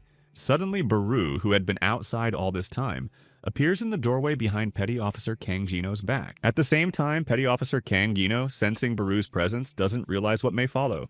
And Baru, addressing Petty Officer Kang Jino for his latest behavior, says he will not show him any more leniency. However, a senior official asks Baru to stop the battles as he does not want his men to confront each other. And Baru, seeing that high-ranking official Cho Gebong doesn't need him now, decides to leave the room. As soon as Cho Gebong is alone with Chief Petty Officer Kang Jino, he tells the latter that he has one thing in mind for him. And even though Cho Gebong is grateful to Kang Jino for the stability of his status, he can't help but notice the aloofness of the elder. For which Petty Officer Kang Jino asks Cho Gebong to forgive him, and refers to his work in which he is extremely focused and doesn't notice much. And a high-ranking official, seeing that Petty Officer Kang Jino is very uncomfortable, realizes that he's fulfilling his duties. However, no matter what, tonight, the elder urgently needs to report to Cho Gebong's residence. When he hears Kang Jino mention Sobok, he starts laughing, because he wouldn't have come to the Chief Petty Officer personally because of her. And then Cho Gebong switches to another conversation and starts describing Sobok's advantages over other women. But then Petty Officer Kang Jino interrupts Cho Gebong, reminding him of exactly what the high-ranking official wants to talk to him about, who immediately pulls himself together and informs Kang Jino about the arrival of the people from Dangcheon on the day of the Weaver's celebration. And it is most likely that Petty Officer Kang Jino must know the representative of those arriving from Dangcheon as he is known. To which Petty Officer Kang Jino, realizing who we are talking about, says that this man is Petty Officer Oh Hensok. At the same time, Cho Gebong notes that judging by the look on Kang Jino's face, the latter knows that the man has made a name for himself. And Petty Officer Kang Jino, remembering the rumors of Oh Hensok becoming the head of the Royal Military Battalion, asks Cho Gebong's intentions, who in turn says he wants Kang Jino to guard him because he's the only one besides Baru that Cho Gebong trusts. However, Petty Officer Kang Jino reminds the high-ranking official that Pyongmun's men are not his personal guards. Cho Gebong immediately reassures Kang Jino that if that's the only problem, the authorization has already been received from his superiors. But as soon as Petty Officer Kang Jino hears this, he starts to lose his temper, which is evident on his face. And a high-ranking official tells Kang Jino to tell Sobok that Cho Gebong is waiting for her at night. At the same time, Petty Officer Kang Jino realizes that even if he refuses, Cho Gebong will make him do it. Which means Petty Officer Kang Jino has no choice but to agree to honor Cho Gebong's orders regarding Sobok. And with that, Cho Gebong tells Petty Officer Kang Jino that he's going to take over all his duties. The high-ranking official then turns to Baru and suggests that he should leave. And that's how Cho Gebong, accompanied by Baru, leaves the meeting place with Senior Kang Jino, which, as soon as Cho Gebong and Baru are out of sight, goes to where the still naked Hen-hee is sitting. But instead of putting his threat into action as punishment, Petty Officer Kang Jino asks Hen-hee about her mother's legs. After all, Petty Officer Kang Jino had heard rumors that Hen-hee's mother had a knee problem. And since next week Kang Jino, his men, and Hen-hee will be busy next week, she will need to meet her mom beforehand. However, Hen-hee is still not calming down and is trying to convey to Chief Petty Officer Kang Jino something about what happened to Cho Gebong. But Petty Officer Kang Jino, not wanting further conversation, says that Hen-hee can safely dress and leave without being disturbed. And with that, Petty Officer Kang Jino leaves the place where Hen-hee still remains. But bad thoughts begin to brew in his mind. After all, there will come a time when Petty Officer Kang Jino will definitely meet with a high-ranking official. And now Chief Petty Officer Kang Jino has come to Daejeon on Cho Gebong's orders and is on duty with his soldiers. Suddenly, Sobok appears in Daejeon's territory, announcing her presence with a bell on her leg. And Petty Officer Kang Jino and his men notice that the one Cho Gebong longs to see is arriving. As Sobok continues toward the entrance, she notices that she is being greeted by Chief Petty Officer Kang Jino himself. And wanting to show all her courtesy, Sobok immediately notes that she hasn't seen Petty Officer Kang Jino in a while, who, unlike his confused warriors, does not show the slightest bit of hospitality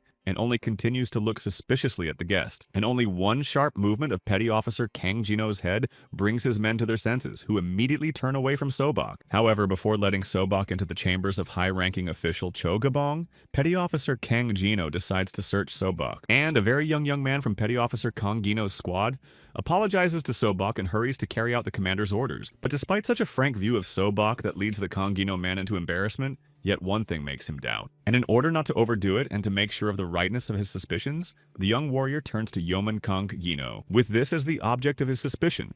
The young warrior from Petty Officer Kang Jino's squad wielded a pointed stick made from Sobok's hair. And Petty Officer Kang Jino, also seeing this accessory as a threat, orders Sobok to pull out or he won't let her through to Cho Gabong. However, this arrangement does not suit Sobok, who reminds that everything on her body is a gift from the official. Besides, Sobok is not liked by some people, and that's why she hasn't seen Cho Gabong for a long time, but even so, Kang Jino can't miss Sobok. At the same time, Sobok, again being refused to follow a high-ranking official in such a manner, also disagrees with Kang Jino, who starts to lose his temper and turns to a threatening tone, interrupted by a man putting his hand on his shoulder.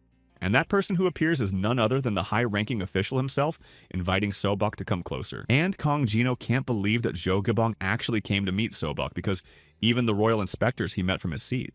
Meanwhile, Sobok throws herself into the arms of a high-ranking official and confesses to him that she missed him very much. At this, a high-ranking official, leaving Kang Jino aside and fully immersed in Sobok, invites her along. And left out, Kang Jino is now wondering if Sobok was able to get Cho Gabong on her hook and why she's not asking for money. But whatever the case, Kang Jino's suspicions about Sobok have only grown stronger, as Sobok is no ordinary shaman with a purpose. However, Petty Officer Kang Jino's thoughts are interrupted by a report that guests from Dongcheon have arrived in Daejeon, and now fully focused on the guests from Dongcheon, Petty Officer Kang Jino watches them approach him. The first thing the guest does is shake Kang Jino's hand, introducing himself as Oh Hensok from Dongcheon, and Petty Officer Kang Jino shakes hands with Oh Hensoku and introduces himself with his own name and can't believe he's understood. However, Oh Hensok remembers Kang Jino as being disappointed because he showed his ineptitude with martial weapons when confronted. But Petty Officer Kang Jino is of a different opinion, because even though Oh Hensok was young, Jino's spirits were low for a long time because of that defeat. At the same time, Oh Henson, who sees some weirdness in this situation, only says that Kang Jino is flattering him. And Petty Officer Kang Jino continues to evaluate Oh Hensok, noting that he's calm and cold, which means it's something else. And this awkward fact of silence causes Oh Hensok to ask a mute question and the yeoman to have an epiphany, which is that Kang Jino, confused by his encounter with Oh Hensok, completely forgot that there was a table with snacks and alcohol inside. And so sometime later, when night has descended on Daejeon, the lights continue to burn in the reception house of Dangshan. Inside the house, Petty Officer Kang Jino and Oh Hensok are sitting at a table across from each other. And Petty Officer Kang Jino, keeping his eyes on Oh Hensok, is likely asking a bunch of questions of the guest. For all his time at the table, Oh Hensok says nothing at all and just sits in one position. And seeing that the guest from Dongcheon still shows no reaction, Kang Jino wonders the purpose of his arrival. Suddenly, the door to the room opens and a high-ranking official, Cho Gabong himself, appears on the doorstep. The guest from Dongcheon, Oh Hyun-suk, immediately rises to his feet and starts making signs of greeting to Cho Gabong, a high-ranking official, who, apologizing to Oh Hensok for such a long wait, wants to know the purpose of the guest's arrival on the Weaver's Day. However, Oh Hyun-suk tells Cho Gabong that the coincidence of days is a coincidence because he had no intention of being in Daejeonu by that day. But since that's the case, Cho Gabong's interest in the appearance of the guests from Dongcheon is growing, and he is even more curious to know the reason for the guest's appearance. And the guest from Dongcheon, Oh Hyun-suk, still standing in front of a high-ranking official, starts talking about the rumor that's going around. At the same time, the guest from Dongcheon is in no hurry to continue the conversation, and as a result, intrigue begins to grow. Suddenly, a guest from Dongcheon informs him that Cho Gabong is preparing a conspiracy, causing the latter to be very emotional. And the statement also alarms the nearby sitting high official, Kang Jino, who doesn't quite know what he's talking about. And the guest from Dongcheon, Oh Hensok, continues to say that it is most likely that the sword that belonged to Emperor Donghae and Yuiju is in Cho Gabong's possession, which from what he hears begins to come to some bewilderment, slowly blurring into a smile. And it continues until Cho Gabong can no longer contain himself and laughs at the top of his lungs. After all, the Emperor's sword a high-ranking official tried to recreate by pictures and records about him, and then simply gave a fake. And besides, the high-ranking official was very tired of hearing rumors about Yoju's existence. However, Oh Hyun-suk, a guest from Dongcheon, tries to get out of the unpleasant situation by saying that he only wanted to verify the rumors. At the same time, Cho Gabong notes that Oh Hensok's questions sounded as if he had caught an official red-handed who was interested in the true purpose. To which Oh Hensok says it was only a courtesy visit because when he becomes the head of Dangchun, he won't have time. However, Cho Gebong, hearing such ambitions from Oh Hensok, thinks that they are just empty excuses that take up his valuable time. However, according to Oh Hensok, a guest from Dangchon, this is not the only reason for his visit to Cho Gebong, who is eager to continue the conversation. And Oh Hensok immediately states that he wants to establish another branch of Dangchun residence in Daishin. At the same time, it seems that what he heard leads to some inexplicable horror of the petty officer Kang Jino, who is present at the conversation. Cho Gebong says that there is already one Pyongmun residence in Daecheon, so this conversation should be with Chief Petty Officer Kang, but instead of switching to a dialogue with Senior Angino Oh Hensok, informs him that this conversation is not necessary. And with the words that he will meet with Cho Gebong, Oh Hyun-suk decides to bow out of the meeting. However, this doesn't please Petty Officer Kang Jino, who wants to know how Oh Hensok is going to open a branch. The guest from Dangchun, Chief Petty Officer Oh Hensok, bypasses a direct answer and promises that Kang Jino will find out if he is patient. But even this arrangement does not suit Kang Jino, who decides to follow the departing Oh Hensok. And seeing that the guest from Dangchun, Chief Petty Officer Oh Hensok, was not going to stop to continue the conversation, Kang called out to him. However, Oh Hensok, now just like a few seconds ago, continues to head towards the exit, leaving Kang Gino behind, who notices that Petty Officer Oh Hensok, before reaching his escort, stops on the bridge looking into the water. And on the face of the visitor from Dangchong, it is clear that he sees something suspicious in the water that is worthy of his attention. And Kang Jino, still staying in his seat and continuing to stare at Oh Hensok's back, doesn't understand what the latter is staring at. One of his men, who had accompanied him to Cho Gebong, began to call out to the guest from Dangcheon, Chief Petty Officer Oh Hensok. And the guest from Dangcheon, Petty Officer Oh Hensok, realizing that his hunch may be wrong, orders his men to leave. And Cho Gebong, who has come out to Kang Gino, notes that Oh Hensok has no manners, and suggests that the petty officer have a drink surrounded by sobok. That petty officer Kang Gino politely declines to report that he is far from both drinking and having fun with women, and the high-ranking official left behind by Kang Gino immediately orders his men to invite Sobok to join him. At the same time, Kang Jino realizes that Oh Hyun-suk is trying to provoke Pyongmun in this way, which shows that he is not a man of discretion. And on these thoughts, Petty Officer Kang Jino calls to his two men, who immediately appeared to await his orders, which is to have the people from Dangchon not only follow the people from Dangchon, but to find out what they are up to. A short time later, Petty Officer Oh Hensok reunites with his men to talk about the location of the houses in Daejeon. In addition, the material from which the houses are made will be difficult to set fire to, and a high fence will slow down the attack. And most likely there's some kind of spell involved that a normal shaman can't handle. And Manhwa, who had appeared at Chief Elder Oh Hensoku's side, also confirmed that it was not human strength that was being used. After all, Manhwa's poison can't seep into these houses, which tells me that this place is clearly under Sanshin's protection. And hearing this inference, Petty Officer Oh Hensok begins to speculate that this is the work of someone he supposedly saw in the pond. But since the creature was in the water, Petty Officer Oh Hensoku was unable to get a good look at it, which gives him no peace of mind. However, this is not a primary concern for Petty Officer Oh Hensok, who is more concerned about Kang Gino this time around. The shamaness standing next to him can't believe it. Because of all the things that exist in the world, it is a man who will become his rival. But then the shamaness of Oh Hensok's squad catches sight of two spies sent to follow Oh Hensok and his men. And the shaman immediately informs Oh Hensoku that apparently they've been followed by people who were probably sent by Kang Jino. One of Oh Hensok's men, wanting to take the initiative, immediately informs the petty officer that he will deal with the spies. But he doesn't have time to do so, as another member of Oh Hensoku's squad orders him to stop. For it is this little fellow who watches everything from on high who wants to deal with their enemy's men himself. On what the shamaness, not hiding surprise, cannot believe that Mr. Noor will do such things in the end, even without eating people. And Mr. Noor immediately comes down to earth to report that he will never be satiated, as he is always feeling hungry. But as soon as the shaman hears that Mr. Noor is going to eat the people, she immediately starts reminding him why they are here. However, Mr. Noor seems unaware of their purpose for being near Dashin, and it is likely that Makinul did not put him on notice. Suddenly, Mr. Noor begins to remember the purpose of their visit while saying that he is still dining with these people. But since Mr. Noor is the only one who can resist the nine-tailed fox, he must not be shown until then. At the same time, Mr. Noor, whose face is beginning to show some fear at the thought of meeting a fox, says that it is worthless. And the shamaness takes Mr. Noor's hand to calm him down, and tells him that she believes in him and has the same opinion about the fox. And these words give confidence to Mr. Noor because he is Nurulmir, and the moment will come when he will swallow everyone, including the fox and the black tiger.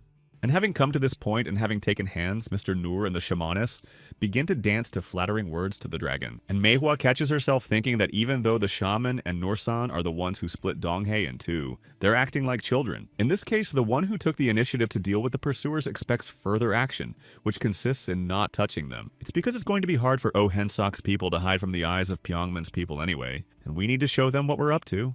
And that's where Oh Hensok's conversation with his subordinate ends, and the petty officer switches to Manhwa, who petty officer Oh Hensok asks to tell everything she knows about the man who uses the Black Tiger's power. And Manhwa immediately obeyed Chief Elder Oh Hensok's order to tell everything she knew about the man with the Black Tiger's energy, whose name is Han Sehi, who is a warrior who once came from the deep waters. And in the combat weapons, he uses lies, the very energy of the Black Tiger that everyone is curious to know about. Immediately, a picture appeared in front of Manhwa's eyes where a crying woman was sitting near the wall, holding a child to her breast. At the same time, Wang Sehi, already under the power of the Black Tiger's energy, stares intently at the woman and the child. And at that very moment, when a battle weapon takes the life of a baby, the nine-tailed fox, So Sori, witnesses this picture, which for reasons unknown and Maui is somehow connected to Wang Sahi. Meanwhile, the action unfolds somewhere else in an abandoned, dilapidated shack, and it is on the floor of this hut that the nine-tailed fox, So Sori, catches another dream. However, the sleep of the nine-tailed fox is very uneasy and it constantly rolls over from back to side. But suddenly, the hand of the still sleeping nine-tailed fox, Sori, touches something soft resembling the animal's fur. And to understand what caused the unplanned awakening of the nine-tailed fox, she begins to open her eyes. What was her surprise that next to her, the very thing her hand had touched was the body of a lifeless dog. At that, immediately as the realization reaches Sori, she jumps up from seeing the horror lying next to her.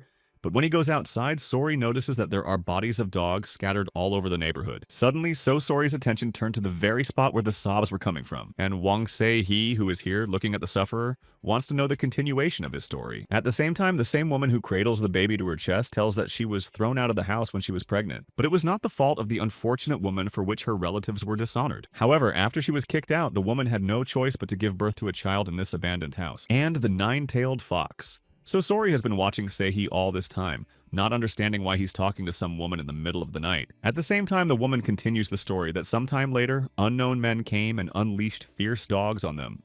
And Wang Sahi, continuing to listen to the woman's confession, concludes that people used dogs so that there would be no evidence left. However, the woman does not understand at all why such a fate touched her little child, why he was deprived of life. And continuing to hold the little girl to herself, the woman does not have the strength to calm down and thinks that it is very unfair. But then Wang Se-hee pulls his battle weapon out of its sheath and decides to free the body of the tortured woman. And even though it will be hard, a woman with a baby in her arms won't have to suffer anymore. And so Sori, watching all of this from the sidelines, begins to come to genuine amazement at what he sees. But the woman with the baby who all this time could not calm the flow of tears now looks at Wang Se-hee with surprise, who gazes unflinchingly at the one who has endured so many trials and tribulations. And then comes the moment when Wang Se-hee's battle weapon touches the body of the child and his inconsolable mother. And Seo Sori can't believe that Wang Se-hee is doing this. At that, the spirit of the tortured woman with a baby in her arms smiling with relief thanks Wang Se-hee for it. However, Wang Se-hee himself, unwilling to move from his seat, is drunk on the energy of the woman he let go with an infant in his arms. And the now out in the open Sori, making claims against Wang Se-hee, now realizes why he offered to spend the night at the house. But suddenly the wall of the house that Sori had been leaning against since the beginning of the conversation begins to crumble. And now the nine-tailed fox, So Sori, was lying in puffs of dust at the feet of Wang Se-hee standing next to her. The fallen nine-tailed fox tries not only to recover, but also to push away the column of dust. And still standing nearby, Wang Se-hee only chases the dust away from him without rendering aid to the still lying Sori, who at this point is very curious as to why Wang Se-hee is worried about ghosts, but not at all worried about her. That said, Wang Se-hee makes some corrections to So Sori's conversation, saying that he wasn't caring, but only absorbed what he needed. But Seo Sori insists that Wang Se-hee first listened to what was on the ghost's mind and only then absorbed it. As the suddenly about to leave, Wang Se-hee freezes in anticipation of what is to happen next. Seo Sori comes up from behind and embraces Wang Se-hee, who doesn't understand why she's doing this. To which Seo Sori says that Sehi is a very generous man, and when his soul most wanted to tell him about the injustice, Sehi listened. However, Wang Se-hee continues to insist that he didn't do it because he recognized the poor woman's feelings. Suddenly, Sasori interrupts Wang Se-hee, surprised that he doesn't push her away this time. And Wang Se-hee has gotten a hold of himself and thinks that Sori likes it when he does that to her. And as soon as such words were uttered, Wang Se-hee So Sori bounces aside, saying that such words make one move farther away. However, deciding to return to reality, Sori looks around the dog-infested area and wonders whose handiwork it is. to which Wang Seihi informs So Sori that because these stray dogs attacked Saribi, dealt with them himself. However, So Sori doesn't expect that the seemingly so cute Saribi could be so ruthless during an attack, and when asked by Seo Sori where the cute Wang Seihi could have gone, he just says that the Takebis suddenly went somewhere else. And since Wang Seihi is clearly hurt by the comparison of Saribi to Cutie in So Sori's mouth, he only dryly replies that Tokebi is not his friend. Meanwhile, So Sori, who seems disturbed by Saribi's absence, begins to speculate about what the Tokebi might have done in a certain situation. And since the Tokebi left so suddenly, it is likely that he went alone to take revenge on the people who destroyed the mountain Tokebi. At this, Wang Seihi begins to guess that Saribi has plans alone to confront the guest from Dangchon. Meanwhile, Tokebi Saribi bypasses the trees, very sorry for going off on his own without Seiha and Mrs. So Sori. But this case is only about Tokebi, which means it's up to Saribi to handle it on his own without help. Suddenly, on the horizon in front of Saribi, the lights in the houses of the settlement belonging to Daishan begin to appear. With that, Saribi decides to stop his movement for a while to be sure that Daejeon is ahead. But then Saribi's attention begins to shift from Daejeon to someone else near the province. And it's not for nothing, because there are people camped not far from Daejeon, and Saribi can't help but notice it. But also Tokebi Saribi notes that there are a lot of people in this camp, which cannot help but arouse suspicion. And the longer Tokebi Saribi stares at the camp near Daejeon, the stranger thoughts creep into his head. And to test his hunch for sure, Tokebi Saribi decides to go on a reconnaissance trip closer to the sprawling camp. But then begins to happen what seems to be in no way expected to Tokebi Saribi, because he lost his bearings and fell. And he falls so fast and so hard that he loses the ability to somehow find a traction point. As soon as Saribi finds himself lying on the ground and recovering from the blow, Mr. Noor lands behind him. And Saribi, now seeing that he is not alone in approaching Mr. Noor, wants to know who he is. To which Mr. Noor, omitting to answer the question posed, merely says that he is too hungry. And if that's the case, Mr. Noor will not hesitate to use even a tokbi that comes his way. But Tokebi Saribi does not want to realize that the little boy standing in front of him can do such a thing. Suddenly, Mr. Noor takes off from his seat and making a jump plans to land just where Saribi is, who, despite being injured in the fall, still manages to get his bearings and bounce back in time. At this, Mr. Noor does land in the spot previously belonging to Saribi, throwing the latter backwards with force. And Saribi, seeing the power of the little boy called Mr. Noor, can't believe what she's seeing. At the very spot where Mr. Noor landed, an impressive hole forms from the impact. And Tokebi Saribi now concludes that Mr. Noor is a strong enough opponent that he will need a combat weapon. But no sooner does Tokebi Saribi put his thoughts into action than warriors from Oh Hensok's squad appear behind his back. And now the completely disarmed Tokebi Saribi, surrounded on all sides, appears before Mr. Noor. And appearing from behind his men, Petty Officer Oh Hensok, looking at Spryby, can't believe that there are still Takabi left on Earth. And as soon as Petty Officer Oh Hensok utters his words, Tokebi Saribi quickly realizes what these people know about Tokebi. However, Chief Petty Officer Oh Hensok, not wanting a prolonged fight, orders his men to finish off Tokebi Saribi. But this arrangement does not please Mr. Noor, who believes that if the Tokabi is deprived of his life, he will be hungry again. However, Oh Hensok's subordinates do not serve Mr. Noor, and therefore when they receive an order from their superior officer, they immediately rush to fulfill it. The only thing he wants to know is whether these people are the people from Dangchon. But instead of answering, Tokebi Saribi gets a blow that one of Oh Hensok's subordinates is about to jump on him. However, success does not favor the warrior elder Oh Hensok, as instead of eliminating Saribi, he falls into a trap himself. And now Saribi is using a couple of his moves to throw his opponent away from him. That said, the next thing Saribi does is grab his battle weapon. And now in full battle readiness, Tokebi Saribi prepares to confront all his enemies who have trapped him, who one by one and sometimes two by two again, throw themselves on Tokebi Saribi in a desire to defeat the hostage, who with the corner of his eye notices the threat looming over him and is already preparing to strike back. And now Tokebi Saribi in this, as well as in the previous time, comes out unharmed from this confrontation, unlike his enemies. However, it can't help but escape the notice of Petty Officer Oh Hensok, who has been around the whole time. Oh Hensok's subordinates, having received significant injuries from Saribi's Tokebi, do not know what to do next. And Tokebi Saribi only warns the people of Oh Hensoka that he will not take their lives until he gets an answer to his earlier question. And if his opponents don't want to lose their lives in a way that is not promising for them, they should say they are those people from Dangchun or not. But the men of Petty Officer Oh Hensok's squad obey their commander and therefore prepare to attack Saribi again without any explanation. Suddenly, Oh Hensok decides to intervene in the showdown by ordering everyone to disperse and compliment Saribi on his swordsmanship.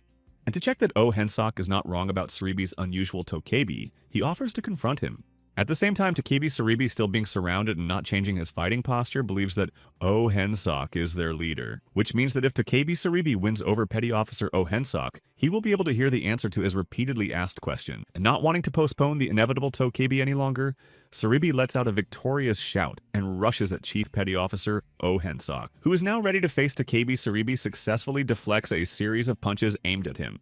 At the same time, Takebi Saribi uses a punching speed so strong that Petty Officer Oh Hensok barely has time to deflect it. And seeing that Takebi Saribi is great at punching, Oh Hensok wants to know who he learned the art of fighting from. But instead of answering the question, Takebi Saribi chooses an opportunity and prepares to strike at Chief Petty Officer Oh Hensoku from above, who, in time to deflect the blows aimed at him by Takebi Saribi, realizes the latter's intentions. At the same time, Petty Officer Oh Hensok recognizes that Takebi Saribi's fighting skills are amazing and wants to pass the technique on to his students. But Takebi Saribi, taking such a compliment as an insult, orders Chief Petty Officer Oh Hensoku not to say another word. He swung his battle weapon with all his might at Petty Officer Oh Hensok, who was standing opposite, who not only manages to repel the blow but also to strike back, which can't help but be noticed by Takebi Saribi. Plus, Petty Officer Oh Hensok is looking at Saribi's Takebi, and he's starting to think of the right moment to strike the enemy. And that moment comes as Takebi Saribi fails to notice Oh Hensok's movement in time and gets hit in the shoulder area. At the same time, Takebi Saribi, having decided to take a break, does not understand how he could have made such a mistake that resulted in a wound. But Oh Hensok thinks he was the one who made the mistake since Takebi Saribi was able to dodge him, which means that Petty Officer Oh Hensok doesn't underestimate the power of the Takebi Saribi standing in front of him, and that only makes it more interesting. However, Takebi Saribi thinks otherwise because he is wounded, and Petty Officer Oh Hensok is incredibly strong. But then with the words that everyone is pissed off and the confrontation between Takebi Saribi and Elder Oh Hensok, intervenes Mr. Noor. And no longer paying attention to what was happening, pushing everyone in his way, Mr. Noor rushed to the Takebi Saribi. At the same time, ordering everyone to disperse. Mr. Noor is going to deal with him himself. But Takebi Saribi, to his good fortune, notices that the threat to his life is coming from the back in the person of Mr. Noor. And in order to prevent such a defeat, Takebi Saribi is preparing to repel Mr. Noor's attack, which, without slowing down, is already treating straight to the martial weapon displayed as a defense belonging to Takebi Saribi. But as soon as Mr. Noor's hand touches Saribi's Takebi battle weapon, the latter immediately shatters into small pieces. And this happens in front of the eyes of complete horror and incomprehension from what happened to Takebi Saribi, who has no time to recover from the loss of his battle weapon, but immediately receives a blow from Mr. Noor in the abdomen. And besides, the force of Mr. Noor's blow is so great that it forms an air vortex and throws Saribi's Takebi off, which, losing the ground under his feet, flies off for a considerable distance, hitting his back against a standing tree. And just like that, Saribi, immobilized by the blow and temporarily unconscious, propped up against the trunk of a tree. And Mr. Noor is overjoyed to note that Takebi Saribi couldn't even take one hit. But suddenly, Takebi Saribi catches her second breath, and coming to her senses, begins to open her eyes. And not wanting to waste his time, Takebi Saribi begins the transformation to fly into the air to leave the scene of the massacre. And Mr. Noor, seeing what is unfolding before his eyes, does not understand what is happening to Takebi Saribi now, which at this very moment has already flown into the air and is heading high up, leaving its enemies behind. Neither Mr. Noor nor his subordinates from Oh Hensok's squad can give an explanation for the departing Takebi Saribi, who gathered all the will in a fist, decides now to retreat to find a good fighting weapon and give a worthy fight back to the enemies. But suddenly, while still in flight, Saribi realizes that something wrong is happening to him. And for good reason, as at that very moment, two large piercing spears are thrust into Saribi's Takebi in midair. And so Takebi Saribi has nothing else to do but to fall down, already wounded and unable to move any further. And just like that, a luminous dot flying along begins its early landing. All the while, Mr. Noor, watching Saribi's Takebi move, notes that the latter has fallen. And as it turns out, it is the work of a shaman who confirms the words of Mr. Noor, reports that from her magic cannot stand. But as soon as Mr. Noor begins to praise the shamaness, he immediately notices that Saribi's Takebi is beginning to gain altitude again. The shamaness is no less surprised than Mr. Noor, however, and admits that since Takebi Saribi was able to resist such an attack, he is amazing. And Mr. Noor is starting to lose his temper, and now he wants to know what kind of a Takebi he is who could resist even after his blow. The shamaness, trying to calm Mr. Noor, asks him not to get upset, even though the Takebi is unusual. And Petty Officer Oh Hensok can't believe that Songmi's magic didn't work, because if they miss the Takebi, it will be bad. But that doesn't hurt Songmi, who thinks that since Takebi isn't a shaman, he's not her equal in power and can't take out the poisoned spears. At the same time, Chief Petty Officer Oh Hensok is satisfied with Songmi's answer and admits that it is impossible to find a similar one in all of Dongha. as suddenly Petty Officer Oh Hensok, who is finishing his Songmi, begins to return his battle weapon to its place, begins to shift his gaze, which now touches the palm of Petty Officer Oh Hensok's hand, which shows scuff marks from his confrontation with Tokabi Saribi. And this makes Petty Officer Oh Hensok angry, as he tries to restrain himself by clenching his injured hand into a fist with all his might, which means now Petty Officer Oh Hensok will long remember the Tokabi Saribi who was able to harm him. At the same time, Saribi's Tokabi, though able to soar upwards, starts to fall down clinging to tree branches because of his injuries. And so in the end, Tokabi Saribi with poisoned spears in his body falls straight to the ground. That said, now that the Tokabi can examine Songmi Shaman's weapons, he sees that the spears contain a poison that is deadly to him. And in order to alleviate her suffering and reduce the poisonous effects of the Tokabi poison, Saribi tries to pull the spears out of her body. But since the spears are of magical origin, Tokabi Saribi can't remove them from her body. And besides, Saribi's Tokabi is starting to feel like poison is starting to spread through his body. And now lying completely defenseless, Tokabi Saribi believes that he not only failed to take revenge, but also lost his dignity in front of Tokabi. However, Tokabi Saribi decides that he needs to report these people to Seihi and so sorry by all means. But Saribi's Tokabi strength is already starting to leave him, though the thought that he can't just lose his life like that is still in his head. Meanwhile, while Tokabi Saribi seems to be lying in a clearing, one appearing man notices him in his path. And that man is Bodil, who remembers that it is at this very spot that he is to have a fateful meeting. But as soon as Bodil realizes that because of the prediction he will have to stay up all night, his gaze touches the man lying in front of him. And seeing a man, Bodil begins to guess who he belongs to until his guesses stop at Tokabi.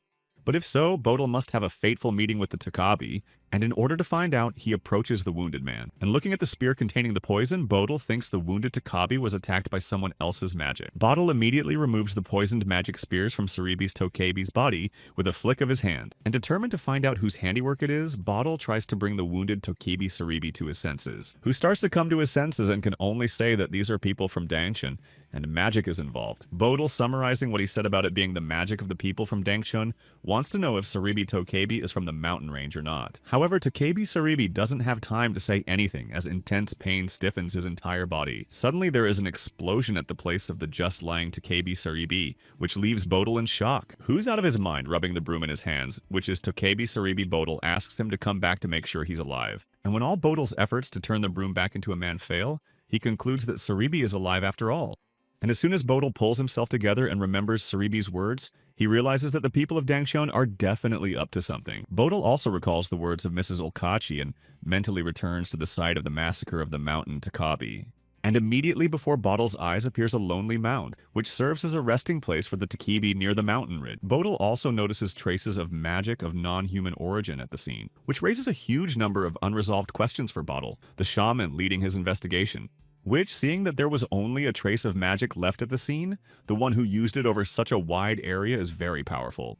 However, be that as it may, at the moment Bodil has absolutely no time for that and needs to move on. And for this purpose, Bodil decides to use one of his talismans that should lead him to Mrs. Magpie. And so Bodil uses the magic of the talisman to guide him in the direction he wants to go, rushing off to find Soroka. Meanwhile, Bodil himself begins to follow the groundway moving in the direction of the talisman's flight, which is gaining speed as it moves through the air, pointing in the direction of Mrs. Soroka's location. And the shaman Bodil, continuing to move after the talisman, concludes that Mrs. Magpie has gone far enough. Until eventually the enchanted talisman lands on the very spot where Mrs. Magpie is supposed to be. However, the shaman Bodil does not understand why the talisman lands in this very place because there is not a soul here. And so, judging by the fact that the talisman had joined the ground, Mrs. Olkachi continued her journey on foot from this very spot. Suddenly, a hollow in the rocks resembling a cave appears in the field of vision of the shaman Bodil as a place of refuge. And as soon as Bodil steps inside, his gaze touches the feathers scattered on the floor and the bloodstains around him. At that, Bodil seems to realize who he's about to see in front of him, and it scares him even more. And the wounded Mrs. Olkachi is leaning against the stone wall, happy that she was right that Bodil could find her. And as soon as the shaman Bodil sees the wounded Mrs. Olkachi in front of him, he immediately rushes to her aid. At the same time, the first thing shaman Bodil does is to apply his healing talismans to the site of Mrs. Olkachi's wounds, who expresses her gratitude to the shaman Bodil, who came to her aid for being able to stop her bleeding. And now, as before, Mrs. Olkachi is once again in debt to the shaman Bodil, who found her in a bad situation. And it all started when the shaman Bodil was able to save Mrs. Olkachi's children from being attacked by an adder. But the next moment was when the shaman Bodil cured Mrs. Olkachi when she was hit by an arrow belonging to a hunter. And there was also the time when the shaman Bodil defended Mrs. Olkachi one-on-one from a monster that attacked her. And so once again the shaman Bodil appeared at the hiding place of Mrs. Olkachi to save her again. The shaman Bottle, feeling guilty, wants to know if it was because of what he asked Mrs. Olkachi to do or not. Better yet, let Mrs. Olkachi, whose handiwork it was that the Black Tiger could do this to her. But it must be admitted that this time the Black Tiger is not to blame, and is not involved in injuring Mrs. Olkachi so badly. After all, the warriors from the Dangshan residence led by Oh Hensok and the girl shaman in their midst are involved. And then there was the one who lost Yuiju, namely the dragon whose name must be well known to the shaman Bottle Nurlmere. However, hearing what was said from the lips of Mrs. Olkachi, the shaman Bottle can't believe that Nurlmere is in the midst of everything. Thus, Mrs. Olkachi makes some edits and reports that she cannot call the Nurlmere a dragon because it was a greedy monster. And the shaman Bottle, still not coming to his senses from what he has heard, only wants to know where Nurlmere is now. But Mrs. Olkachi cannot give an answer to this question because she does not know, but only remembers that they moved eastward. And this is starting to piss off the already angry shaman Bottle even more. At the same time, Mrs. Olkachi notices that there are some unkind changes with the shaman Bodle. And to give Mrs. Olkachi the benefit of the doubt, she tells the shaman Bodle that in his eyes he reads the light that was in their first meeting. Namely, it was a cold light, and then shaman Bottle was a boy who couldn't even ask for something from others. The shaman Bottle admits that since then, life has made him learn a lot from Mrs. Olkachi. And now, after so much time has passed, shaman Bottle is finally smiling a lot, and it's great. And the shaman Bodle now comes to his senses, looking directly at Mrs. Olkachi to make sure that she is pleased with this transformation. At this, Mrs. Olkachi asks Bodle not to forget that smile, for since he is chasing the Black Tiger, he is becoming the same. And it's understandable since there are maskers of not only Sansons but also Tokabi, and Bodle can't see the earth suffering. However, Mrs. Olkachi tries to calm the feelings that have arisen from Bodle's injustice by taking his hand. After all, the shaman Bodle does not need to save the whole world, but to use his powers only for his own life. And all because Mrs. Olkachi has seen many great men who went crazy for saving the world and did terrible things because of it. So Mrs. Olkachi doesn't want Bodle to become like that, but rather for him to meet a good woman and live a normal life. However, such a prospect of the future is not to Bottle's liking, who begs forgiveness from Mrs. Soroka and pulls his hand out of her embrace. After all, someone has to bring justice, and Bodle, knowing that this is happening, can't just ignore it. But it seems that's not what Mrs. Olkachi wanted to hear from her faithful friend, the shaman Bodle, who, to the surprise of the seated Mrs. Olkachi, begins to kneel before her. At the same time, the shaman Bodle, saying that he has patched up Mrs. Olkachi a bit, asks the latter to rest a bit and return to Ulsan. And as soon as shaman Bodle finishes his speech, he immediately bows to Mrs. Olkachi in a bow of thanks. However, Mrs. Olkachi, not wishing to say goodbye to the shaman Bodle in this way, calls the latter by name. Bodle, believing that this is the last time they will meet, wishes Mrs. Olkachi well. And now Bodle in the forest remembers the last words he spoke for what Olkachi owed him in return for his well-being. All the while holding the broom that Surabe's Tokabi has turned into, Dangcheon does not come out of Bodle's head, as suddenly feathers of a bird belonging to a magpie begin to fall on the broom. And it is not a mistake, because climbing on the head of the shaman Bodle lands Mrs. Olkachi in the form of a magpie. Thus, seeing in the hands of the shaman Bodle a broom, Mrs. Olkachi wants to know if it is not a Tokabi in front of them. However, Bodle reminds Olkachi that her wings are not yet healed, and she had better go back to the node. But the appearance of Mrs. Olkachi outside is understandable, because she is so hard to be in confinement and wants fresh air. And the shaman Bodle, addressing Mrs. Olkachi, wants to know for what purpose she follows him, for her debts are all forgiven. To which Mrs. Olkachi, expressing her concern for Bodle, is going to see to it that he doesn't go mad. At this, the shaman Bodle reminds her of her words that he should live his life, but hike that Soroka has a lot of interest in others. But Mrs. Olkachi, omitting the answer, decides that if they go in the direction she's pointing to, they'll come to Dijon, which is to their advantage. And it becomes to the liking of the shaman Bodle, who such from Mrs. Olkachi smiles contentedly. But for the entire journey, Mrs. Olkachi must lag in the knot for her own good, and the shaman Bodle will go for the two of them. And just like that, time flies by and the night is replaced by a clear, sunny morning over the mountains and forests. At the entrance to Dijon, people are already starting to crowd in, forming a traffic jam not typical for this place at any other time. And the reason for that is the armed guards stationed at the entrance to Daishin, who don't let in people who haven't been checked. And in order to enter Daejeon, a person from the street must present a pass. But since the pass was not required before, the person wants to know, since when it was not better to let him just get in. At the same time, the person checking the passes, immediately shouting, informs that if there is no pass, the passage is forbidden, and it is the order of the official Cho. And the rest of the people who are also crowding the entrance to Daejeon, expressing their discontent, want to know what the news is about the pass. And among the crowds gathered at the entrance to Daejeon are Iseo Sori and Wang Sai-hee, who are wondering how they can get in. At the same time, Wang Sahi thinks about the possibility of returning to the slope from the other side, but it is time-consuming. And then an elderly man with a load who sighs heavily from his burden catches Wang Sahi's eye. After all, it is hard for a man of that age to move around, and besides, the queue of those who want to go to Daejeon is not getting smaller. And now, as Wang Sahi watches the elderly man suffer, some plan of action begins to emerge in his mind. That said, what follows is very surprising to Sasori, who doesn't yet understand what Wang Sahi is up to, which is loaded with bulks of the elderly man's belongings. One of them gives to a still uncomprehending Sori. Wang Sahi decides to make things clear and tells Sori and the old man that the girl is now grandfather's granddaughter, and he is their porter. And this resourcefulness on Wang Sahi's part brings a clearly underestimated Sori to delight, who immediately snuggles up to the old man and tells him that she is now his granddaughter, thereby driving the man into color. However, once the embarrassment passes, the elderly man seems very happy that he suddenly has such a granddaughter. And that's how the elderly man and the following. So Sori and the laden Wang Sahi get inside Daejeon. At the same time, Sori, wanting to praise Wang Sahi, notes that he's smarter than he looks. But suddenly, the voice of the checker from behind calls out to Sori Wang Sahi and an elderly man who had already entered inside. And so Sori, who just thought they got off very lightly, hears that they should come up again and show their faces. But then Sori, having already gotten himself under control, turns to the inspector and decides to clarify whether he has just spoken about them. To which the checker quite seriously tells Sori to come over to him right now so he can look at her face. And Sori, in a hurry to immediately comply with the order, rushes at the inspector to tell him if she's close enough to him. At this, the checker seems very confused by such an obscenely close distance between him and Sori, who is waiting for an answer.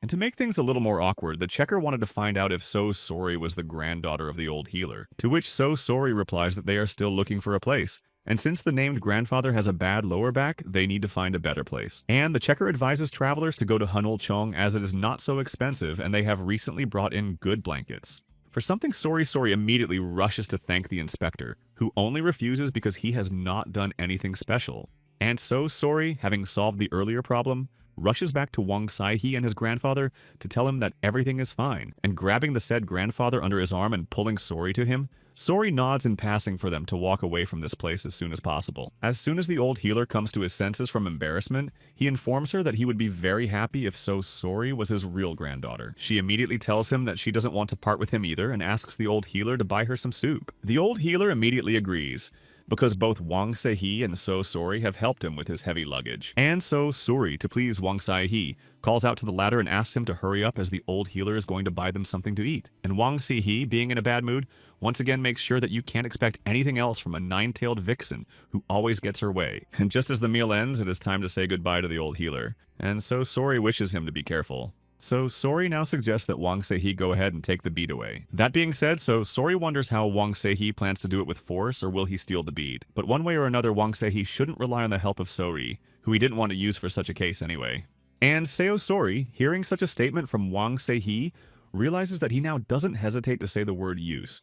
And seeing a couple walking hand in hand in front of him, Sori decides to call such a deal by another word, namely cooperation. The closer the passing couple is to Sori, the more she sees them holding hands, and a plan begins to form in her head.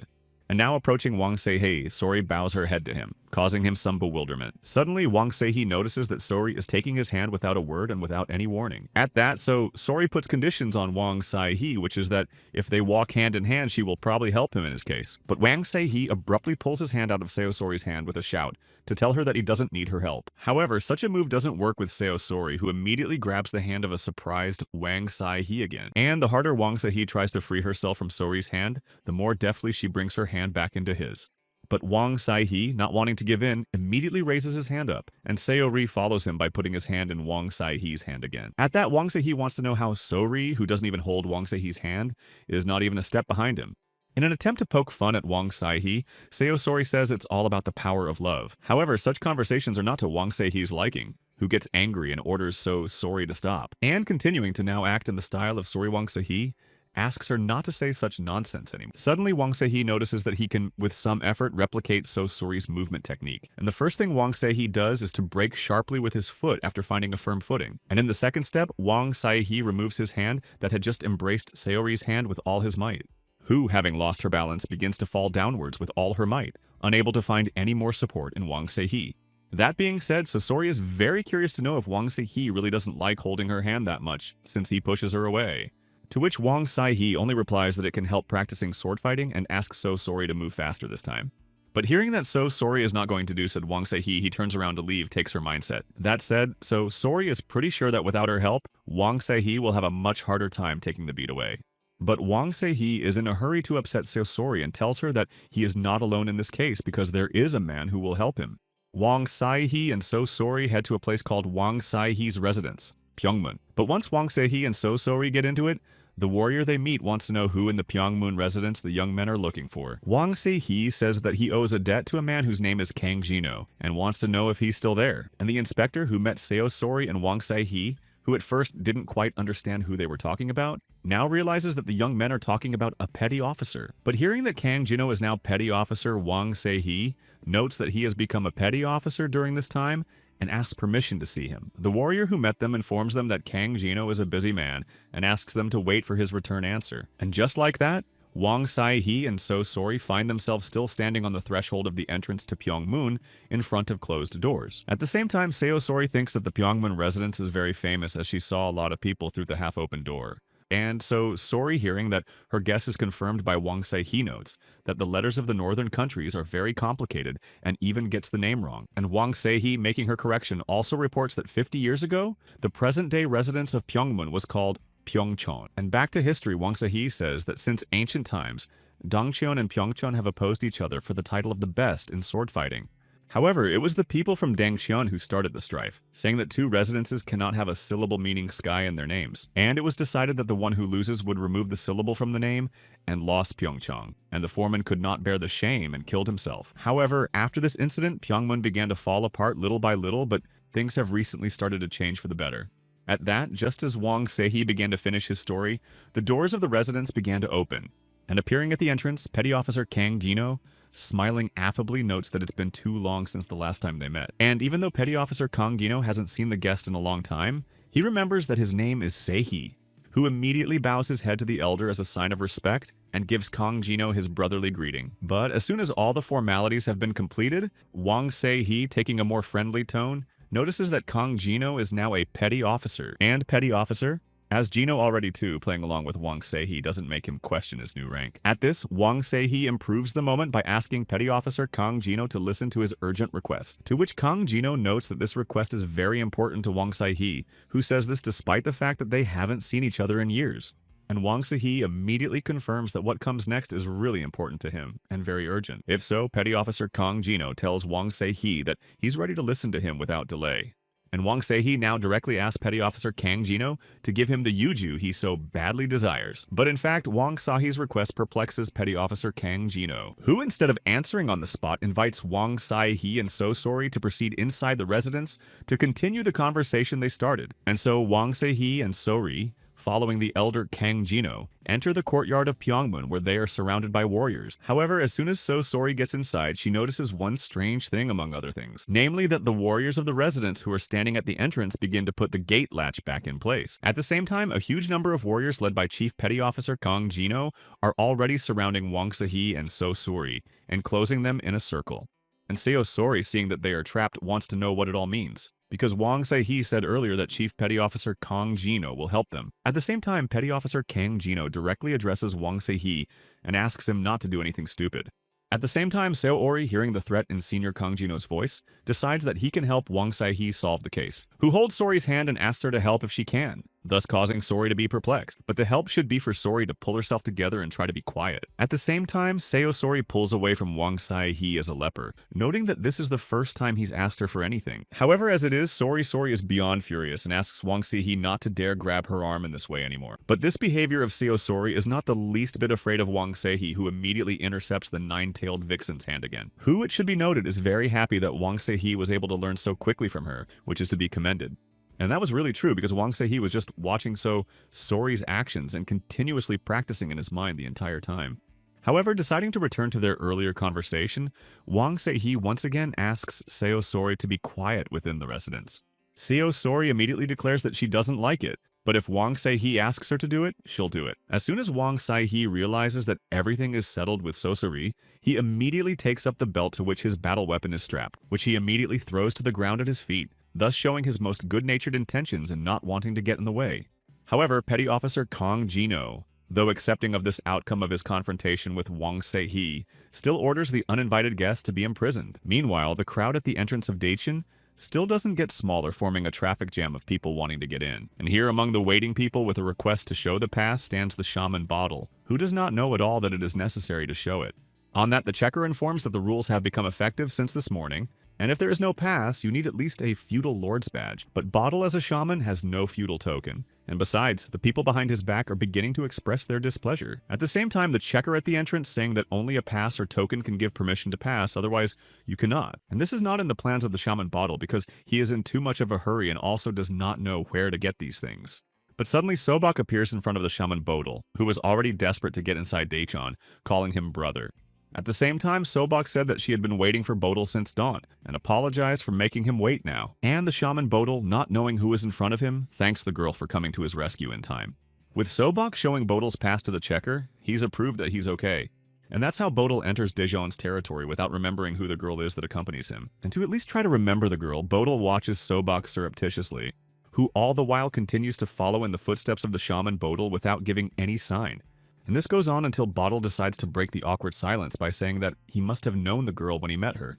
To which Sobok replies that she and the shaman Bottle used to be trained by the same hermit, but since he was young he doesn't recognize her now. However, even such a tip doesn't give Bottle a clue, who admits that he has always had a hard time remembering people's faces and names. And this statement seems to be very upsetting to Sobok, who had harbored the hope that after what Bottle had said, she would remember her. But as it happens, Bodil feels himself in an awkward situation and realizes that he still doesn't remember the girl. However, Sobok says she's not going to be upset about it because Bottle has always been cold to her. And to lighten the mood, Sobok asks Bodil to speed up, because she has been waiting for him and has prepared a lot of food. However, one thing clearly bothers Bodil, and that is how Sobok knew Bodil was coming to this very place. To which Sobok still wants to ask Bodil, who doesn't remember anyone at all, why he has no connection to people. And it is the last thing Sobok said that makes the shaman Bottle reflect on what he said. The image of the shaman Bottle immediately comes to mind when he was a very young boy, and also that the girl sitting opposite him holds one of Bodil's hands in her own two, as if thus reading his fate. And this girl opposite the seated Bodil is the present Sobok, who performs the ritual of reading the present and the future. But as soon as Sobok informs Bottle that he has no connection to humans, it drives the boy mad. And angrily pulling his hand out of Sobok's grasp, Bottle wants to know what the girl is trying to say, and who he has a connection with then. And Sobok, upset by Bodil's reaction, barely holding back tears, only says that she only said what she could see. Bodil, still in an angry state, demands that Sobok tell him who he is having an affair with, to which Sobok, now carefully choosing her words, is still going to tell Bottle who she saw. And this related Bottle is none other than the black tiger that Sobok saw during the ritual. And now that Bottle is in front of Sobok and remembering what he said about his connection to the tiger, his memory is starting to come back. The shaman Bottle decides to immediately inform the girl that he finally remembered thanks to her words who is in front of him, namely that the girl who meets Bottle is the same Sobok from his past, which makes his savior very happy. And deciding to compliment the girl, Bottle tells her that she is a very good fortune teller and has grown a lot since the last time they met. To which Sobok, while agreeing that she has grown a lot, would still like to always remain a child forever. At that, Bottle said that too much time had passed, but he hadn't seen that expression on her face when she was a child. However, according to Bottle, this may suggest that the soothsayer Sobok is doing well without even asking if this is the case. And Sobok, not wanting to continue talking about it any further, summarizes by saying that Bottle is right and she's doing fine. Bodil decides to remind Sobok that she told him about the food, and that he should go faster because he is hungry. To which Sobok gladly agrees and directs Bodil in the direction of where the house with treats for him is. And pressing harder against Bodil's arm, Sobok reminds him once again that they should go as fast as possible. Even though Sobok seems to be acting in good faith, she still has a look on her face that suggests she's up to something. And sometime later, the action begins to unfold in the hut where Sobok has brought her guest shaman Bottle, who, in the face of unbearable hunger, sinks his teeth into the meat on a chicken leg. But not only the shaman Bottle greedily devours the food, but also Mrs. Ulkachi is not lagging behind him. However, despite the fact that, according to the shaman Bottle, Mrs. Ulkachi is eating at both cheeks, she also complains that human food is salty. Bodil, hearing that this is only a necessary measure, asks Mrs. Ulkachi in an orderly tone to eat and not to talk and to be grateful. And in order not to offend in any way the Sobok shaman Bodil, who accepted them, asks not to take Mrs. Ulkachi's words seriously. At the same time, Sobok asks Bodil not to worry about the situation, and says that she is honored to set the table for Sanshin. Bodil thanked Sobok for this and went back to eating, explaining that he had come from far away and was therefore hungry. But Sobok, deciding to go straight to the question she is interested in, asks Bodil head-on if he will go to Chogyabon. And since Bodil does plan to pay Cho Gaebon a visit, he's quite surprised that Sobok knows about it. At the same time, Sobok explains the demand for a pass at the entrance to Dichian by saying that something dangerous has been going on around Mr. Cho lately. And the speculation Sobok's agreement about the danger is confirmed by the shaman Bodil himself, who also believes that something bad awaits Cho. And since that is the case, Sobok asks the shaman Bodil to tell her everything he knows about this dangerous business, which is important to her. And to the surprise of Mrs. Olkacha sitting next to Bodil, he puts aside his food to share with Sobok what he himself knows, namely that Shaman Bodil came to Daeon to take the much-coveted Yeoju. And this statement is very alarming to Sobok, who even temporarily loses the power of speech from hearing it. At the same time, Mrs. Olkachi, who believes that Bodil has said too much, hears that Sobok can be trusted because her abilities can help them. And even when all the food offered has been eaten, the conversation continues about Yuju, and the fact that Tanchan's people are destroying the Sanshin and the Takabi. Sobok guesses that Tanchan's people need Yuju too, and that's why they're doing this unjustified action. And Bodil, who now looked warily at Mrs. Olkachi, again agreed with Sobok's version. At the same time, Sobok wants her to know that Bodil and Mrs. Olkachi are chasing the people from Tanchan because they are destroying the Sansins. And this is true because Mrs. Olkachi herself has suffered at the hands of people from Tanchon who deserve to be punished, to which Sobok scrutinizes the determination in Bodil's plan, noting that he hasn't changed a bit since the last time they met. After all, Bodil had always been only interested in despising people who mocked the gods and destroyed ghosts. Bodil never noticed the people who were always faithfully by his side. And now Bodil begins to realize who Sobok means, and decides to ask her how she has been living all this time. To which Sobok begins her story by saying that since Bodil and her mentor left her, she has been alone.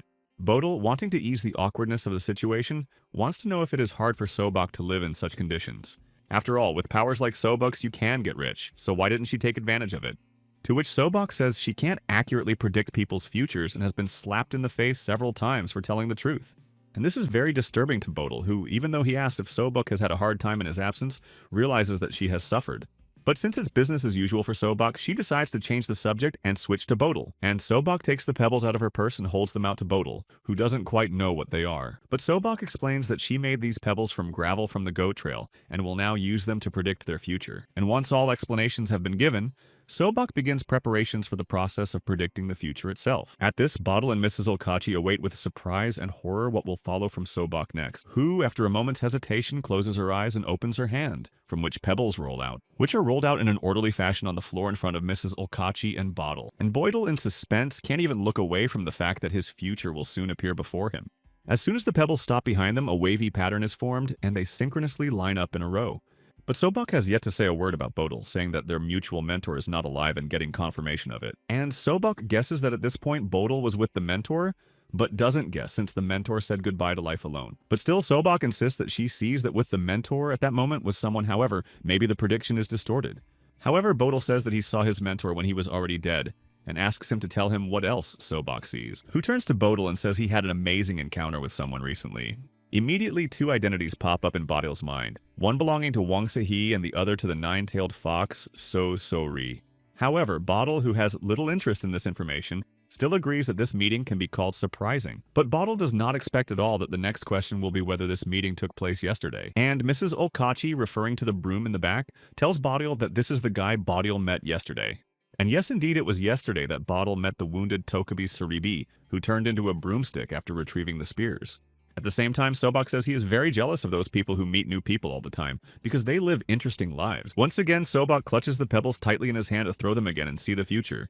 And so another batch of pebbles fly to fall to the floor and synchronize into a certain shape. But as soon as the pebble pattern appears, Sobok comes to a great shock. For now, Sobok's future tells her Bodil is destined to meet someone she can count on. But since Bodil is not good at predictions, he still wants to know which one of them has been stoned this time. And Sobok, without giving an answer, instantly rakes the pebbles back into his hand without stinging the continuation. And Sobok explains her behavior by saying that she dropped the pebbles by accident, and even Bodil needs to practice his predictions. And to change the subject, Sobok suggests that Bodil drink tea, as it will be much more pleasant to have a conversation over it. That being said, as soon as Sobok gets her proposal accepted, she immediately leaves the house. And the one thought that can't leave her alone is that she'll meet someone she can rely on. However, this can never happen to Sobok, who clutches the fortune stones with anger. Meanwhile, the person outside the residence is furiously ramming on the gate from the outside. At the same time, a warrior of the residence on guard rushes to open the gate to find out who is making a ruckus at the gate of Pyongmo. But the warrior of the Pyongman residence apparently does not expect to see other armed men outside the gate at all, who are gathered in a crowd at the gates of the Pyongman residence looking angrily at the warrior of the residence. In this case, the first thing the newcomer does is push the Pyongman man with all his might, knocking him to the ground, and the chief among his attendants, wanting to enter inside the residence, orders his men to search it and find the hiding criminal, and then subordinates, in fulfillment of orders, begin to break into the grounds of Pyongmun's residence. But as soon as the outsiders break in, they are immediately surrounded by warriors under the command of Petty Officer Kang Jino. At the same time, the chief among the outsiders declares that Kang Jino's men fear nothing, not even the governor of Daejeon, Ho Un-sik, who he is. However, even such a statement from the governor is not an argument for Petty Officer Kang Jino's subordinates to back down, who at the same time appears among his men and wonders what purpose the governor of Daejeon has come to Pyongman for. In turn, Kang Jino immediately introduces himself to those arriving at his residence, giving his name and the position he holds. Ho Un-sik says that he received a message from Tanchon that there is a man in Nemen who took the lives of the people at Kachang. But of all the things Governor Ho Un-sik said, Kang Jino is most interested in what exactly Tanchon sounds like. And Ho Un-sik, not wanting to back down, reiterates that Kang Jino is hiding someone, and if he doesn't hand over the culprit, a search will be conducted. With that, a new wave of Pyongman warriors head towards the place where the conversation between Ho Un-sik and Kang Jino is taking place, which reminds the governor of Daejeon that this is not Gangneung, and the governor should know whose territory he is trespassing on. And this seeming threat to the governor of Daejeon completely throws him off his game, and he doesn't understand what right Kang Jino has to do this. Who says he knows exactly what Tanchon has to do with Pyongmun, and reminds the governor that he can't just walk in. And that's where Kang Jino decides to end the conversation, because if the people from Tanchon have business with him, then let them come in person. At the same time, if Governor Daejeon follows Petty Officer Kang Jino's advice, he won't have any problems. But as soon as the Daejeon official hears that he has been given a turn, he starts to lose his temper and starts insulting the elder, which without paying any attention to the official from Daejeon, doesn't even dignify him with a reply and silently walks away. And waiting for Petty Officer Kang Jino, his deputy, is pleased to note that he can be very scary in case of anything. And Kang Jino, hearing from his man that he was able to strike fear into the people of Daejeon, happily thinks it's a problem, which means his deputy can share a pair of sweatpants with the Daejeon people, which he jokingly agrees to. At the same time, Wang Se-hee is in solitary confinement, where he was imprisoned by Kang Jino himself. Suddenly, Wang Se-hee, seemingly lost in his own thoughts, hears the voice of Chief Petty Officer Kang Jino calling his name. And seeing Kang Jino standing in front of him behind the bars, Wang Se-hee is convinced that he has not misheard, and that the foreman has really come. At the same time, Wang Se-hee apologizes for what happened, but when he hears Senior Officer Kang Jino apologize for the incident, he explains that he had his own reasons. And this is confirmed by Petty Officer Kang Jino, who says he had orders to arrest Wang Se-hee, and the governor of Daejeon had just come in. But the petty officer managed to get away from Governor Daejeon. However, Wang Se-hee hears that he does not know when he will return again. At the same time, Kang Jino omits to talk about the trouble he's been in, and wants to know how Wang Se-hee has been doing all this time. However, Wang Se-hee is not going to go into the details of his long story for the time being, as he needs to find Yeoju quickly. When Petty Officer Kang Jino hears that Yeoju is at Chogabong's place, he wants to know where Wang Se-hee is getting this information from. But Petty Officer Kang Jino doesn't understand what Wang Se-hee is talking about, who probably dreamed it in his sleep. To which Wang Se-hee, seriously looking at Petty Officer Kang Jino, wants to hear if he has ever deceived the petty officer, who agrees with Wang Se-hee, who as a kid always preferred to keep his mouth shut. But as it is, Kang Jino is in charge of guarding official Cho, and if anything, Wang Se-hee will have to confront them. In doing so, Wang Se-hee reminds Kang Jino of his words that he used to say he owed him his life and he came to collect his debt. Kang Jino says that he doesn't know why Wang Se-hee Yeoju said that not only his life but also Donghae's fate depends on the official Cho. And to make things clearer, Wang Se-hee wants to know if Donghae's fate depends on an old official who is intoxicated with power. But as sad as it sounds, it's really true because official Cho has the strongest army in Dongha, with great capabilities. And why there are no rebellions now, even though royal power has been weakened, is due to the official Chogebong. However, since things are like this, Wang Se-hee thinks that the official Chogebong should become king. And that's perfectly acceptable since Chogebong does have plenty of power at his disposal. But also Petty Officer Kang Jino quite confidently reports that if Chogebong had the will, he could create a new country. However, the official Chogebong has no desire for more power, and that is why he left politics and came to these places. And as soon as Petty Officer Kang Jino finishes his conversation, So Sori sticks her head out and says she's interested. Because now a new question arises, namely what official Cho Gaebong really wants. Not expecting such familiarity, Petty Officer Kang Jino asks about the girl, and learns from Wang Se-hee that she is a nine-tailed fox named So Sori. And in order to explain the situation of Sori and Wang Sai-hee, Kang Jino refers to the urgency of the situation. However, that's no problem for Sori, who despite the delicious food and clean blankets, would like to be in the same dungeon as Wang Se-hee. But it is against the rules of Pneumen where women and men live separately from each other. Sori blushingly tells Kang Jino that although they are not married, they are otherwise exactly as the foreman thinks. To which Wang Se-hee asks Petty Officer Kang Jino to ignore the words said by Wang Se-hee and continue their conversation they started. And Kang Jino further reports that the official is the kind of man who lost interest in money and power and became involved in sexual relations. At the same time, Sori also heard that the official was taking his own life for the sake of sexual relations and wants to know the reason for such actions. However, this question is answered by Wang Se-hee, who knows about the woman who was defamed by Cho Gabong and subsequently set dogs on her and her child.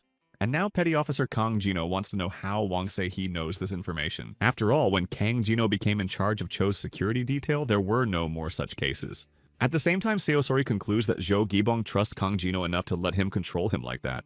And that's true, but in order to accomplish this, Kang Jino almost lost his life several times in an argument with Cho Gabong. That said, Petty Officer Kang Jino isn't saying his methods are right, but at least it's the best way to protect people. And hearing this, Wang Se-hee now finally realizes that Chief Petty Officer Kang Jino will not help him to get Yeoju. In this case, Sori wants to break the bars and find out what she's saying in the open. After all, the person who possesses Yeoju is definitely insane, and soon there will be nothing left of Petty Officer Kang Jino's control.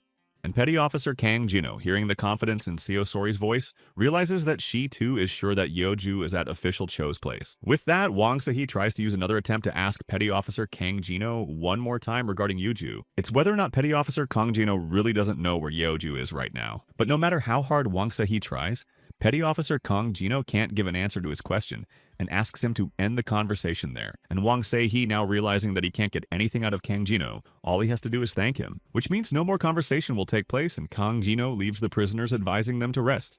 And on that note, Petty Officer Kang Jino leaves, slamming the door to the dungeons of Wang Se-hee and Sori behind him. Seeing the condition Wang Se-hee is in, she's worried that he might be sick. But that's not true, because Kang Jino said what Wang Se-hee wanted him to say. The Petty Officer doesn't know where Yeoju is. At the same time, Sori realizes that if even Kang Jino, who controls Zhou Gabong, doesn't know this, there aren't many places left to go. And this speculation is confirmed by Wang Se-hee, who is going to go out at night to look for Yeoju. But as the sun begins to set, Wang Se-hee decides to rest and pretends to be asleep to think over his plan. Wang Se-hee is not only worried about where he will look for Yeoju, but also that he will have to confront the elder Kang Jino. And besides the fact that Wang Se-hee will probably have to confront the people from Tanchon who are in Daejeon, he wonders where Saribi is. But Wang Se-hee's thoughts are disturbed by a call from Sori, who thinks that if Wang Se-hee decides to act at night, he should get a good night's sleep. Wang Se-hee, fully awakened from his thoughts, remembers that he is not alone in the dungeon. And Sori, who is watching him, thinks that Wang Se-hee's gaze on her means that he wants to ask her something. But back in his original position, Wang Se-hee indifferently informs Sori that she was imagining things. To which Sori makes sure to notice that Wang Se-hee is once again starting to behave in a way he doesn't really want him to. However, somehow Sori is sure that Wang Se-hee wants to ask something of her that she doesn't know yet. Wang Se-hee hears Sori comparing him to an ordinary person, and doesn't quite know what she's trying to say. But Sori explains to Wang Se-hee that every person has something in their life that they suffer for. Meanwhile, Wang Se-hee really wanted to ask Sori something, but because his thoughts are confused, he can't get it together, and it's annoying. Sori, seeing that there was no reaction from her words, decided that Wang Se-hee didn't want to keep the conversation going. But just as Sori is about to settle down for the night, she hears Wang Se-hee mention a place in the Blue Waters. And this is where he grew up and learned everything. But one day monsters in human form attacked the Blue Waters. But only later Wang Se-hee learned that it was Tanchon's servants who had taken the lives of all the people dear to his heart. And such a never-before-heard revelation from Wang Se-hee's mouth deeply touches Sori's soul, who can't even find the words to respond. But does Wang Se-hee blame himself for the deaths of his loved ones? Is this what torments his heart and soul? At that, Wang Se-hee once again does not give an answer to Sori's question, sinking into his sad memories.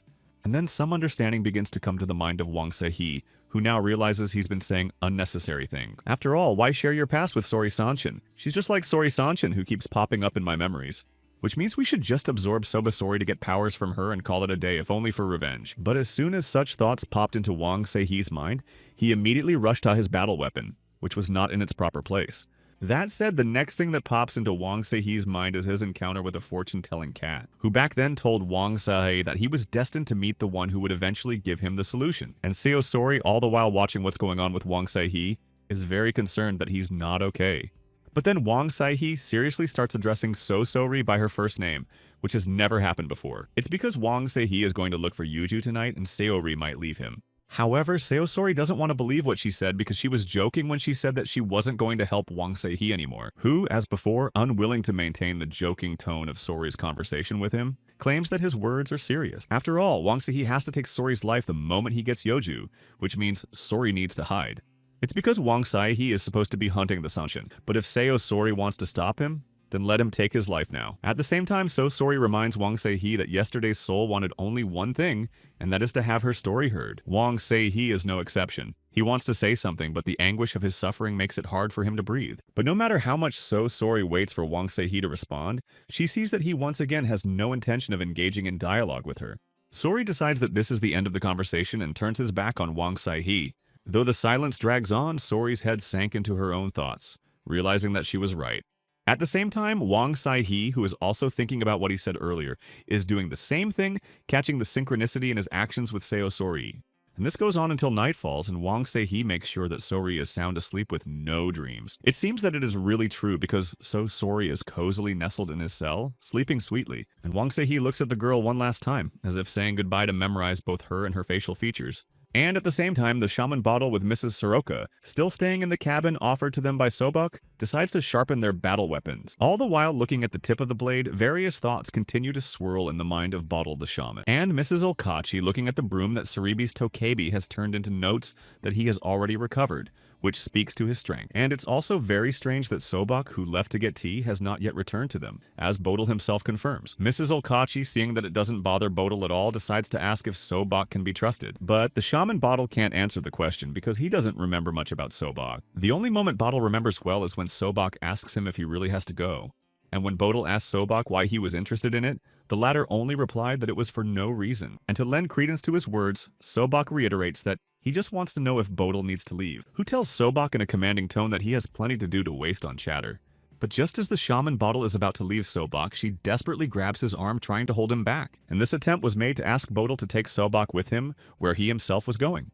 However, Bodil forcefully pulls out his arm and angrily tells Sobok that since he is not going to play with toys, he doesn't need such a burden. And now Sobok, realizing that she is losing her last chance to follow Bodil, just watches in silence as the one she considers a brother leaves.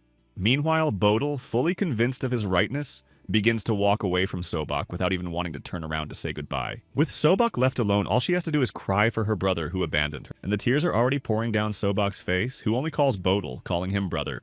And that's exactly what Bodil's last memory of him, and his relationship to Sobok is. At the same time, when asked by Mrs. Okachi whether Bodil remembered anything, the latter only says that he did very badly to Sobok, and this upsets Mrs. Okachi, who doesn't know what kind of character Bodil had before he met her, and wants to know what he's done. Which means Bodil has no choice but to confess everything now to Mrs. Okachi, who is so eager to know. And he starts with how Sobok asked him to take her with him, but since Sobok had fallen down the mountain and was all bruised up, he didn't need her.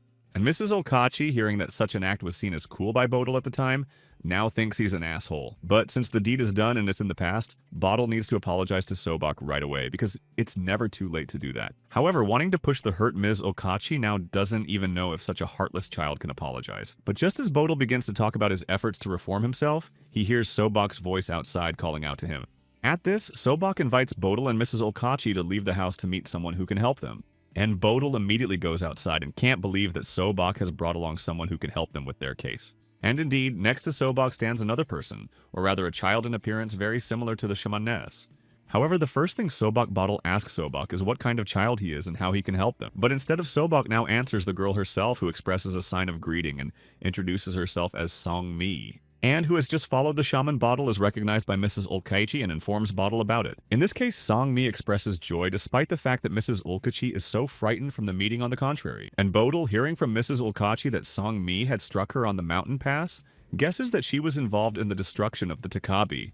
In addition, Bodil, not even knowing that their house is surrounded by the Elders' men, tells Mrs. Olkachi that he smells blood around him. Even so, Bodil decides to come out to Sobak, from whom he wants to hear why she is doing this to him. However, Sobak posturing tells Bodil that he knew her so well that he could so easily believe all of this. Did Bodil even know that when he and Sobak were studying with the hermit, what she was going through? But as sad as it sounds for Sobak, Bodil admits to her that he doesn't remember this time.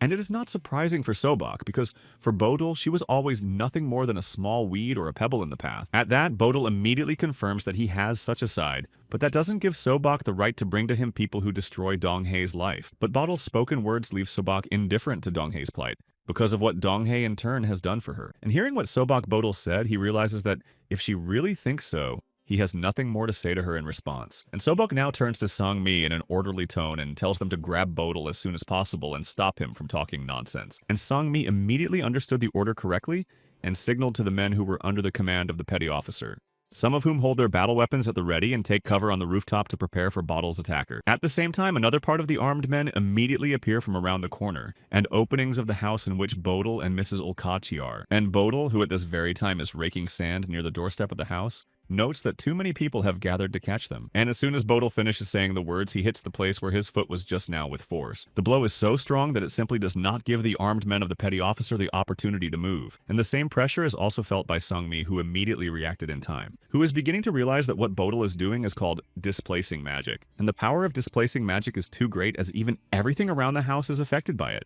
At the same time, the armed men of the elders, shackled by magical power, do not realize what is happening, not only around them, but also with their bodies. And Sangmi, still in the ready pose, doesn't understand how Bodil could use such magic without knowing the spell. Bodil, taking advantage of the situation and the general stupor, is already rushing towards Sangmi with his battle weapon at the ready. But at the very moment Bodil strikes Sangmi, he misses as the shamaness is able to react in time, namely so that Sangmi not only pulls back from the blow she was dealt, but also bounces back from Bodil. And once the situation is more or less safe, Sangmi lands noting Bodil's amazing skills. Even though Bodil asks him not to tell Sanmi what he knows about himself, he notes that the girl in front of him is not an easy one. But then the head of Tanshan appears on the horizon from behind Sangmi's back and notices Bodil's well-honed movements. And now, by going straight to Sangmi, the head of Tanshan wants to make sure that Bodil's shaman is in front of him, who clearly doesn't expect that not only will there be another figurehead on the field of confrontation, but that he will recognize him. At the same time, Bodil feels a stabbing sensation in the back of his head and still wants to know who this man is. But the answer to Bodil's question is given by the nearby Mrs. Olkachi, who informs him that it is the head of Tanshan who has the power of a dead man. However, Mrs. Olkachi doesn't have time to finish speaking before she and Bodil hear another arrival calling them his appetizer. In addition, Mr. Nurlmere is also celebrating Mrs. Olkachi, whom he failed to eat the last time they met. And as soon as Mr. Nyrelmere finishes his monologue, he immediately jumps to the ground. At that, Mrs. Olkachi is no longer able to contain her fear and says that the boy she saw before is the same one in front of them.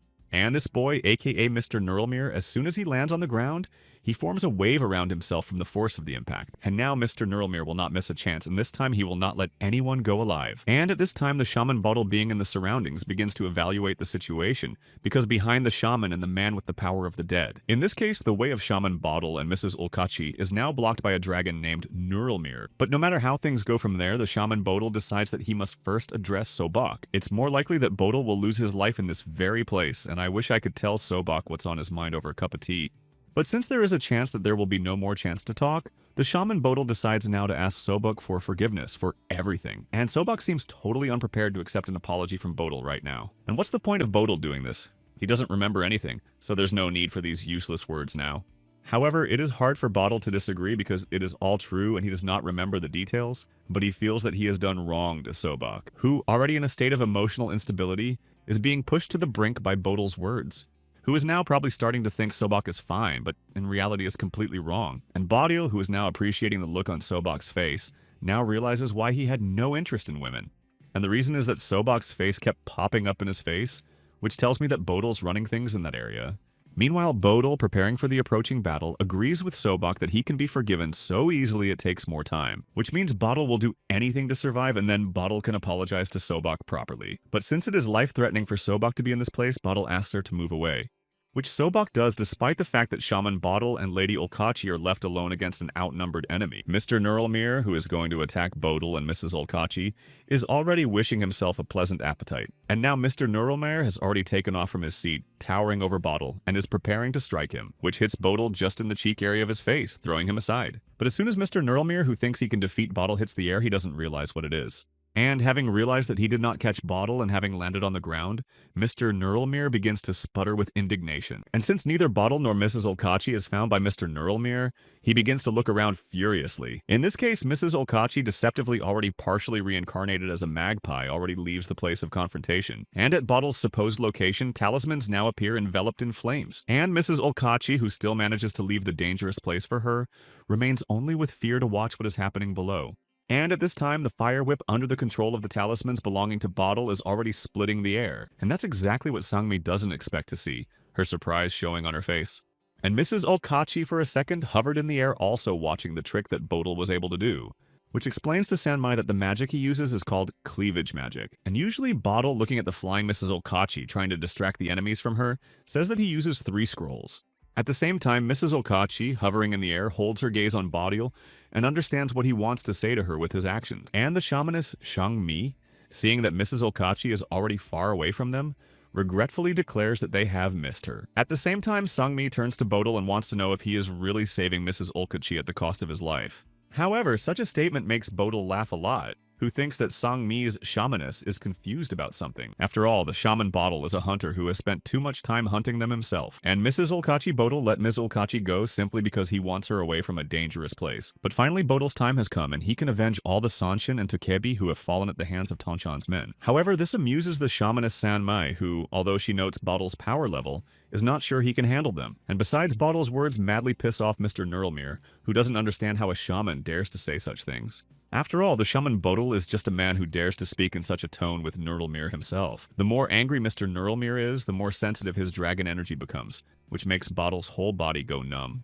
And seeing that the warriors of the head of Tanshan have already come to their senses, Bottle realizes that his paralysis magic has ceased to prove its effect. Still, Bottle decides to avoid showing anything that might reveal his weakness. And so, clutching his magic whip tighter, he challenges the dragon who apparently wants to taste the powers of the shaman Bottle. But as soon as Mr. Neuralmere hears what is said, he immediately rushes at Bottle, ordering no one to interfere in this confrontation. And now Mr. Neuralmere, holding his fist ready to strike, flies at Bottle, who is waiting for him, which manages to bounce just in time, just from the place where the blow of Mr. Neuralmere's enormous strength. Mr. Neuralmere, seeing that Bottle lands unharmed in front of him, can't believe that this can happen. And Bottle at this time, having made his check, concludes that though the attack passed and was the same, the dragon's power is huge, but the blows are simple. Once again, Mr. Neuralmere is not jokingly puffed up with dragon energy and flies at Bottle to finally finish him off. But the shaman Bottle, realizing what to expect from Mr. Neuralmere, only tightens his magic whip. And as soon as the moment is right, Bottle takes Mr. Neuralmere's arm in chains and throws him over himself. So instead of capturing Bottle's shaman, Mr. Neuralmere finds himself in a situation where he needs help. And now Neuralmere, who was thrown off by Bottle's magic whip, is flying as far away from the place of their confrontation as possible. And having reached the ground, Mr. Neuralmere, with all his strength, lands on it, forming a large depression from the impact. At the same time, Bottle, feeling victorious, notes that opposing Neuralmere is like being attacked by an enraged boar. But still, it's a shame that the dragon's power is lost to Bottle, who is already being attacked by another enemy. However, the head of Tanshan himself strikes from behind, using his battle weapon to attack Bottle, who manages to react in time and duck, thus avoiding the loss of life. And yet, even though the shaman Bottle lands on the ground unharmed, he still wants to know who his next opponent is. And that person is the head of Tanshan, who has taken a fighting stance and is holding his battle weapon at the ready. To which Bottle takes up the challenge, saying that he is always up for some swordplay. And the head of Tanshan, unwilling to wait any longer, rushes at Bottle again, swinging his battle weapon at the shaman. And now a confrontation begins between Bottle and the foreman, in which neither Bottle nor the foreman yields to each other. And besides, the shaman Bottle has been very successful in deflecting the blows of the elder's combat weapons. Not wanting to stop, the elder realizes that the shaman Bottle, standing in front of him, wields a sword. And even so, the elder makes new attempts to defeat the shaman Bottle, who is not far behind his rival. At the same time, the foreman also notices that the knife that Bottle had pointed at him is coming straight at him at a high rate of speed. But thanks to the fact that the bogeyman notices him in time, he manages to deflect the blow and change the direction of the knife belonging to Bottle. And from now on, Bottle's battle weapon has changed its trajectory and is heading in a different direction from the petty officer. And at the same time, the petty officer, who freezes in the pose he occupied, does not understand what is happening to him now. At the same time, Bottle, who gives praise to the yeoman, also reports that he uses magic because he is not a warrior, which means that the head of Tanchun should stand still in one pose, but at some point something goes wrong. And Bodil, who thinks he's done everything perfectly, notices that his magic is starting to crack. Bodil has to dodge and deflect the blows from the head of Tanchun once again, who finally breaks all the spells that have been restraining him, and is about to go on a new offensive against the shaman Bottle, who hears Songmi's voice reminding Bodil of his existence, which the shaman seems to have completely forgotten about. Well, as long as Songmi is around, Shaman Bodil can safely assume that his magic is off limits. The shaman Bottle replies that Songmi is too cruel to him, because how can you leave a shaman without magic? And besides, Mr. Nurlmere, who has come to his senses, reappears on the horizon. And his presence is discovered by the shaman Bottle, who does not seem to expect to see Mr. Nurlmere again so soon. And Mr. Nurlmere is already not on a joke. Angry in full voice says that he will immediately deal with the shaman Bottle. And so the shaman Bodil finds himself surrounded not only by the men of the head of Tanchon, but also by the dragon and the shamaness Songmi. But even though the shaman Bottle is surrounded, he still wonders what Mr. Nurlmere will do to him.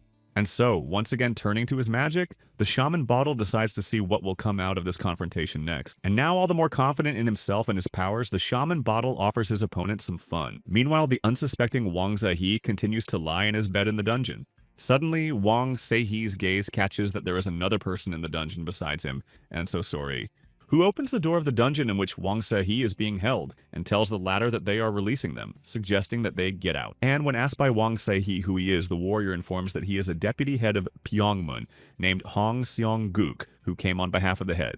But just as Hong Seong-guk is about to go to the second dungeon where Sori is, he notices that she is already out of it.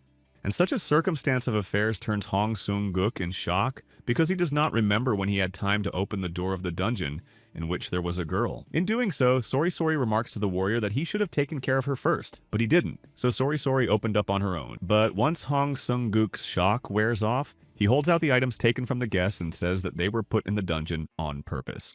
However, neither the warrior nor the guests have much time on their hands, which means it's time to leave. But as soon as Wang Zehe and Seo-ri go outside to follow Hong Seong-guk, the nine-tailed fox notices that she has soiled her new skirt. And not wanting to further spoil his belongings, Sori asks if there is another path to follow, but gets a negative answer. And besides, as soon as Wang Zehe, Sori, and the attendant approach the high wall, the latter informs them that this is the end of their journey. Which means that Wang Zehe and Seo-ri can leave Pyongmun territory through the door that Hong Seong-guk is pointing to. Oh, and at the end, Hong Seong-guk, holding out the bag to Wang Zehe, compliments the words of the chapter who apologizes for the way things turned out. And as soon as Vane Zehe opens the sack, he and Sori see that it is filled with a lot of gold. And Sori doesn't even try to hold back his admiration. He's already dreaming of spending that money on all the clothes he wants. Wang Zehe, who, unlike Sori, is completely indifferent to the gift, gives the whole bag to the nine-tailed fox. Wang Zehe is doing this so that Sori can buy nice clothes and wear them to emphasize her beauty. But Seo-sori doesn't understand why Wang Zehe is talking to her like that right now. However, Wang Zehe does not dignify Seo-sori with a response this time as he has in the past. And instead of words, Wang Zehe walks closer to Seo-ri and wraps his arm around the girl's shoulders, pulling her closer to him. And just like that, Wang Zehe and Seo-sori stand pressed against each other without another word. With Wang Zehe leaning closer to the girl's face to confirm the words she said earlier, this is their farewell. However, Seo-sori doesn't want to believe what Wang Zehe is telling her right now, standing as close to her as ever before. Still, to hear if Wang Zehe's words are really true, Seo-ri decides to ask again. But instead of answering, Wang Zehe only silently bows his head to Seo-sori, implying that everything is finalized. And now, Seo-sori realizes that Zehe is not joking, and can't hold back her tears and says what Wang Zehe should have said to her, namely that he's going to kill her. However, no matter how it is or what Sori Wang Zehe thinks, he is more serious than ever about his intentions. But that's not all Wang Zehe wants to do with Seo-ri, as he has a favor to ask of her. Which is that in order to prevent Sori from happening to Wang Zehe, Sori must promise him that she will go to the White Mountain of Imei. And when asked by Seo-sori why she should do it, Wang Zehe replies that she'll find out for herself when she arrives. Oh, and at the end of the conversation, Wang Zehe apologizes to Seo-sori for being very cold to her. But all this prolonged time, this behavior was Wang Zehe's pretense towards Seo-sori. After all, Wang Zehe's attitude towards Seo-sori is truly different from how he actually behaved with the girl. However, Seo-sori is once again unwilling to accept that Wang Zehe is thus saying a final goodbye to her. Meanwhile, Wang Zehe, having said everything he wanted to say to Sori, turns away from the girl to leave her. But still, Seo-sori doesn't give up hope that he can stop Wang Zehe and make him change his mind. However, Wang Zehe's shouting of the girl's name slows the latter down, preventing her from moving from her seat and following Wang Zehe. who turns to Sori one last time to thank her for everything she's done for Wang Sehee. And it was these words that made Sori blush more than any other. So Sori is left alone and can only look at the departing Wang Sehee with a glance, who no longer turns around, begins to retreat into the depths of the residence, getting further and further away from So Sori each time. After all, Seo Sori only has to watch Wang Sehee walk away from her without even moving. After all, Wang Sehee has already left her so far behind, and Seori can't even follow him if she wants to. And Hong Seung-guk, who also witnesses this scene, reminds us that Wang Sehee is being searched for, and how Seo Sori will act now. She can't take the pressure anymore and pounces on Hong Seung-guk, saying that he can't see what she's thinking. But after all of this, Sori starts to shift her gaze to the bag of gold Wang Sehee left her, fully convinced that he's lost his mind. Meanwhile, Mrs. Okachi, at a safe distance from the confrontation, watches as the house where Bodil is located goes up in flames. And all Mrs. Okachi can think and talk about now is her faithful friend and his plight of Bodil. Meanwhile, the fire was already spreading to the roof and inside the house where Bodil and Mrs. Okachi had been eating a little earlier. At the same time, the survivors who are subordinate to the head of Tanshan do not give up their positions and continue the offensive, and Bodil, who is using his last strength, realizes that he is tired of facing several people at once, and besides, the talismans are running out. And in all of this, Bodil blames the shamaness San Mi, who prevents Bodil from being able to conjure. At the same time, the head of Tanshan, looking at Bodil, is surprised that there is someone in Donga who can use magic of this magnitude. But since the realities are like this, it's the head of Tanshan that should match the skills Bodil used. Who is trying to keep his wits about him in mockery asks the head of Banshong, who is asking him to hold back. But then an enraged Mr. Nurlmeyer appears in the arena of confrontation, recalling his order not to interfere with anyone, because now is the right moment for Nurlmeyer to finally absorb Bodil, which, clamping his nose from his dislike of the smell of soybean paste, reminds him of the previously said that dragon attacks are not appropriate. And besides, what kind of dragon dares to call itself a dragon without Yuju, unless it's a water serpent? And this becomes the last straw for Mr. Nurlmeyer, who lashes out at Mr. Bodil with renewed vigor, who again turns to his magic to direct it at Mr. Nurlmeyer, and concludes that the latter learns nothing. And now the fireball that forms with Bodil's pitch is heading towards Mr. Nurlmeyer, flying at him, who despite Bodil's warnings is heading towards educated magic. At the same time, Mr. Nurlmeyer, as soon as the fireball touches him, is forced to take cover from its effects. And Bodil, seeing what is happening to Mr. Nurlmeyer, is interested in his present condition, for this fire has wounded even the Black Tiger. However, as soon as the name of the Black Tiger reaches Mr. Nurlmeyer's ears, he orders that he not be compared to him. After all, Mr. Nurlmeyer, unlike his hated Black Tiger, is nothing but a dragon. And now the clawed hand reaching for Bodil is accompanied by a reminder that Nurlmeyer himself is in front of the latter. And thus Mr. Nurlmeyer reaches the throat of the still resisting Bodil, which, now deprived of the ability to turn to magic, only hovering in the air, being in the grip of Nurlmeyer. At the same time, Mr. Nurlmeyer, who begins his transformation into a dragon, rejoices that he has finally reached Bodil, and the shamaness Sanmi, out of herself from joy from victory of Mr. Nurlmeyer, as from something obvious asks to absorb Bodil. And as soon as Mr. Nurlmeyer hears that his idea is approved, he immediately agrees to carry it out. And now Mr. Nurlmeyer opens his huge mouth and threatens to wipe the shaman Bodil off the face of the earth, who, until the last not wanting to lose his sense of humor, makes a remark that in front of him is not a dragon but a natural water serpent. But Mr. Nurlmeyer again orders Bodil not to call him that, for with Yuiju he was the strongest Sanshin. However, Bodil reminds Nurlmeyer that real dragons fly in the sky and don't want to come down to earth and eat people. And it is in the extreme pissing off words to Mr. Nurlmeyer that makes the latter move to insults. And now Bodil, who had just been hovering in the air with a flick of the dragon's hand, begins his movement. At the same time, Mr. Nurlmeyer not only throws Bodil over himself, but also hits him forcefully against the surface. And the blow is so strong that it deeply wounds Bodil, causing her to bleed internally. Meanwhile, as soon as all this happens, the broom lying nearby, which is Suribi's Tokebi, begins to vibrate. At the same time, Mr. Nurlmeyer, still furious at Bodil's insolence, continues to stand over the ladder. And all Mr. Nurlmeyer promises to do to Bodil is that his farewell to life will be very painful. But Bodil, still conscious though with his mouth closed by magic, repeats that Mr. Nurlmeyer is a monster. At the same time, the shamaness Sanmi, addressing the almost reincarnated Mr. Nurlmeyer, reminds that it is too early for him to show his appearance. In addition, when looking at Bodil, Sangmi's shaman accurately points out that he is so helpless that anyone could easily kill him. And now it's time for Mr. Nurlmeyer to come to his senses by taking even breaths in and out, which he does well. Oh, now that things have gotten better for Mr. Nurlmeyer, he can go back to Bodil to deal with him. But what starts to happen next makes everyone, including the head of Tanshan, quite surprised. And Mr. Nurlmeyer himself is in complete incomprehension of what is happening in front of him. And all because the reincarnated human Tokebi Suribi throws Bodil on his shoulder and leaves the place of confrontation with him. and Bodil, still conscious and in pain, still wants to see the face of his savior. But since Tokebi Saribi does not dignify Bodil with his answer, the latter again decides to repeat his question. This rhetorical question is also asked by Mr. Neural Mirror, who again sees Tokebi Saribi in front of him. And as soon as the head of Tanshan comes to his senses from the same sighting, he immediately seeks the help of the shamaness Sangmi, who at this very moment, holding her magical talismans at the ready, is preparing to use them. And this does not escape the gaze of the shaman Bodil, who realizes that both he and Tokebi Saribi are in danger and decides to dodge the attack. And this leads to the fact that the talismans that were just arrowed towards the fleeing begin to swirl along the way. And it doesn't make sense to Sangmi's shaman, who just can't believe her eyes that her attack didn't work. However, the reason why Sangmi's shaman's plan failed is because it was Mrs. Olkachi who was able to hide Bodil from the shaman. Who sees that at the cost of her life, Mrs. Olkachi is trying to protect both him and the Tokebi Saribi who saves him. At the same time, Mrs. Olkachi herself is threatened by the danger that comes from the shamaness Sanmi, who believes that Soroka constantly interferes with her and annoys her. But once again, Tokebi Saribi interferes with the plans of shamaness Sanmi by dragging Mrs. Olkachi away from the shamaness's magical hands. And Shaman Bodil, seeing what Tokebi Saribi is capable of, is now finally sure that he is not an ordinary Tokebi. At the same time, the shamaness Sanmi, seeing their victims leaving, does not understand how it came to be that they are all at one with each other. And all the while, Mr. Neuralmere, restraining himself, not wanting to believe that his food has escaped him again, rushes after him. At the same time, the head of Tanshan also accurately points out that the fact that the shaman and the Tokebi have formed an alliance will be a hindrance to them. And Sobok, who appeared behind their backs as if to add oil to the fire, adds that everyone present is very lucky. After all, if Bodil was ready to attack, no one would have a chance to save their life. However, such a remark made by Sobok is not to the liking of the shaman Sanmi, who orders her to keep her mouth shut.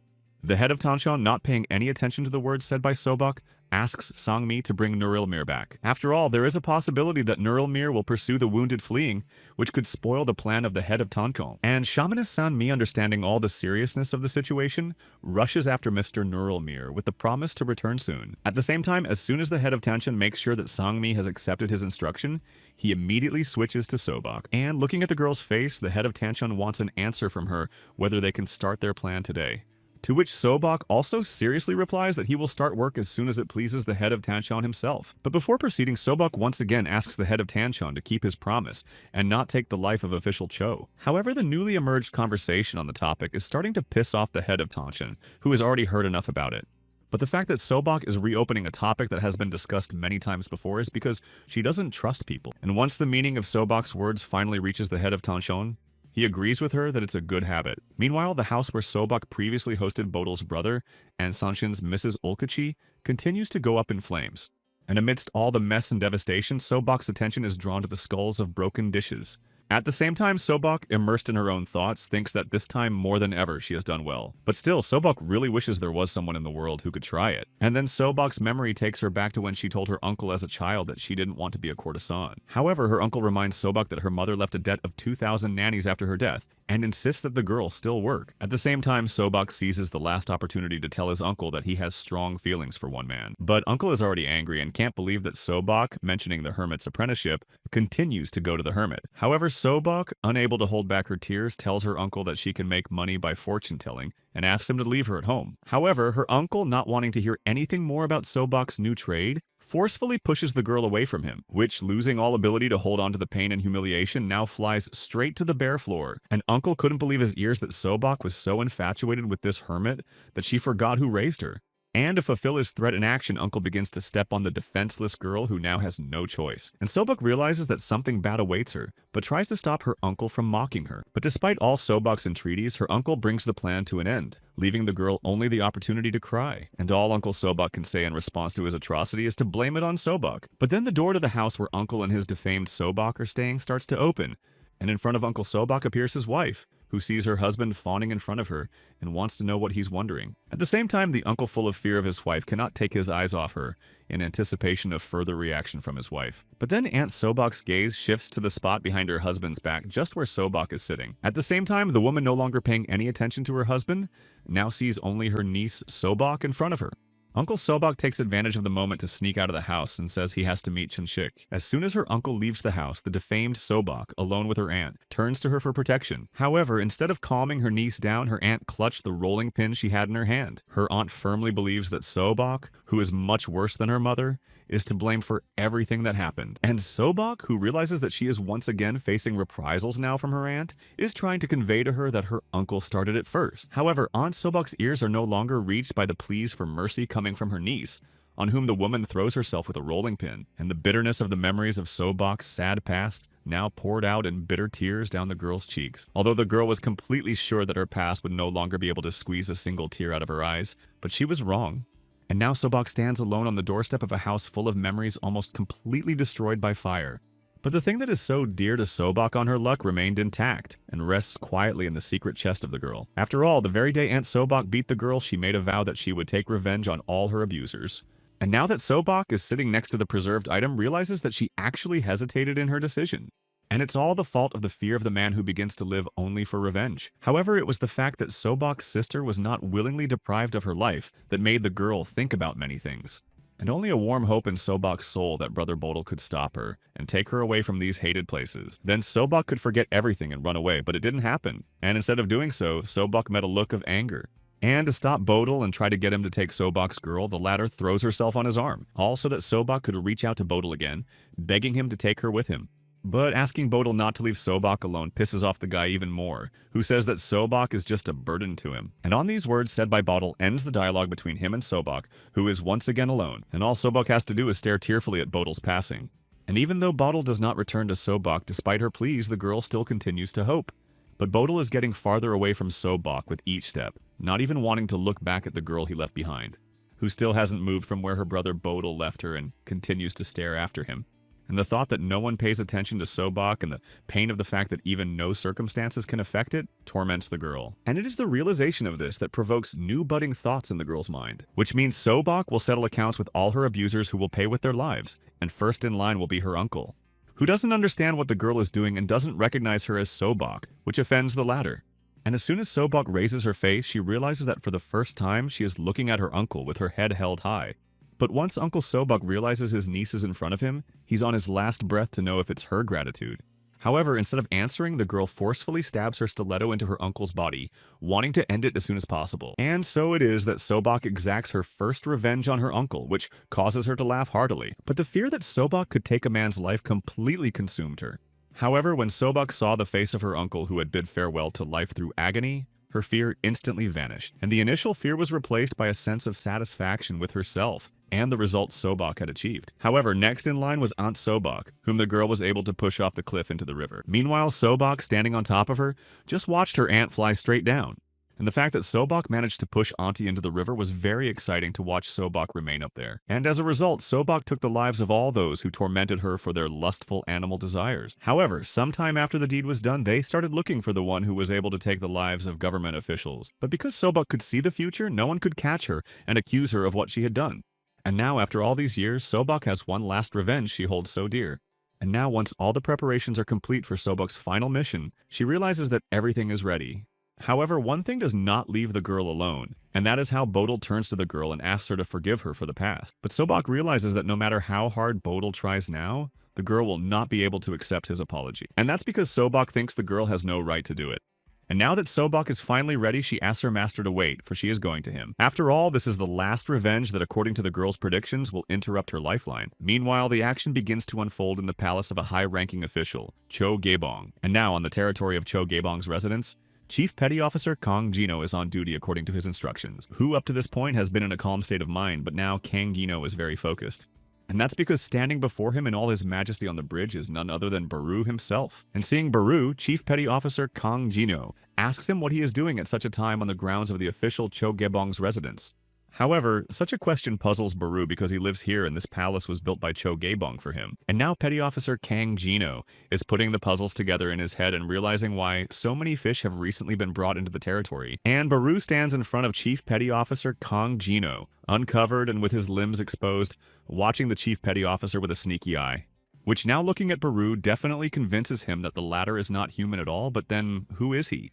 At the same time, Baru raised his head up, hearing a foreign sound, and wondered if Petty Officer Kang Jino could hear such a thing. But since Kang Jino's hearing is not accessible to these sounds, Baru explains that these are the sounds of a battle that is not between ordinary people. However, the information brought to Petty Officer Kang Jino's attention makes him wary, and Baru, saying he has access to a lot of things, thinks it has to do with the man who was staring at him from the bridge. But it's not Yomano Hensok of Danshan that Baru is referring to, who confirms Jino's words by saying that he's not human. However, who he really is not known to Baru, who has lived 500 years and has never seen such a thing. And then Petty Officer Gang Jino tells Baru that Petty Officer Hensok talked to the official Cho Gabong about Yuju. Seeing Baru's reaction, Kang Jino realizes that he knows that Cho Gabong has Yoju, so the people from Danshan want to get her. However, Baru in turn says that he has been waiting for Yuju to be his for 500 years, and now he will not let others get Yuju. And Petty Officer Kang Jino, unable to believe his ears, now wants to know who the Baru standing in front of him really is.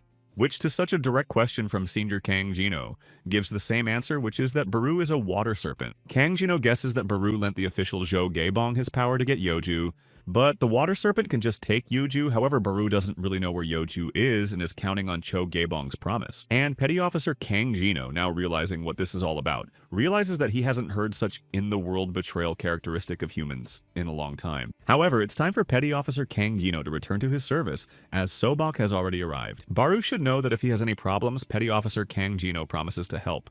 And Baru doesn't seem to expect to hear such a thing from Petty Officer Kang Jino, but only thanks the latter. And Petty Officer Kang Jino, having decided to stick around, wants to know what Baru will do when he gets Yoju to become a dragon. Baru sadly looks up into the sky and says that as soon as he gets Yoju, he will fly in the sky. But is this really all that Baru dreams of? Who, when asked the question, confidently replies that he wants no more? And since things are really like this, Kang Jino will wait for the day when Baru becomes a real dragon. A short time later, Sobok is near Cho Gaebong's palace, checking on the people under Jino's command. And all the while, Sobok is only concerned with one question: how long will she be searched by Petty Officer Kang Jino's subordinates? But quickly pulling herself together, Sobok calms down and suggests that the warriors search as long as they need to, since she has nothing anyway. Sobok is waiting for a high-ranking official, Cho Gaebong, which means she has to go, but the warrior's call stops her. At that, also a voice belonging to Kang Jino stops Sobok from advancing further. And the whole reason is because Petty Officer Kang Jino repeatedly told Sobok not to take the jewelry that's on her head. And it's because of Kang Jino that Sobok has been unable to carry out his revenge for a long time. Even the talisman doesn't help. Sobok pretends not to understand what Jino doesn't like about her or the hairpin, and offers to take away the latter. And Petty Officer Kang Jino would have done it gladly but next time, but now he would inform Cho Gaebong that Sobok had come to see him. Who thinks that let Kang Jino do as he pleases as long as he tells Cho to give the girl another hairpin? And with those words, Sobok bypassed Chief Petty Officer Kang Jino and went straight to the high-ranking official, not daring to look at the Chief Petty Officer again, who in turn still keeps his guard up and watches the departing Sobok with a glance. And to make sure that the girl does not turn anywhere on the way, Chief Petty Officer Kang Jino instructs his men to escort her to the official's room. As soon as the warriors, following the orders of their superior officer Kang Jino, bring Sobok to the official's quarters, the latter announces her arrival. But since Sobok was late as ever today to see high-ranking official Cho Gaebong, she should rather pass. At the same time, one of the warriors accompanying Sobok cannot understand why it is late because it is only 1 o'clock in the morning, but does not get an answer. And Sobok, on her way to her master's house, has learned one important thing in her years as a courtesan. And that thing is that under any circumstances, you have to be a rock so gentle as to be climbable. With the now bowing to his master, Sobok is forced to hide the top of his rock in the mist.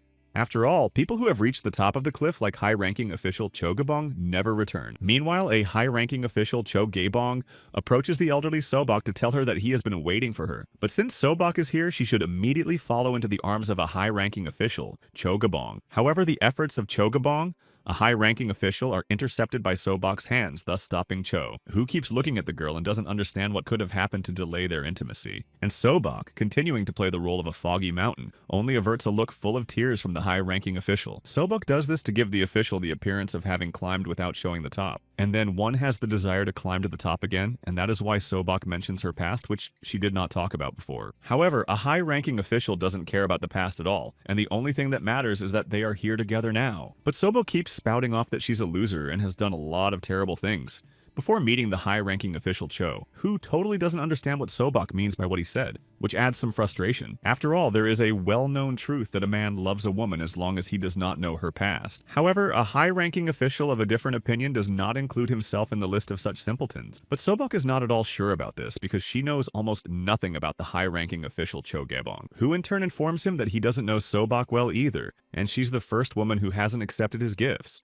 To which Sobok, deciding to ignore what was said to her, mentions a certain man who had once abandoned a girl. And that said, Sobok is shocked by a high-ranking official who doesn't believe such men exist. And Sobok, having gotten what she wanted by snuggling up to a high-ranking official, says that it was in her childhood, but today she met him again. A high-ranking official, hearing such sincerity in words, decides that this is the reason for the girl's tears, who reassures the high-ranking official that this time she has turned her back on him since she has her master. And these words are very pleasing to a high-ranking official who still wants to know the reason for Sobok's tears. At that, the girl once again avoids a direct answer and asks the high-ranking official if he knows Seo Jung. But that name does not come to the high official's mind, even though he hears from Sobok that he had an affair with her. And high-ranking official Cho Gaebong, seeing that Sobok doesn't want to stop there, wants to know if she's interrogating her. However, Sobok doesn't see it that way because she has spoken about her past and now it's Jo Gaebong's turn, who doesn't understand why Sobok is interested now because she's the only one who exists for him. And Sobok, pulling her battle weapon out of her hair, continues to say in a calm tone that she can't be interested in this.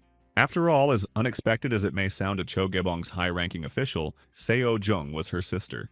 At the same time, the high-ranking official, realizing what is about to follow, cannot believe what Sobok said, who is already stabbing the body of the high-ranking official Cho Gaebong with her battle weapon pulled out of her hair. And since the body does not obey the high-ranking official, behaving like a paralyzed person, he tries to call for help.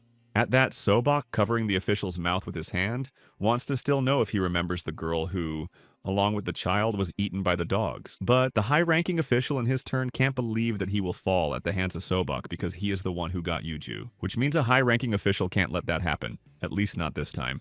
And as soon as such thoughts visit Cho Gaebong, Sobok notices how her victim begins to change, and the hands of a high-ranking official, Cho Gaebong, reach out to the girl and wrap his arms around her from behind her back, and the nails turned into sharp claws of the hands of the high-ranking official, Cho Gaebong, slammed into the girl's back. At the same time, the soldiers standing outside who are guarding the palace of a high-ranking official are embarrassed when they hear the sounds. After all, this is the night when a high-ranking official is much more active, and the reason is most likely his age. Meanwhile, in the chambers of a high-ranking official, the massacre of the latter continues. And Sobok, realizing that without the magic-soaked hairpin, she wouldn't have gotten off so easily, still wants Cho's torture to last, which means we need to take away what Cho Gaebong values more than life. So much so that he hides Yeoju inside his body. However, there's no way in the world that can hide the power of magic like this. And once the high-ranking official Cho Gaebong is finished, Sobok can look at Yeoju lying on her arm. At the same time, she couldn't believe what she saw in front of her, but she never thought that she could be so small. But nevertheless, it is so, because Yeoju is not only small in size, but also incredibly beautiful. And the high-ranking official is looking at Yeoju with his last strength, trying to reach for his treasure.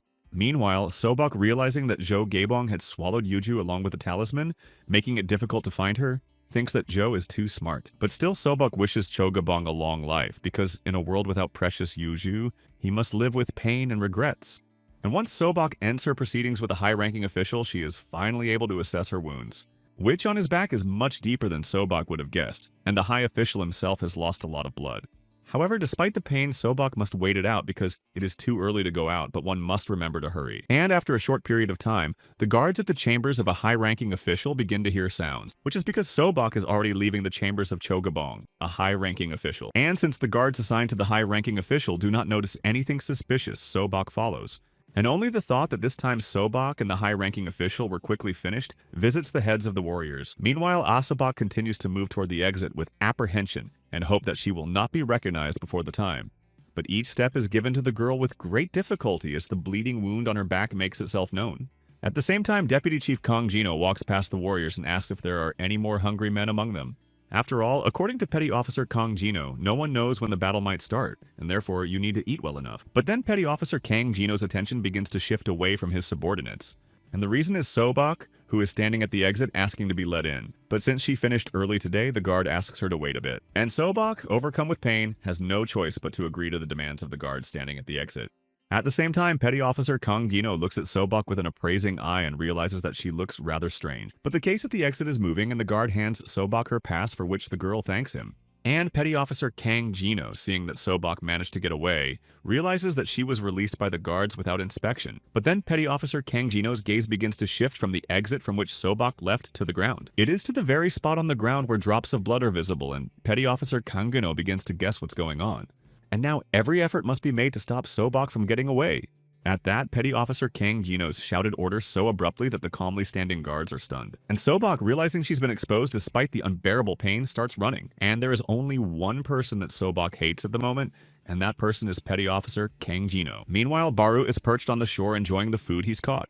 But then his meal begins to be disturbed by a foreign sound that comes to Baru's ears, forcing him to stop. And now, seeing that the source of the sounds is a party familiar to Baru, he concludes that the noise is coming from Cho Gaebong's room, where at the same time, two healers are positioned around Cho Gaebong, trying to provide all the necessary assistance to the high-ranking official. But then a noise from outside causes the healers to temporarily switch to the source of the disturbance. And once the healers realize who was the source of the violent noise, they watch Baru with bated breath, which at this very moment, having reached the room of the high-ranking official Cho Gaebong, is now standing in the doorway. At the same time, seeing the condition of the high-ranking official, Cho Gaebong Baru wants to know what happened. And to get an answer to his question, Baru lifts up Cho Gaebong, trying to find out if the latter is still alive. And the healers trying to keep Baru down ask him to put down a high-ranking official who can't be held that way now.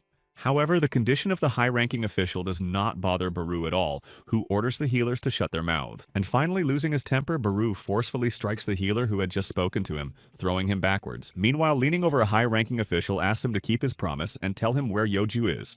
But all Cho Gaebong, a high-ranking official, can say now is the name of the girl Sobok, who forcibly took Yeoju from a high-ranking official and threatened to destroy her. And as soon as Baru gets the information he needs, he immediately unclenches his hand, thus contributing to the downfall of the high-ranking official Cho Gaebong. Meanwhile, Baru himself is angry and can't understand how some Sobok dares to destroy his Yeoju. The warrior standing outside Cho Gaebong's chambers can't figure out what to do, because Baru is inside and wants to take someone's life. However, the high official's guards don't have time to speak as they fly out of Baru's chambers at that very moment, who is still in an unstable state of mind and says he will find Sobok. One of Cho Gaebong's guards turns to his boss and wants to know what will happen to them, because Cho is in a serious condition. But the boss doesn't know what to answer to the subordinate's question, and asks not to ask such questions as he has his own head spinning. In addition, Cho Gaebong's chief of security sees Baru looming over him before he's even come to his senses, who continues to pounce on the guards despite them being an obstacle in the water serpent's path. And all Baru has time to yell at the guards on his way is for them to make way for him. And thus Baru, having left Cho Gaebong's residence, begins to go in search of Sobok, who stole Yeoju from him. And this does not go unnoticed by Wang Sehee, who has been in hiding all this time watching Baru's movements. To be sure of the origin, Baru Wang Sehee gets his battle weapon, which already emanates the energy of the Black Tiger. With that, Wang Sehee concludes that Baru is a Sanshin with incredible strength, and if he had Yuiju, Sehee would be able to defeat Baru. But while Wang Sehee decides to focus on finding the Yuju Pearl and hears the commotion around him, he realizes that something is going on here, and by following Baru, Wang Sehee realizes that it will play into his hands to find Yeoju. In the meantime, Sobok continues to keep up his pace toward the designated meeting place, and as soon as Sobok appears on the horizon, Oh Hensok's subordinate informs the latter that the girl has arrived. At the same time, Oh Hensok, agreeing with what was stated by his subordinate, instructs the other to act according to the plan. And Sobok, as soon as he reaches the rendezvous point, starts thanking God that Petty Officer Oh Hensok didn't let him down, who in turn informs the girl that he has arrived early with his escort in case, but he is more interested in Yeoju, which Sobok did not hesitate to retrieve from the hiding place she thought was the most secure. And now the pearl that is Yeoju is on Sobok's arm, leaving everyone around him in mute amazement. At that, the first person to touch the pearl on Sobok's hand is Manhwa. She looks at Sobok's gift with some apprehension and can't believe that Yeoju is really Yeoju. Meanwhile, the unsuspecting Sobok is already being surrounded by the armed men of Petty Officer Oh Hensok. However, Sobok guesses that now Oh Hyunsok's men will take her life, but even if they do, she wants to see Yeoju destroyed. Manhwa, who is sure that the fortune teller must have foreseen the time of her death, does not understand what will be gained by destroying the pearl. And so Manhwa's instructions assure Sobok that they will destroy Yeoju, so the fortune teller doesn't have to worry. And as soon as Manhwa finishes speaking, the warriors standing behind him thrust their battle weapons into Sobok's body. Sobok, though she pretends to be wounded, still manages to reincarnate, saying that she foresaw this outcome. And Manhwa, who sees that instead of a fortune teller standing there, it's just papers flying around, doesn't know what's going on. And besides, Mr. Nurlmere, looking at Manhwa's hand where Yeoju should be lying, wants to know what it all means. After all, on the very spot where Yeoju had just been, there now rests a fake in the form of a painted stone. And the shamaness, looking at what's left of Sobok, tells Elder Oh Hensoku that the magic the girl used is used at a short distance. But he doesn't get a chance to say anything as Petty Officer Oh Hensok's attention turns to the men running towards them. And at the head of the approaching detachment is Petty Officer Kang Jino, who holds his battle weapons at the ready and hurries to deal with the situation. At the same time, Petty Officer Kang Jino's gaze is fixed on where Petty Officer Oh Hensok is standing in his surroundings. He, in turn, also notices in the people approaching them the Petty Officer Kang Jino, who apparently follows Sobok, and Petty Officer Kang Jino, giving instructions to Meihui and Sungmi to find Sobok himself, is going to deal with Petty Officer Kang Jino. However, Mr. Nurlmere, who has been left behind, also volunteers to go in search of the Yeju Pearl. But Mr. Nurlmere is immediately stopped by a shout from Petty Officer Oh Hensok, who approves of Mr. Nurlmere's course to go in search of Yuju, but it should be kept in mind that she belongs to Mr. Tanchon. But such a remark made to Mr. Nurlmere begins to piss him off, and Petty Officer Oh Hensok, having received what he wanted to hear, informs Mr. Nurlmere that in this case he hopes for him. Meanwhile, Petty Officer Oh Hensok himself prepares to meet his potential enemy, Petty Officer Kang Jino, who, seeing Petty Officer Oh Hensok's men and himself in front of him, demands to know who did it. But in any case and at any rate, Petty Officer Kang Jino demands that Petty Officer Oh Hensok draw his battle weapon. However, Chief Petty Officer Oh Hyun-suk is puzzled as to how Kang Jino dares to order the Tanchon warrior not to follow the instructions. At the same time, Petty Officer Kang Jino insists that it is better for Petty Officer Oh Hensok if he does as he is told. But such a threat only makes Petty Officer Oh Hensok laugh, who immediately grabs the hilt of his battle weapon. And now with his battle weapon at the ready, Petty Officer Oh Hensok asks Petty Officer Kang Jino to be honest with everyone. In fact, Petty Officer Kang Jino is unwilling to confront the very head of Tanchon, Petty Officer Oh Hensoku. And this whole challenge thing is just a chance for Petty Officer Kang Jino to make up for that embarrassing incident. At the same time, Petty Officer Kang Jino's men, obeying their superior's orders, are already preparing for the upcoming confrontation with Oh Hensok's men. And Petty Officer Kang Jino realizes that after becoming a petty officer, he has not used his battle weapon, and finally that moment has come. After all, Kang Jino is sure to defeat Tanchon and return the syllable Cheon to the name of his residence. But Petty Officer Oh Hensok thinks otherwise, seeing a man who has a personal grudge against him. But one way or another, Petty Officer Oh Hensok will give Kang Jino the opportunity to fulfill his dream if he wins. At the same time, Petty Officer Kang Jino, hearing Oh Hyun-suk's words, can't believe that Pyeongmun will be able to become Pyeongchang again, which means Petty Officer Kang Jino must inform all those who have been serving Pyeongmun for so long. After all, today was a chance for the people of Pyeongmun to get a glimpse of their cherished sky, and Petty Officer Kang Jino would not hesitate to do so. And Petty Officer Kang Jino encourages everyone to follow him to try to get their heaven back together. At the same time, Deputy Kang Jino, enjoying his commander's speech, says that he always knew this day would come. And all as one warrior from the squad of Petty Officer Kang Jino supporting his commander are going to rush into battle. And Petty Officer Oh Hensok, in turn, with his combat weapon at the ready, goes after the armed Petty Officer Kang Jino, who also resorted to his battle weapons to face his hated enemy, Petty Officer Oh Hensoku. And thus it is that the combat arms of Petty Officer Kang Jino and Petty Officer Oh Hensok crossed paths in impact. In this case, the warriors of each side rushing to follow their commander begin a confrontation with their enemies. At the same time, the residents of the residence, seeing Baru walking down the street, are scattering in terror and shouting. At the same time, Baru himself starts to sweep away everything on his way in search of his cherished goal. After all, we're very nearby, the Baru water serpent's sense of smell picks up the power of the dragon, which means that there is definitely an Yuiju nearby. And the fact that Baru's movement is being hindered by everything is starting to piss the water serpent off, causing some serious irritation. The first thing that flies up in the air is a cart in the path of the moving water kite Baru. Meanwhile, Mr. Nurlmere, who stands in Baru's way, only silently contemplates how everything crumbles before him. At the same time, the residents of the residence trying to protect Mr. Nurlmere from danger ask him to leave as soon as possible, which in turn flies up into the air and fends off a cart flying at him, thrown back by Baru. And this cart goes straight to where the water serpent Baru is at the moment, who's completely confused by the fact that he's being hit by an object thrown at him by some kid. And this very cart crashes violently into an unsuspecting Baru, who can barely stay on his feet. And Mr. Nurlmere, who has landed on the ground, is perplexed that a water serpent dares to attack him. Baru himself seems to guess who he is dealing with and decides to introduce himself in order to find out who is standing in front of him. And Mr. Nurlmere, introducing himself to Baru, informs the latter that his existence means nothing to him at all.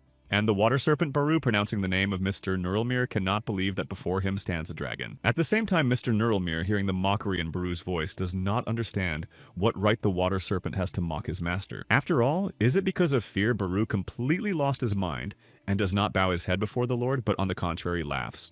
Baru repeats Mr. Nurlmere's name again, concluding that it is appropriate decides that today he will destroy him and take the name for himself. And Mr. Nurlmere, not believing that this is happening to him, starting with Mrs. Soroka and ending with the water snake, thinks that he is being mocked. And in order not to waste forces, Mr. Nurlmere decides to leave the place of the supposed confrontation with the water snake Baru, who at this moment remains alone, noticing that Mr. Nurlmere is already running away. And Mr. Nurlmere's speed is fast enough and the jump is too sharp to be able to avoid conflict with Baru, who can't believe his eyes and wants to know where Mr. Nurlmere is running away to, who then dares to call himself a dragon. But Mr. Nurlmere himself believes that he is not running away, but only an urgent matter prevents him from staying and devouring the water serpent Baru, who somehow manages to grasp with his limb the hem of Mr. Nurlmere's clothes floating in the air. And Baru, already firmly clinging to Mr. Nurlmere, wants to know if the latter is really looking for a woman named Sobok. However, Mr. Nurlmere, seeing that his upward movement is slowing down, cannot believe how a water serpent dares to do such a thing. In addition, Mr. Nurlmere also begins to forcefully direct downward the Baru, pulled there by the water serpent, who is sure that he is right about Mr. Nurlmere and his intentions, and believes that he will definitely not let him go alive. At the same time, the warriors serving the high-ranking official Chogabong are frightened by what they see in front of them, and that someone is Wang Se-hee, who holds his Black Tiger energized battle weapon at the ready, and summons those willing to fight. However, if no one here is willing to confront Wang Se-hee, then they simply have to get out of his way and stay out of the way. And high-ranking official Cho Gaebong is on his last breath, all the while resting on the floor of his palace. And this is where Wang Se-hee, who meets no resistance in his way, invades without asking in search of Yeju.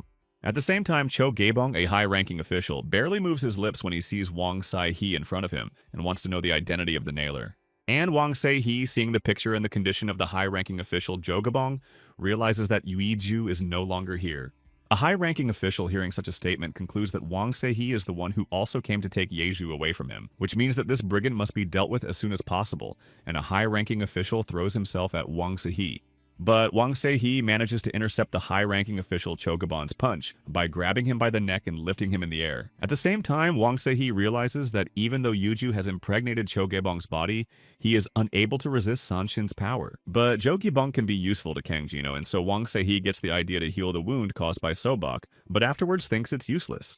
However, Wang Se-hee does not have time to speak as a foreign sound from outside catches his attention. And all because there is a battle in two places. One of them is between the Sansons, and the other place is full of people. And that's where the crowds are, and that means there's a confrontation with Tanshan. In doing so, Wang Se-hee is throwing high-ranking official Chogabong far backward, and Wang Se-hee himself makes the decision to head to a place where the ghost power of one of Tanshan's men is felt. And now, flying over Chogabong's guards, leaving them astonished, Wang Se-hee thinks that Kang Jino is unaware of Oh Hensok's power. That said, all Wang Se-hee can think about right now is making sure Petty Officer Kang Jino holds out until he arrives. Meanwhile, the confrontation between Petty Officer Oh Hensok's men and Petty Officer Kang Jino's men continues, with the former suffering casualties.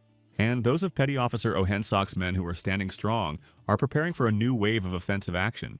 At the same time, Deputy Chief Petty Officer Kang Jino, feeling his superiority, orders his men to continue the offensive, and Petty Officer Oh Hensok himself pounces on his opponent, Petty Officer Kang Jino, with renewed vigor, who has no time for his opponent, Petty Officer Oh Hensoku, to deflect the blows one by one. And at this point, Petty Officer Oh Hensok is far superior to Petty Officer Kang Jino, who realizes that Oh Hensok is much stronger than any warrior he's ever met, but he can still keep track of his battle weapons. Even so, Petty Officer Kang Jino sees that Petty Officer Oh Hensok is not seriously opposing him.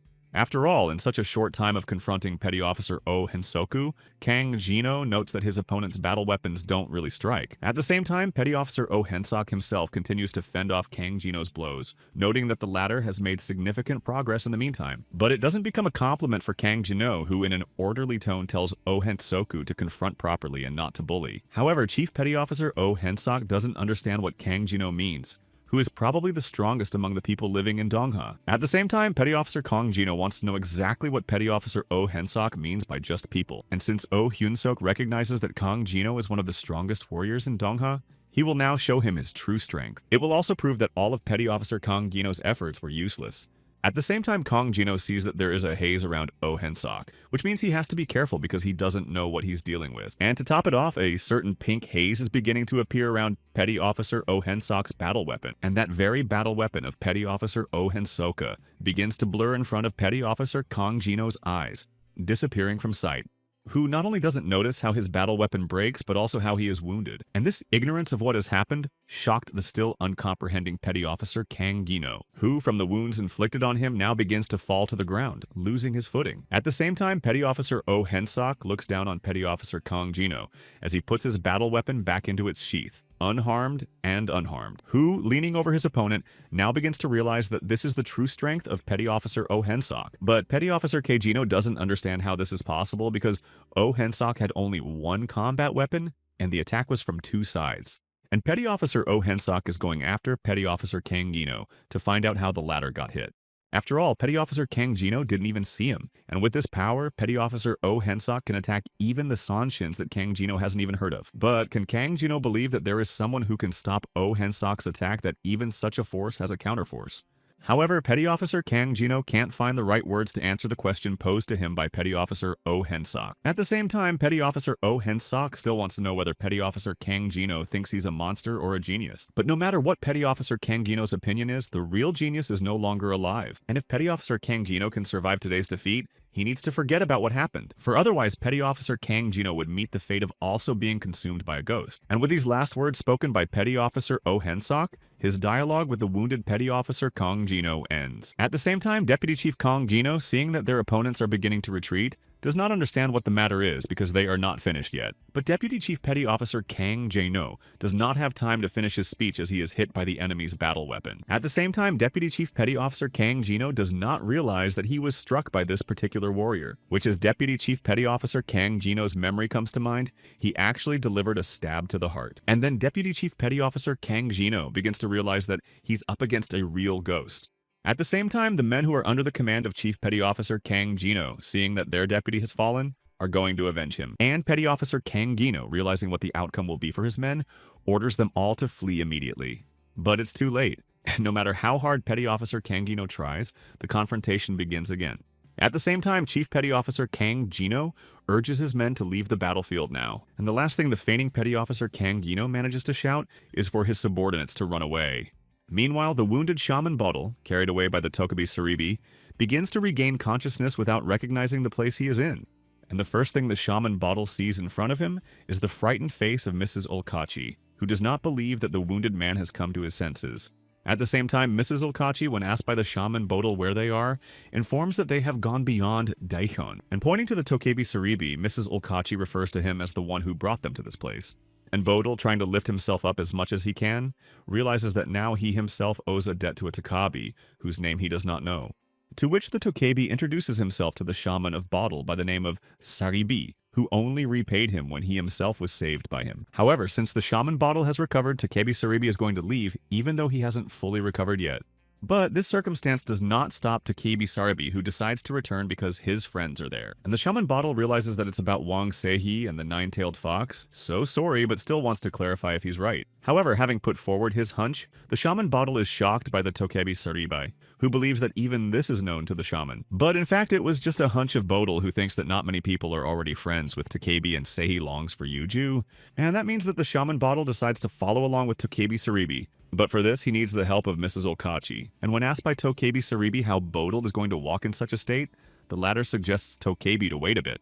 At the same time, Mrs. Olkachi, following the instructions of the shaman Bottle, is already holding a magical talisman at the ready, to activate which requires a drop of blood from the shaman Bodil, which he takes by biting his finger.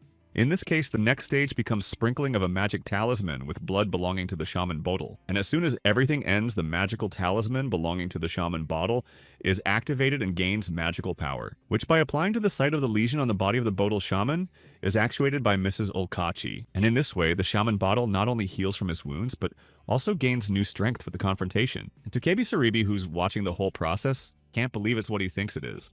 At the same time, the shaman Bottle himself, feeling the magical power of healing, begins to finally come to his senses. And just as it all ends, the shaman Bottle offers the dumbfounded Tokebi Saribi to continue on his way as if nothing has happened. But Tokebi Saribi, still not trying to move, still wants to find out what it was all about. To which the shaman Bottle gives an explanation that it is a magic that takes the life force to heal the body. That said, Tokebi Saribi, when asked if it's only dangerous, only gets the answer that it's only a little bit. But no matter what, the people who want to get Yoju will use her for something bad, and a terrible disaster will befall Donghae. However, it is also significant that these men have implicated Sobok, which is unacceptable for a bottle shaman, which means there's no time to delay because Shaman Bodil is determined to stop them. Meanwhile, Sobok is trying his best to persuade Tanshan's favored servants away from their pursuers. In doing so, Sobok heads to the very place where she predicted she would meet someone she could trust. And all the while, the image of the shaman bottle and his words of forgiveness for the past appear before Sobok's eyes. But Sobok realizes that at this point, it's all just useless thoughts for her. Still, it would have been better not to let Bodil escape, but to poison him and say goodbye to life with him. At this, Sobok realizes that her strength is already failing her, and she can hardly move even a step at a time. And to make it easier for herself to get to where she needs to go, Sobok decides to find help in a nearby wall. And with each step that Sobok struggles to take, the wound on her back begins to bleed more and more. But according to the prophecy, Sobok must meet a man who needs her, but that can't happen to her. After all, wasn't the only wrong prediction tied to Sobok taking his life, and that's really funny. But it is at this point that the strength finally leaves Sobok, and the girl begins to slide down the wall. That said, the thought of saying goodbye to her life on the road is somewhat amusing to Sobok, who thinks that's exactly what she deserves. But suddenly, Sobok's gloomy thoughts are disturbed by the voice of So Sori, a nine-tailed fox heading toward her. At that, the first thing that popped into Sobok's head was the thought that Tanshan's men had found her after all. And since Sobok has lost a lot of blood along the way, she can't clearly see who's headed her way. At that, the nine-tailed fox Sori Sobok, who has reached Sobok, is worried about the girl and wants to know how badly she is injured. And so Sori, seeing that the girl can't utter a word, asks her to concentrate and pull herself together. And Sobok, again turning to the prediction, realizes that whoever she meets will gently accept her burden that lies upon her. While realizing that it wasn't Bottle's brother, Sobok still hoped a little to the contrary. And relying on the will of fate, Sobok reaching out to the nine-tailed fox, Yuju asks to destroy the pearl. But nine-tailed fox. So Sori, accepting the pearl, informs him that he has no right to destroy it. However, in order to appease Sobok, Sori informs her that she knows someone who can do this. And to somehow ease Sobok's suffering, the nine-tailed fox cradles the girl to herself.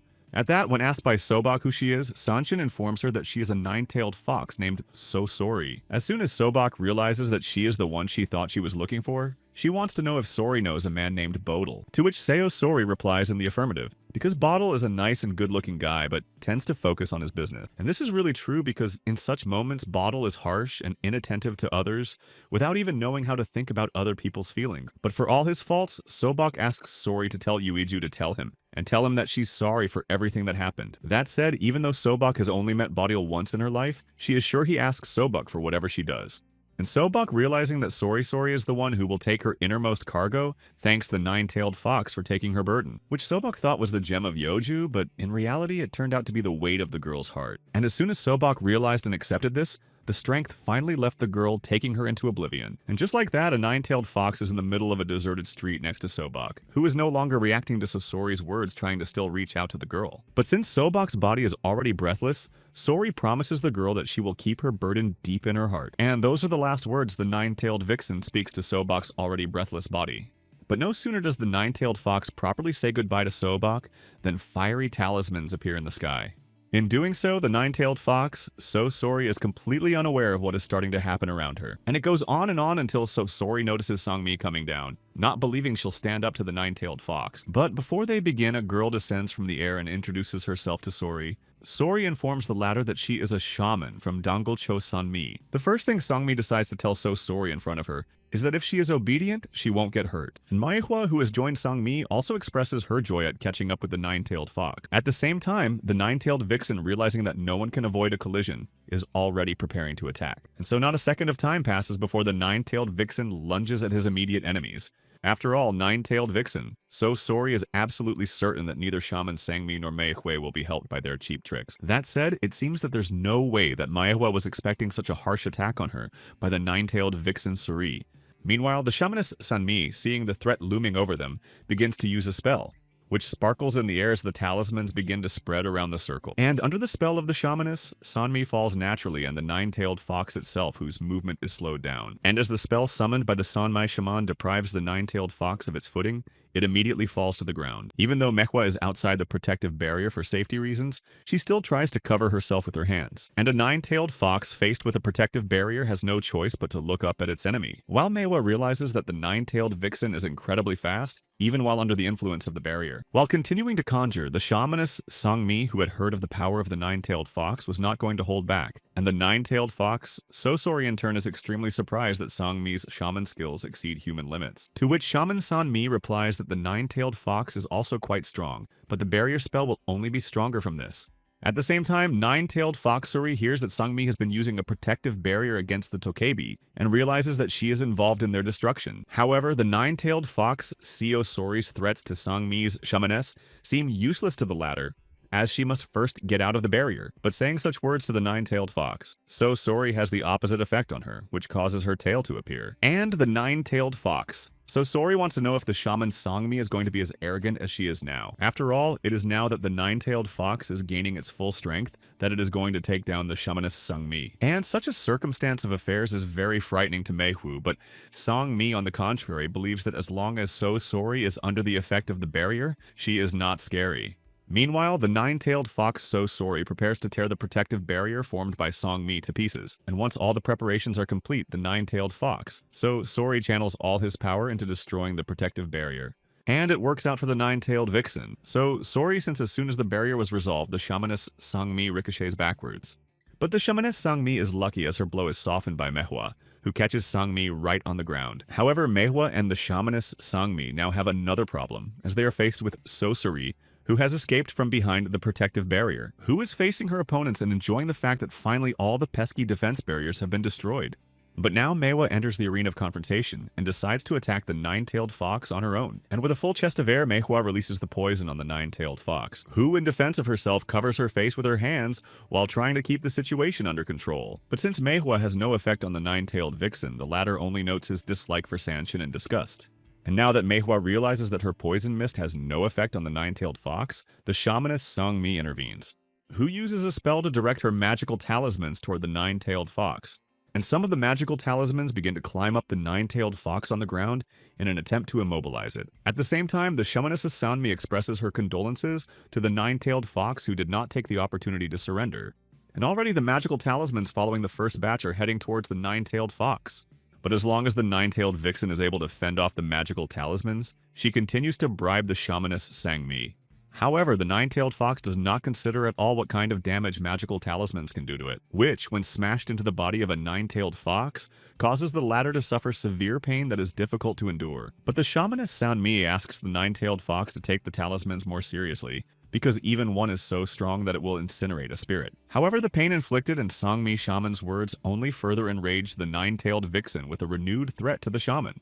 And to put his threat into action as quickly as possible, the nine-tailed vixen takes off. In doing so, the nine-tailed fox's rage is so great that the energy it emits begins to spread everywhere. And Manhwa, seeing what the nine-tailed fox is capable of, turns in fear to the shamaness Sangmi, who is standing by to attack. And already, the nine-tailed fox was already heading towards the newly released wave of magical talismans by shamaness Sangmi. That said, despite every magical talisman crashing into the nine-tailed vixen's body, she's not about to stop. And Manhwa, who is in intense fear the whole time, notes that the magic talismans have no effect on the nine-tailed fox, which is already in anticipation of reaching its enemies and preparing to strike. And the first to be struck by the nine-tailed fox is the shamaness Sanmai, who stands in its way and takes cover in time. In doing so, the Sangmi shaman not only fails to protect herself, but also activates another spell more powerful than the previous one. And now the shamaness Sangmi, as before Sobak, uses the same method of covering her body completely with protective talismans. With the nine-tailed fox now facing the nine-tailed fox is not the shamaness Sanmai, but a towering body composed of magical talismans. And the number of protective talismans is too huge to not realize how dangerous Sangmi shaman is. At the same time, the nine-tailed fox, seeing that it was now Sangmi shaman's turn to attack, realized that a huge number of talismans were already flying at her, which strikes various parts of the nine-tailed fox, so Sori's body knocking Sanshin to the ground. However, Manhwa, who had been on the sidelines of the confrontation all this time, still looks at the nine-tailed vixen with doubt. The pearl of Yuju that Sobak had once given her also falls to the ground dead. And Manhwa, still also unwilling to advance towards the lying nine-tailed fox, doesn't realize what was now. At the same time, the shamaness Sanmi, who is standing far away from Manhwa, confirms the rumors that the power of the foxes is indeed very great. But be that as it may, Sangmi's victory was aided by the use of a large number of seals, similar to Sobak. Manhwa in turn recognizes the power of Sangmi as the one who was able to defeat the nine-tailed fox Sosori. At this, Manhwa approaches the stricken nine-tailed fox and tells Sangmi that he is going to take the Yuju Pearl. But Manhwa doesn't have time to pick up either the nine-tailed fox or the Yuju Pearl as a bright flash stops her. and because of this, Manhwa is forced to pause her movement in amazement at the object of the bright flash. And since the cause of this incident is clearly an outsider, both Manhwa and Shaman Sangmi assume attacking poses. At the same time, the shamaness Sanmi herself, seeing Bodil appear before her, cannot believe that it is him again. After all, not long ago, the shaman Bodil had looked virtually devoid of life any more than the living dead. In turn, the shaman Bodil, looking at what has been done to people close to him, turns to insults, and the first sight of the shaman Bodil falls on the wounded nine-tailed fox So-Sori, who lies breathless on the ground. And following the nine-tailed fox, the shaman Bodil notices Sobak, who also rests nearby without signs of life. At the same time, Bodil, fully convinced that Manhwa and the shamaness Sangmi are responsible for this, declares that he will take revenge, and that vengeance will be to burn to death the torture and suffering that Sangmi and Manhwa shaman deserve. To which the shaman Sanmi is confident of her victory, and this time very much doubts that the shaman Bodil will have the strength to do so. After all, does Bodil's shaman really think he will defeat the one that recently defeated the nine-tailed fox? At the same time, the shaman Bodil notes that since the shamaness Sangmi has taken up battle weapons, she has run out of talismans. And how could he answer Sangmi's question about whether or not he would succeed until he tried it? And now, in the very place where the two shamans confront each other, the sky is colored with magical flames. And at the same time, Mr. Nurlmere forcefully pulled Baru to the ground, receives from the latter the strongest blow on his face. And the force of Baru's blow is so great that Mr. Nurlmere flies into the wall and forms a huge crumbling dent in it. However, this circumstance of affairs does not stop Mr. Nurlmere, who prepared his fist for a blow flies straight at Bara. But Mr. Nurlmere's plans are destined to fail as his hand goes straight into Baru's open palm, who grabbed Mr. Nurlmere's hand and told the latter of his disappointment, because he expected more from the dragon. And what follows is Mr. Nurlmere receiving a kick from the so far superior water serpent, Baru. At that, Mr. Nurlmere has no other choice but to clench his teeth and fly back in the direction from which he attacked Bara. And it looks like the fall of Mr. Nurlmere like a ball, which skipped a certain distance and landed in the final point. But as soon as Mr. Nurlmere comes to his senses, he sees the shoes belonging to Petty Officer Oh Hensoku in front of him, in whose gaze one can read a certain disdain for the defeated Mr. Nurlmere. Who thinks that Petty Officer Oh Hensok's appearance could be a way for him to shift into his true form and take on the Undu Dragon?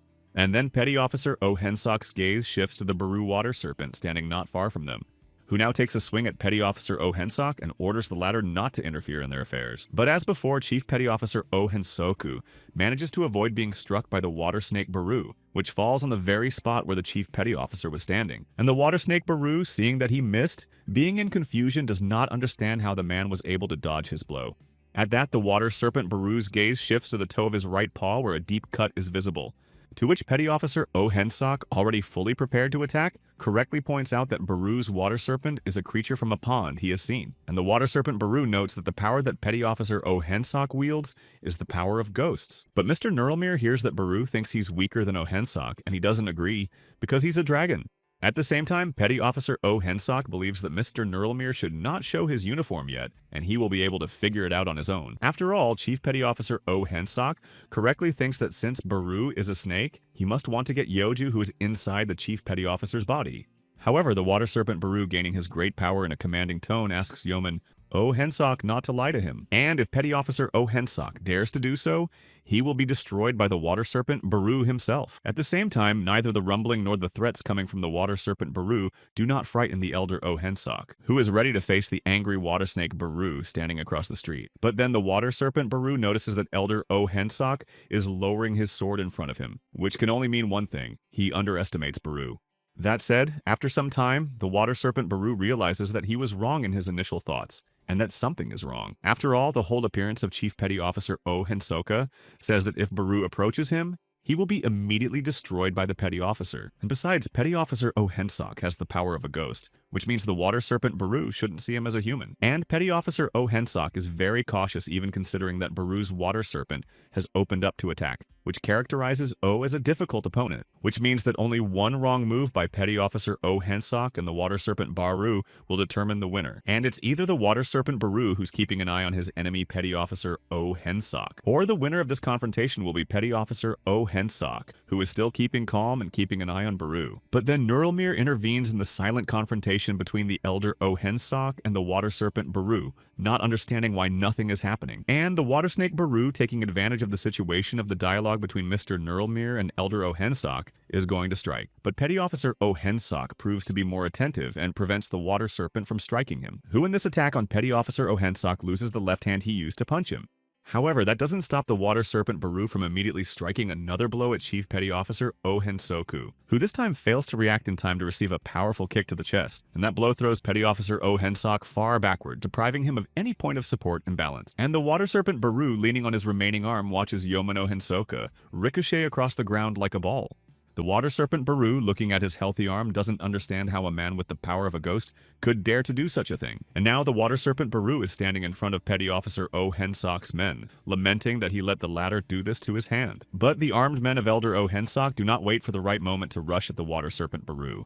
However, the blows inflicted by the armed men of Oh Hensoka Perfect have no effect on the water serpent Baru. At the same time, the armed men of Chief Petty Officer Oh Hensok, seeing that they were able to harm the water snake Baru, are perplexed, and the enraged water serpent Baru uses his healthy arm to throw the armed men of Oh Hensok off in one fell swoop. And one by one, the armed men of Petty Officer Oh Hensok fly over Mr. Nurlmere, ready to attack, who, seeing that now no one will be in his way, is waiting in anticipation for the right moment. And only the malicious smile on Mr. Nurlmere's face proves his intent. After all, finally now no one for Mr. Nurlmere will not be an obstacle, and he will be able to take his true form. With that, the Baru water serpent is still in place, waiting with anticipation for what will follow. And Mr. Nurlmere is already beginning to move into his true form, because there is no one else around who could prevent him. And now Mr. Nurlmere will show how it is to confront the water serpent Baru in the form of a dragon. In this case, now before the water serpent Baru is not just a boy and looks at him the very real dragon. And the water serpent Baru, looking at his opponent, now realizes that the latter is indeed a real dragon. And the dragon's aura is very strong, which means the water serpent Baru must defeat Nurlmere before he gets even bigger. But then Petty Officer Oh Hensok, who has appeared in the arena of confrontation, declares to Mr. Nurlmere that he did not allow him to transform. And with each step coming closer and closer to Nurlmere, Petty Officer Oh Hensok apologizes for not living up to the dragon's expectations. Switching immediately to the water snake Baru, Petty Officer Oh Hensok decides that it's time to keep the relationship going. And the water serpent in turn is puzzled, because he with all his might struck at Chief Petty Officer Oh Hensoku, on which there is no trace of the blow. And besides, in its current state, the water serpent Baru can hardly stand up to a dragon. And then there's Elder Oh Hensok. But just as the water snake Baru decides that nothing good will come of the confrontation, he hears a voice belonging to Wang Sehi, who, directly addressing the water serpent Baru, reminds that the latter has always wanted to become a dragon, won't back down now. And the water serpent Baru, now turning to Wang Sehi, wants to know who he is and how he knows who Baru is. But Wang Sehi thinks that's not so important, but more importantly that Baru doesn't want to find out if he can help the water snake. And Wang Sehi in turn assures the water serpent Baru that he can help him become a real dragon. The water serpent Baru, hearing such a boon from Wang Sehi, in turn wants to know what the latter's benefit is. To which Wang Sehi replies that his goal is to take the lives of his opponents and take Yuiju for himself. After all, the water snake Baru can't become a dragon just by stealing someone else's Yuiju, and all it takes to become a dragon is to get his name. And such credible arguments coming from Wang Sehi make the water serpent Baru think and rethink his actions. And Mr. Nurlmere in turn wants to know who else has stolen Yuiju, because the pearl is his and no one dares to touch it. Wang Sehi looks at Mr. Nurlmere and realizes that the latter does not recognize him simply because the black tiger is in such a uniform. And Nurlmere, to confirm his guesses, seeks help from Oh Hensok, who confirms that Sehi is another spirit hunter, who appears before Mr. Nurlmere and Yeoman Oh Hensok in human form, possesses the power of a shadow tiger. Meanwhile, the water serpent Baru, siding with Wang Sehi, decides that this is the night he will become a dragon, taking his name. And when it finally happens, the water serpent Baru will fulfill his cherished dream and soar into the sky. At the same time, Nurlmere, turning to Elder Oh Hensok, believes that the latter has no reason to stop the dragon from transforming into its true form. And the first one who stands in the way of Mr. Nurlmere is a water serpent unto dragon named Baru, who stole his name. And now that Mr. Nurlmere has found his true form, he orders Baru to fall low before the god of heaven. The water serpent Baru looks at the reincarnated dragon and realizes that he is very strong, because even his roar is too intimidating. But then Wang Sehi gets involved and doesn't understand why the water serpent Baru is slow to rise. After all, the place of the water serpent next to Mr. Nurlmere is in heaven. And the Baru water snake takes that message as a challenge to be immediately turned into action. And as soon as the water snake Baru comes to a realization, he immediately rushes straight at the dragon, with each step gaining speed. And already the water serpent Baru flies straight to the place where Mr. Nurlmere reigns in the heavenly space, in which the water serpent Baru, with all his might, crashes with his teeth, aiming at that part of his body near the throat of the dragon Nurlmere. And as the water serpent Baru prepares for his second strike from orders the dragon Nurlmere to give him his name. In fact, the next throw of the Baru water serpent is accompanied by a grab in the area where it seeks to strike the dragon. And the dragon Nurlmere, as soon as he receives another wound again, gives a deafening roar. And the water serpent Baru, having clung with a dead grip to the dragon Nurlmere, now hangs tenaciously on his writhing body. Meanwhile, the action down on the ground is also not ignored by the two protesting each other. And Petty Officer Oh Hensok, speaking directly to Black Tiger, is very happy that they are now alone. And Wang Se-hee, no longer hearing the sounds of the recent battle, realizes that Oh Hensok has already defeated Kang Jino. Wherever Chief Petty Officer Oh Hensok goes, he massacres everyone, just like that unfortunate day when Wang Se-hee was a child, who, for the first time in his life, at the sound of the call to flee as soon as possible, sees his master lose his life. And the culprit is none other than Chief Petty Officer Oh Hensok, who came to Sumin Young to see who is stronger. And since Petty Officer Oh Hensok could not get an answer to his question, he starts screaming out of impotence. The young Wang Se-hee witnesses this atrocity by Chief Petty Officer Oh Hensok, who, as if nothing had happened, now appears before a Wang Se-hee trembling with his vengeance. But Petty Officer Oh Hensok doesn't yet understand how Wang Se-hee knows his name, who has commandeered the power of the Black Tiger to deal with Hensok. And finally, in this much-anticipated moment for Wang Se-hee, he will not lose to Chief Petty Officer Oh Hensoku, who never remembered Wang Se-hee prepares to attack with his battle weapons at the ready. Wang Se-hee, in turn, has already gained considerable speed, and holding his battle weapon, flies straight at Chief Petty Officer Oh Hensok, who meets his first strike with the martial arts weapon under Wang Se-hee's control. At the same time, Wang Se-hee himself leaps to add strength to his punch and strikes Oh Hensoku, pushing him to the ground, who in turn, although he deflects Wang Se-hee's punch, still wants to know what Black Tiger means by this time. But since Wang Se-hee doesn't dignify Petty Officer Oh Hensok with an answer, the latter demands immediate clarification. Wang Se-hee himself, while making blow after blow, notices that his opponent possesses a battle weapon that can withstand the power of the Black Tiger. But suddenly, as soon as Wang Se-hee begins to scrutinize Petty Officer Oh Hensok's battle weapon, he starts to get a hunch. In the meantime, Petty Officer Oh Hensok, unable to react in time to take a punch, is hit by Wang Se-hee, who, having thrown his opponent backwards, is now certain that Petty Officer Oh Hensok's battle weapon is named Wrath of the Moon. Oh Hyunsok is still on alert, but he's still wondering how Wang Se-hee knows that name. It was then that Senior Oh Hensok realized that he was a disciple of Sumin Jung who had cowardly escaped, and Wang Se-hee ignores what Chief Petty Officer Oh Hensok said and wants to know why, of all people, he's the one using the sword. To which Petty Officer Oh Hensok replies that he doesn't see the point of wasting such a battle weapon by leaving it at Sumin Jung's burial site, and this statement finally pisses off Wang Se-hee, who begins to let out a scream. In doing so, Wang Se-hee comes down on the defensive-minded Senior Oh Hensok with renewed vigor, who, seeing the black shadow veil thrust upon him, realizes that this is what the power of the Black Tiger looks like. And now Petty Officer Oh Hensok is fighting not Wang Se-hee himself, but the black energy that belongs to the Black Tiger. And Petty Officer Oh Hensok skillfully wields his battle weapon to cut this black force into small pieces. Meanwhile, Wang Se-hee continues to pour out the Black Tiger's power on Chief Petty Officer Oh Hensok out of rage. In doing so, Petty Officer Oh Hensok can now conclude that the Black Tiger is weaker than he thought, which means the next thing Petty Officer Oh Hensok does is jump on Wang Se-hee on offense, who strikes one Oh Hensoku without noticing the other part of him already striking him in the stomach area. That said, Petty Officer Wang Se-hee admits that Black Tiger's return has him worried.